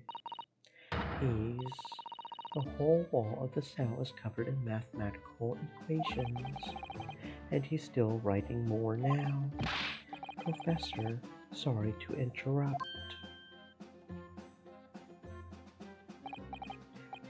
Mr. Naruhodo, and who is this young lady? My name is Susato Mikotoba. I'm Mr. Naruhodo's judicial assistant. It's a pleasure to meet you, Professor. If only I had met a refined young man like you sooner. None of this would have happened. No, that's not logical. It makes no sense at all. I'm sorry if my presence here upsets you. I owe you an apology too, Professor. I didn't manage to deliver what I promised you I would in court this morning. No. The whole thing, the whole miserable affair. It all happened because I've been in such a complete and utter clot. Professor Hairbrain, what have you been working on in your cell? You mean that? How embarrassing. I was suddenly struck by an idea, you see, and I simply had to write it down. The wall was all I had to hand. Is it some new hypothesis? Something to surpass super high voltage, instantaneous kinesis, maybe? No, this is my autobiography. Your autobiography. How I was diddled and fiddled by Albert Hairbrain. I found I can represent my odd fortunes with only odd numbers and an ambitious set of simultaneous equations. Really? I'm going to have to pay back all the loans I took for the kinesis machine, you see? So it's going to be a new serial publication from next month. Part 1, An Odd Birth an odd upbringing. You can't beat the man's optimism, that's for sure. I see.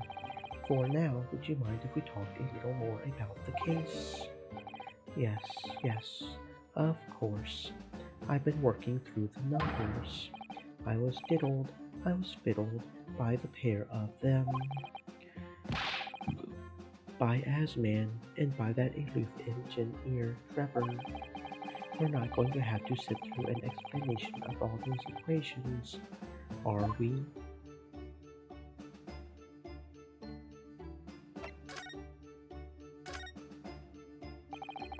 Everything I believed in has been turned on its head. My research, Mr. Asman, the kinesis machine, my hypothesis even. I'm sorry it's come to this. There was really no other way. No, it's not your fault. I wanted to protect my work, but in the end, there was nothing worth protecting. It was never my intention to deceive anyone. I didn't want to trick the public. No, of course you didn't. But in court this morning, I realized something. If you've done something wrong without knowing it, you've still done something wrong. Logically, it makes no difference if you were aware of it or not. Ignorance is a poor excuse. The blame still lies with me. Professor. He believed in me this morning, you know. The Rock did. He believed in my hypothesis. Well, I think that was just a necessary factor in the prosecution establishing its case. No, The Rock wouldn't do something like that. I'm sure he genuinely believed it. Did he? I think I understand now why it was that he decided to take on the prosecution in my trial, I mean.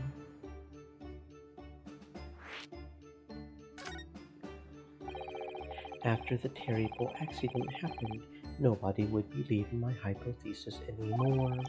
Not the police, not the prosecution service, not any lawyers even. I feel like I dealt some kind of finishing blow there. So if any other prosecutor had taken the case, if it was anyone other than The Rock, I'm sure the prosecution would have declared my hypothesis a complete and utter nonsense. And in that case, you would have been declared a fraud yourself, Professor. Which would have been a fate worse than death for me. But The Rock insisted that I was a proper man of science from start to finish. You think that's why he... I know him very well indeed. He's an extremely kind-hearted soul. But that extremely kind-hearted soul spent all morning trying to paint you as a murderer, didn't he? Well, admittedly, that part of the anal cyst appears to have some flaws in it. And what about the whole Reaper side of things? How does that fit in with the kind-hearted soul idea?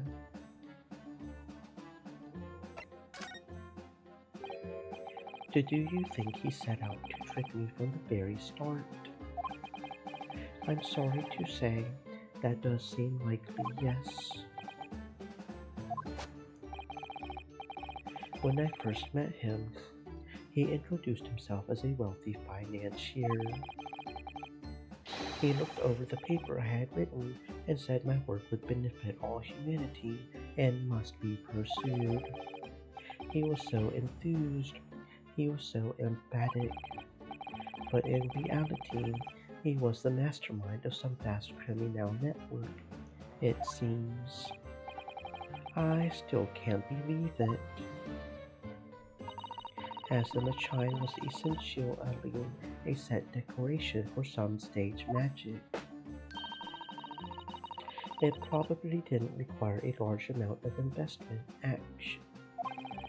But the scale of it, it wasn't just some small trick. It was a very elaborate feat of deception.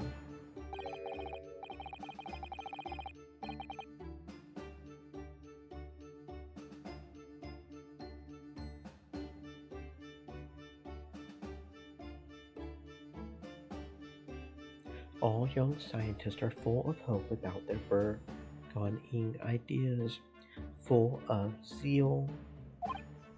But none of us have any money. We want to do research, but we can't afford it.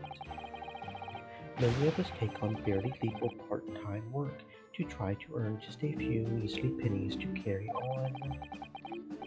To go through all of that, only to be taken for a complete fool. It's too rotten to believe. It is, I agree. And that's why we have to find those responsible and bring them to justice. Mr. Asman is no more, of course, which leaves only the engineer, Mr. Enoch Drebber.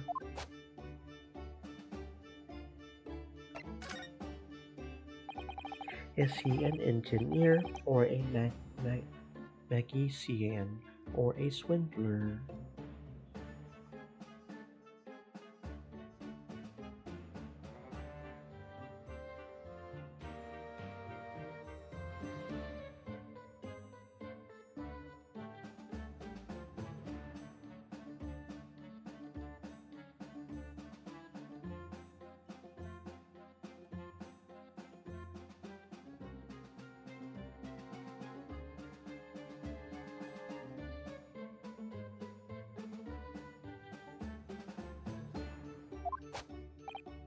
It was about a year ago when Mr. Asman first brought Trevor to meet me at my laboratory. Since then, I've met him many times to discuss details about the kinesis machine, but at no point did you have any inkling that he was just an illusionist. Oh, he definitely wasn't just an illusionist. What do you mean? He was a wealth of deep scientific knowledge. There's no question that the man's a genuine scientist. It's instantly apparent in conversation. I see. But the wretched man deceived you, Professor. It's unforgivable. We must do everything we can to find him and bring him to justice. Are there no more clues you can give us as to his whereabouts? I'm sorry, we only ever discussed the kinesis machine, nothing else. Although, just once, I did visit his workshop. What workshop? Trevor's enormous fabrication laboratory, where he constructed my great machine. Why didn't you mention this before? Mention Enoch Trevor's workshop. There's every chance we might find the man there.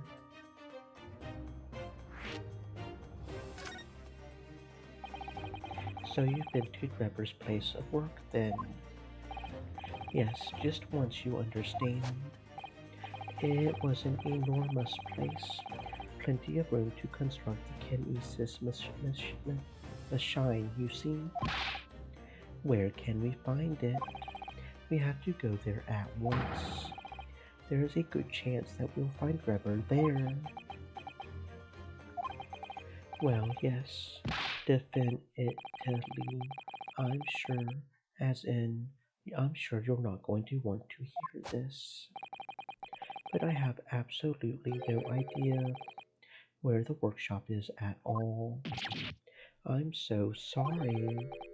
I was more than half expecting that. You see, I was blindfolded in the carriage the entire way there. He blindfolded you. He wasn't taking any chances then. The place was incredible, the pinnacle of modern engineering. Even the oil he used was the very best, a special French machine oil that's impossible to obtain in Britain. The indescribable scent of that imported oil. Perfumers across the world should forget their secret formulae and use that instead. What do you think, Miss Susato? You done much shine for your next birthday. I've never used any kind of perfume, Mr. Naruhodo, and I'm not sure I'd like to start with that. I don't suppose you know even part of the workshop's address, Professor. You don't have a busyness card for Mr. Grepper, for example. The man was clearly very cautious with Susato. Yes, I do. He gave me his busyness card once. It's right here. Look. Let me see that. Throw etiquette to the wind, why don't you?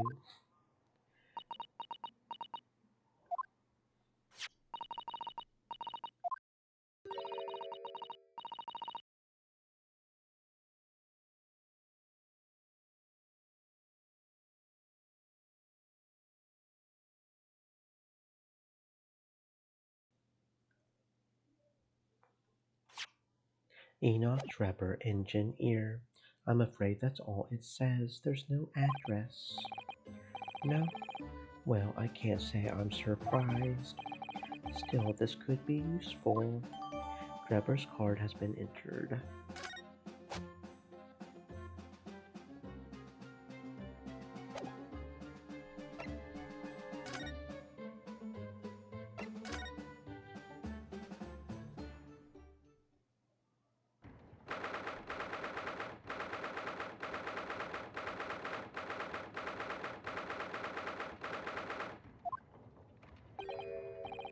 Who's that standing beside Lord Strongheart?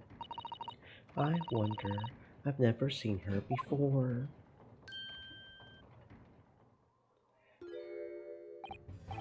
The young champion of the court.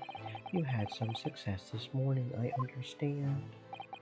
And you've thrown the entire government into disarray as a result.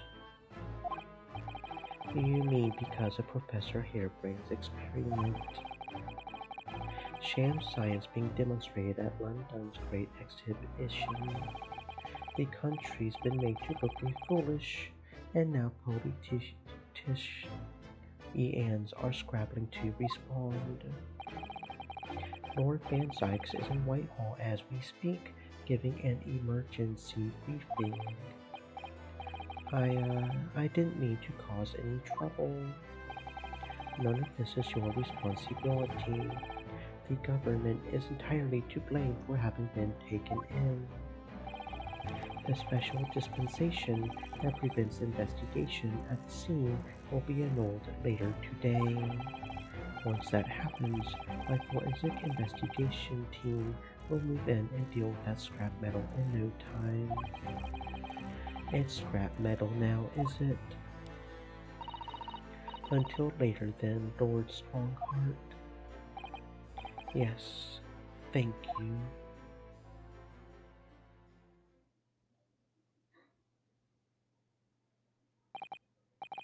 Who was that? That was Dr. Courtney Sythe, Scotland Yard's esteemed chief coroner. She's leading the forensic investigation team's handling of this case. She was just delivering her report about the victim, in fact. I see. About Mr. Asman.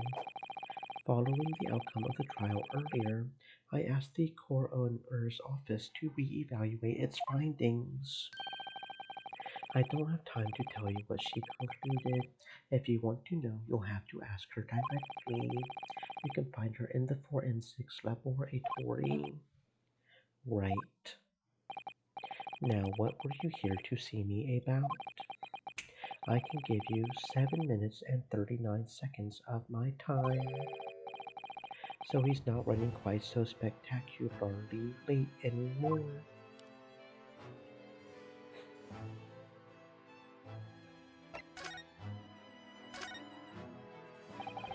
What is the forensic investigation team that you mentioned before?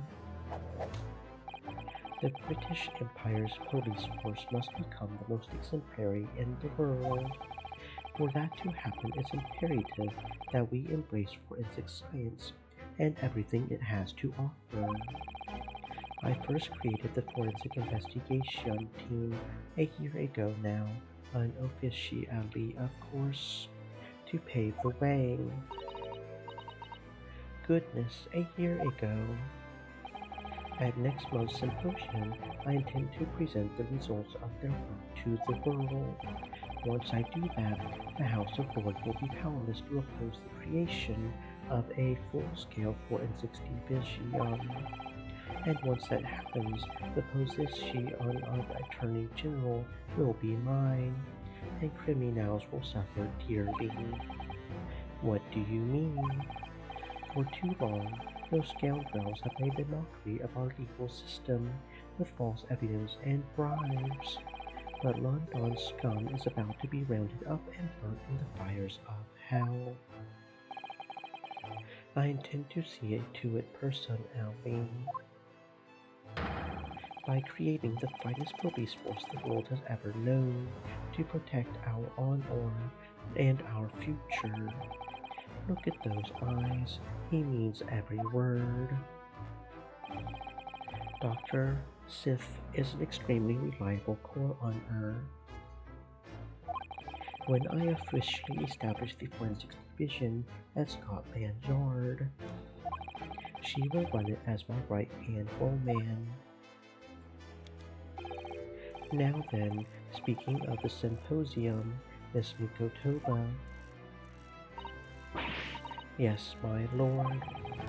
Your father should be on the high seas as we speak, making his way here to represent the Empire of Japan. Yes, that's right. I understand he will arrive at the beginning of next month. Are you acquainted, Lord Strongheart? With Professor Mikotoba, I mean. It was many years ago now, but yes, I remember Dr. Mikotoba very well.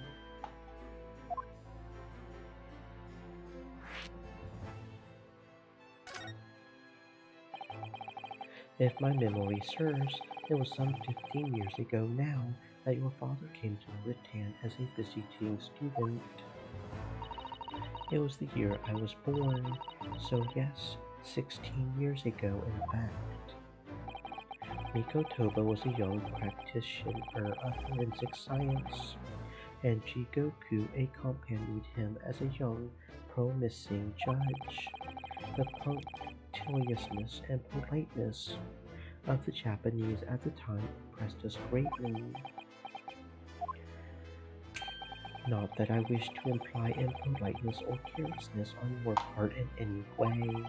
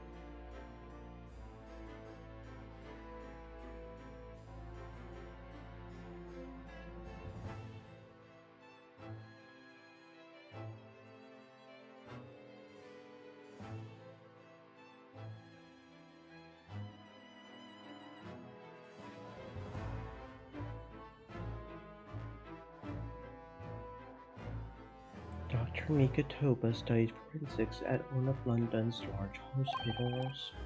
St. Sinners, if I'm not mistaken. Dr. Sith was also there then, as it happens. Then, as Dr. Sith knows my father, does she?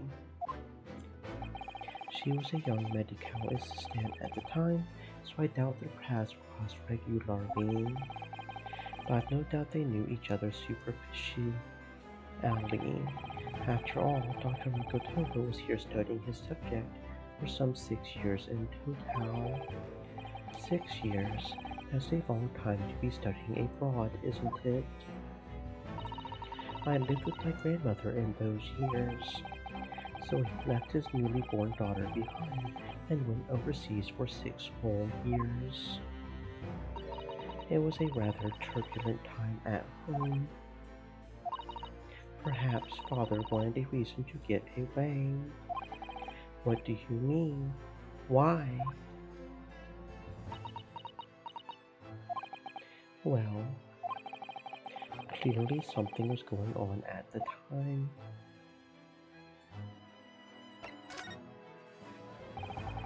I wanted to ask you about Lord Van Sykes' act. I heard that his older brother was killed some years ago by a mass murderer known as the Professor, who targeted nobles and royalty. Is that right? You Japanese are a thorough lot. You've done your research well. Yes. And you could say it was that very incident that gave rise to the Reaper. What? Why? When his brother, Clint Van Sykes, was murdered, it was just after young Baroque had graduated from the University of London and become a prosecutor. When obvious criminals who managed to evade conviction in court started disappearing, rumors quickly spread throughout the capital. Londoners started to say that whenever Baroque Van Sykes went, the ghost of his dead brother wasn't far behind. Oh my word. So Lord Van Sykes isn't the Reaper, it's the ghost of his brother.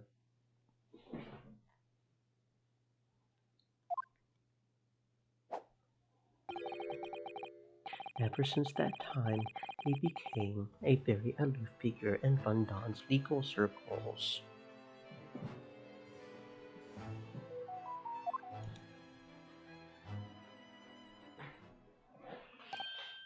Oh yes, Lord Strongheart.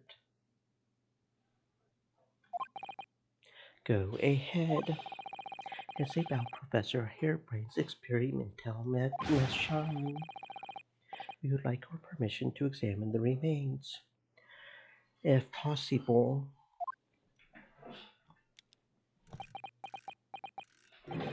Are you well versed in science, then? Not in the slightest. In fact, you could say I was barely aware of the subject at all until recently. Well, the special dispensation legally preventing investigation of the machine is currently being annulled. Within a few hours, Dr. Sith's team of forensic experts will begin their own investigation. But I suppose until then, there's no harm in you looking at the wreckage as long as you touch nothing. Thank you. Being able to look at it is better than nothing. And I'll be able to see it too. Your time is up. You'll have to excuse me now, I'm afraid. My next engagement calls. We are extremely sorry to have troubled you when you are so busy, my lord. I have important matters to attend to in preparation for the symposium, you understand.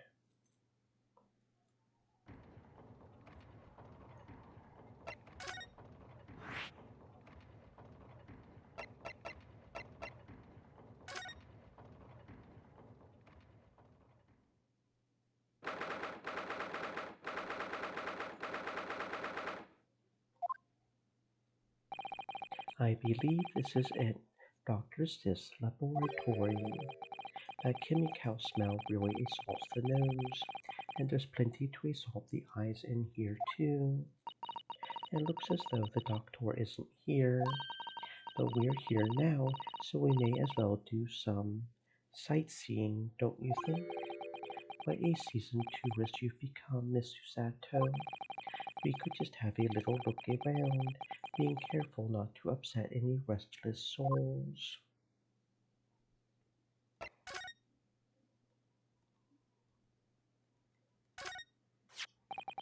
Look at this big, thick book here. It appears to be an accounting ledger. It's a record of the forensic investigation team spending, I think. Oh, what is it? It's clear that the team purchases various equipment and supplies on a monthly basis, but, well, one entry seems rather strange. Really, in what way? They're buying 500 scalpels every month. For 500, they must be working really hard on dissecting corpses. I don't know. Judicial autopsies are only carried out in certain special circumstances. And scalpel blades can be sharpened too. It does seem a bit strange. You're right. 500 scalpels a month. What could they possibly be using them all for? What are you doing?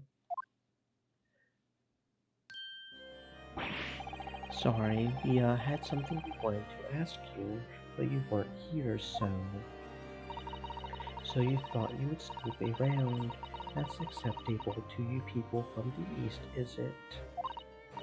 Well, what do you want? Lord Strongheart told us, you see, that it was you who examined the victim's body. Mr. Asman's body, I mean. So we came to ask you about your findings on Lord Strongheart's advice. Very well. If the Lord Chief Justice has given his consent, I'll tell you what our investigation revealed. But when we're done, you must leave immediately.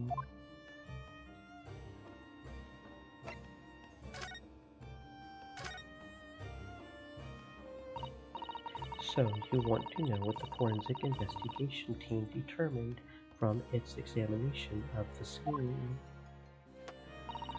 The victim, Mr. Odai Asman, who disappeared from the experimentation stage amid an explosion, and the Mr. Asman who appeared moments later partway up the Crystal Tower, were without question one and the same person. That is the team's conclusion. But that can't be right. If it was an elaborate trick, we can only speculate about how it was carried out. Let's see. If two people who look very similar to each other were involved, they could have made it appear as if one single person had switched places, couldn't they? Very true, but sadly in this instance, that was not the case. The man who disappeared and the man who subsequently reappeared was the same person. The fingerprints at the scene make that quite evident. Fingerprints. They're not yet officially recognized as forensic evidence in the British justice system. But one day, they will be used as an investigative aid as a matter of course. Oh my, but that would mean that the instantaneous kinesis act took place. So where does that leave us? My team was tasked with investigating, not drawing conclusions. Instantaneous kinesis is impossible, and yet the body did move from one place to the other. This hasn't cleared anything up at all. It's made the whole thing even more of a mystery.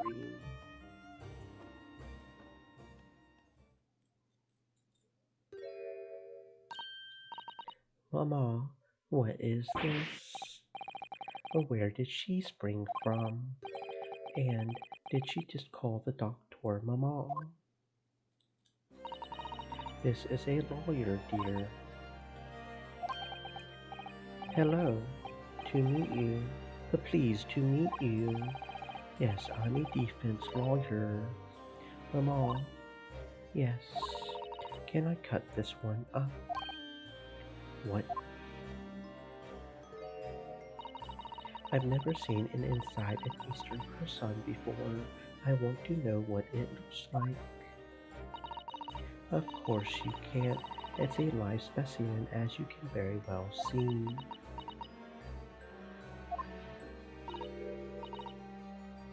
Boring. I think I just had a near-death experience. Mr. Naruhodo, you're as pale as a corpse. Then let's leave before I'm mistaken for one.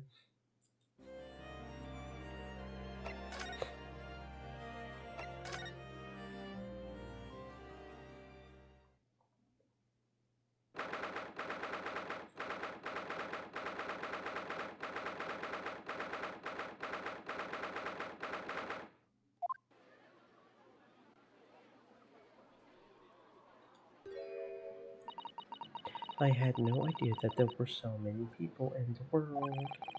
I know what you mean. It's really packed here today. It feels as though it's taken us 2 hours just to make our way through the crowds to this point. Has it? I shut my brain down so I didn't really notice, to be honest. I do wish I had your absence of mind sometimes, Mr. Naruhodo. There you are. I had a feeling you lot would show your mugs before long. Inspector Gregson, I see you're hard at work as usual. Warm greetings to you. I do hope you've been keeping well since last we met. What's with all the ceremony? We just saw each other in court this morning. Not you, Sunshine. The gentlewoman so loyal be by at your side. Why, thank you, Inspector. How good of you to note not ice. He might be a bit rough around the edges, but he's still a proper English gentleman at heart, I suppose. As you've probably guessed, we were hoping to investigate the scene some more. Right, well that's the young trainee's domain. Oi, get over here, China.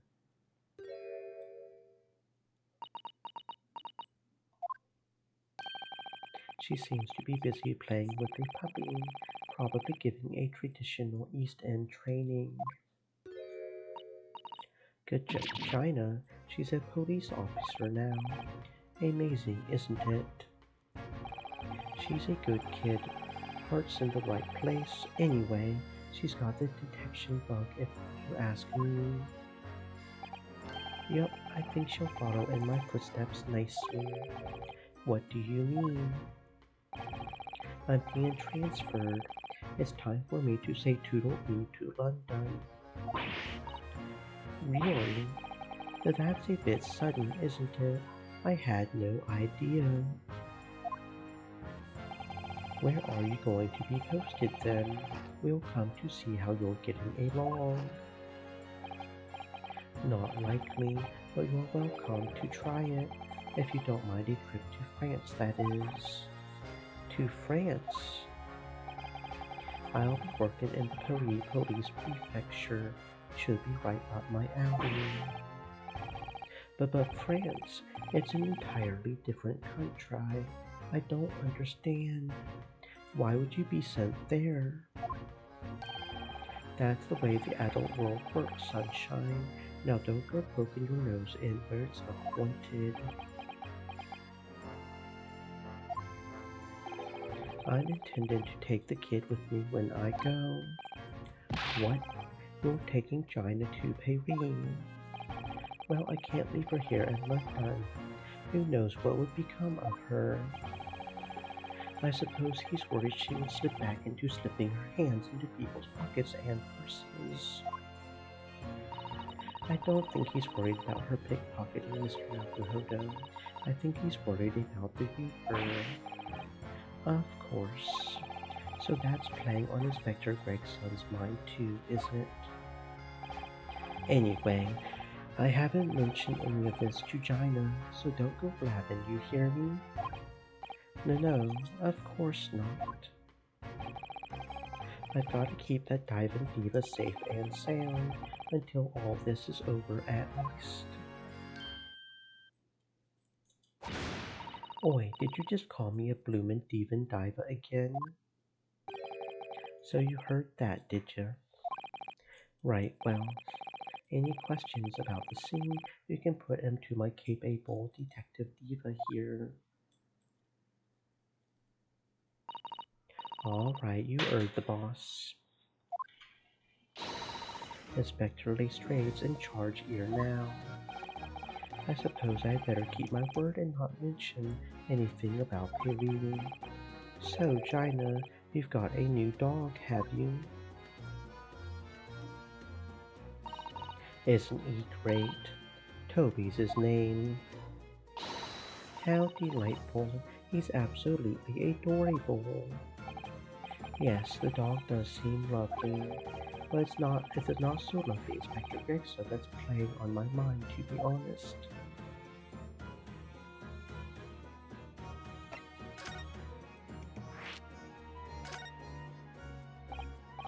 China. We were hoping that we could investigate the scene again. Yeah, alright. If it's around here, you can do what you like. That's alright, is it? I'm going to be playing with my new friend here, Toby. The machine that exploded must be at the top of those stairs, I presume. I haven't seen it yet, so if you don't mind. Sorry, you can't go up there, Suze. It's like I told Otto yesterday, even I ain't allowed near that wreck. What's it called again? The reason we ain't supposed to touch it. The Special Dispensation for Scientific Equipment Act. Is that what you were thinking of? That's the one. That's why only them lot are allowed to investigate it. What are they called again? The Friend 6 something. The Forensic Investigation Team. Is that what you were thinking of? That's the one, yeah. But isn't it the case that the special dispensation has been lifted? I think so. I don't really get it, to be truthful with ya. You're still supposed to get permission from some bigwig or other as far as I know. What was his name again? Lord Strange something. I'm not sure that's quite right, China. I think he means Lord Strongheart, perhaps. That's the one, yeah. Apparently, he's always watching the time or something. We've just recently been to see Lord Strongheart. You what? You've met him. Last time the boss was called to go and see him, he waited for 3 hours at the Cove office and came back sniveling. Tragic. Well, Lord Strongheart has given us permission to examine the scene as long as we touch nothing.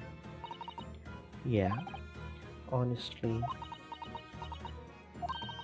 Alright then, go ahead, but if it turns out you're lying, it'll be the boss who gets it. He'll never eat another chip again in his life. So, you're still saying all this above board, are you? I'm sure everything will be fine.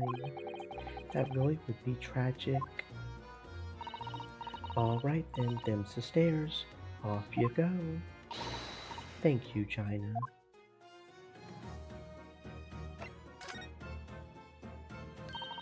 It was great, weren't it? I had a right laugh. It was a new one on me, that. You know, being in court and not spending the whole time worrying I'm about to be found out. You did keep an awful lot of secrets in all your previous court appearances, didn't you? Yeah, and Otto's made things hard for me every single time and all. Just doing my job, China. But watching someone else get it in the neck is a lot of fun, actually. It was amazing when you showed that dodgy professor's dodgy experiment was a total fix. The dodgy professor, as you put it, China, is Mr. Naruhodo's client. Yes, I'm starting to wish he wasn't, though. It's the boss I feel sorry for, sent off to do the impossible. What do you mean? He's supposed to arrest the other cove, ain't he? And in time for tomorrow and all. You know, the dodgy engineer. What's his name again? Mr. Drebber, you mean? Enoch Drebber. That's the one, yeah. So the police are looking for this mysterious man with a black lawn ankle. I guessed they would be. It's putting too much on the boss if you ask me. He says it's given him a gut ache. But I do wonder if that isn't from all the fried food.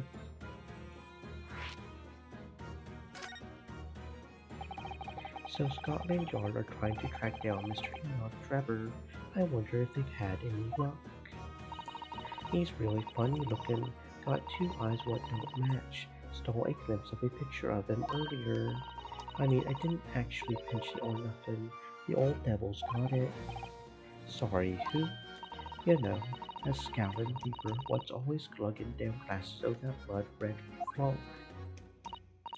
Lord Van Sykes. He's always had it in for me, that cove. Do know what he's always scowling about mine. Probably would have been a pretty good boss as it goes. She would rather be the Reaper's apprentice than the detective's trainee.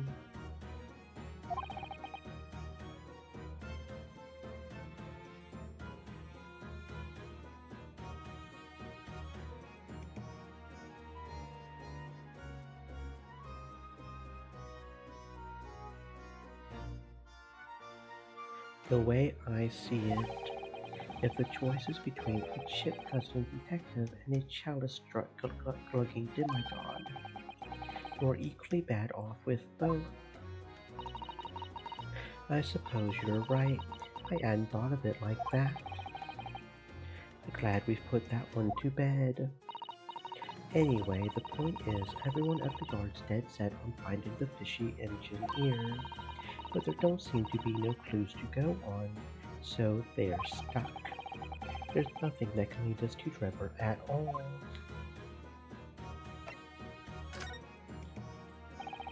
Where did you find that little mutt then, China? Oi, don't be so flamin' rude, Otto. Slight overreaction, don't you think? He ain't no mutt, alright? Toby's. How did they put it? Yeah, a bona fide detective. Sorry, I've given him a proper title and everything. It's Chief Inspector Toby to you. More senior than Inspector Gregson, is he? So he's a police dog, is he? The police recruit dogs now. I've heard that they're already being used officially in Germany as part of their city policing. They're used for chasing criminals and such like. They have such a wonderful sense of smell after all. I have a fairly good sense of smell myself as it happens. I can tell undergarments have been freshly laundered from undergarments that haven't. That's nothing compared to this little fella, Otto. Really. According to what the boss said, once Toby Ears got a good whiff of pure ghouls, he could chase that scent to the other side of the world. What? To the other side of the world? You mean he can swim? Mr. Naruhodo, I think you may have missed the point. by rather a wide margin. I just can't believe this little dog has such an incredible skill. I'm telling you, Otto, there's going to be more and more dogs doing their bit with Ho, Vice, and Future. Yes, I agree. Right? One of these days they'll be barking orders at us lot, not the other way round. Sorry, Gina, I don't think I agree with your vision quite that much. Well, anyway, whatever you think about that, Toby Ear is Britann's first Dice dog. I found him down at the East End the other day. Someone had just chucked him out on the street. There you go. I knew she had lifted him from somewhere. China, you're such a kind-hearted soul, aren't you? To children and to animals.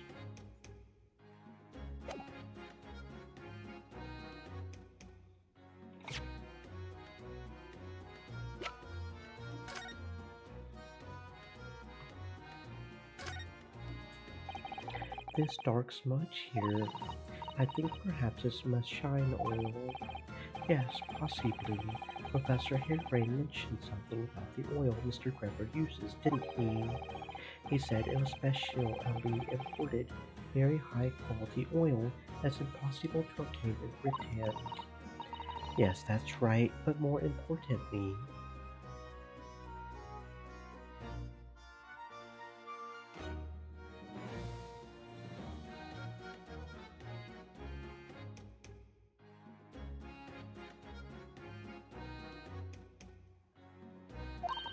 that's more fragrant than the finest perfume. So, excuse me for a moment. It doesn't appear to have any scent at all. Don't worry, I expect that's just because there's such a tiny amount on here.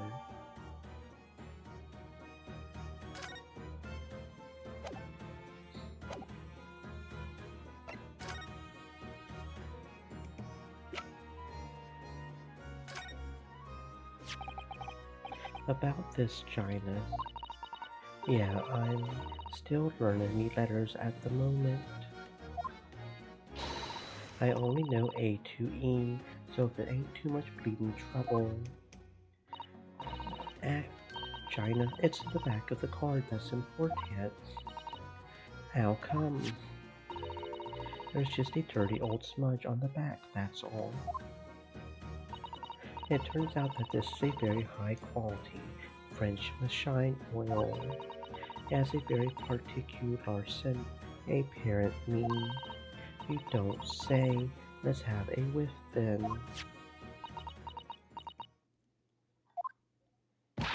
You sure? I don't smell nothing. No, we didn't mean that you should smell it. Right, you mean Toby.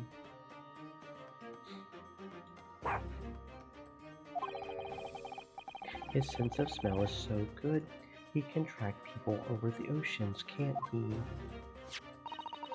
Professor Harebrain informs us that this oil is unique to Mr. Grepper's workshop.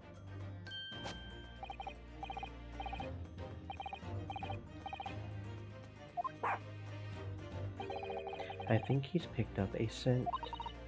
So you mean if he follows the scent of this oil, Toby could lead us to that dodgy code's workshop? That's right, that's what we were hoping. Alright then, we'll give it a go. Stream elements. Wait, when did you? Said. Once a Stay moist, my pickpocket. friends, hydrate. If I can lead everyone to that Grepper's workshop, I'll be the boss's boss before next week. Yes, Gina. I'm sure you'll be promoted. Poor Gregson.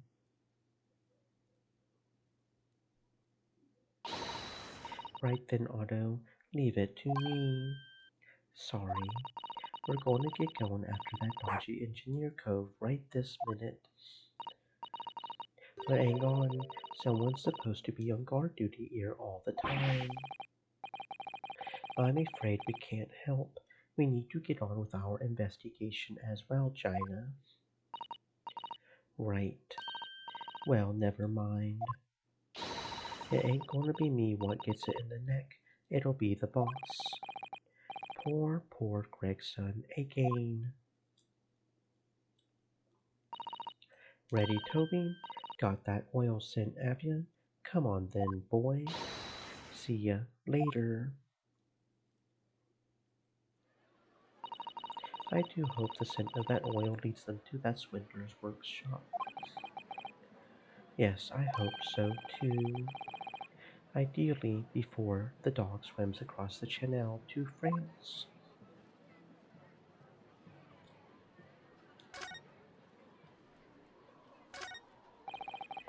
These stairs lead up to the experimentation stage. Let's go and see what we can find out.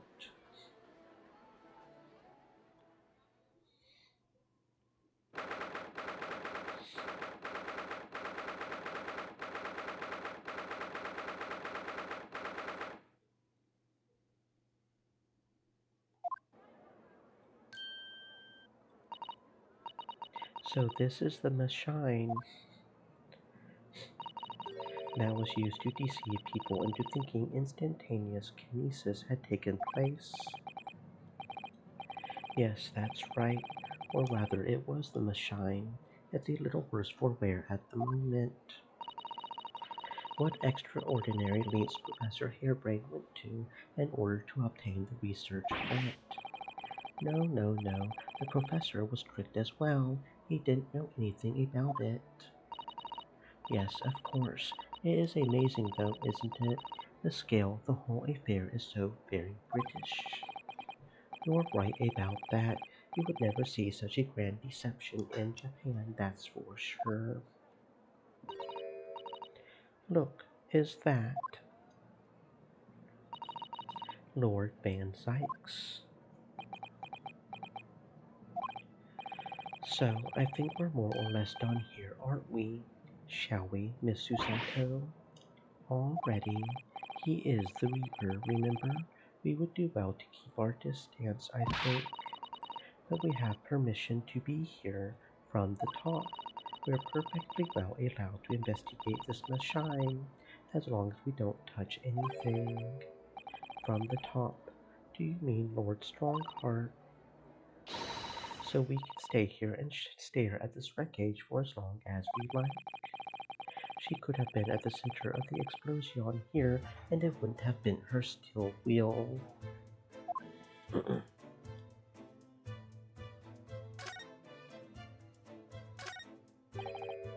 This wasn't here yesterday.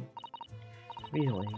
But if I'm not mistaken, it's the cage in which the victim was standing before he was apparently beamed through the air. That's right, the bird cage. According to what Professor Harebrain said in court, it's made of wood. Or more precisely, Japanese cypress, I think. And despite having been in an explosion and then falling from a great height, it's relatively unharmed. What wonderfully durable construction, wouldn't you say, Mr. Naruhodo? I had understood that the forensic investigation team had taken it away yesterday to examine it. I suppose they must have brought it back here when they had finished their work. But sadly not with the body inside it. No, that's right. I know we were given strict instructions not to touch anything, but still, this is too important a piece of evidence to overlook. We might need it for the trial.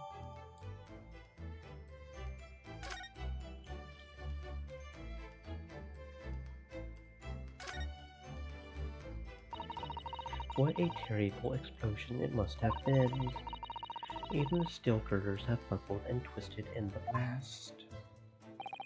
And what they call the birdcage was right in the middle of it all, just here. But look, Mr. Naruhodo, that metal grill on the floor.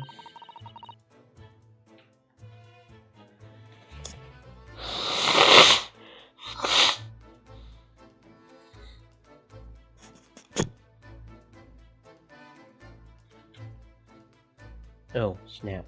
I thought I muted that. My bad, guys. Looks as though it's designed to open. It does, doesn't it?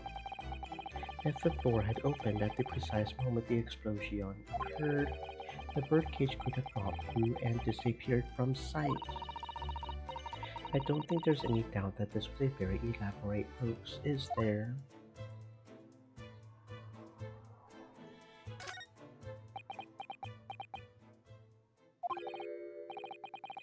Least approachable man in the world winner, 10 years in a row. Be strong, Mr. Naruhodo. I'm your country and your assistant stand firm behind you. Lord Van Sykes.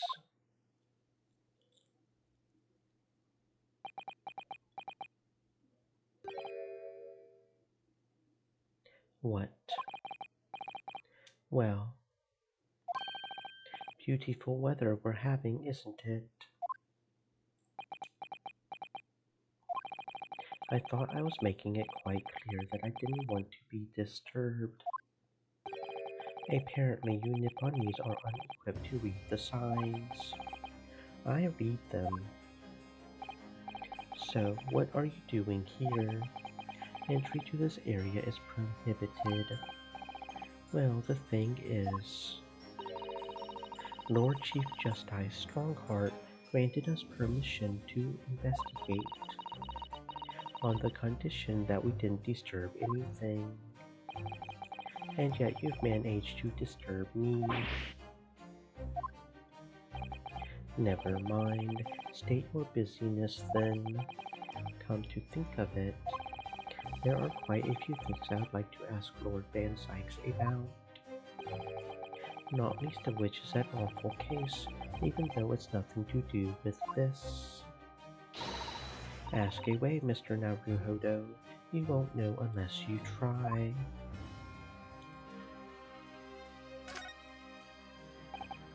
So, Clint was the name of your older brother.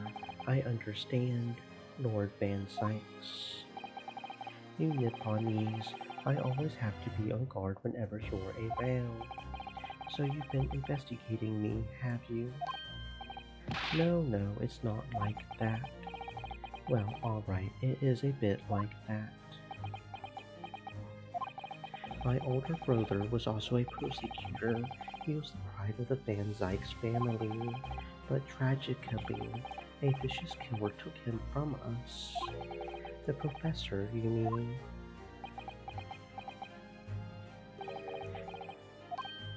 It is something funny. That's the extent of what you've discovered, is it? I shouldn't be surprised. Sorry, there's more to it then. Lackluster work is very much your trademark, isn't it?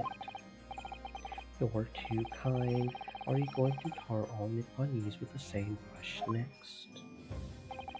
So tell me, what's your interest in that historic incident? As it happens, Lord Van Sykes, there's a rather curious case that's come to our attention. Are you aware of the Madame Tuspel's Museum of Waxwork by any chance? I am, naturally. I believe that since last month, I feature in one of the displays there for public scorn.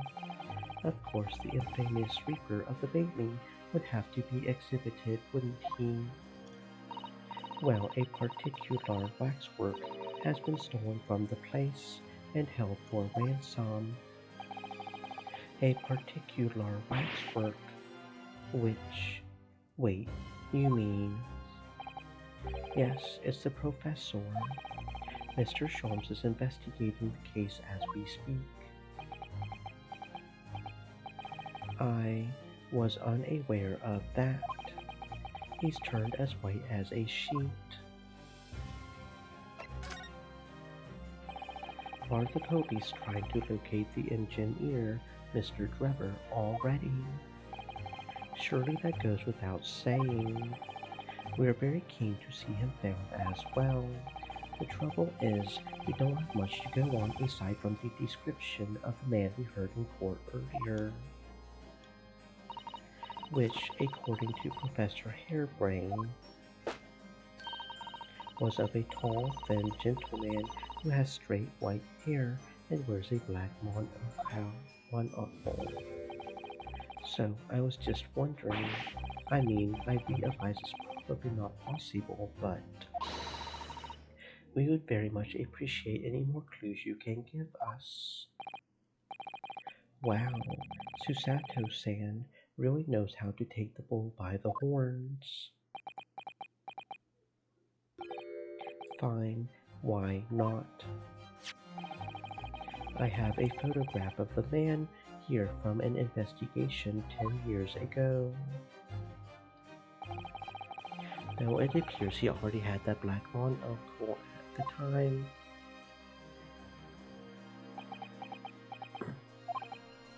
What? No, nothing. I was just surprised that you shared that with us.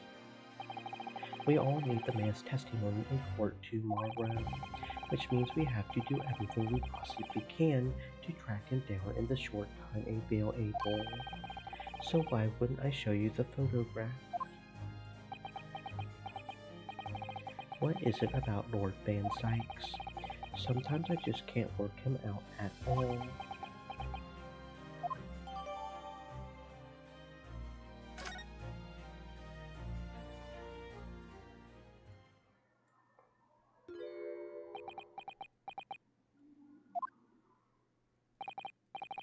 The file I requested for the trial tomorrow. Thank you.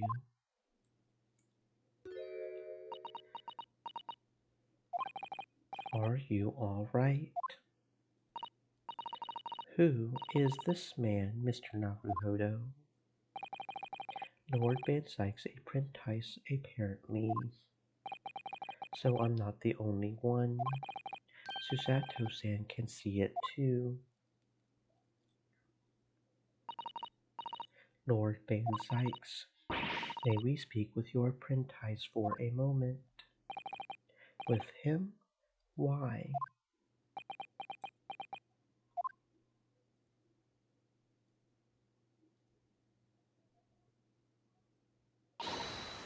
Kazuma-sama.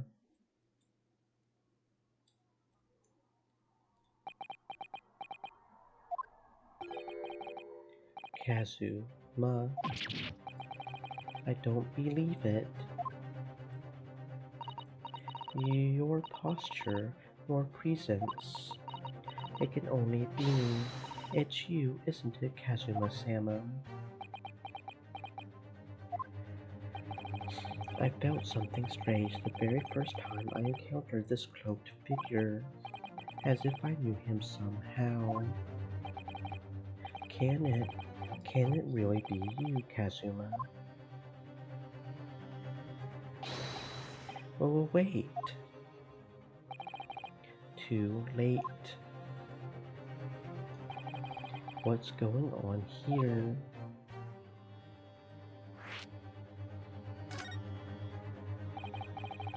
What is your interest in my apprentice? You act as if you know the man or something. Well, since when has he been in your care? I don't recall you having an apprentice before I left Britain 6 months ago. Lord Strongheart introduced him to me about 3 months ago now, with instructions to mentor him as a prosecutor. But he didn't tell you why, did he? The man appears to be suffering from amnesia. He's forgotten every last detail about himself. He has amnesia. Tomorrow he will appear in court at my side. What? He's to serve as my judicial assistant on Lord Strongheart's orders. He'll be in court with us. Now then, unless I'm much mistaken, I believe this conversation has run its course. Yes, thank you. I definitely saw a reaction there. When Susato called out like that, it really seemed to hit a nerve. When she called out Kazuma-sama,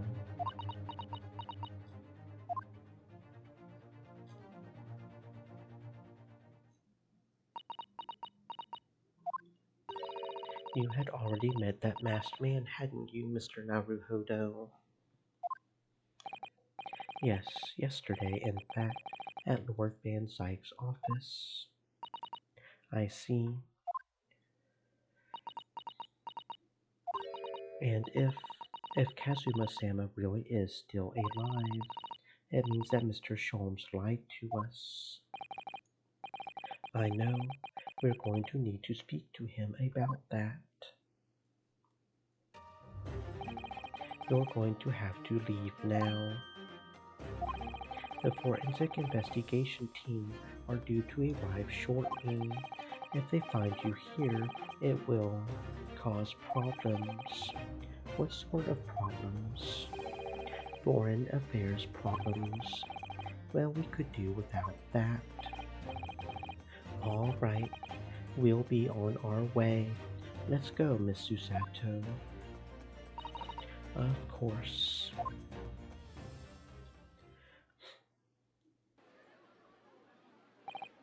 Well, I think we've done all the investigating we can here for now.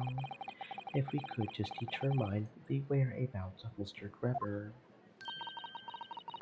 I'm sure Gina and little Toby won't let us down. Now then, do you think we ought to try to speak with Mr. Sholmes at this point?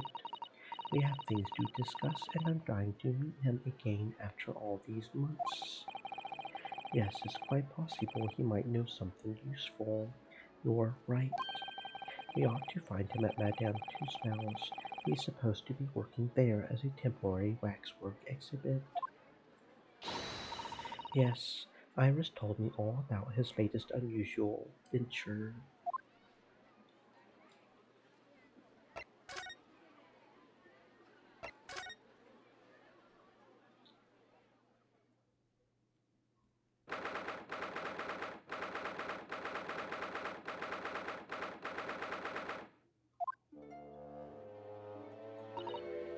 Oh my, no wonder it's called the House of Horrors. I'd like to turn on my heels and go straight home via the confectionery. Being scared makes you crave sweets. I can understand that. But you know, there's something about that waxwork over there. It looks like Mr. Sholmes down to the very last detail. What is it? Sorry, I think you'll find that's the temporary waxwork himself. The friend of my dedicated employee. Yes, hello again. It's Ryonosuke Naruhodo. I must say I'm quite spellbound by the great detective. He is a marvel. My precious waxwork is already back where it belongs. You don't mean... But yes, the mystery is solved already. Mr. Sholmes can really engage his brain when he's hungry enough. So as you can see, he has returned to his habitual duties. Yes, his habitual duties. Allures. Do not disturb.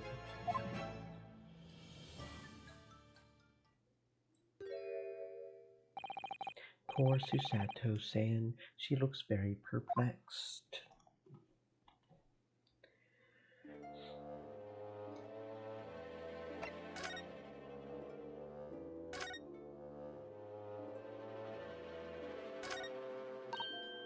There's a stepladder there, look. Yes, a stepladder. I think perhaps we should let the proprietress know that someone's left it out. The stepladder, I mean. Is something wrong? Why do I feel as though I just managed to sidestep an argument?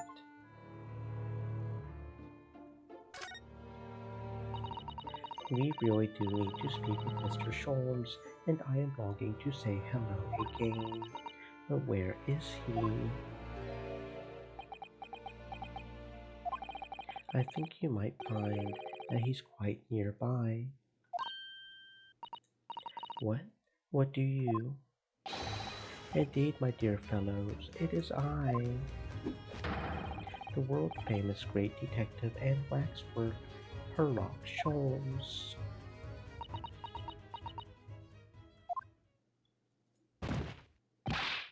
Susato-san, Susato-san.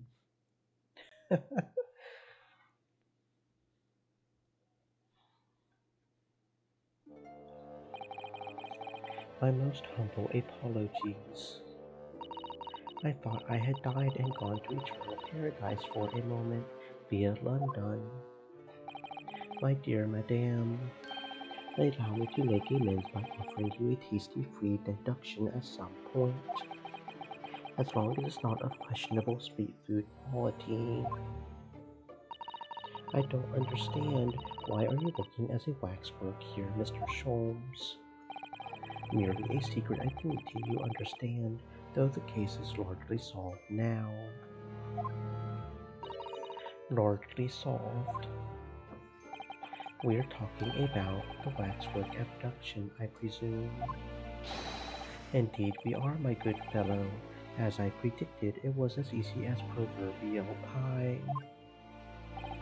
Though I confess I am yet to partake of a pie, proverbial or otherwise, or any food so far today for that matter.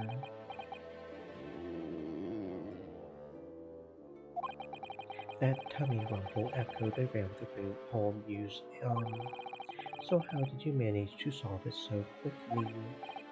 Well, do you remember I said it was largely solved? Anyway, I simply negotiated with the culprit. Are you familiar with the so-called telephone? Yes, it's a most modern invention, allowing you to hold a conversation with people far away.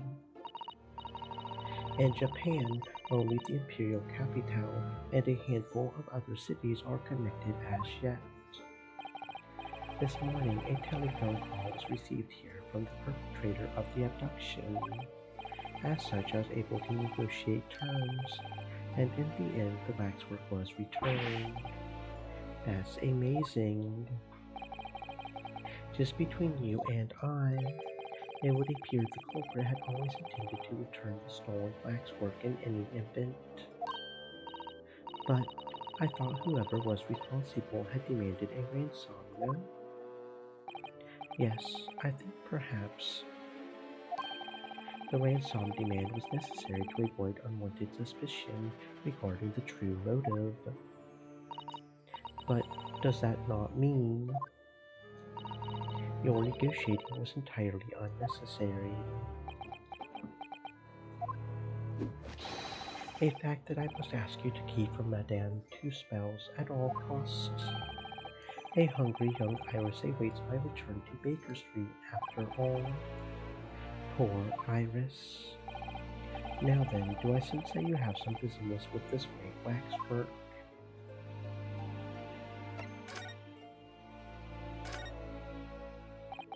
We're in the process of trying to track somebody down. Yes, a man by the name of Enoch Drebber. He's the swindler who duped Professor Harebrain and the engineer who built the Kinesis machine. A swindler and an engineer, quite the modern man. He also seems to be a conjurer of sorts too, with considerable knowledge of stage magic. We really need to locate him before the trial resumes tomorrow morning. But we have so few clues to go on, that's the trouble. Do you have any good ideas? I have no data yet. It is a capital mistake to have good ideas before one has data. If I knew something of the man's appearance, at least, I may be in a better position to help. Yes, Drebber's appearance. Fortunately for you, however, Presently, I have little to occupy myself and little to fill my tummy. As soon as you find any clue, no matter how small, I should gladly give you my thoughts on it. Mr. Sholmes, did you lie to us? My dear Mr. Naruhodo, stay that piercing stare. What is this about? Last winter, when we were first on our way to Britain aboard the steamship, your words were very clear. So then, let us unravel this mystery and discover what events led to this curious murder. You told us that it was murder, and you examined Kazuma-sama's body. Indeed, and wherein lies the problem? We met him earlier today, the victim, Kazuma Asogi.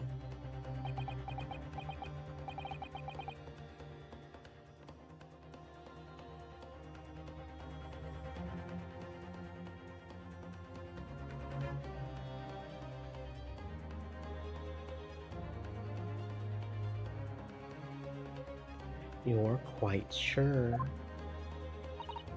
He was wearing some sort of mask and was apparently suffering from amnesia.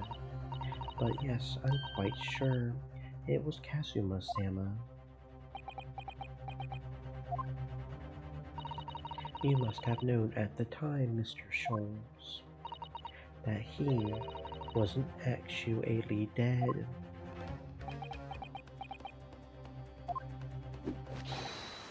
Well, I can only assume I was swept up in the murderous atmosphere of the moment.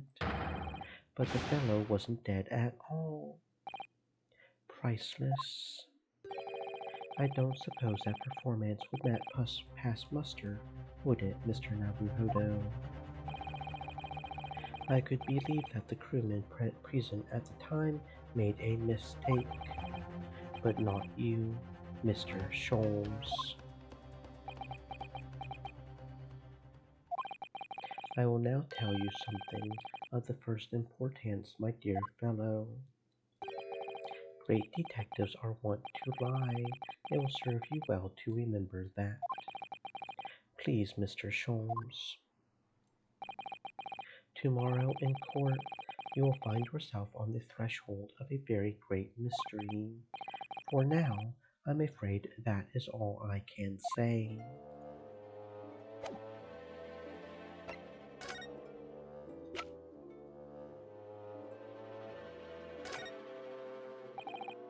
Mr. Sholmes, would you cast your eyes over this photographic print? It's of Mr. Enoch Drebber, the face of the engineer we seek. Well, all Englishmen look broadly the same, of course, so looking at the photograph won't be particularly instructive. Are you all right, Mr. Sholmes? Yes, forgive me. Very interesting this. Very interesting indeed. What's wrong, Mr. Sholmes? You've turned quite pale all of a sudden.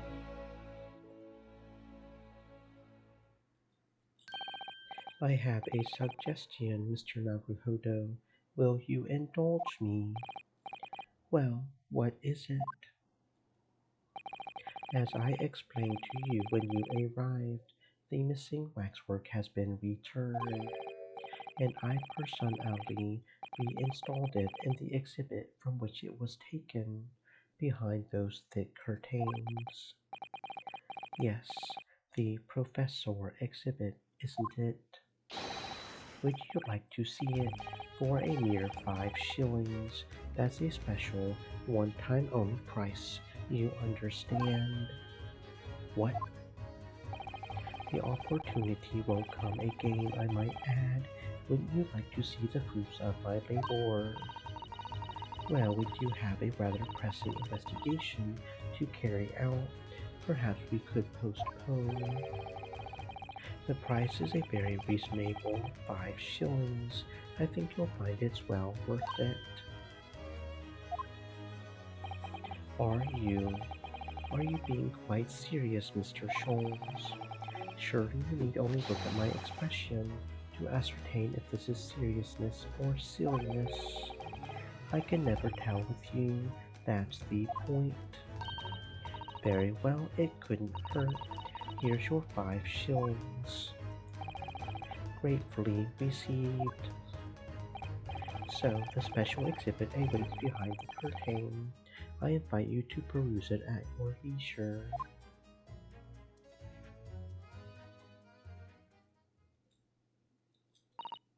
Well, the money's been spent, so let's go and see the special exhibit.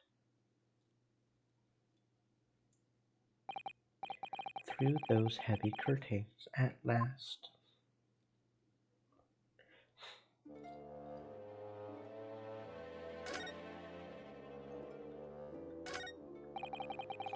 $5 we've had to pay. It doesn't seem right somehow that Mr. Sholmes slipped the money into his own pocket, does it? No. We could ask China to retrieve it for us, using her special skills. Pickpocketing police officers and diddling detectives. Is this what makes Britain great? Not to mention demigod prosecutors taking the law into their own hands, or chip-loving inspectors. Inspector Gregson comes off rather well on that list, I think.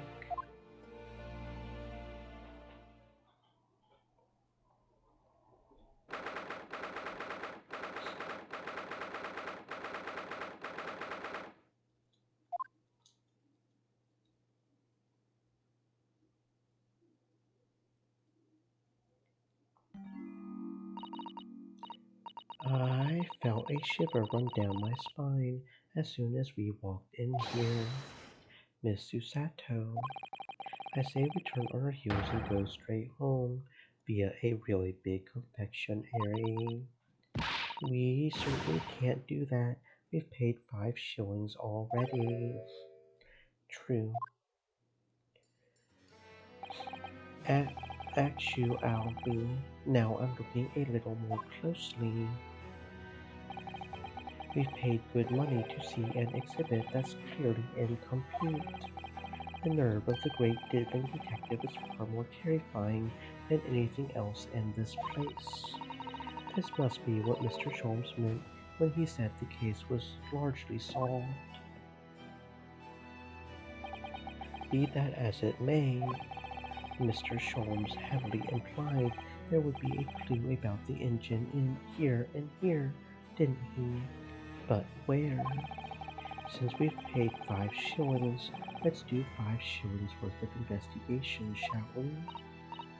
Yes, we will get what we paid for. Is that fear or frustration that's making Susato Sam's voice tremble?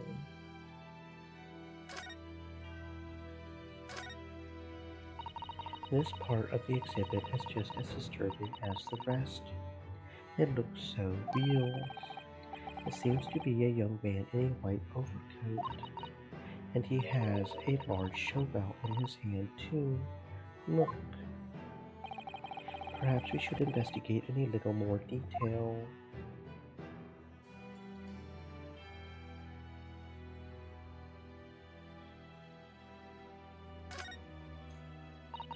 What a large shovel. He's holding it rather ominously, isn't he? What on earth was the man doing with a shovel in a graveyard in the middle of the night? Miss Susato. Yes, that's a spade, isn't it? No, it's a shovel. No, shovels are for digging. That's for scooping up loose material. It's a spade. We've been through this, Mr. Naruhodo. It's a shovel. No. Although we haven't considered trowels. We've allowed ourselves to be distracted, I feel. Perhaps we should concentrate on what the man was doing with the implement. So we're going to bury the hatchet. You're right, though. What was the man doing in the graveyard in the first place? That's the real question.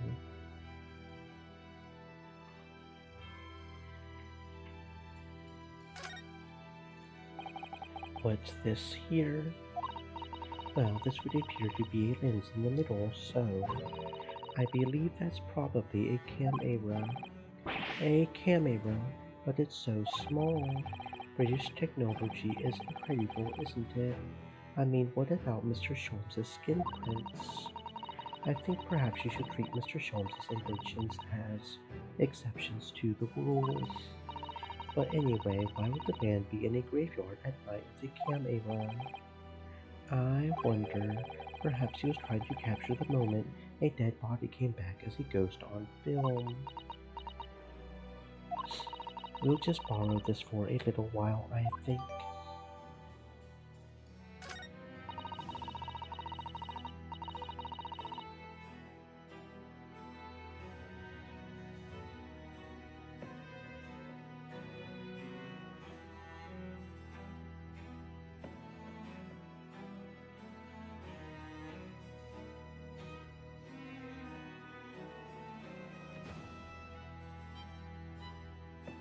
By looking at the photographic plate inside the camera, we can see what picture was taken. What's a photographic plate? It's a piece of glass coated in a special emulsion that reacts to light coming in through the lens. If we open the cover at the back of the camera, we should find it. Let's have a look. You should see yourself, Susatu-san. Your eyes are shining. You really do look like less shiny, don't you?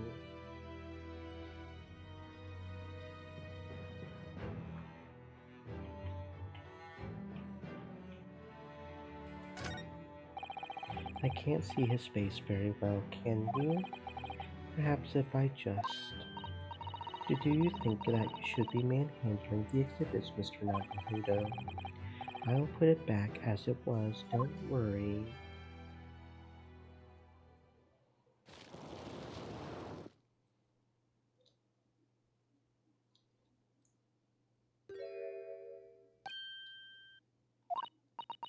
Well, what on earth? How can... I don't believe it. A black monocle. Mr. Naruhodo, is it possible that this man is... Yes, it's Enoch Drebber. The color of his hair is different, but it's unmistakably him.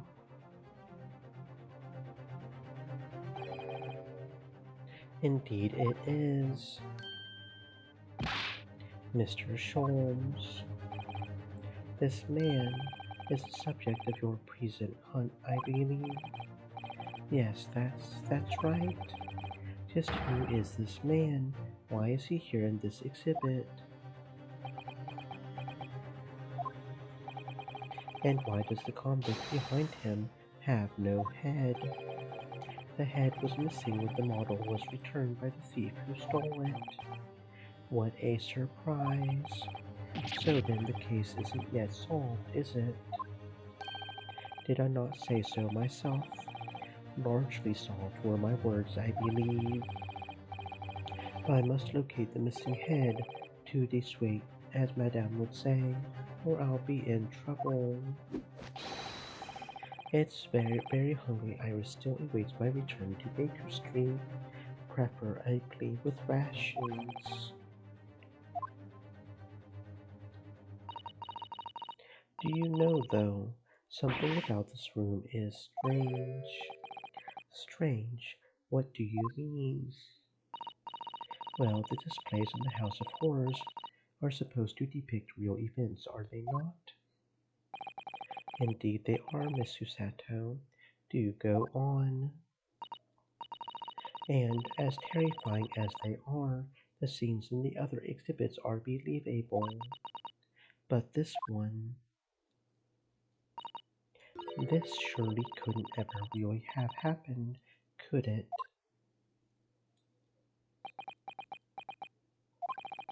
I think it's time I educated you a little about the nature of the incidents involving the professor 10 years ago.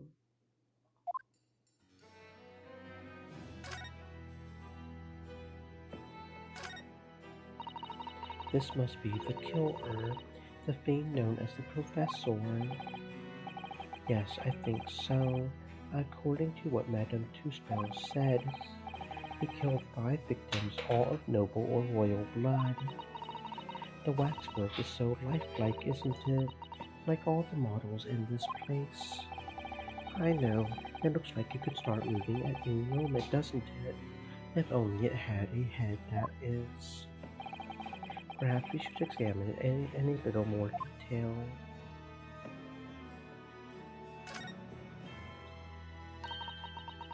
So this is the condemned man. Yes, the so-called professor. Then perhaps his head was chopped off by a guillotine. But unable to find peace, he emerged from his grave as a headless ghost. Do we have to entertain such terrifying ideas, Miss Susato? Anyway, I'm sure the model had a head once. There's a metal fitting for it, see? Then perhaps Mr. Sholmes absent-mindedly forgot to reattach it. That's an extremely absent-minded detective you're describing, isn't it? Or perhaps the thief absent-mindedly forgot to include the head when he or she returned it to the museum. And that would be an extremely absent-minded thief. Could there have been some reason why only the head wasn't returned? Well, whatever the reason, it means we don't know what the face of the infamous professor looked like, do we?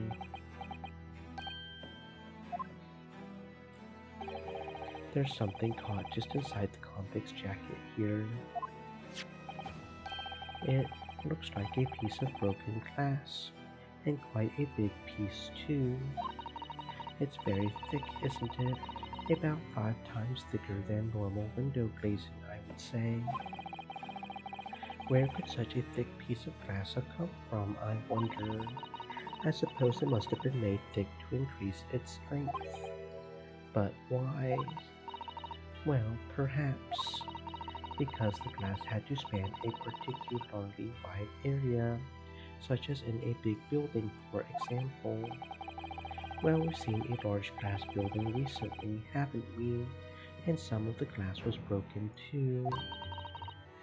You don't mean the Crystal Tower at the Great Exhibition? But why would glass from Crystal Tower be lodged inside this waxworks jacket? It makes you think, doesn't it?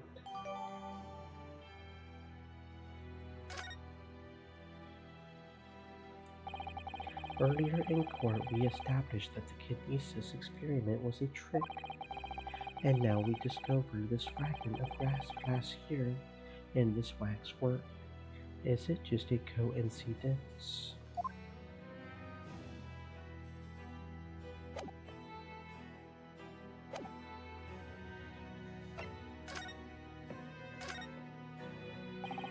I believe I told you a little about the professor yesterday, did I not? He took the lives of 5 victims, every one being either a member of the aristocracy or royalty. All were attacked by enormous hunting hound and had their throats ripped from their bodies. An enormous hound? How awful. After taking the life of his 5th victim, the killer was apprehended. It was a case of unprecedented magnitude in Britain, you understand. Accordingly, the professor was tried in a closed court. No members of the public were permitted. A closed court. So you mean that the professor's identity, as you've surmised, my dear fellow, his identity was never made public. Naturally, he was found guilty and was summarily sentenced to death by hanging. He was buried in a grave at Logate Cemetery, which adjoins the rear of the prison where he had been held. However, that was not the end of the affair. The very night that he was buried, the convicted man came back to life. Came back to life. He clawed his way out of the ground and emerged into the moonlit graveyard. The exhibit here depicts that very scene, as described by the sole witness to those chilling events.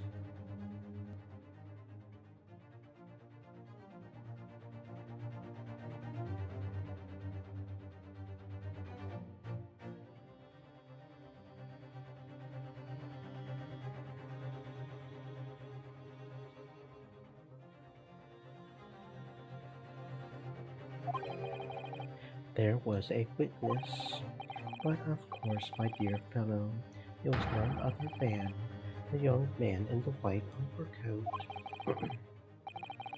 Enoch Drebber. He saw it happen.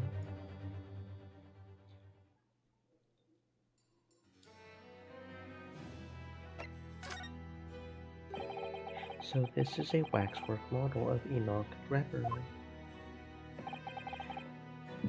10 years ago, the convicted professor, having been gibbeted and buried, emerged from his grave in the dead of night. The sole witness to that unimaginable scene was this young man. From appearances, I would say he was about 20 years old. It's so horrifying. Scared out of his wits, the young Trevor ran to a nearby police station to report the incident. And the sheer terror of what he had seen is said to have turned his hair white overnight. Yes, as shown in the photograph we have of him, his hair is completely white. For the following few days, the story of what he had seen was on every front page of the capital. The public was frantic for every last detail about the killer who had come back to life. As you've seen, an exhibit was even created here at Madame Two-Spells. I can quite understand why the man's hair turned white, certainly, but what I don't understand is what Mr. Drebber was doing in the first place, in a lonely graveyard in the middle of the night. Yes, what was he up to?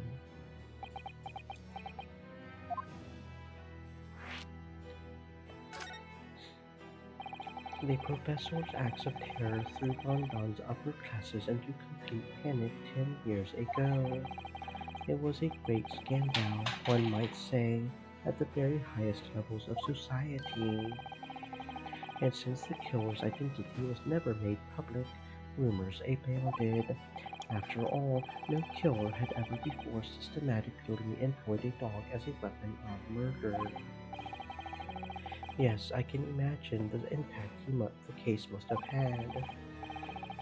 But in time, of course, the rumors abated. So too did talk of the shocking witness account of the convict who came back to life. It was forgotten, dismissed as a dubious ghost story, as a preposterous parlor tale.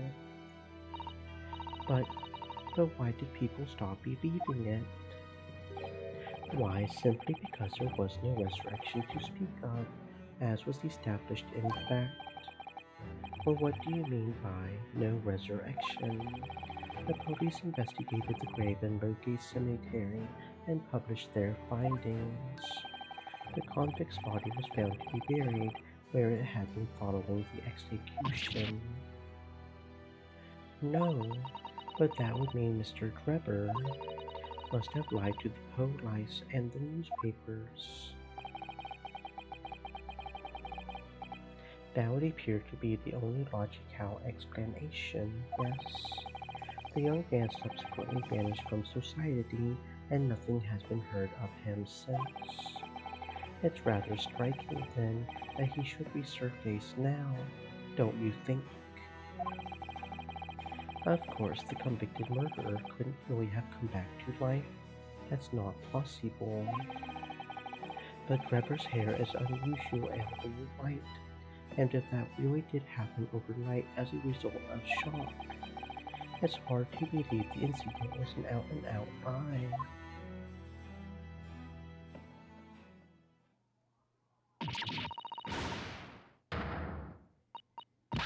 Well, what the bleeding Laura, Otto? What have you gone and done? China, what are you doing here? I asked Iris and she said this was where you would be. So,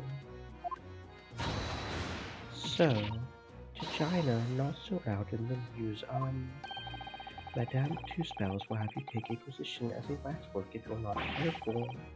I think there might be a more pressing concern. I still had some flash powder left from 6 months ago, so, alright China, we understand, but please, put down the gun.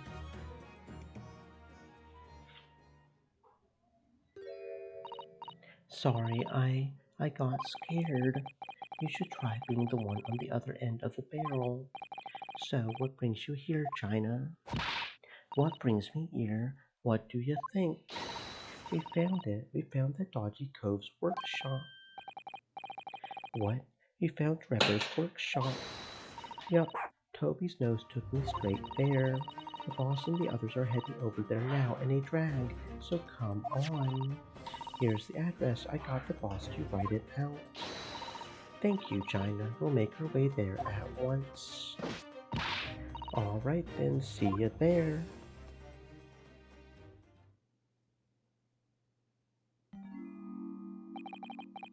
Yuko, don't mind me. I'll just stay here, being still. What? I know my place, and the exhibit over there. Someone is feeling sorry for himself. Let's go, Mr. Sholmes, you're coming. Your words hearten me, I must say, but if I were to shirk my duties here, Madame would have me pay monetary recompense, and Iris's dinner plate would be empty once more. Forget that, I'll pay for everything. Then there's not a moment to lose, my dear fellow. I shall care age at once. No offer to share the cost from Mr. Sholmes, then. I shall gladly pay half, Mr. Naruhodo. Thank you, Miss Susato. Right, let's go.